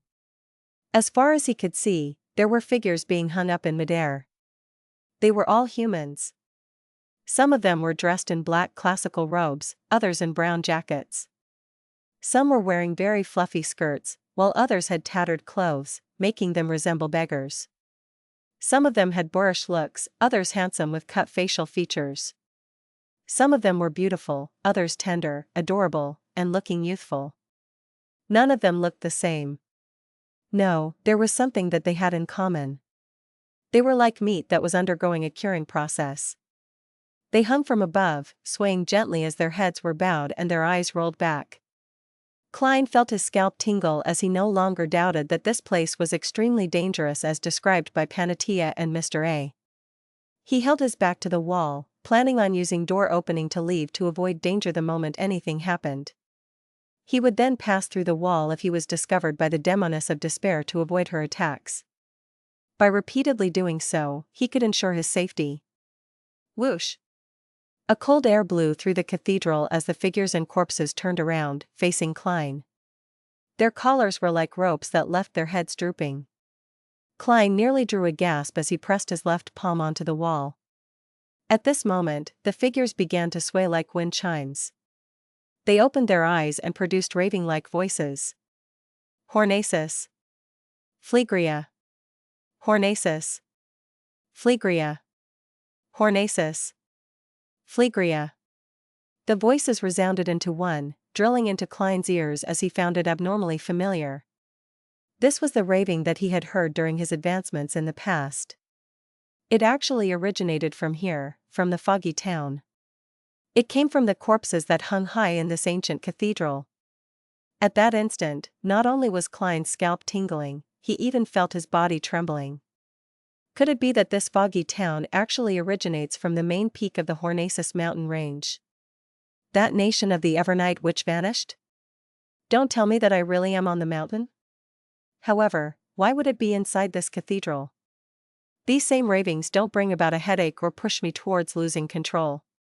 Klein hissed as he spread his hands and clenched it again repeatedly, resisting the urge to pass through the wall.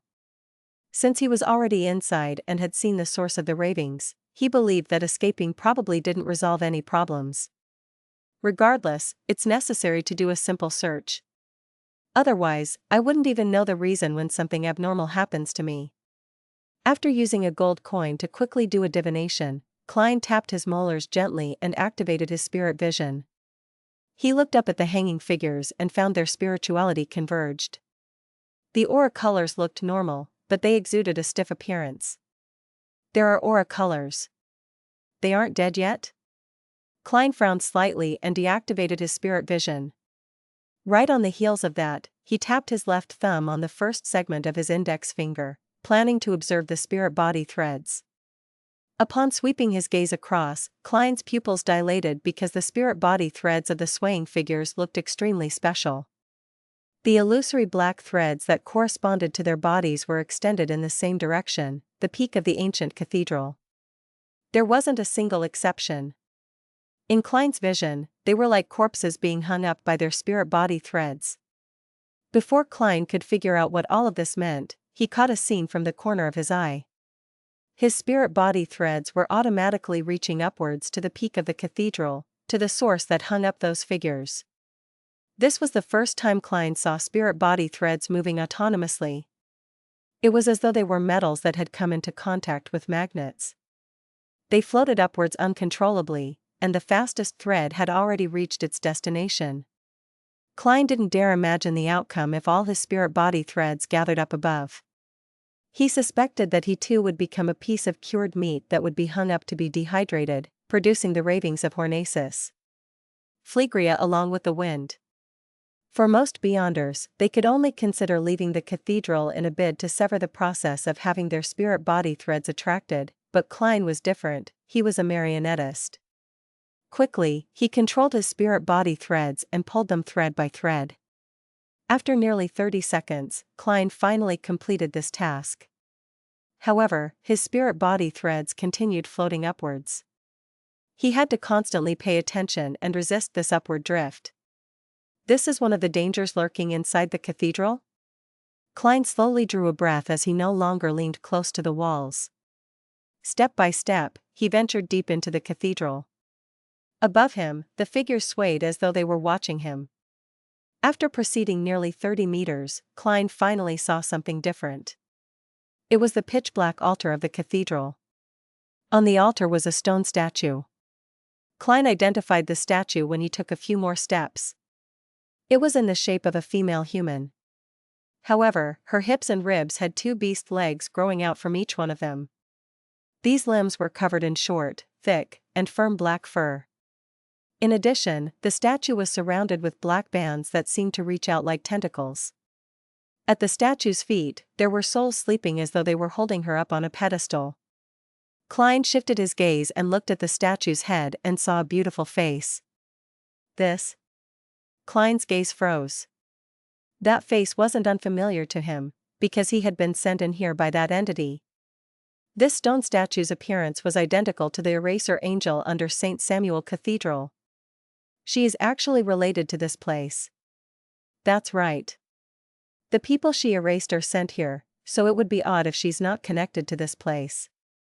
What's the connection between her and the fourth epics nation of the Evernight on the Hornacis mountain range? That mother of the sky? But if that's the case, why would she be working for the church? Furthermore, such an image does have its resemblance to the demonic wolf that Little Sun mentioned. Many thoughts instantly surfaced in Klein's mind. During this process, he slowly shifted his gaze away in another direction, in the hopes of finding any possible clues. A few seconds later, Klein discovered a figure. It wasn't hung in midair but was seated diagonally behind the statue.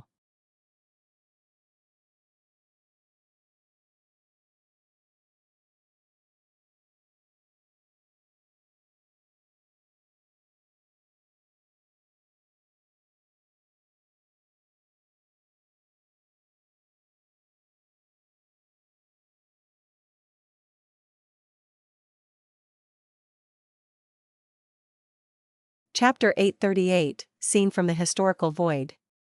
The figure sitting diagonally behind the statue was an elder in a black robe. He wore a hood and his head was bowed with his eyes closed. By his mouth was a thick, long, and white beard. It was as though he hadn't had it trimmed for years, preventing anyone from telling what he originally looked like. And in Klein's eyes, this hoary elder was even more bizarre than the figures hanging in midair. After his spirit body threads extended out from his body, it didn't drift up to the spot which seemed to hide magnets.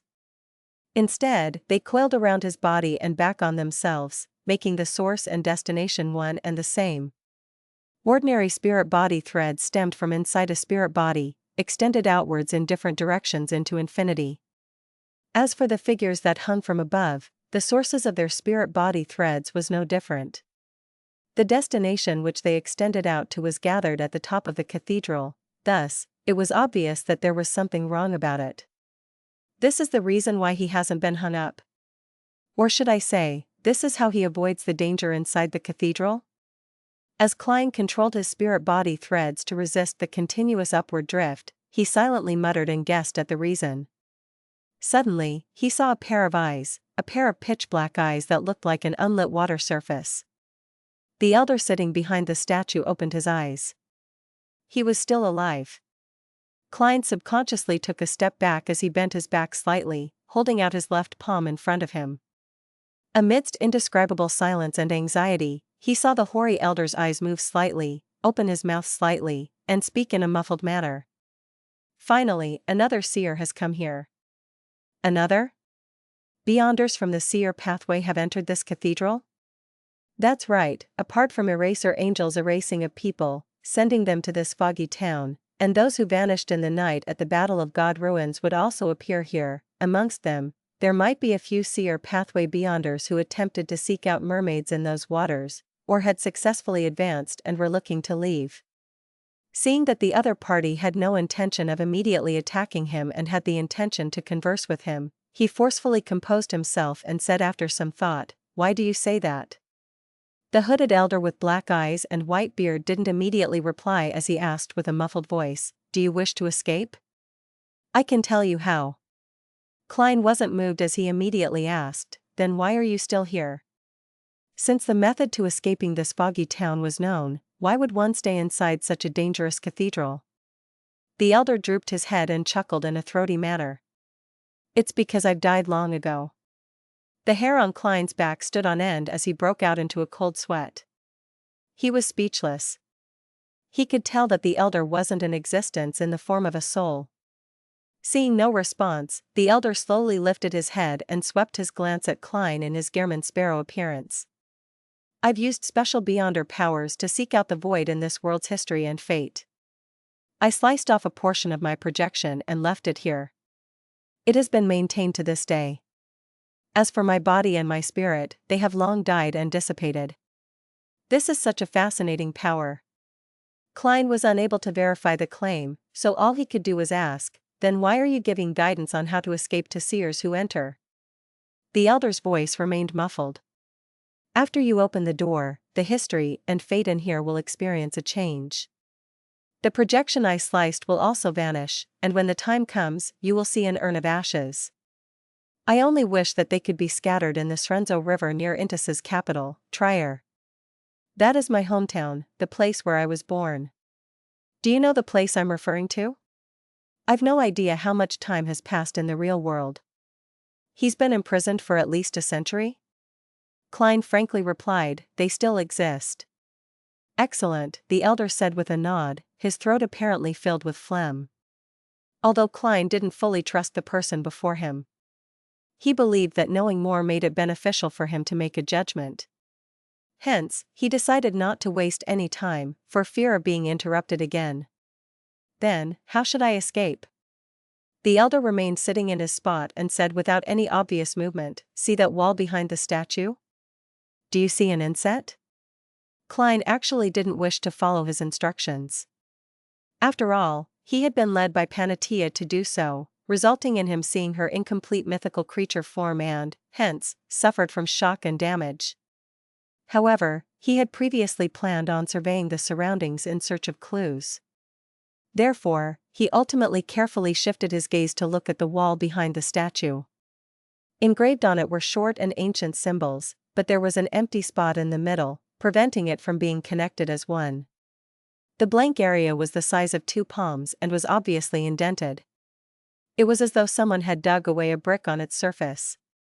As long as you find the corresponding obsidian rock and insert it, this wall will tentatively be released from a concealed and secret state. It will showcase illusory colors. When the time comes, I'll tell you of a complicated special symbol. It will be the key to opening the door on the wall, allowing you to escape. The elder didn't turn his head as he looked straight ahead and spoke in detail. A complicated special symbol. A key to opening the door. Klein listened to the ravings of Hornacius. Phlegria resounded with the wind behind him as a symbol suddenly came to mind. It was the vertical I formed from many secret symbols. It was the information that the Antigonus family's notebook had passed to him by corrupting the misfortune cloth puppet. And the Antigonus family appeared to have a deep connection with the nation of the Evernight on the main peak of the Hornacius mountain range. Could this be the so-called key? Klein retracted his gaze in a calm manner as he asked, why did all the seers from before fail? The elder chuckled and said, some of them are as naggy as you are, failing to leave this cathedral before the crimson moon turned clear. They ended up being hung up. It's the case for that fellow who gave himself a handsome face. Likewise for the lady with flawless features. Klein was nearly rendered speechless by the elder's jibe. However, he also learned something. The danger inside the cathedral would greatly increase once the crimson moon turned clear. Even marionettists were unable to control their spirit-body threads. I'll have to constantly take note of the changes in light. Once the crimson moon turns clear, I'll pass through the wall. Klein looked around him and confirmed that the wall closest to the pitch-black altar was 6 to 7 meters away. Then, he quickly came up with an emergency plan. The hooded elder didn't look at him as he continued, the rest weren't very lucky. They encountered enemies that had lost their reasoning and only wanted them for food. They were then devoured. You have to know that there aren't many Beyonders from the seer pathway to begin with. The ones that can become marionettists are even fewer. The number that can come in here due to various reasons are only a handful. Of course, there are a lot more that were attracted and enticed in here, but it was difficult for them to come all the way here as they. He didn't finish his sentence as he slowly looked up and glanced at the top of the ancient cathedral. He then said with a muffled voice, their outcomes were equally tragic. What do you mean? If I didn't attempt to steal the notebook, I would have to rely on the ravings from these hanging corpses inside this cathedral and climb up the main peak of the Hornacis mountain range to seek out the Antigonus family's treasure. Will I be considered as one of those that got attracted or enticed? It's difficult to come in here, and the outcome would be equally tragic? Klein's mind stirred as he began suspecting that the so-called treasure of the Antigonus family was nothing but a trap based on the dilapidated palace and translucent worms he had previously seen from his divinations. He didn't bother asking in more detail as he tried to sound out more important information. Do you know where that obsidian rock is? The elder chuckled. It's in the hands of that demoness of despair. Demoness of despair. So Panatia really is a demoness of despair. Klein had previously addressed Panatia inwardly as such, but that was because he knew that she was called Lady Despair, as well as him being certain that she was a demoness. Hence, he had simplified the two tidbits of information and given her such a nickname. He never expected that the sequence 4 of the demoness pathway was demoness of despair. That will be very difficult for me to obtain that obsidian rock. She's a true demigod. Klein didn't conceal the difficult position he was placed in as he waited to see if the elder had any suggestions. The elder shook his head and said, I'm a person who is long dead. There's very little help I can provide. Didn't you have a marionette when you came in? Yes, but it has already been eaten by the demoness of despair, Klein replied in a seemingly calm manner.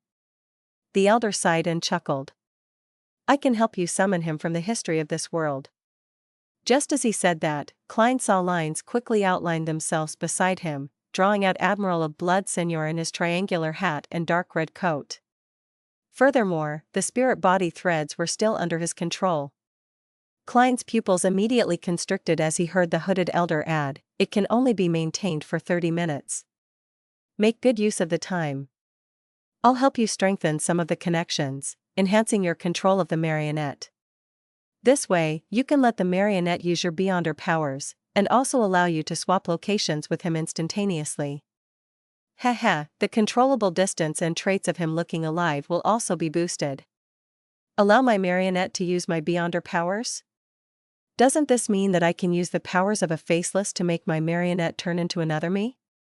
A perfect body double? This is a demigod of the seer pathway? This is one of the powers of a bizarro sorcerer?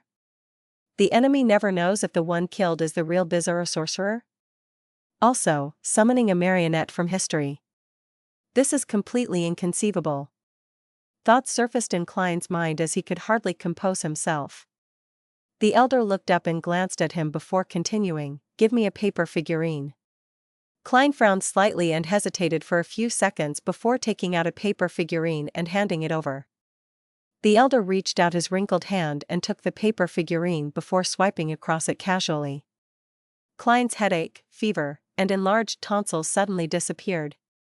The paper figurine was tainted with spots of red rust as it quickly cracked after becoming brittle. Using my paper figurine to transfer my ailment? Klein thought and finally asked, sorry for my breach of etiquette. How may I address you?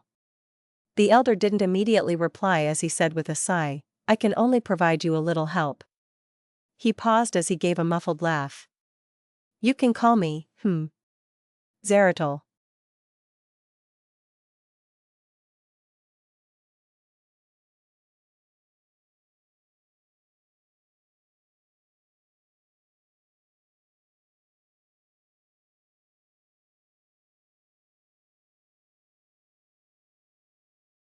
Chapter 839, Descendant of an Ancient God. F***ck. At that instant, Klein, who heard the elder's reply, had vulgarities resound in his mind. Apart from that, no other thoughts appeared. Zeratul, the leader of the secret order, a descendant of the fourth epoch Solomon Empire aristocracy, the former owner of the Antigonus family's notebook, and the Beyonder guide for Emperor Roselle.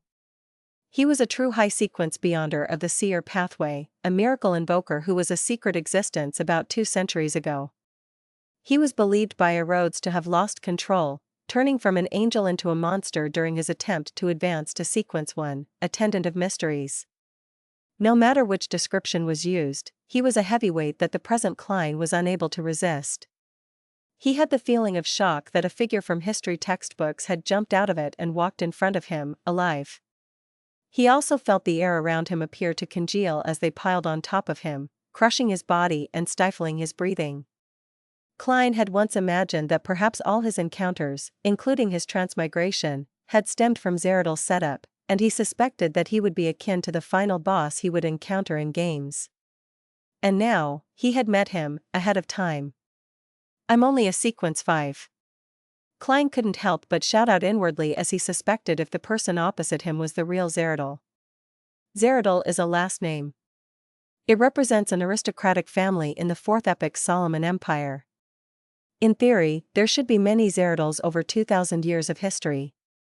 Perhaps the one in Roselle's diary is the grandfather, father, brother, or son of that secret order's leader. Also, he mentioned that he has been dead for years, while Erodes and Septon have testified that the secret order's leader, Zeradol, is still alive. He has just lost control and turned into a monster, turning extremely crazy. Klein tried to convince himself that the situation might not be as terrible as he imagined. This quickly calmed him down as he began to carefully contemplate. The beyonder powers that this Zeradol showcased doesn't seem like much, but all of them exceed the realm of normalcy. It's even more so for those that's related to history and fate. He's definitely not only a bizarro sorcerer. He might even be a sequence 3 or sequence 2. And this pathway's angels are few to begin with. This place is intricately tied with the nation of the Evernight, which disappeared from the main peak of the Hornacis mountain range, and it produces the ravings that reach the ears of low and mid-sequence beyonders of the seer pathway. Back then, the secret order's leader, Zeradol, had fewer appearances after he obtained the Antigonus family's notebook via Emperor Roselle. It's unknown what he was plotting. Does this mean that I can believe he had come to the main peak of the Hornacis mountain range to seek out the treasure left behind by the Antigonus family based on the notebook and obtained the corresponding potion formula and ingredients of sequence 1 attendant of mysteries? In the world of mysticism, repeated coincidences usually imply problems and a confirmation. If it is that Zeradol, could it be that splitting himself to store himself inside the foggy town is the reason that caused his ultimate loss of control? As for being long dead, there's an even more reasonable explanation. The secret order leader, Zeradol, had said so himself. What is a miracle? A miracle is to be resurrected from the dead. And he was already a miracle invoker. As Klein's mind churned, the hoary elder who claimed to be Zeradol chuckled. "From your reaction, you seem to know me?" Klein quickly probed. "I've heard of this last name. I once met Queen Mystic and learned of the secret order from her, and also know of its leader." The elder nodded gently without giving any confirmation or denial. He smiled and vaguely asked, "What other help do you need?" "Help?" Klein recalled the beyonder powers he had showcased and said after some hesitation, "Are you able to summon a fish from the outside world from this concealed world's history? It's okay if it has already been turned into food." From his point of view, it wasn't an impossibility. After all, most people that entered the town had come from Sonia C's easternmost front, the ruins of the Battle of Gods. Perhaps some fish that had been reared there had been brought in. They could be used to be stored as food and also used to observe the changes in the environment. There could also be explorers who vanished from not being able to sleep in time when night came after eating their fill of fish. It wasn't unreasonable that fish meat could be found in the history of the foggy town. Zeradol raised his head and looked at Klein. He didn't immediately give him an answer. After a few seconds, he leveled his gaze and said indistinctly, "Yes." Just as he said that, a blob made up of ground fish meat appeared in Admiral of Blood Seigneur's hands. "It can only be maintained for 45 minutes. Once it's over, it's as though one has never eaten it before," Zeradol added. That actually worked. Klein increasingly found the high sequence beyonder powers of the seer pathway to really be bizarre and terrifying. He had planned on saying that he didn't need any help, but considering how Zeradol was well known to be deceitful, with everything he said and did being questionable, he felt that he needed to make some preparations. Amidst his thoughts, Klein decided to appear a little greedy to lower Zeradol's appraisal of him and believe that he could easily lead him to do his bidding. After letting his marionette put away the fish meat, his eyes rolled a little as he indiscernibly drew a breath and said, "I still need the Bizarro Sorcerer Potion formula." Zeradol didn't change his posture as he fell silent for a few seconds. He then said with a chuckle, "No problem. As long as you trust that I'll give you a real formula. After you return with the obsidian rock, I'll hand over both the Bizarro Sorcerer Potion formula and the symbol needed for opening the door to you." Sigh, that isn't something that I need to care about. All that matters is that you scatter my ashes back into the river in my hometown. After Klein listened in silence, he couldn't help but ask, "You have a very high level. The ashes you leave behind will contaminate the river and create countless monsters." Zeradol laughed upon hearing that. "Very meticulous. However, there's nothing special about my ashes. I've lost them long ago." As he spoke, he looked up again and glanced at the peak of the ancient cathedral. He's hinting that his beyonder characteristics and body's specialness had been absorbed by the magnet above? Klein pondered over Zeradol's meaning as he pressed on matters regarding his beyonder pathway. "What's the sequence 3 potion name after Bizarro Sorcerer?" Zeradol's beard moved slightly as he said, Scholar of Yore. Scholar of Yore. Although it sounds like a relic that's already dead and dug out from a tome, Zeradol has repeatedly mentioned history. The corresponding beyonder powers are fascinating.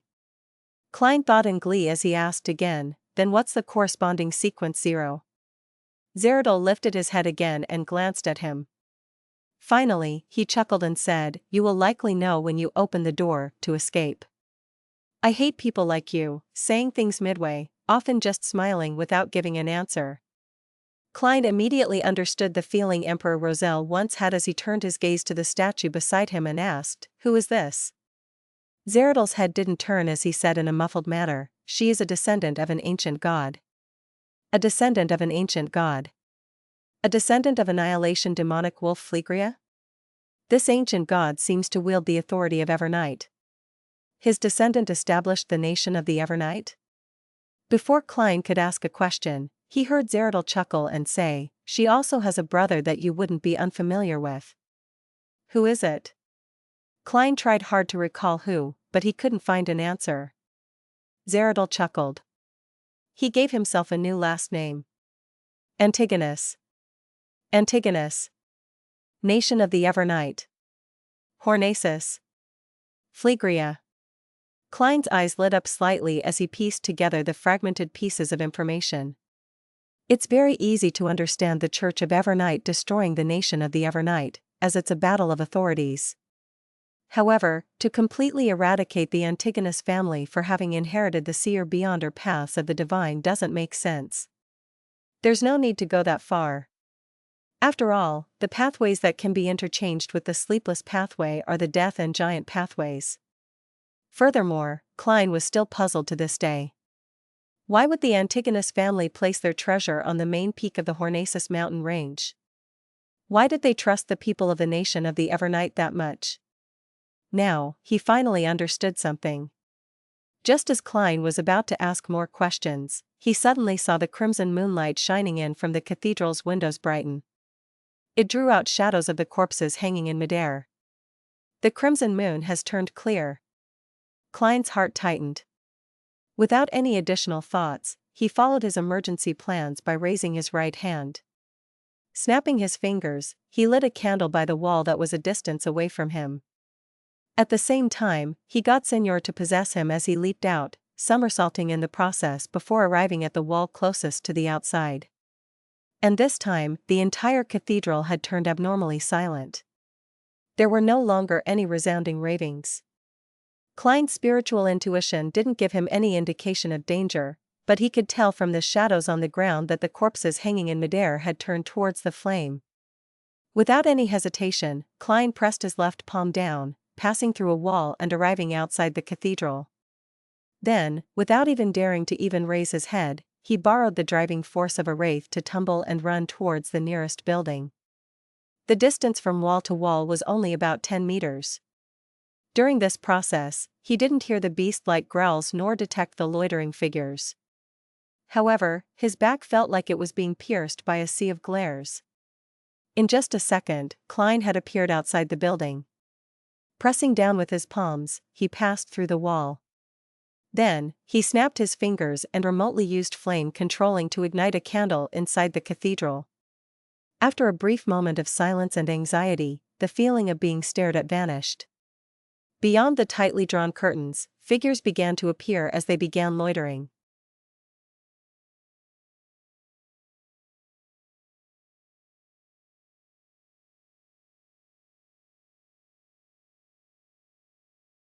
Chapter 840, Using His Advantage. With all the abnormalities vanishing, Klein heaved a slight sigh of relief. He began to observe his surroundings. Then, he selected a shadowy spot that wasn't too dark due to the faint moonlight.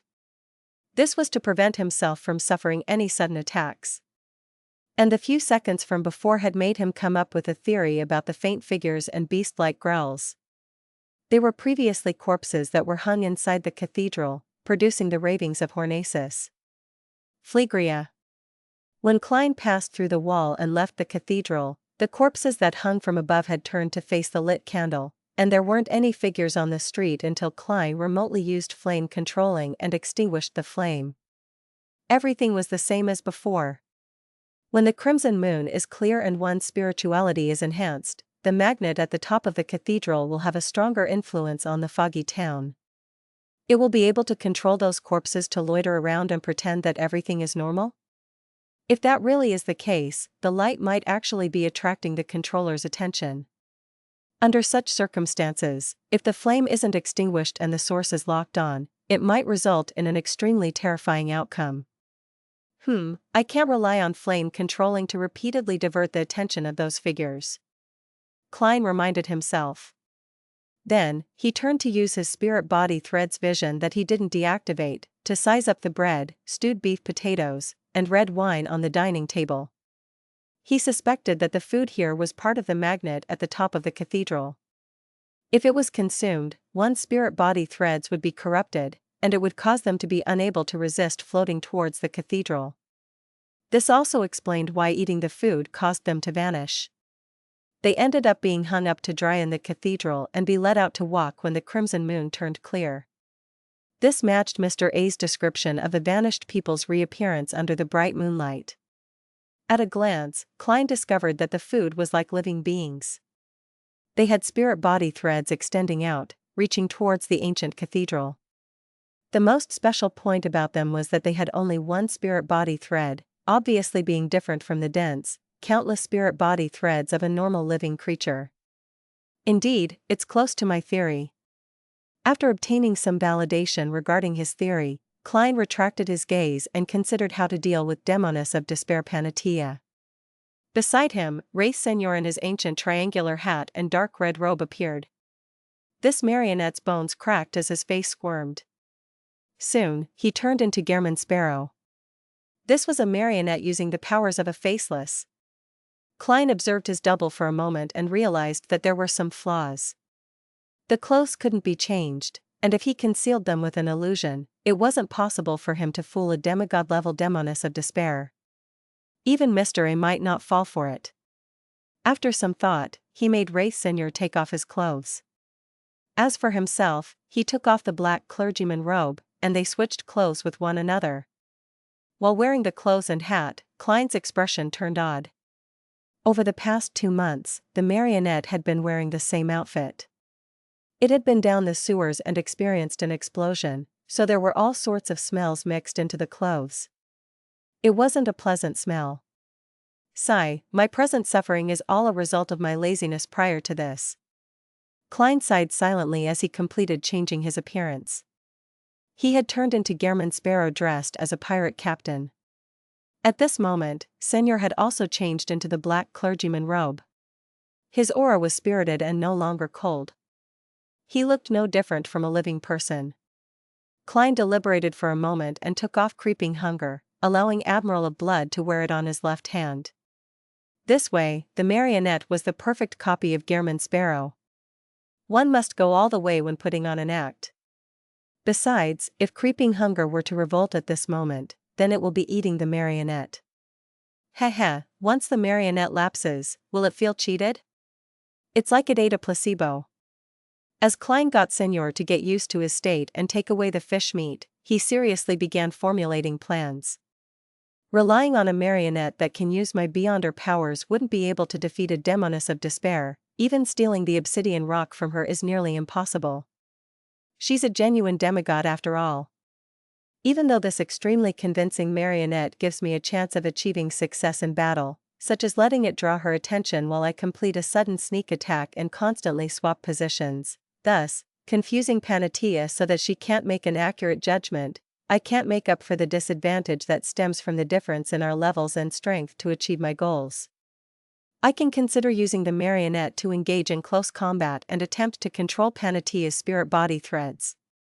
He's already a corpse, so he wouldn't be affected by the plague. I can catch her by surprise using this method. But there are too many problems. First, the mysticism viruses and germs that a demoness of despair creates will grow in strength.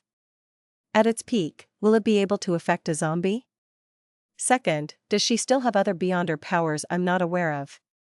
There's a high chance that it's the case. I'll first make a list and write down my advantages or things that are on par with the demoness of despair. Let's see if I can get any ideas. I can disguise myself. A marionette using its beyonder powers can be considered at the level of a demigod. Instantaneous swapping is also one. Apart from them, there isn't anything else. Yes, considering demoness of despair's current state, I seem to have something that I'm better at than her.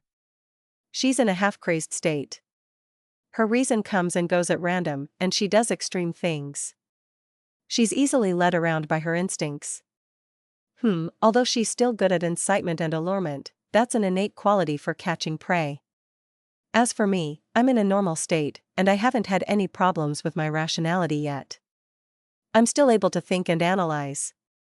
Don't tell me I need to come out on top using my wit? An idea came to Klein as he gradually formulated a new train of thought and plans. Why must I fight demoness of despair Panatia to the death at this moment? She definitely yearns to escape this foggy town. Deep down in her heart, this will be something that beats her instinctive need to eat. Furthermore, she's still full at the moment. I can try to cooperate with her. She can provide that obsidian rock, and I'll draw the special and secret symbol, putting together the conditions for opening the door.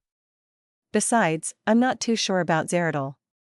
Who knows what schemes he might be up to? He might be secretly plotting something. By pulling a demoness of despair into this, it can effectively make the situation chaotic and restrain him in some way. Cooperation is a diplomatic choice, not a militaristic choice. The effects of an intact stand-in at the demigod level will definitely be better than directly engaging in battle. This is equivalent to me obtaining benefits from both sides. Klein rapidly made a decision. As he pondered on the details of him negotiating to cooperate, he patiently waited for the crimson moon to return behind the fog.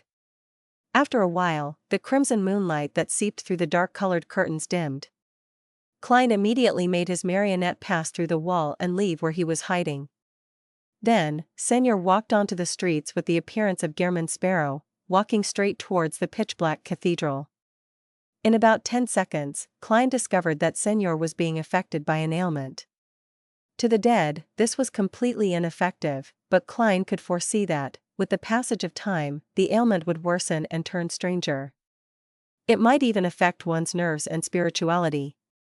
This would make the zombie's actions turn stiff. In the end, even its knees would be unable to bend, making movement only being possible by hopping. Thankfully, I didn't choose to use the plan of letting my marionette control the spirit body threads. Klein immediately made Senor say out loud, "I was inside the cathedral for a while, and I'm not dead. I found a way to escape from this place." After saying that, Gehrman Sparrow sniffed as though his resistance to the ailment had weakened due to the declining state of his body. And at this moment, the white-robed Panatia suddenly appeared at the door of the cathedral. Her hair had been tied up once again, looking neat and tidy. Her slightly crazy-looking but beautiful eyes looked at Gehrman Sparrow as she took out a strangely profound obsidian rock. The contours of the obsidian rock was identical to the inset on the wall behind the cathedral's statue. You need it? Panatia asked calmly. Klein discovered that the demoness of despair had dispelled her plague and ailment as he hurriedly made Senor nod. Yes. As long as you place it in the correct location in the cathedral, and match it with a special symbol, we will be able to open a door that allows us to escape. I know that the cathedral's interior is very dangerous to you, but this is mainly a result of spirit-body threads.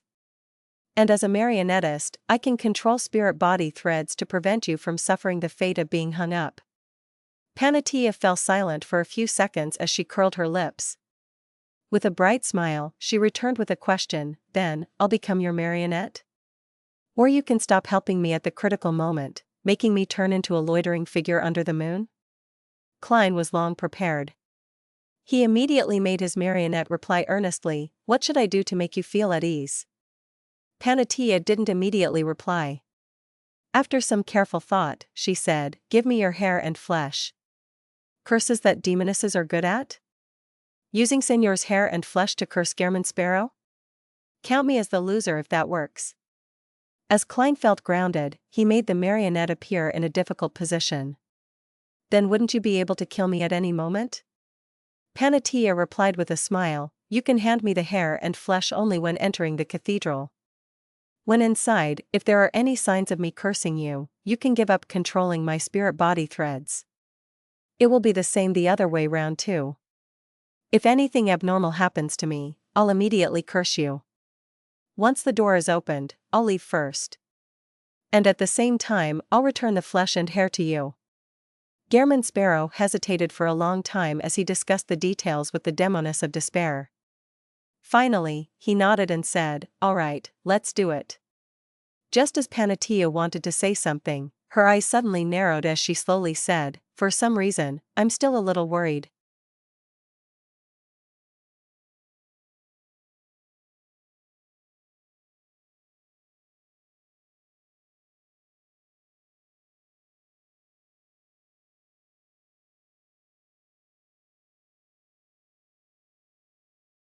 Chapter 841, Keeping Each Other in Check. What terrifying intuition. Despite not realizing that the Gehrman Sparrow in front of you is a double, you still feel that something is amiss. Hidden in a faraway building, Klein inwardly drew a gasp. His mind raced as he quickly came up with a corresponding strategy. He controlled Senor and made the marionette reply in a deep voice, I'm also a little worried. After opening the door, if you leave first, you can ambush me from the outside once I'm out. You don't even need to ambush me. You can just wait outside. I believe that I should be the first to leave. And before that, you need to return to me my flesh and hair. When the time comes, you can be closer to the door. This way, you will have enough time to pass through the door before your spirit-body threads drift to the top of the cathedral. Panatia listened in silence and returned with a question, then how do I prevent you from destroying the door after you leave? This is also a problem for me, the marionette answered without giving any signs of weakness. When I obtain that special symbol, I'll show it to you. That way, even if I close the door, you will still be able to open it again. Panatia closed her mouth as though she was thinking through the details, but she appeared somewhat irascible and could hardly compose herself. It was as though her inclination for insanity had filled her mind. After about 10 seconds, she said again, I think a pure curse might not be able to harm you. Seers do not lack the means to avoid harm, just like the paper figurine substitutes you used before. She really isn't leaving behind any loopholes. Thankfully, the person in front of you is a fake from top to bottom. As Klein lampooned, he made Senor take out one paper figurine after another. Then, he burned them all in front of the demoness of despair. I can't be sure that you haven't hidden one, Panatia said in suspicion, still somewhat neurotic. Gehrman Sparrow twitched the corners of his mouth in a deadpan manner and said, you can try divination. Aren't witches good at that?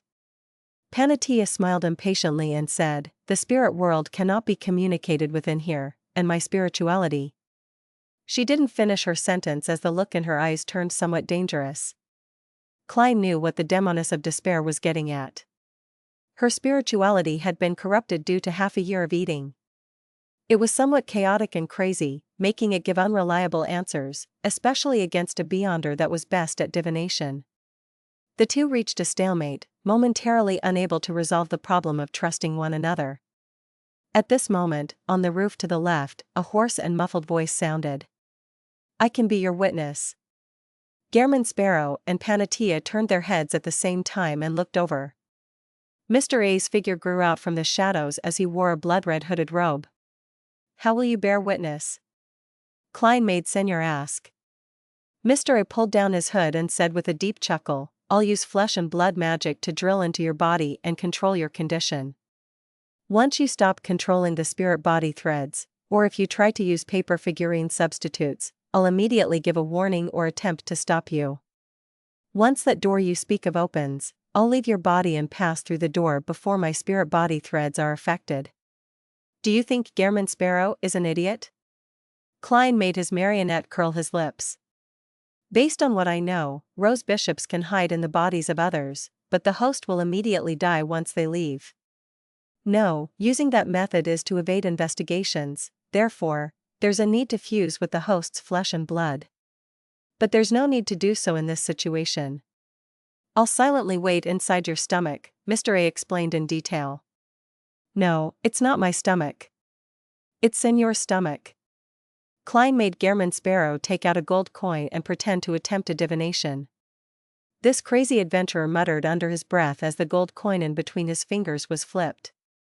With a ping, the gold coin flew into the air and landed in his palm. Gairman Sparrow carefully glanced at it. "From the looks of it, you aren't lying. However, you will have to leave my body before I show the special symbol to Lady Despair." If this wasn't done, Gairman Sparrow might end up being murdered by their collusion. After all, if Panatia obtained the door-opening symbol while wielding the obsidian rock, given enough time, she didn't need to worry about any anomalies with her spirit body threads. Then, she wouldn't need help from Gairman Sparrow at all. Mr. A's existence was only to prevent the use of paper figurine substitutes. However, Gairman Sparrow didn't need to be too worried if Mr. A came out ahead of time. He wasn't even afraid that Panatia would lose decorum after knowing the door-opening symbol, because if that happened, he could rely on paper figurine substitutes to avoid certain death. On the other hand, Panatia wouldn't carry out a pursuit in the cathedral. This was because she would end up being hung up with the passage of time, hence, she needed to seize the opportunity to escape immediately. Besides, there was no way to take the obsidian rock. Gairman Sparrow would then have no chance of any subsequent escape attempts. Although the details of this plan were still flawed, it fully considered the situation of all three parties. Panatia raised her hand and grabbed at the hair that was sliding down her sideburns when she suddenly asked, "If I were to escape first, aren't you afraid that I'll ambush you?" This was also a problem that Gairman Sparrow was previously worried about. Klein immediately made his marionette curl his lips and say, "I'm afraid. But I still have other means of escape. I'll take the risk." Panatia took 2 steps in an irritated manner before finally saying, "We shall do it as agreed then." After making up her mind, her smile became extremely relaxed. "You really are a special man, a man that made me see hope. After we leave, I don't mind letting you experience what extreme pleasure is if you aren't afraid." Gairman Sparrow shifted his gaze away with great effort before looking at Mr. A. "I have no more questions." With the sound of howling wind, Mr. A flew down and landed not far from Gairman Sparrow. His figure, along with his clothes, rapidly melted away, turning into a sticky glob of flesh and blood. Right on the heels of that, the flesh and blood piled onto one another and kept compressing into a tiny stream that had the thickness of an arm. Then, it flowed towards Gairman Sparrow. Far away in a building, Klein felt somewhat disgusted as he retched. Then, he made Gairman Sparrow open his mouth. The flesh and blood stream climbed up the marionette's body and drilled into its mouth. The slightly warm but slippery feeling passed through the gullet and entered the stomach. "It's heavy." However, Mr. A's flesh and blood is helping to hold up the stomach, preventing it from sagging too much. Klein inspected the marionette and made him look up at the shrouded crimson moon and say to Panatia, "Let's begin." "All right." Panatia, who could hardly withstand her urges, impatiently walked towards the cathedral's entrance. Klein made Gehrman Sparrow follow by her side and first plucked off his hair before making two meat tendrils grow out from his arm before ripping it out. It made blood gush out. If someone very familiar with me were here, they would definitely notice a problem because I can't deal harm to my own body so decisively. Perhaps in the eyes of others, the crazy adventurer, Gehrman Sparrow, can probably do such a deed easily. As Klein noticed a problem and gained experience from his conclusion, he made the marionette pass through the ajar main door of the ancient cathedral. He then handed the hair and flesh to Panatia. Panatia slowed down her pace as she took out an ugly, palm-sized puppet and wiped the flesh over it and tied the hair around its thin neck. She held the cursed puppet in one hand and finally stepped through the cathedral's door. Klein immediately got Gehrman Sparrow to control their spirit-body threads. As for Mr. A, as he had overlapped with the marionette, it wasn't too much of a hassle. Even I can do it. With the powers showcased by Zeradol, he totally has the capability to help Beyonders that are not from the seer pathway to resolve the loss of control over spirit-body threads in the cathedral. This way, as long as he wants the Demoness of Despair to enter, he could have opened the door a long time ago. Why didn't he do it? He is unable to communicate with others beyond the cathedral? That's why seer pathway Beyonders who aren't marionettists or higher can't walk to him. Klein used his marionette's senses to analyze the situation remotely. And inside the cathedral, the corpses remained dangling in midair. Their heads were bowed and their eyes were rolled back. From time to time, they would sway with the wind, producing the ravings hornaces. Phlegria. When Panatia saw this scene, her body instantly stiffened, but she quickly composed herself. Together with Gehrman Sparrow, they walked under the gazes of the hanged. Before long, they saw the pitch-black altar and the statue of the ancient god's descendant. Zeradol remained sitting diagonally behind the statue, wearing a hood and sporting a white beard. When Gehrman Sparrow and Panatia approached, he slowly lifted his head and chuckled. Very good. Beyonders from the seer pathway need to know how to use their brain and not always think of fighting. He seemed to have foreseen that all of the paper figurines of Gehrman Sparrow would be destroyed. He directly reached out his wrinkled palm and grasped at something. His grab pulled out a yellowish-brown goatskin and a quill filled with ink and a bottle of ink. This made Panatia involuntarily twitch her brows. Zeradol picked up the quill and scribbled words and symbols before rolling it up and handing it to Gehrman Sparrow. That's the door-opening symbol, as well as the Bizarro Sorcerer Potion formula you want. They can only last for 45 minutes and cannot be taken out. Klein avoided the Demoness of Despair and unfolded the goatskin, allowing the potion formula and the door-opening symbol to appear before his eyes. Suddenly, his pupils constricted and nearly froze. The door-opening symbol and the symbol provided by the Antigonus family's notebook via the misfortune cloth puppet were mostly the same. It was a vertical eye made up of many mysterious labels.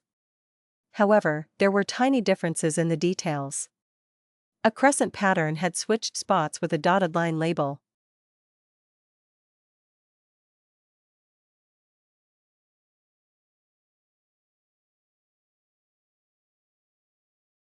Chapter 842, Behind the Door. At that instant, the first thought that surfaced in Klein's mind was, as expected, Zeradol has a ploy. Right on the heels of that, he was thankful that he had obtained the correct door-opening symbol from the Antigonus family's notebook ahead of time. With this newfound confidence, he didn't panic and become at a loss. Zeradol returned the quill and ink bottle to the past, and he lifted his head. Scanning Gehrman Sparrow and Panatia, he said with a sigh, all the conditions are in place. You can now open the door. Upon saying that, he fixed his gaze on Gehrman Sparrow and chuckled. Don't forget to take my urn with you. Just as he said that, his entire body suddenly crumbled into countless points of light and scattered into the surroundings, fusing into the void. It was as though he had long rotted and turned to dust. Left in the spot where he was sitting, there was a tin urn. Its surface had ancient patterns that didn't look anything special. Klein made Gehrman Sparrow take 2 steps forward, bend down, and pick up the tin urn. He found it heavy, nothing like something that was fake. He used the hand holding the goatskin to open the lid and saw that it was filled with grayish-white powder and particles. It didn't have a lustrous glow. It really is just ordinary ashes? Then who helped cremate Zerdal? He cremated himself? After Gehrman Sparrow closed the lid, he casually used this goatskin-wielding hand to take out a piece of flesh from a pocket and swallowed it. Panatia noticed this action as she squinted her eyes at him as though she was asking what he was doing.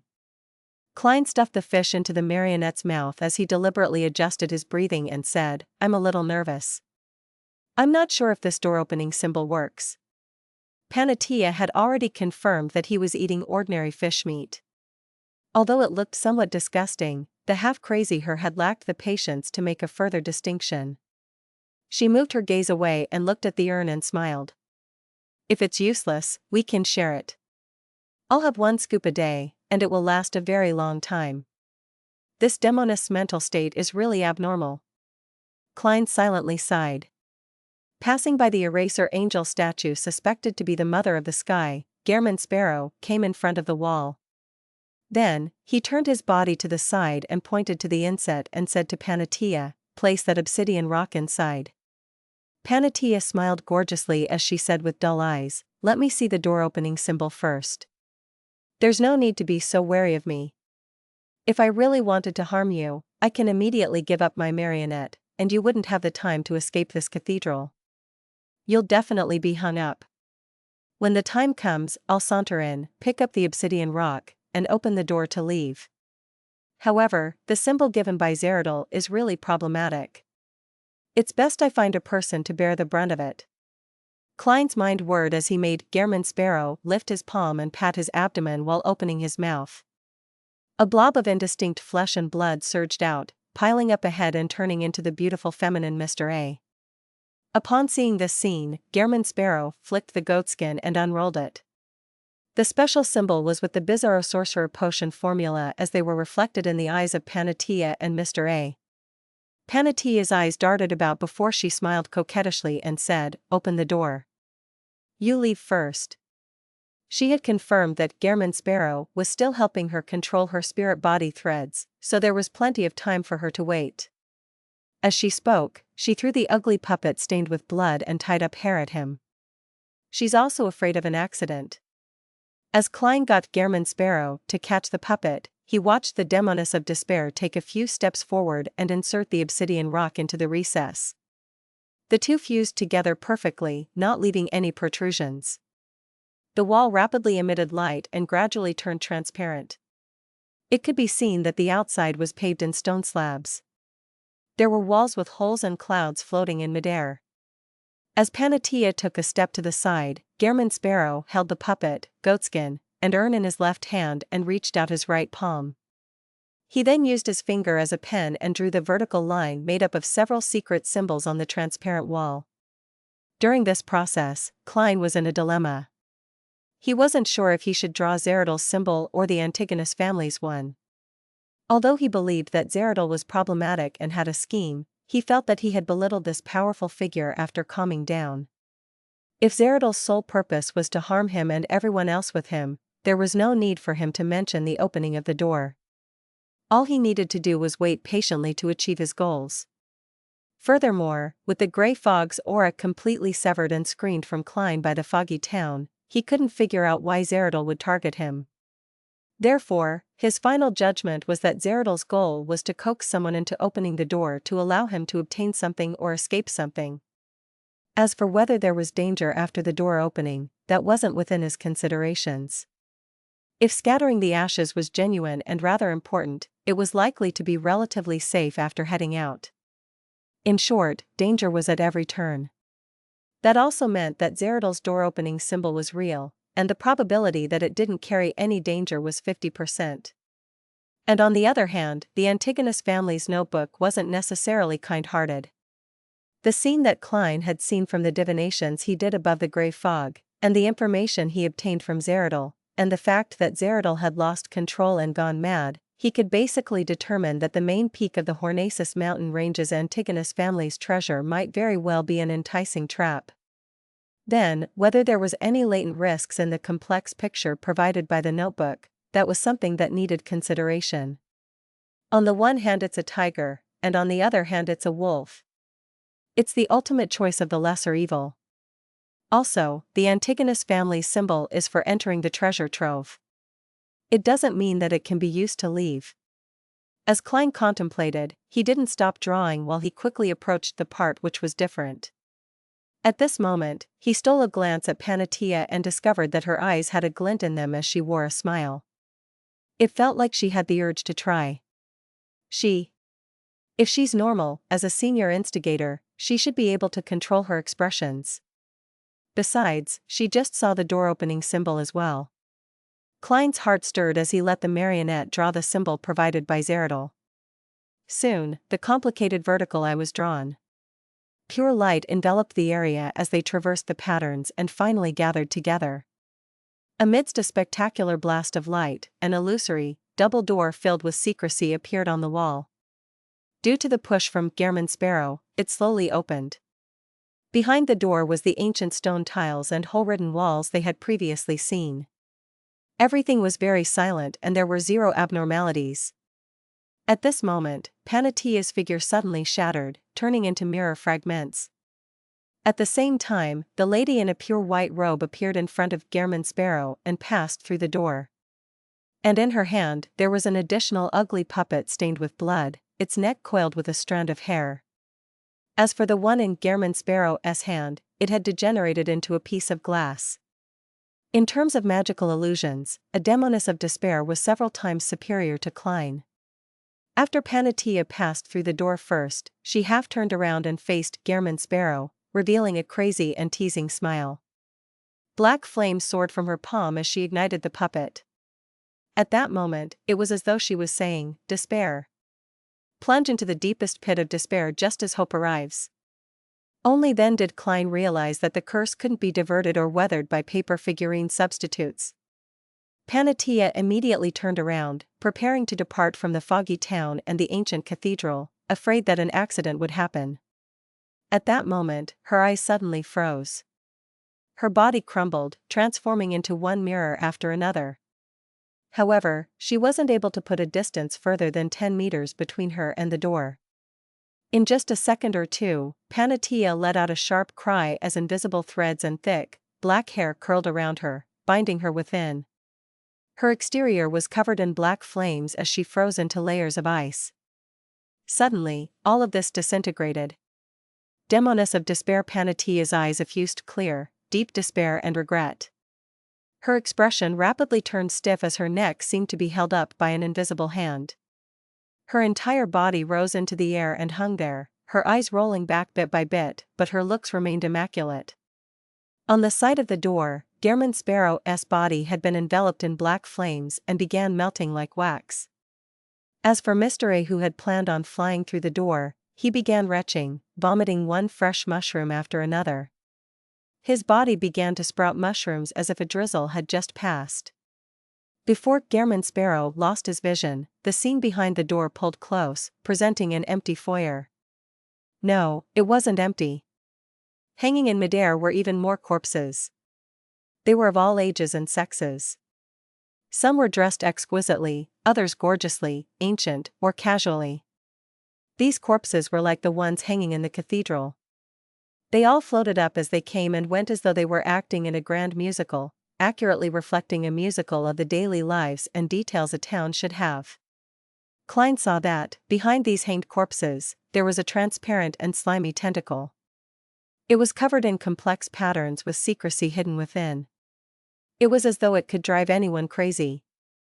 Countless tentacles extended deep into the foyer, and there sat an ancient, huge stone chair. Its surface was inlaid with dull golden gems. This? Klein tensed up as he didn't hesitate to close his eyes and cut his connection with the marionette. In his mind, the scene that he had seen from his previous divination surfaced. Seated on the huge chair were countless translucent maggots that clustered together. They squirmed slowly as they grew freely, extending out nearly invisible tentacles. And the final scene that was embedded in the marionette's vision was at the bottom of the ancient chair. A tarot card sat there silently. Its surface was also that of Roselle. The emperor was wearing a gorgeous head accessory and colorful clothes. It held a stick with luggage hanging from it as though he was on a long trip. He had a visionary look, and beside him was a puppy. At the corner were shiny words, Sequence 0, the Fool.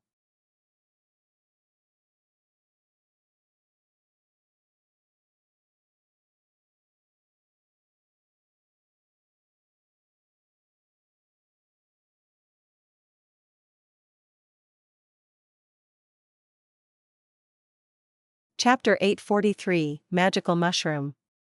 Sequence 0, the Fool. After discerning the words on the tarot card, Klein once again felt the same feeling he had when he heard Zeratul say his name. At that moment, he felt the strong call of destiny. He felt that everything had been arranged from the beginning, just like 0-08. He began to suspect that his original judgment, believing that the female beast tamer from the traveling circus that had visited Tingen and performed a tarot divination for him wasn't an ordinary person. As his thoughts raced, Klein viewed it from another angle and came up with a new idea. Gradually, he stopped being that horrified, fearful, and depressed. Perhaps it wasn't a machination but the changes that I brought about myself. This is because of the ritual that resulted in my transmigration. I had a connection with the mysterious space above the gray fog. Fate would naturally be affected as a result. More precisely, as a visitor from another world, I never had my fate here. The current trajectory I've taken is a result of my character, the encounters of the original Klein, the influence of the gray fog, and the surrounding environment. The mysterious space above the gray fog is clearly strongly tied to the seer pathway. And this pathway's sequence 0 is the Fool. When projected into reality, and in front of a divination, I'll definitely get the Fool as my card. Similarly, this resulted in me later using the Fool as my name. Klein's mood calmed down bit by bit, believing that this was the most plausible explanation. Using Occam's razor to eliminate all presently unknown factors, I can still obtain a reasonable explanation. That means that it's quite likely to be the case. Klein forced himself to stop thinking about questions he couldn't provide certain answers to. He then turned his attention to what had just happened. That huge chair and that cluster of translucent maggots were what I saw when I made a divination above the gray fog. From carefully considering and inferring things from this harrowing scene, it might very well be an angel from the seer pathway, an angel that had lost control and turned into a monster. Zeratul himself? Or the powerful entity from the Antigonus family from the fourth epoch? If it's the former, that corroborates with Erodes and Will-Oseptin. Zeratul is already sequence 1 and has lost control and gone mad. He broke down into a monster. This matches. This can also explain why Zeratul only wishes for the door to be opened. It's because once the door of secrets is opened, the two sides will have a connection, allowing him to recover from his present state bit by bit. His repeated emphasis on his ashes was just a pretense. But herein lies the problem. The environment Zeratul is located in, as presented by Erodes, doesn't resemble the ancient palace at the mountain peak. Otherwise, I would have recognized it back then. What if that's the angel from the Antigonus family who's living as an abject existence, one that made Zeratul suffer after he came to the Hornacis mountain range after obtaining the notebook from Roselle? He had a part of him separated from him without realizing it, thus, causing him to go mad during the advancement. Regardless, he is a sequence 1 attendant of mysteries. After all, Zeratul was already a miracle invoker back then. From this angle, Zeratul's goal might very well be the opening of the door, allowing the foggy town's history and fate to become mixed with the outside world, preventing him from being dissociated again. Regardless, that cluster of translucent maggots is probably a sequence 1 that lost control. No wonder the demoness of despair faced a breakdown the moment she saw him. She only managed to struggle a little before being hung up, turning into a marionette that's being hung up to dry. Thankfully, I was lacking in clues back then, and the scenes I saw through divination wasn't clear enough. Otherwise, I would have suffered a terrible blow from witnessing a complete and crazy mythical creature. I would have lost control and mutated.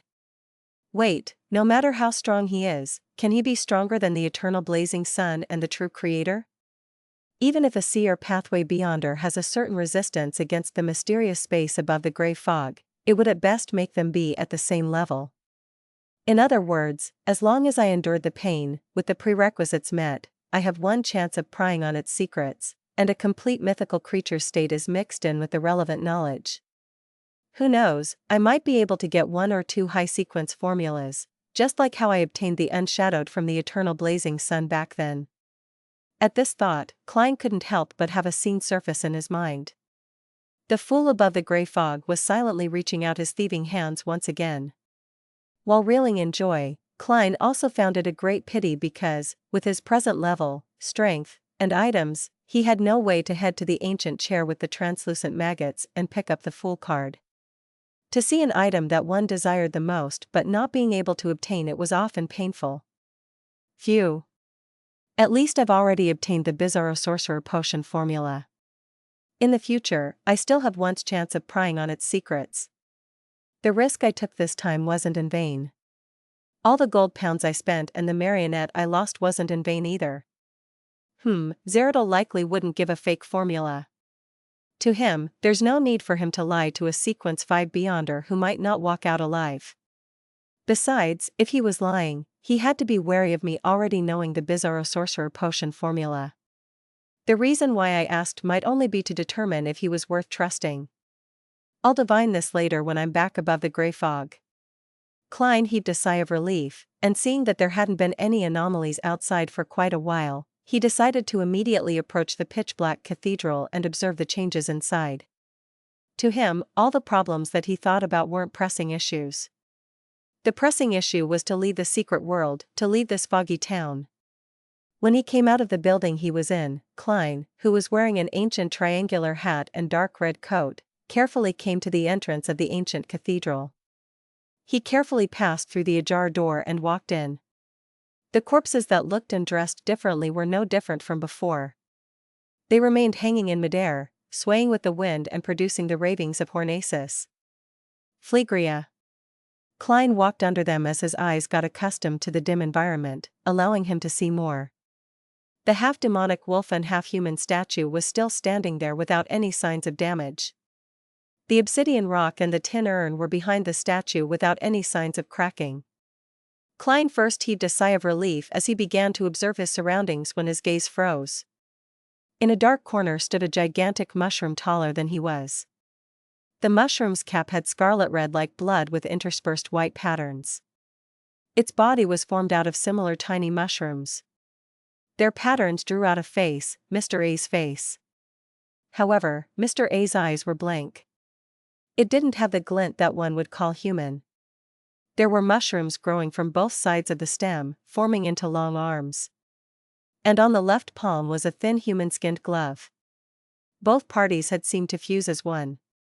What kind of abomination is that? Klein involuntarily took a step back. He found his knowledge and mysticism completely lacking at that moment in time. He began taking actions to protect himself. While doing so, having not deactivated his corresponding visions, he discovered that the terrifying mushroom didn't have any spirit body threads.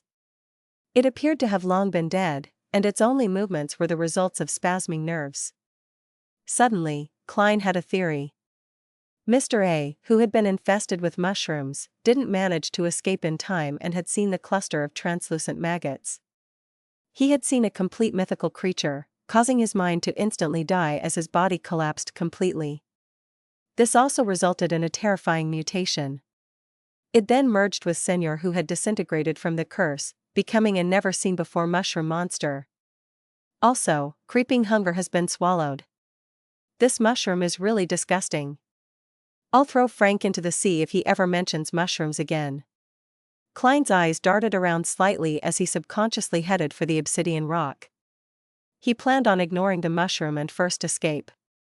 At this moment, he found his mind turning adrift.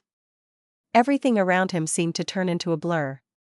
Suddenly, Klein realized that he was being forcefully pulled into a dream. He immediately escaped the dream and saw the nearly 2-meter-tall mushroom sliding over slowly. In its hand was a great sword that was a combination of scarlet magma and blue-hot flames. It can use sword of lava. Klein didn't hesitate as he opened his mouth and let out a sound, bang. The extremely penetrative air bullet hit the mushroom, who had slowed down due to it being engaged in controlling dreams. The bullet drilled through its cap, tearing open a huge wound. Underneath the wound was human flesh and tiny spores. They quickly squirmed and restored the body. To think that's possible. Klein felt a strong sense of danger as he hurriedly lunged to the side, rolling several times in the process. The mushroom sped up suddenly as the sword of lava in its hand dragged scarlet and blue flames, cleaving down at the spot Klein had been standing at. It caused the floor tiles to rupture as flames scattered. At this moment, Klein snapped his fingers, igniting the tiny mushrooms that formed the monster. Then, he ran towards the back of the statue in an attempt to obtain the obsidian rock. But finding his thoughts go adrift for a moment, Klein realized that he was going in the wrong direction. He was rushing towards the entrance. It can distort my will? Klein's heart tightened as he noticed through the corner of his eye that the surface of the gigantic mushroom was covered in a layer of frost. The frost had extinguished the soaring scarlet flames. As his thoughts raced, Klein ran towards the door and snapped his fingers, igniting the tree leaves outside. In situations with zero understanding about his enemy, and him having not made any preparations, he believed that a magician had to choose to retreat and avoid dangers for the time being. More importantly, his strongest marionettist powers were useless because the gigantic mushroom didn't have any spirit body threads. Scarlet flame soared up like water, enveloping Klein's body. He quickly appeared in the flames outside as he jumped towards the ground. He was just about to distance himself when he heard a howling wind. The red-capped mushroom had come out of the cathedral with the auspices of a strong gust of wind. It can even fly. Klein snapped his fingers, using flaming jump to open up a gap. Meanwhile, he discovered his nose was itching as he wanted to sneeze. I'm also sick. How am I supposed to fight? I don't have any mystical items, and I haven't been able to fully express my strengths as a marionettist. It really is a magical mushroom. Klein was at a loss on whether to laugh or cry when he hid inside a building. Suddenly, he felt his body become somewhat cold as his mind naturally reflected his present appearance. His ancient triangular hat, dark red coat, white pants, and black boots had vanished. All he had on him was a pair of briefs to uphold his last bit of dignity. 30 minutes are up. The spell for summoning Senor from the past has ended. Klein instantly understood the reason as he began thinking. That mushroom which fused with parts of Admiral of Blood has likely disappeared as well. Also, in another 15 minutes, the effects of the fish will disappear. It will lack the main element that forms it. Klein couldn't help but curl his lips. He immediately used flames and leaped out. Indeed, as he expected, the gigantic mushroom had a ridiculous hole in part of its stem. Furthermore, it couldn't fix it, causing its speed to slow and become impeded. Come on, let's play hide and seek. Klein silently said as he began circling the town streets, using the flames and buildings to engage in a merry chase with the gigantic mushroom. During this process, the crimson moon didn't turn clear at all. After more than 10 minutes, the terrifying mushroom finally lost its ability to move as it collapsed on the street. Klein heaved a sigh of relief as he slowly and carefully approached. He saw that the flesh and blood of the mushroom was gathering together as points of light converged. Soon, all that was left was a thin human-skinned glove. This, because of the mutation brought about by the Sequence 1 angel, Creeping Hunger fused with Mr. A? It's an upgraded version of Creeping Hunger? Klein bent his back as he carefully picked up the human-skinned glove.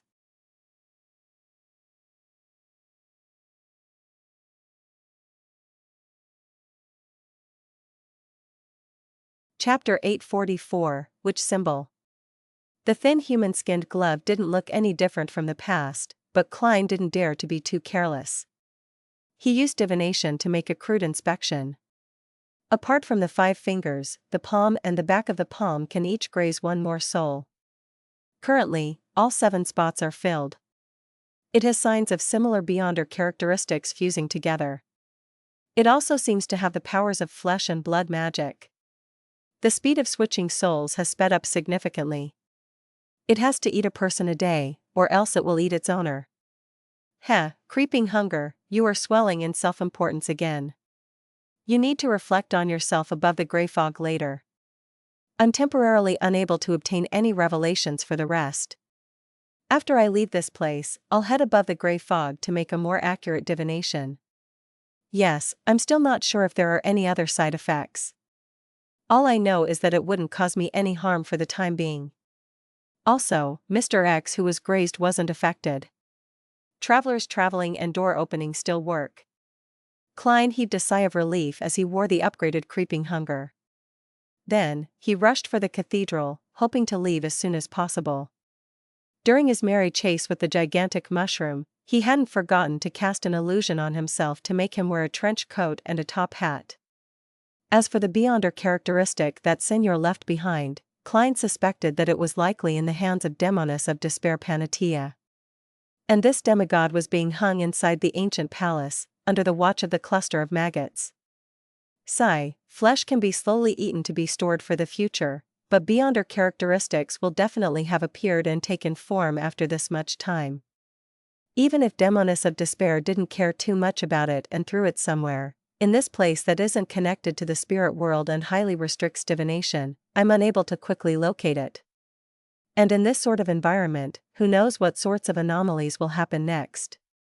Who knows if that obsidian rock will automatically teleport and disappear?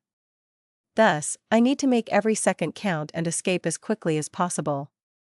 Klein returned to the cathedral with a clear line of thought. Although he had promised Miss Sharon to sell Senor's beyonder characteristic to Merrick, the ingredient itself was corrupted to begin with, making it difficult to use for the concocting of a potion. Secondly, his safety was a lot more important. It's not like it cannot be resolved. I can just hunt another wraith or find Wilosepton's help to shatter the beyonder characteristic in Merrick's hands and allow it to be purified. This will have to wait until a particular infant is born. Klein mumbled silently as he passed through the swaying corpses and came to the side of the stone statue. Along the way, he found the iron cigar case which he had used to put the marionette in. It hadn't been devoured by the mushroom. Azek's copper whistle and the lone gold coin inside weren't damaged either. Putting these items away, Klein controlled his spirit body threads to prevent himself from floating to the top of the cathedral as he bent down to pick up the obsidian rock. After confirming that the important item wasn't damaged, he felt a lot calmer. He then inspected Zeradol's tin urn. When he opened the lid and took a careful look, Klein's pupils constricted as his gaze instantly froze. All the ashes inside were gone. There wasn't any left inside. Zeradol achieved his goal? Should I say as expected? Klein threw away the thin urn while feeling doubtful. He stood up straight and inserted the obsidian rock into the wall at the back. The wall emitted light again as it turned transparent, allowing people to see the ancient stone slabs outside, the hulled walls, and the floating clouds. At the thought of the cluster of terrifying maggots, Klein wasn't in a rush to draw the symbol provided by the Antigonus family's notebook. He first raised his right hand and snapped his fingers. He had ignited a tree outside the cathedral, in preparation to escape with flaming jump the moment something wasn't right. After making his preparations, Klein used his finger and quickly outlined the vertical eye formed of many secret symbols. Compared to the previous one, a crescent and dotted line had swapped places. With his final stroke, the pure beams of light bloomed as they followed the vertical eye's patterns before blasting into a radiant light. The entire cathedral turned ethereal as it shook. Klein felt as though he had instantly arrived at the top where the corpses were being hung. In front of him was a pair of illusory double doors. Behind the door was a familiar ancient palace. It was where Panatia and the other corpses were gently swaying. Translucent tentacles with strange and mysterious patterns swarmed over and slammed on the door but were unable to open it. All it could do was use some of its strength to grab Klein's spirit body threads. Klein didn't hesitate to snap his fingers. While pulling at his spirit body threads, he leaped to the flames outside the cathedral. Right on the heels of that, he snapped his fingers repeatedly and flashed away, escaping to the farthest point of the foggy town. After the ethereal feeling of the pitch-black cathedral vanished, Klein paused and frowned. That also leads to the palace with the rampaging angel. The symbol provided by the Antigonus family's notebook is as much of a trap as Zeradal's was. However, this symbol only seems capable of triggering the door to escape, but it's unable to open it. Otherwise, I might not have been able to escape. It's the symbol for entry, while Zeradal's one was for exiting? What should I do? How do I leave? Klein subconsciously surveyed the ghastly silent town which was shrouded in fog, and he forced himself to calm down. He began to think about how he could escape. Perhaps that's not the only wall that allows me to leave, but it's unlikely. All these years, there have been batches of people coming to the foggy town. If there are any clues outside the cathedral, they should have long found it. Try another symbol? What should I try? Klein fell into deep thought as he analyzed the intricacies to see if he could be inspired. This place is related to the nation of the Evernight and the Antigonus family. As for the monster on the huge throne in the ancient palace, it's definitely a rampaging angel from the seer pathway, regardless of his identity. Zeradal, who's also involved in this matter, is similarly an angel of the seer pathway. The Antigonus family's notebook which provided the symbol is also directly tied to this pathway. Therefore, the correct door-opening symbol is likely related to the seer pathway. Sequence 0 of the seer pathway is likely called the Fool. This can be initially confirmed, otherwise, that owner of the card of blasphemy wouldn't have been lured to the main peak of the Hornacis mountain range and become a hanger. The Fool. The Fool. As he ruminated over the word, Klein suddenly thought of himself. He thought of the mysterious symbol behind his high-backed chair that represented himself above the gray fog. Perhaps I can give it a try? Klein pondered for a few seconds before deciding to make a bold attempt. After all, he was temporarily out of ideas. He returned to the spired cathedral, and under the gaze of the hanged corpses, he walked to the wall behind the statue and picked up the obsidian rock that had fallen once again. After the obsidian rock was inserted, the door rapidly turned transparent. As Klein snapped his fingers to light another tree, he took a deep breath. He drew the Fool symbol that was made up of the pupilless eye and the partially contorted lines. Soon, he completed the symbol as he found himself feeling anxious. But this time, nothing happened to the transparent door. It doesn't work. Klein's expression turned wry as he suspected that he would be trapped in there, engaging in murderous battles with beyonders who later entered, doing so until he starved to death or was eaten. He shook his head to dispel his emotions of despair. He began running through ideas in search of other clues. This place is related to the nation of the Evernight and is related to the Antigonus family, and they were obliterated by the Church of Evernight. The one who sent me here is the eraser angel who's suspected to be the mother of the sky. She was active in the basement of the Church of Evernight's St. Samuel Cathedral. The reason why people vanish if they don't sleep at night in the ruins of the Battle of Gods is said to be a result of the remnant aura and strength of a deity from the Evernight domain. Therefore, this is clearly related to the Evernight's authority or even the Evernight goddess, areas related to the goddess. The more Klein thought about it, the more he lacked confidence. He was originally analyzing the problem from an objective angle, but he had unknowingly changed the way he addressed the Evernight goddess. And this led him to a new idea.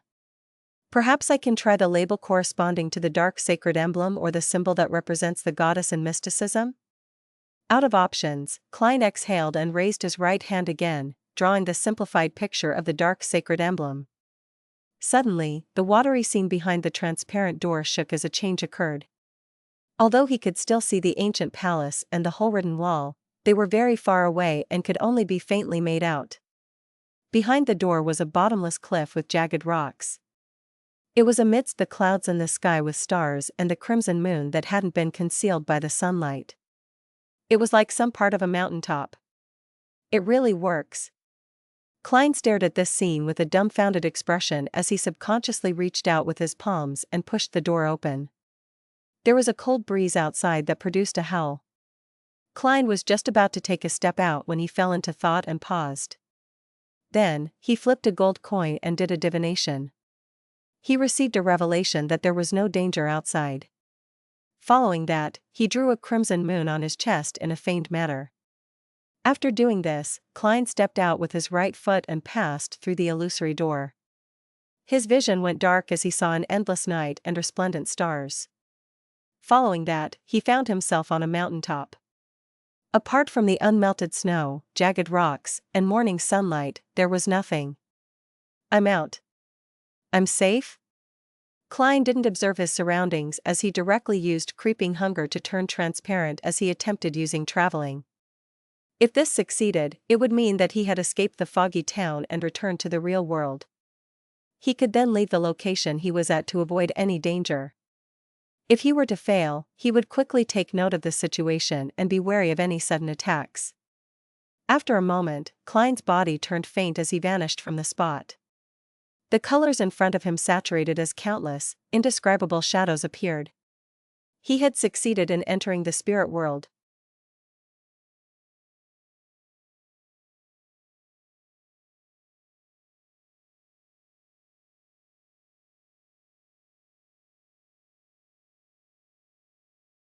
Chapter 845, Return. It really is the spirit world. Klein was delighted as he inwardly muttered to himself. Without needing further confirmation, his spirituality and spiritual perception had told him that this was the real spirit world. And this meant that he had returned to the real world, the place with all kinds of delicacies. I nearly cried tears of joy. Klein inwardly made a self-deprecating comment as he considered where he was supposed to head to next. From the position of the stars, moon, and sun, it's still morning. If there's no time difference between the real world and the foggy town, it's at most 7:30 a.m. or maybe earlier. At this point, the servants must have discovered the disappearance of their mate, and they would definitely inform the priests and bishops. Even if they have received the corresponding training and would report to their superiors according to the protocol, they will have to first eliminate the possibility that someone was skiving away or having a stomachache. They would need more than 10 minutes before confirming this and begin taking the necessary actions. And after the report to their superiors, the priests and bishops wouldn't be able to instantly tell the severity of the matter. They would only believe that the servant had escaped, and they wouldn't quickly connect this matter to the keepers. After they do a divination or investigation to figure out the truth, it would be 20 to 30 minutes later. That also means that they likely haven't begun their search in the surrounding area to find the intruder. The identity of Dwayne Dantes hasn't been exposed yet. If the Bizarro Sorcerer Potion formula given by Zeradol is real, then the identity of Dwayne Dantes still has many uses. If I can still keep the identity going, I should try harder to not abandon it. Besides, the only things that I'm wearing, which are real, are my glove and underwear. If I head elsewhere, I'll be a pervert. Klein already had a choice he was leaning towards. He took out the iron cigar case, which appeared to be inside his pocket, but was actually lodged under a rubber band. He opened it and took out the gold coin inside. Returning to 160 Buckland Street is dangerous, Klein muttered 7 times, and with a flick, he saw it slowly spin in the spirit world, wobbling up and down, left and right, before landing on his palm. This time, it was tails, indicating a negative response. Klein nodded indiscernibly and immediately traveled towards Backland. After 3 stops, his figure finally appeared in his room at 160 Buckland Street. The curtains were drawn tightly and it was dim. It was very suitable for sleeping. And on the bed, Dwayne Dantes was lying on the bed facing up. His hands were grabbing the ends of the blanket near his neck. From the looks of it, the investigation hasn't reached me. This appearance is ridiculous.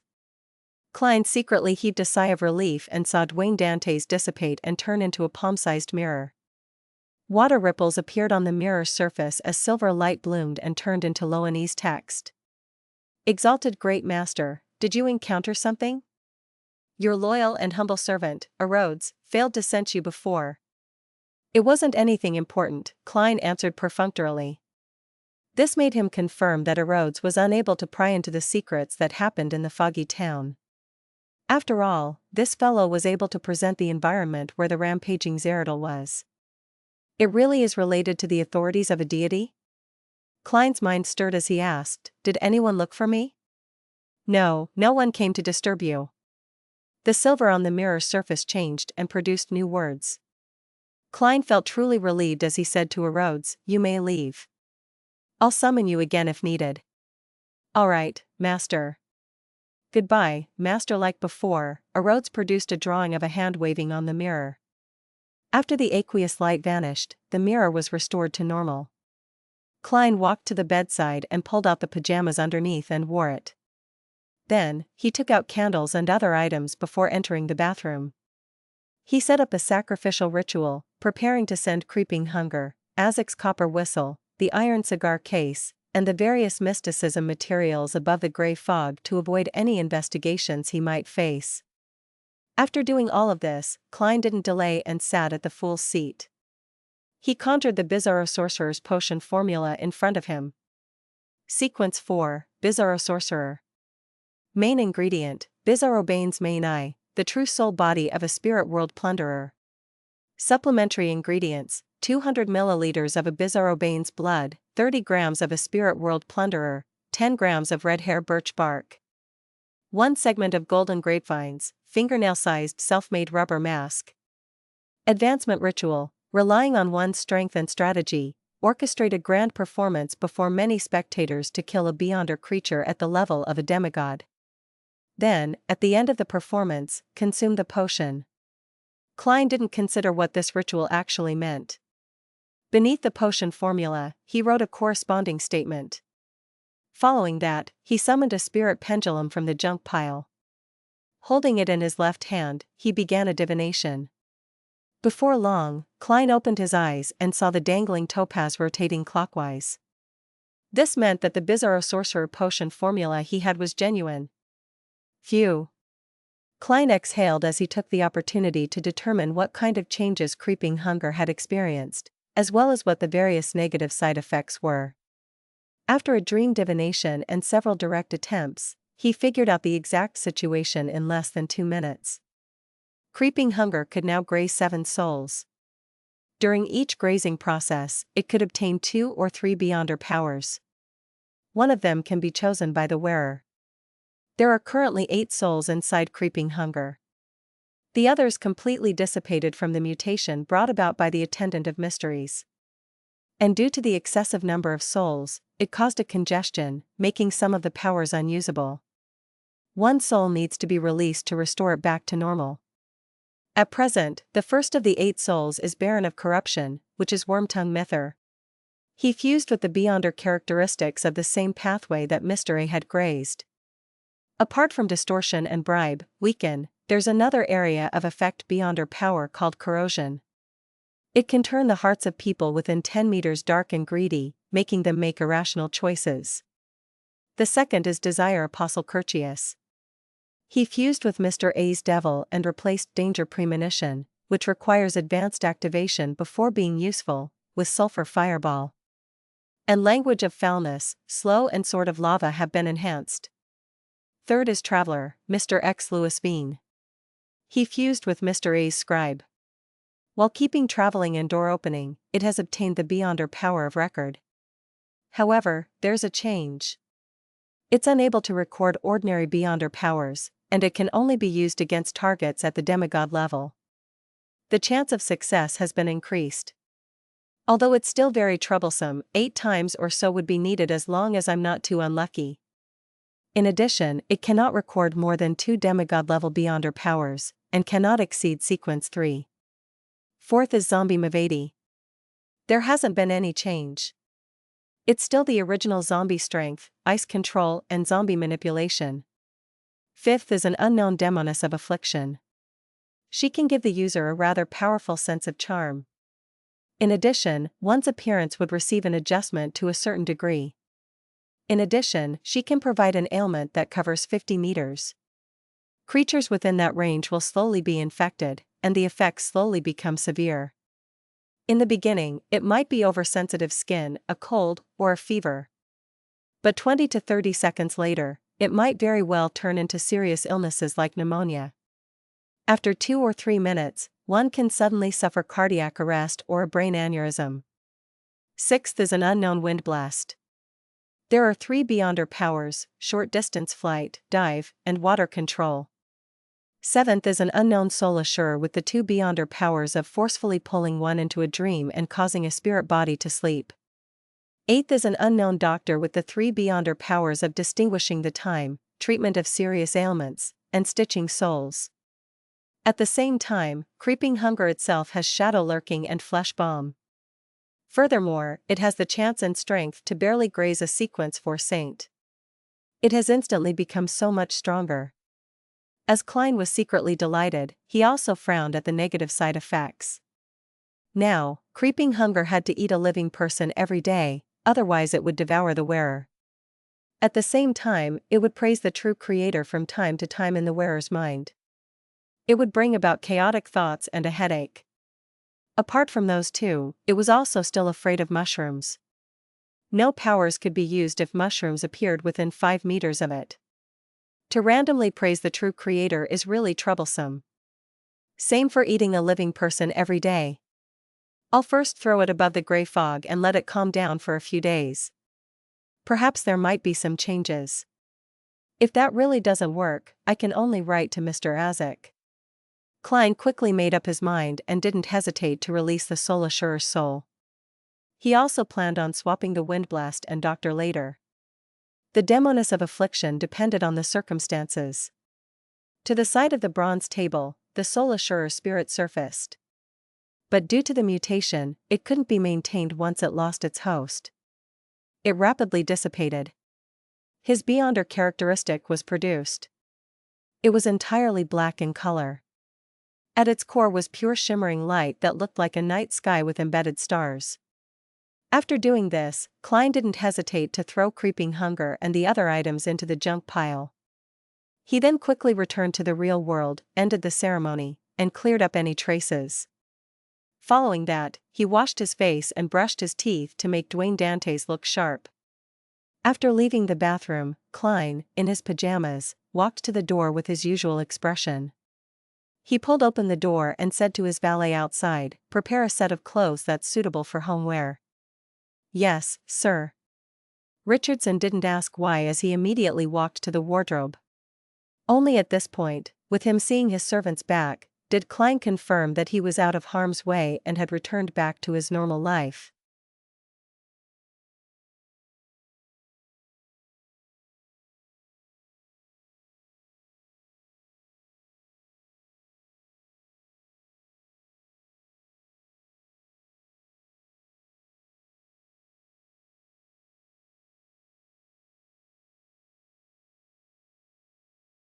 Chapter 846, Find the Target. St. Samuel Cathedral, behind Cheney's Gate. Backland Archbishop, St. Anthony, stood at the staircase connecting the 2 different stories and watched as the Nighthawk deacons rushed about. Many of them wore red gloves. As a spokesperson for the Church of Evernight in the kingdom's capital, St. Anthony had a clean-shaven face.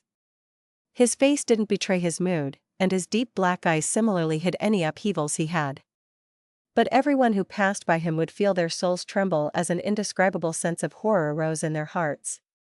"Your Grace, an inventory count has been made.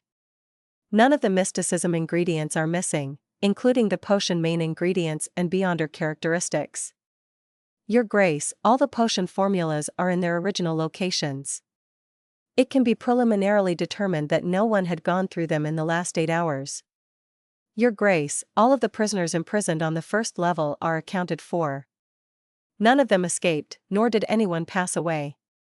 Your Grace, none of the information or books suffered any damage or were moved.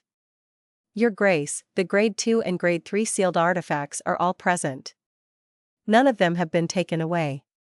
Your Grace, the 3 Grade 1 sealed artifacts remain in their sealed states. None of them show signs of having left their confines. Your Grace, the core seal remains intact and didn't suffer any damage. Your Grace, it has been confirmed that there are no new items in here. There are no remnant setups that bring about danger. Your Grace, we didn't find the enemy who disguised himself as a keeper. He seems to have evaporated into thin air. One deacon after another came over to make a report as the matter gradually turned somewhat odd. They found it unimaginable that a scheming and powerful beyonder would take such an immense risk and set up such a tight plan and use all kinds of means to pass through Cheney's gate. Yet, nothing was taken, and the perpetrator had left after circling the area once. This made it seem like the person was only trying to prove themselves, or it was someone who had specially come to find flaws in the surveillance of Cheney's gate for the church. The deacon who led a Red Gloves team surveyed the area and deliberated as he came up with a theory. "Your Grace, could it be the requirements of an advancement ritual of some sequence?" Having been on a mission to capture devils, he was accustomed to making such guesses. And from sequence 5, different pathways and different sequences had different advancement rituals. The ones that the Church of Evernight was aware of wasn't a large number. If that were the case, Soest could already see the infiltrator's mockery grin that said, "I'm free to go anywhere, even if it's the Church of Evernight's Cheney's gate. It's no different from a department store. Those Nighthawks will only become raged after the matter, feeling useless. He has to be caught." Soest silently clenched his red-gloved hand. St. Anthony was just about to say something when Nighthawk Deacon, Daly Simone, raised a second possibility. Perhaps the infiltrator had attempted to take some sealed artifact away and suffered the negative effects. He died on the spot and was cleanly devoured? St. Anthony nodded in thought and said, "I'll head to basement 3 to take a look." With that said, he steadily walked to basement 2, and in a secret location, activated the path to basement 3. The other deacons were lacking in rank or clearance, so all they could do was wait in their spots. St. Anthony quickly arrived at basement 3, which didn't span too big an area. He basically confirmed that sealed artifacts 1 to 29 and 1 to 80 hadn't undergone any abnormal changes. Following the strict protocols, he observed 1 to 80 with 1 to 29 and found 0 to 17 lying inside with eyes half open, just like always. During this process, St. Anthony approached thrice and opened a distance from it thrice.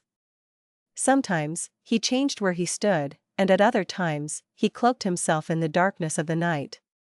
He didn't dare skip the necessary steps. Even as a saint, he didn't dare belittle any of the items in here. Ignoring the powers that would break out of its vessel, temporary causing the seal on 0 to 17, even 1 to 29 and 1 to 80, which were rather dangerous items, to become ineffective. St. Anthony didn't wish to degenerate into an amnesiac who had to relearn how to eat and drink, much less become part of a dream that existed between reality and illusions. "There's nothing wrong." Anthony heaved a silent sigh of relief. He began restoring the 2 sealed artifacts to their original states. A few minutes later, the Nighthawk deacons saw the Archbishop return. The infiltrator might have died from touching a sealed artifact, St. Anthony said, his pronunciation of died being somewhat muffled. He didn't give any additional explanations as he instructed. "Regardless, this matter needs to be investigated. The infiltrator might have a partner. To be able to infiltrate St. Samuel Cathedral without causing a stir, it means that the target is very familiar with this place and is familiar with the recent duty shifts of the keepers. He's very familiar with how Nighthawks handle and take over matters, and has the ability or an item to change his appearance. In addition, he had obtained the help from a beyonder with a sacred Evernight pathway item or has one himself. Putting all these conditions together, investigate the servants and priests to see if they have encountered any indistinct spirit channeling or enticement. Check if the bishops have betrayed the goddess, as well as the believers who have recently come to the cathedral on a regular basis. At the same time, check on all the believers and the surroundings of their residences. Perhaps they had unexpectedly divulged something and had something stolen. I'll carry out the investigations pertaining to you. Also, find the missing servant and see if there are any clues." "Yes, Your Grace," Soest and the other Nighthawk deacons answered in unison. In the office with a tense mood, Leonard Mitchell wasn't having his feet up on the table like usual. He sat very properly and wore a rather solemn expression. This was the second time he had encountered a matter that targeted items behind Cheney's gate. It invoked the memories that he buried deep inside his heart.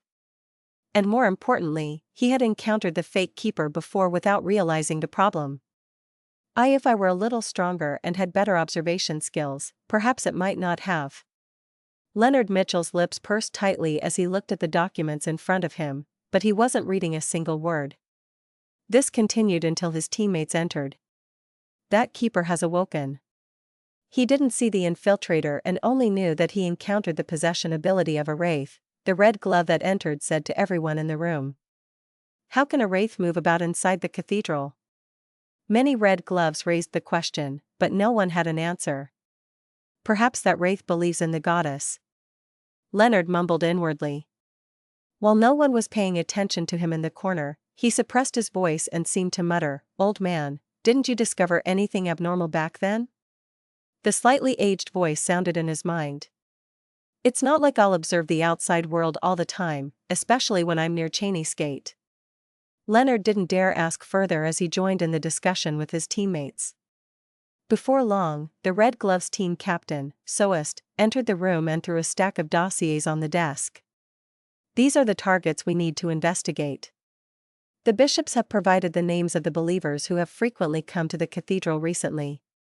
Leonard glanced at it, and towards the back was a dossier with a familiar name, Duane Dantes. This old fellow that survived from the fourth epoch came to a nearby street for less than 2 months, and Cheney's gate was infiltrated? Isn't that too much of a coincidence? Besides, he has been frequently coming to St. Samuel Cathedral. He might be observing the situation and figuring out the patterns. Old man's excuse wasn't too convincing, but if the infiltrator was Duane Dantes, then everything makes sense. He's afraid that he would expose himself and pretended not to discover anything abnormal. Leonard's mind instantly filled with many ideas as he asked in deliberation, "Captain Soest, what did the infiltrator take? What clues did he leave behind?" Soest surveyed the room and said, "Nothing was taken or left behind. It was like no one stepped inside. His Grace suspects that he died or was vaporized from contact with some sealed artifact. Our priority is to find his partner. No, Duane Dantes wouldn't die that easily. He's a monster who has lived since the fourth epoch. However, why did he carry out the infiltration?" Leonard frowned slightly as he hesitated for a moment. Then, he proactively included Duane Dantes into the investigation targets for himself and 2 other teammates. After the Red Gloves and local Nighthawks began taking action, Leonard found an excuse to head to the washroom first. He suppressed his voice and asked, "What are your thoughts about Duane Dantes?"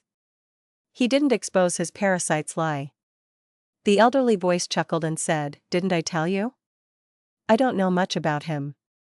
I only know that there's something special about him. His aura has something ancient about it. However, the case you previously investigated gave me some inspiration. I suspect that Duane Dantes might be related to that matter. He might be a proxy of some existence." "What matter? Which existence?" Leonard muttered softly in surprise. In his mind, the ancient voice replied with an odd tone, "The fool that doesn't belong to this era." 160 Buckland Street. Klein had his breakfast and returned to the balcony's half-open room. He sat in his reclining chair and raised his hand to rub his temples. After his tense mood subsided, Klein discovered that his mind had turned somewhat adrift.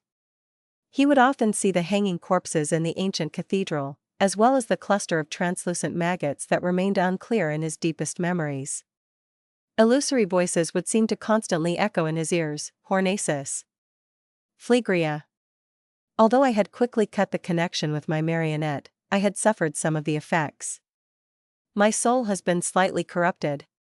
As expected of a real mythical creature. After the preliminary investigations are done, I'll have to find a way to resolve the remnant problems. Klein slowly heaved a sigh of relief and used cogitation to calm himself.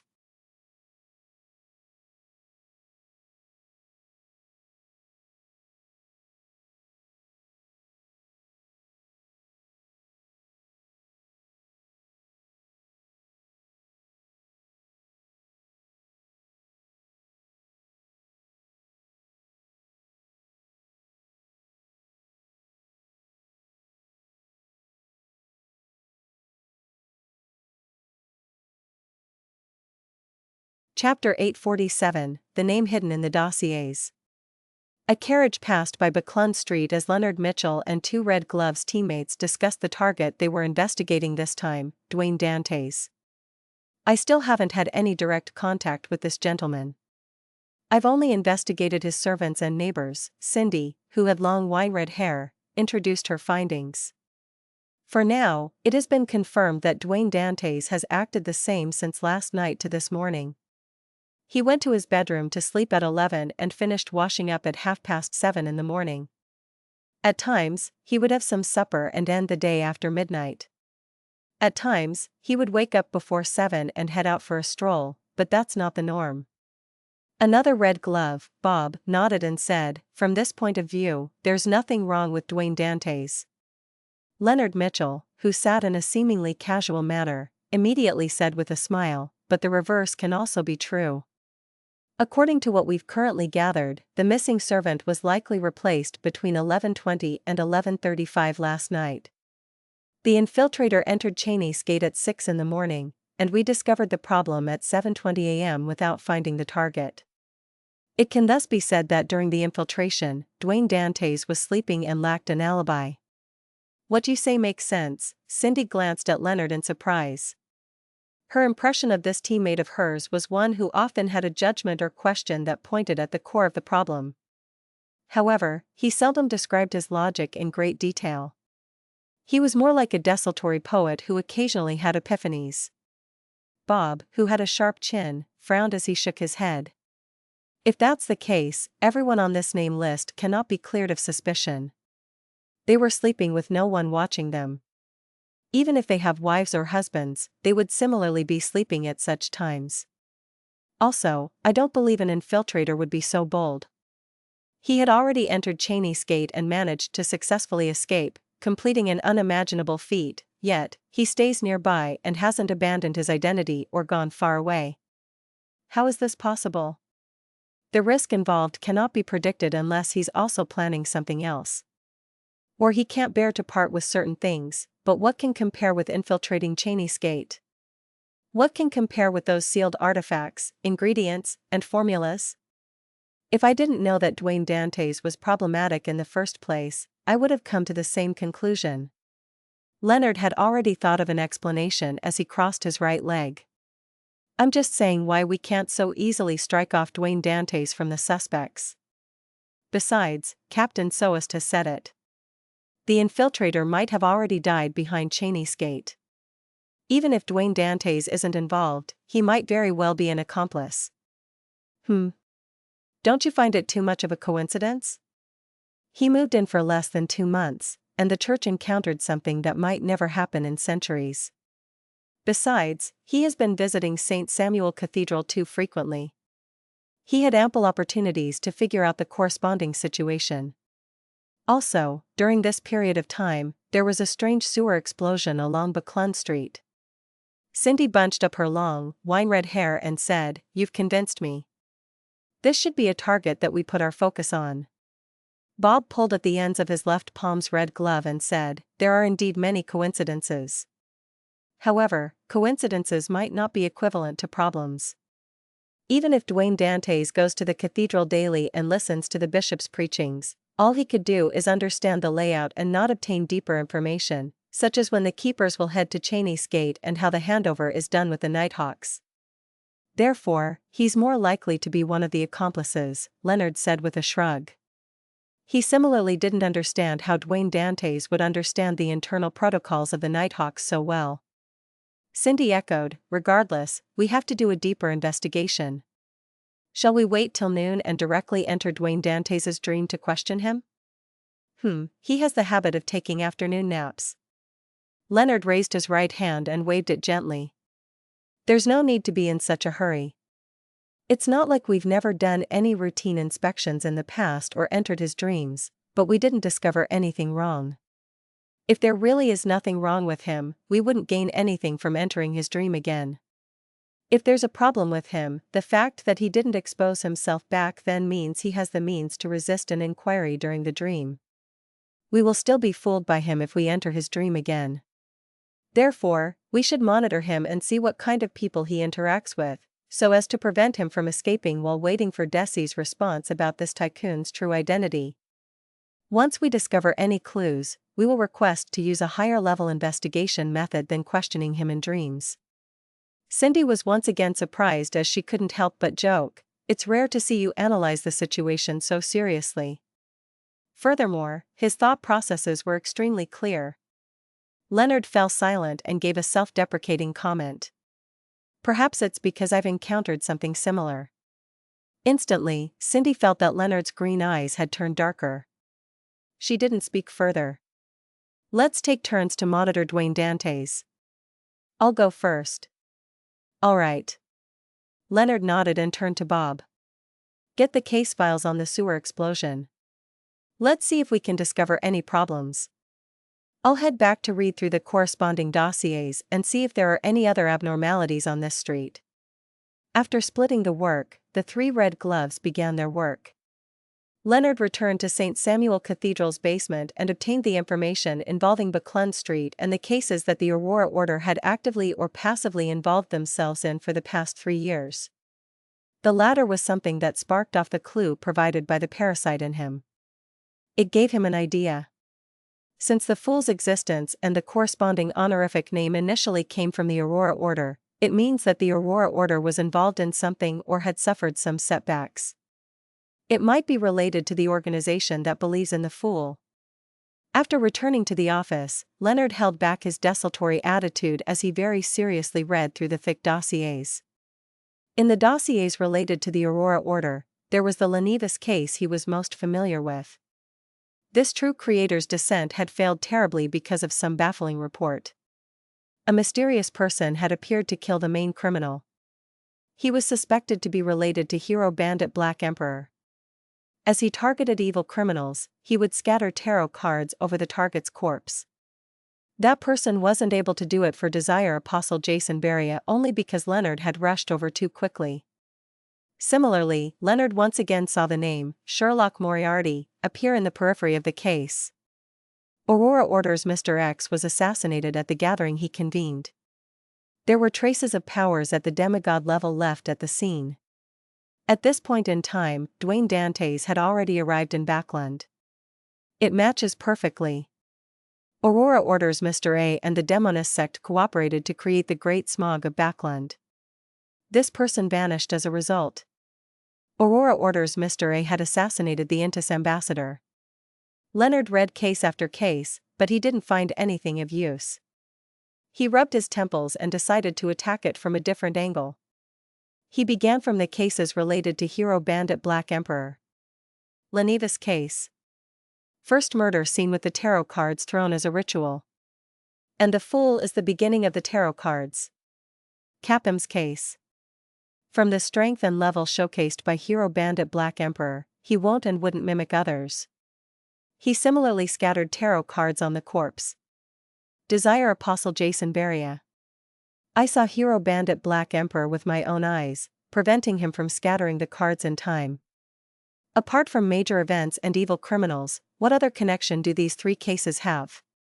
Leonard had previously considered the relevant questions and was certain that Detective Sherlock Moriarty had been partially involved in the Lenivas and Capham cases. Then what about the Desire Apostle case? Leonard found the addendum and began leafing through them. Finally, he spotted a line in an inconspicuous spot. People attacked involved Isengard Stanton, Sherlock Moriarty. Leonard's expression slowly turned excited as though he had discovered a breakthrough. He flipped through the Aurora Order dossier and didn't miss out any of the names involved. He kept expanding his search and requested for all the dossiers that involved every name. Aurora Order's Mr. A assassinated the Intis ambassador. The Intis ambassador was in charge of the conflict over the Difference Engine manuscripts. The clues to the manuscripts came from a spy who usually acted as a private detective. It is reported that another private detective was embroiled in this matter and had nearly been killed by a gang member under the command of the Intis ambassador. Another private detective, Leonard suddenly stood up as he left St. Samuel Cathedral and headed for the police station that handled the case back then. Although most of the dossiers had been taken away by MI9, Leonard still found the name of the person who had made the police report, Sherlock Moriarty. I now have reason to believe that this great detective was also involved in the Great Smog of Backland. Among the various people who are involved, his name appears, right at the periphery of the matter. He and Dwayne Dantes all belong to a secret organization that believes in the Fool? Leonard thought as the corners of his lips curled up. He decided to immediately search for more information to verify his conjecture. 160 Buckland Street, inside the master bedroom. Klein didn't have any nighthawks enter his dream during his afternoon nap, but he once again returned to the foggy town. He saw Demoness of Despair Panatia with her smile showcasing blood-colored flesh in between the gaps of her teeth. He saw her slowly being hung up as her eyes rolled back in despair before her head drooped down. The hung corpses, the horrifying gigantic mushroom, the cluster of countless translucent maggots kept appearing one after another, waking Klein up from his dream. As he rubbed his temples, Klein found that his mind was in a terrible condition. And this wasn't a problem that could be resolved by the gray fog. He fell into deep thought and entered his bathroom and arrived above the gray fog. He conjured Gehrman and made him pray. Please pass on my question to Miss Justice about when she will be free. I wish to receive some psychotherapy.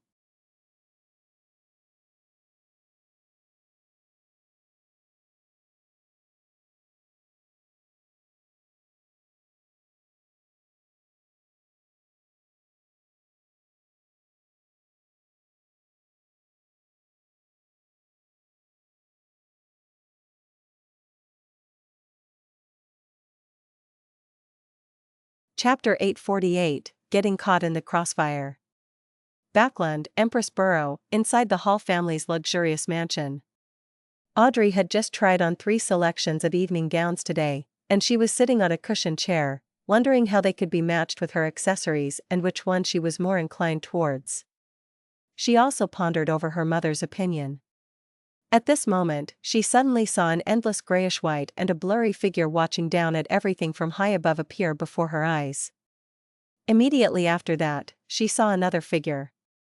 It was a praying figure that had been shrouded by the gray fog. Her ears resounded with the corresponding words. Instead of being alarmed, Audrey was delighted. Her unease and worry that there wasn't a tarot gathering today was instantly quelled. As expected, it was nothing. Oh, Mr. World really has a psychological problem. He must have been under immense stress recently. It's no wonder he booked an appointment in advance. Audrey sighed as she began to consider when she was free. As she pondered, she scanned the maids who were busy in her room and the golden retriever, Susie, who was sitting by the door. Audrey's lips curled up slightly in an irresistible manner as she bowed her head and secretly prayed in response. Please tell Mr. World that I'm currently free. He can determine the time and location. As long as it's not night time and doesn't exceed the boroughs west of Backland. In regards to this, the golden retriever who was observing the maid's work seemed to sense someone looking at her. She suspiciously turned her head and looked in Audrey's direction. However, it failed to discover any problems. Above the gray fog, inside the palace that looked like a giant's residence. She's free at any time. Periods when it's convenient to head out. Won't leave places she's familiar with. Klein rubbed his temples as he interpreted Miss Justice's reply. His first reaction was that it was best done today or tomorrow, and to have her determine the location. Then, he could use creeping hunger to teleport there, but he soon thought of a problem. Dwayne Dantes was part of the Nighthawk's investigations. It was very possible that he was being monitored, therefore, rashly traveling could easily expose him. Wait a few days, or... Klein seriously thought about it as he conjured the World Gehrman Sparrow and prayed once again. Please inform Miss Justice that let's do it today. Above the gray fog. Ah? Audrey's eyes widened. She found that the answer provided by Mr. World exceeded her expectations. How was she supposed to get Susie to be her stand-in? Besides, there are many details that I'm unable to see or clearly sense while inside Mr. Fool's palace. It will seriously hamper any psychotherapy. Audrey calmed her sense of alarm as she posed her doubts from a position of viability and requested Mr. Fool to pass it on to Mr. World. Before long, she received a reply again. I will request Mr. Fool to remove those restrictions. We'll use other means to conceal our true appearances. That can be done? This is the special treatment one gets from being Mr. Fool's blessed? Our continuous communication is almost like a conversation. I've really troubled Mr. Fool. And he seems to almost allow us to indulge in it. Audrey's thoughts raced as she stopped finding excuses. All right. Let's do it between 11:30 to 12:30 tonight. She didn't believe that she would have anywhere to be alone before the end of her birthday ball. At the same time, in a building at 39 Buckland Street. Hazel was looking at the selected evening gown in boredom as she listened to her mother's repeated exhortations. She was to accompany her parents to attend Miss Audrey Hall's birthday ball. Just as Hazel's thoughts were wandering and her mind gradually turning blank, she saw a grayish-white rat appear by the door. It was frantically waving its paws. This? Hazel patiently listened to her mother repeat herself one more time before finding an excuse to return to her bedroom. After she closed and locked her door, the grayish-white rat appeared from somewhere and arrived by her feet. It sat there in a rather comical manner. I've discovered something wrong with the surroundings. The rat had sent vibrations in the air to speak with human words. Hazel wasn't surprised at that as she asked in puzzlement, "What's wrong?" The grayish-white rat raised its right forepaw and pointed out the window. There are beyonders from the Church of Evernight investigating this street. It's at a rather large scale. What are they looking for? Hazel asked with a slight frown. The grayish-white rat slowly inhaled and said, "How would I know? But it's definitely something very serious. This way, they might very well discover something wrong with you." Hazel asked, feeling somewhat worried and confused, how did they make the discovery? Weren't the clues in the sewers blasted away? Weren't the corresponding problems dealt with? The grayish-white was momentarily unsure about what to say. A few seconds later, it vaguely replied, "Official beyonders have plenty of strange but effective investigation methods. In short, I'll have to deal with your dream. This is where it's easiest to divulge things." Hazel looked down at the rat as her knitted brows relaxed. "All right then. Don't look so unwilling. It wasn't easy for me to accumulate this bit of strength, and now it's going to waste once again. Is this street cursed? First it was that demoness with a strange condition. Following that hero bandit Black Emperor appeared. Now, there's some baffling and unknown situation that made the Nighthawks pay serious attention to this street." The grayish-white rat squeaked in frustration. At 7:30 in the evening, Hazel accompanied her parents, Member of Parliament Mocked and Lady Rihanna, to Empress Borough and entered the Hall family's residence. As it was a birthday ball today, she didn't manage to directly meet Miss Audrey Hall. All she did was quietly stay by her parents' side as they exchanged pleasantries with Earl Hall, Lady Caitlin, and Lord Hibbert Hall. To her, these respected aristocrats were, in essence, the same as commoners. Therefore, she didn't appear notably reserved. Her actions and tone were rather liberal. If it wasn't because of her mother's repeated exhortations, Hazel even believed that the beautiful dance floor, the murals with high artistic value, and the elegant and outstanding statues were more worthy of respect. As she smiled at the people she knew and didn't know, Hazel finally waited until the ball began. She saw the star of tonight's show. Miss Audrey Hall held the arms of the Earl and Earl's wife as she walked out of the room on the second floor before arriving at the railings that faced the dance floor. Hazel scanned her and habitually ignored her appearance as she observed the matching of her gown and accessories. However, her gaze wasn't able to move away. On the chandelier hanging high above, whale oil candles produced light that came with dreamy colors. When shining on the 18-year-old Audrey, it made her emerald-like eyes, pure and indescribable face, and lustrous gold hair seem to glow. It made her gown and accessories lose their luster. Hazel was momentarily caught in a daze. She failed to hear what Earl Hall had said until the melody filled the floor as she snapped out of her daze when Audrey Hall began the opening dance with the Earl. The always proud her had suddenly felt a little inferior. She felt that even if this striking lady didn't possess any beyond her powers, there was no way Audrey was inferior to her. Hazel pursed her lips and looked around. She realized that everyone's gaze had been grabbed. The only difference was that they all had different feelings about the situation. Phew. Hazel heaved a sigh of relief. That night, she didn't act that arrogantly again. However, she yearned to leave at every minute of the night. She wanted to head home to busy herself with her matters to obtain more magical and powerful abilities. Finally, the ball came to an end as Hazel's family bade farewell to the family and walked to the door. On the way out, Hazel couldn't help but look back. She saw Miss Audrey standing along the sides of the dance floor with a faint and beautiful smile as she expressed her gratitude to each and every guest that was about to leave. She seemed to remain under the spotlight. After the end of the birthday ball, Audrey took off her accessories and changed into her sleeping gown before entering her bathroom. As she looked at the white steam emanate with her bathrobe beside her, Audrey wasn't in a rush to soak herself inside. She first sat in the corner and prayed to Mr. Fool to indicate that she was ready.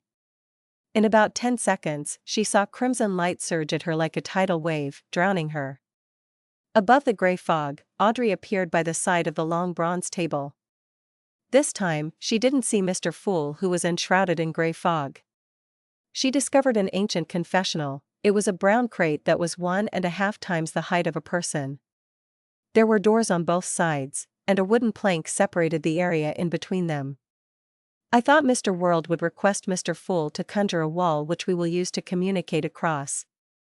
Although it's essentially the same, a confessional is cramped and dark. He really doesn't know how to consider a lady's feelings. Yes, I would find it odd if Mr. World did that. As Audrey suffused a smile, she walked to the ajar door of the confessional. She bent her back and entered before sitting down with her legs bent sideways. After closing the wooden door, Audrey, who was treating a patient in the true sense of the word for the first time, suddenly felt a little excited. Immersed in darkness, the environment and her mood made her loosen up from the many rules she had to abide by. She curled her lips and reached out her fingers and gently tapped on the wooden partition. "Hello, Mr. World, are you there?" Sitting cross-legged opposite her, Klein was infected by Miss Justice's cheerful tone. His emotions relaxed as he said, "You may begin." This time, he didn't use the gray fog to enshroud himself but had turned himself into Gehrman Sparrow. Indeed, Mr. World's mental state isn't too good. He's too tense and worried. Audrey sensed him first and then used a psychiatrist's placate. A gentle, invisible wave emanated over as Klein instantly felt a cool, refreshing morning breeze blow at him during a hot summer day. The frustrations and feverish feelings within him suddenly vanished. Seeing Mr. World having made an obvious recovery, she secretly heaved a sigh of relief and asked softly, "Have you had any nightmares lately?"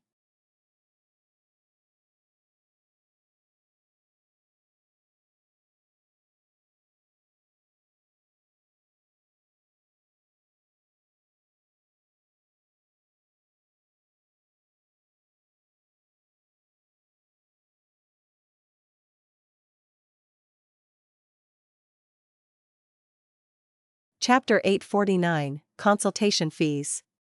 Nightmare? Klein deliberated for 2 seconds and said, "Yes. I dream of a town that's enshrouded in fog. The crimson moon in the sky would be clear and blurred at random. In the middle of the town is a black cathedral. Corpses are hung up inside. They wear clothes from different eras as they sway in the wind and produce strange sounds. Apart from that, there's a beautiful lady whose gaps in her teeth were filled with blood-colored human flesh, a mushroom man formed of countless tiny mushrooms."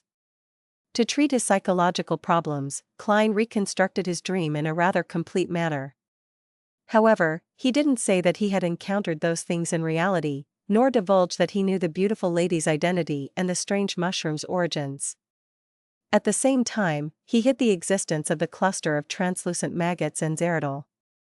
Audrey listened intently and seriously. Based on her beyond her intuition and knowledge from mysticism and psychological, she said as she contemplated, "Mr. World, I can imagine such a terrifying and sinister dream. I can also experience the immense horror that it brings you." Seeing that there wasn't any rebuttal from the other side of the wooden partition, Audrey grew in confidence. She silently did another round of placate and began guiding. The horror that appears in dreams will often stem from feelings hidden deep in one's heart. And there are only two sources of horror in one's heart. One is the unknown, and the second is what cannot be resisted. The terrifying things you see in your dream are only superficial. What you are really afraid of is what they represent and symbolize, the truth hidden behind them. As she spoke, Audrey suddenly asked, "What is it?" Klein was gradually relaxing and scrutinizing himself as he took in Miss Justice's gentle and sweet voice. When he suddenly heard this question, he subconsciously answered, "The existence that created all of that." He paused and hesitantly added, "They are both an unknown and also cannot be resisted."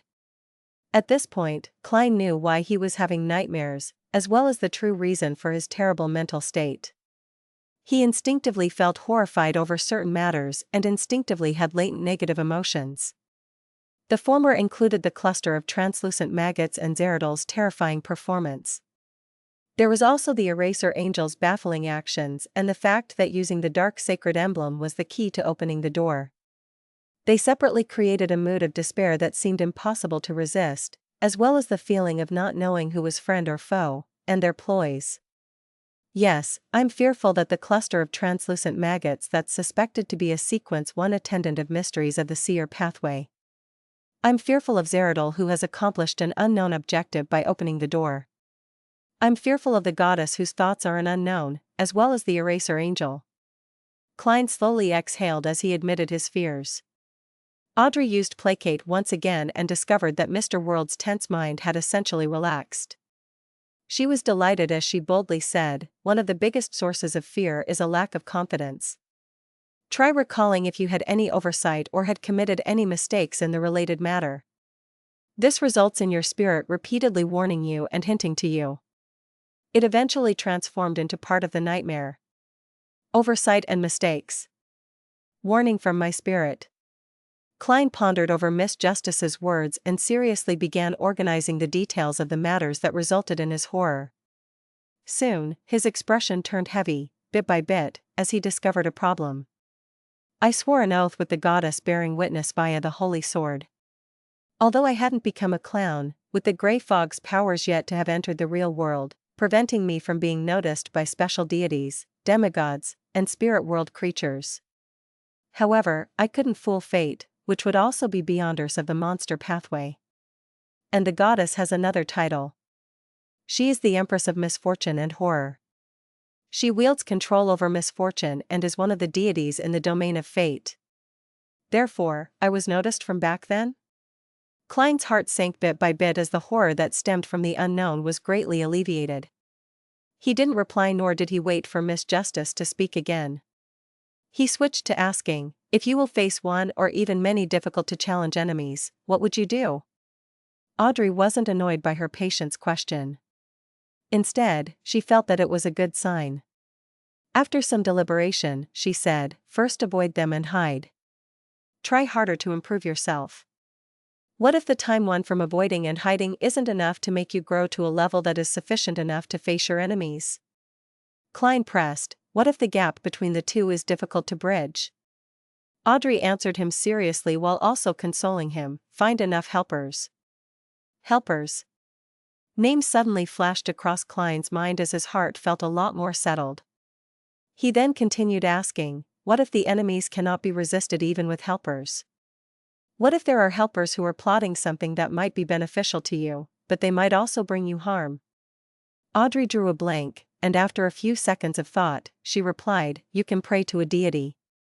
She nearly said to the world, "You can seek Mr. Fool's help." And from the question and answer session, Audrey was able to confirm a matter. The mental problems that Mr. World was suffering stemmed from powerful and terrifying enemies, but there was a worry that, at a deeper level, the helpers had unknown stances. Pray to a deity. Klein didn't dare to directly say, what if deities couldn't resolve it because the thoughts of deities are even harder to fathom?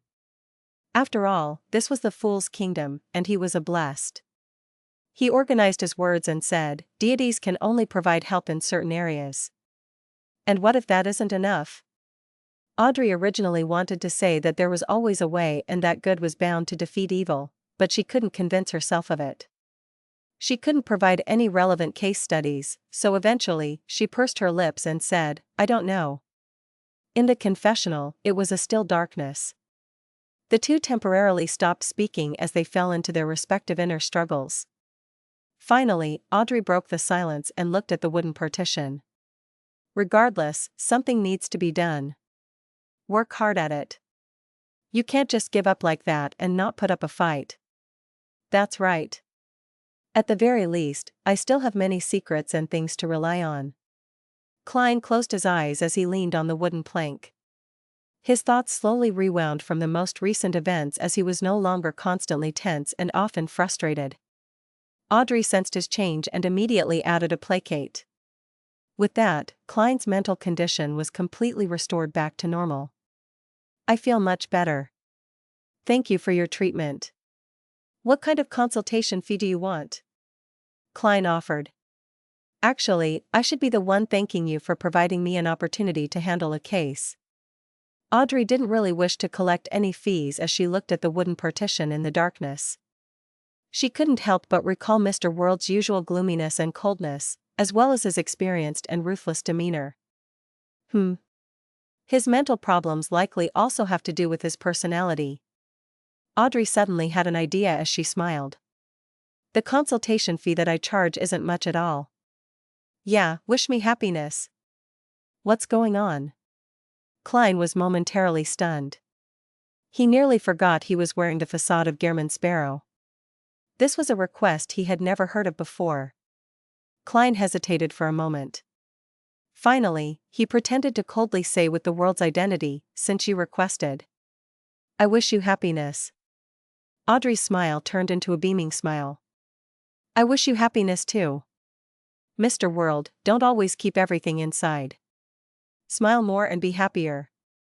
It can eliminate most of the latent problems." "Alright, your mental problems have been resolved, but you will need a follow-up appointment in a few days or by next week." Klein was at a loss for an answer as he tersely acknowledged an affirmation.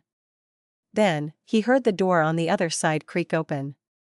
With the fool's angle, he saw Miss Justice retreat from the confessional and straighten her body.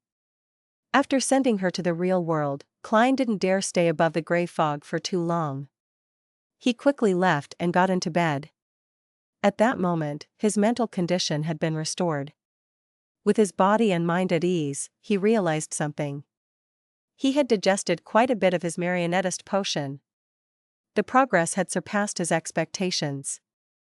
"This is because I relied on my marionette to fool a demigod, Panatia, and orchestrated her and Mr. A to complete my planned-out performance at the foggy town? Therefore, apart from trying to hide behind the shadows and let every marionette have their own persona to make it more realistic, the marionettist principles include use one's marionette as a guide to control the enemy to play the role of a puppet." Klein thought as he muttered inwardly in thought. He believed that he could digest the potion before the end of the year. He exhaled with mixed feelings as he turned his head and looked at the crimson moonlight that penetrated the curtains as he silently said, "That missing servant should have been found. The clues I left behind should have been discovered as well." In the basement of St. Samuel Cathedral, Leonard, Cindy, Bob, and company looked at Captain Soest, who had returned from a meeting, as they patiently waited for him to introduce new clues. Soest drank a mouthful of aromatic coffee and said, "The missing servant has been found. And in the room he was left in, there were some clothes left behind by the infiltrator. It has been confirmed that it belongs to the crazy adventurer, Gehrman Sparrow, who had previously been active at sea." "Why did it involve another crazy adventurer?" Leonard was somewhat puzzled as he directly asked, "When did he come to Backland?" "No one knows. The only thing that can be confirmed is that this crazy adventurer had appeared at sea in the recent few weeks and had hunted a few pirates," Soest said in an unhurried tone. "The Church of Storms knows more. MI9 also seems to know quite a bit. The higher-ups will send people to liaise with them." Just as Soest finished his briefing, a telegram was sent over. It came from the Nighthawks in Desi. The content, which was decoded, read: "Dwayne Dantes' present identity is fake. In the past 10 years he spent in the southern continent, he had relied on adventuring to amass a significant amount of wealth. Further confirmation will require some time. As this place is very chaotic and there are often wars, the jurisdiction of zones are frequently changed.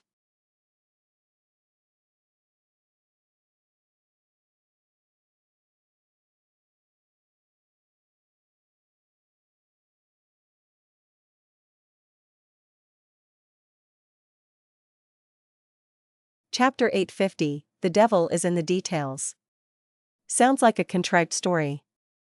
Ever since the new sea route was discovered, there has been no end to stories of people becoming rich from taking risks, Soest casually commented on the content of the telegram. As he thought, he looked towards a particular red glove. I recall that we had investigated Dwayne Dantes before and had an exchange with him in his dream. Yes, the red glove who was responsible for the task nodded and replied. I didn't directly ask him about such matters, but I could tell that Dwayne Dantes was very familiar with the southern continent. He had plenty of experience there. Haha, that might be information that Dwayne Dantes deliberately revealed to you. Leonard had his doubts regarding the contents of the telegram, believing that this was another layer of disguise from an undying monster who had lived since the fourth epoch. However, he didn't inform his teammates about his conjectures, because he had no basis for them. Soest didn't pay great attention to the matter as he said, "Do you have any problems with the clues related to Gehrman Sparrow? Since this crazy adventurer was still at sea in recent weeks, when did he come to Backland?" As a nightmare, Cindy repeated her doubts. What I'm concerned about isn't the exact time, but whether he has the time to travel to Backland. After all, we're rather far from the sea. Soest nodded gently and said, "In the meeting, a deacon raised this question. According to the time and venue of Gehrman Sparrow's last sighting, he normally has no way to arrive in Backland last night and complete an infiltration. Of course, I'm referring to normal circumstances. The missing servant told us that when he was sweeping the square, he suddenly lost control of his body. He froze on the spot and was unable to cry for help. Then, he saw bright colors like an abstract oil painting, and he felt that his body was floating upwards. Later, he lost consciousness, and after awakening, he found himself in a room in East Borough. The former matches with the keeper's description of being possessed by a wraith. The latter is suspected to be a traveler's teleport. If it really is teleport, then Gehrman Sparrow can appear in Backland at any moment. As elites of the Nighthawks, the Red Gloves knew about the various beyonder pathways far better than their colleagues which were at the same level. They were no strangers to wraiths and travelers. After listening to the captain's explanation, another Red Glove added in thought, "It's rumored that Admiral of Blood, who was hunted by Gehrman Sparrow, is a wraith." The details matched. And as for Gehrman Sparrow being able to obtain the powers to become a wraith, it wasn't unacceptable. The easiest method was to find an artisan to make one's prey into a mystical item. Cindy recalled even more information with this stimulus. It said that Gehrman Sparrow has the ability to change his appearance. And the infiltrator had disguised himself as the keeper. Another detail matched. Excellent thinking, Soest raised his hand to rub his temples. According to these details, we can come to a preliminary consensus that the infiltrator is Gehrman Sparrow. And this way, the name list we came up with might be erroneous.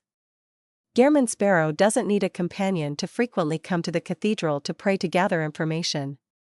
He can change his appearance every day and enter to figure out the situation. This will be more indiscreet than using a companion.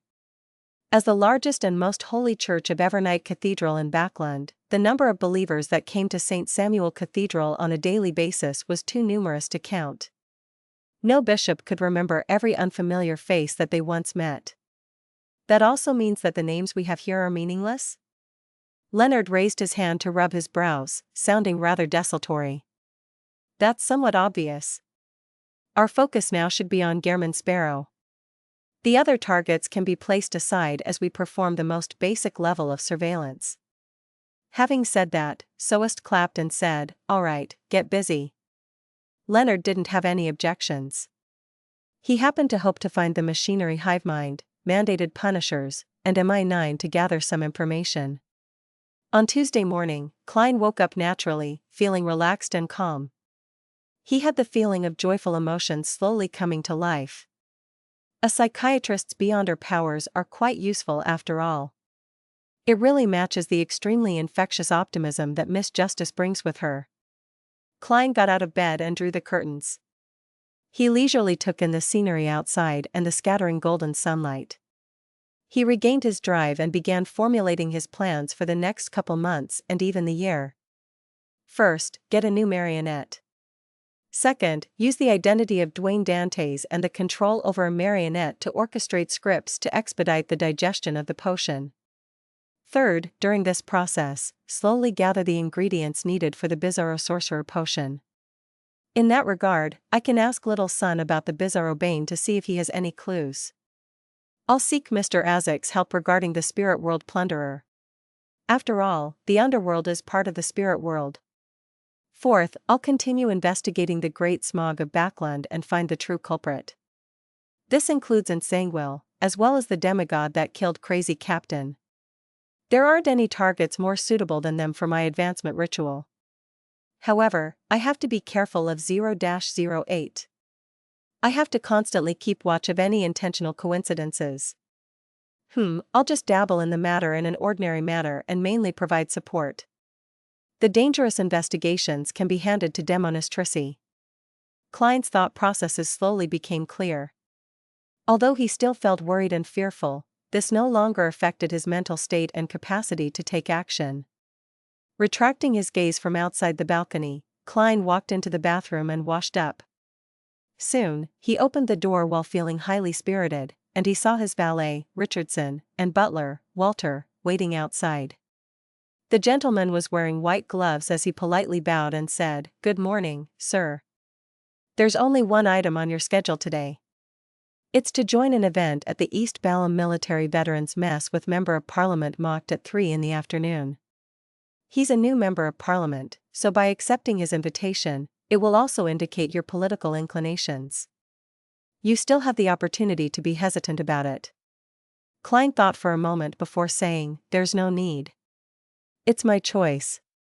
He paused and asked in an inquiring tone, "It will be my first time visiting the East Balham Military Veterans Mess. What should I take note of?" "Praise their work that they have established in East Balham. Use this opportunity to make some donations. There's no need to give too much or little. £500 is a rather suitable sum," Walter provided his opinion. £500. Seriously, no matter which circle I enter, I'll have to spend large sums of money. Sigh, this is because Dwayne Dantes doesn't have any birthright or background. He can only open a path with cash. Klein nodded gently and agreed with his butler's suggestion. At the same time, he quickly did a count of his present assets. The artisan hasn't completed the work regarding the ocean songster, but the money for Mentor of Confusion and Druid has been obtained. That's a total of £16,000. With the cash I originally had on hand, subtracting the £13,000 I used to purchase 3% of the Coin Company's shares, as well as the daily expenses of a tycoon's household and the donations at the cathedral, there's still £23,985 and 5 gold coins left. In addition, I still owe Miss Messenger 3,413 gold coins. £500 has already exceeded 2% of the cash I have on hand. Klein didn't speak further as he walked out of his bedroom, going to the second floor where the dining room was in order to have his breakfast. In the basement of St. Samuel Cathedral, Leonard Mitchell returned to his office earlier than his teammates. He had already obtained the relevant information and had learned of an inconspicuous matter. Prince Edisac, who passed away in the Great Smog of Backland, had once hired a private detective to investigate the death of equestrian teacher, Talum Dumont. And that private detective's name was Sherlock Moriarty. As expected, there are hints of him being involved with the Great Smog of Backland. Leonard was delighted as he excitedly ruffled his hair. Following that, he pounded down at the documents on his desk with his fist, planning to seek out even more clues. However, he suddenly fell silent for about 8 seconds before raising his cup in embarrassment and drank a mouthful of coffee. He mumbled inwardly, "What did I want to do? I forgot about it after the pounding." After some careful recall, Leonard finally recalled what it was. He pulled out his drawer and took out a deck of tarot cards. Then, he found the Fool card and placed it on a piece of paper. On it, he wrote 3 names: Sherlock Moriarty, Gehrman Sparrow, Duane Dantes. After some hesitation, Leonard drew a line linking the 3 names to the Fool card, indicating that they might very well be members of a secret organization that believed in the Fool. Among them, he was most unsure of Gehrman Sparrow's identity as he wrote a question mark. Later, Leonard took out the Emperor card and stuck it beside the name, Sherlock Moriarty. He labeled it Suspected to be. Gehrman Sparrow and Duane Dantes each correspond to a card? Leonard muttered silently. He took out the Crazy Adventurer's records and began reading them seriously. Suddenly, he found a date very familiar. Early January. Gehrman Sparrow's first appearance was in early January. No way. Leonard drew a gasp as he flipped through another set of documents. At the end of it were the words: At the end of December, Sherlock Moriarty left Backland and headed south for a vacation. He has yet to return. End of December. Early January. Backland. Pritz Harbor.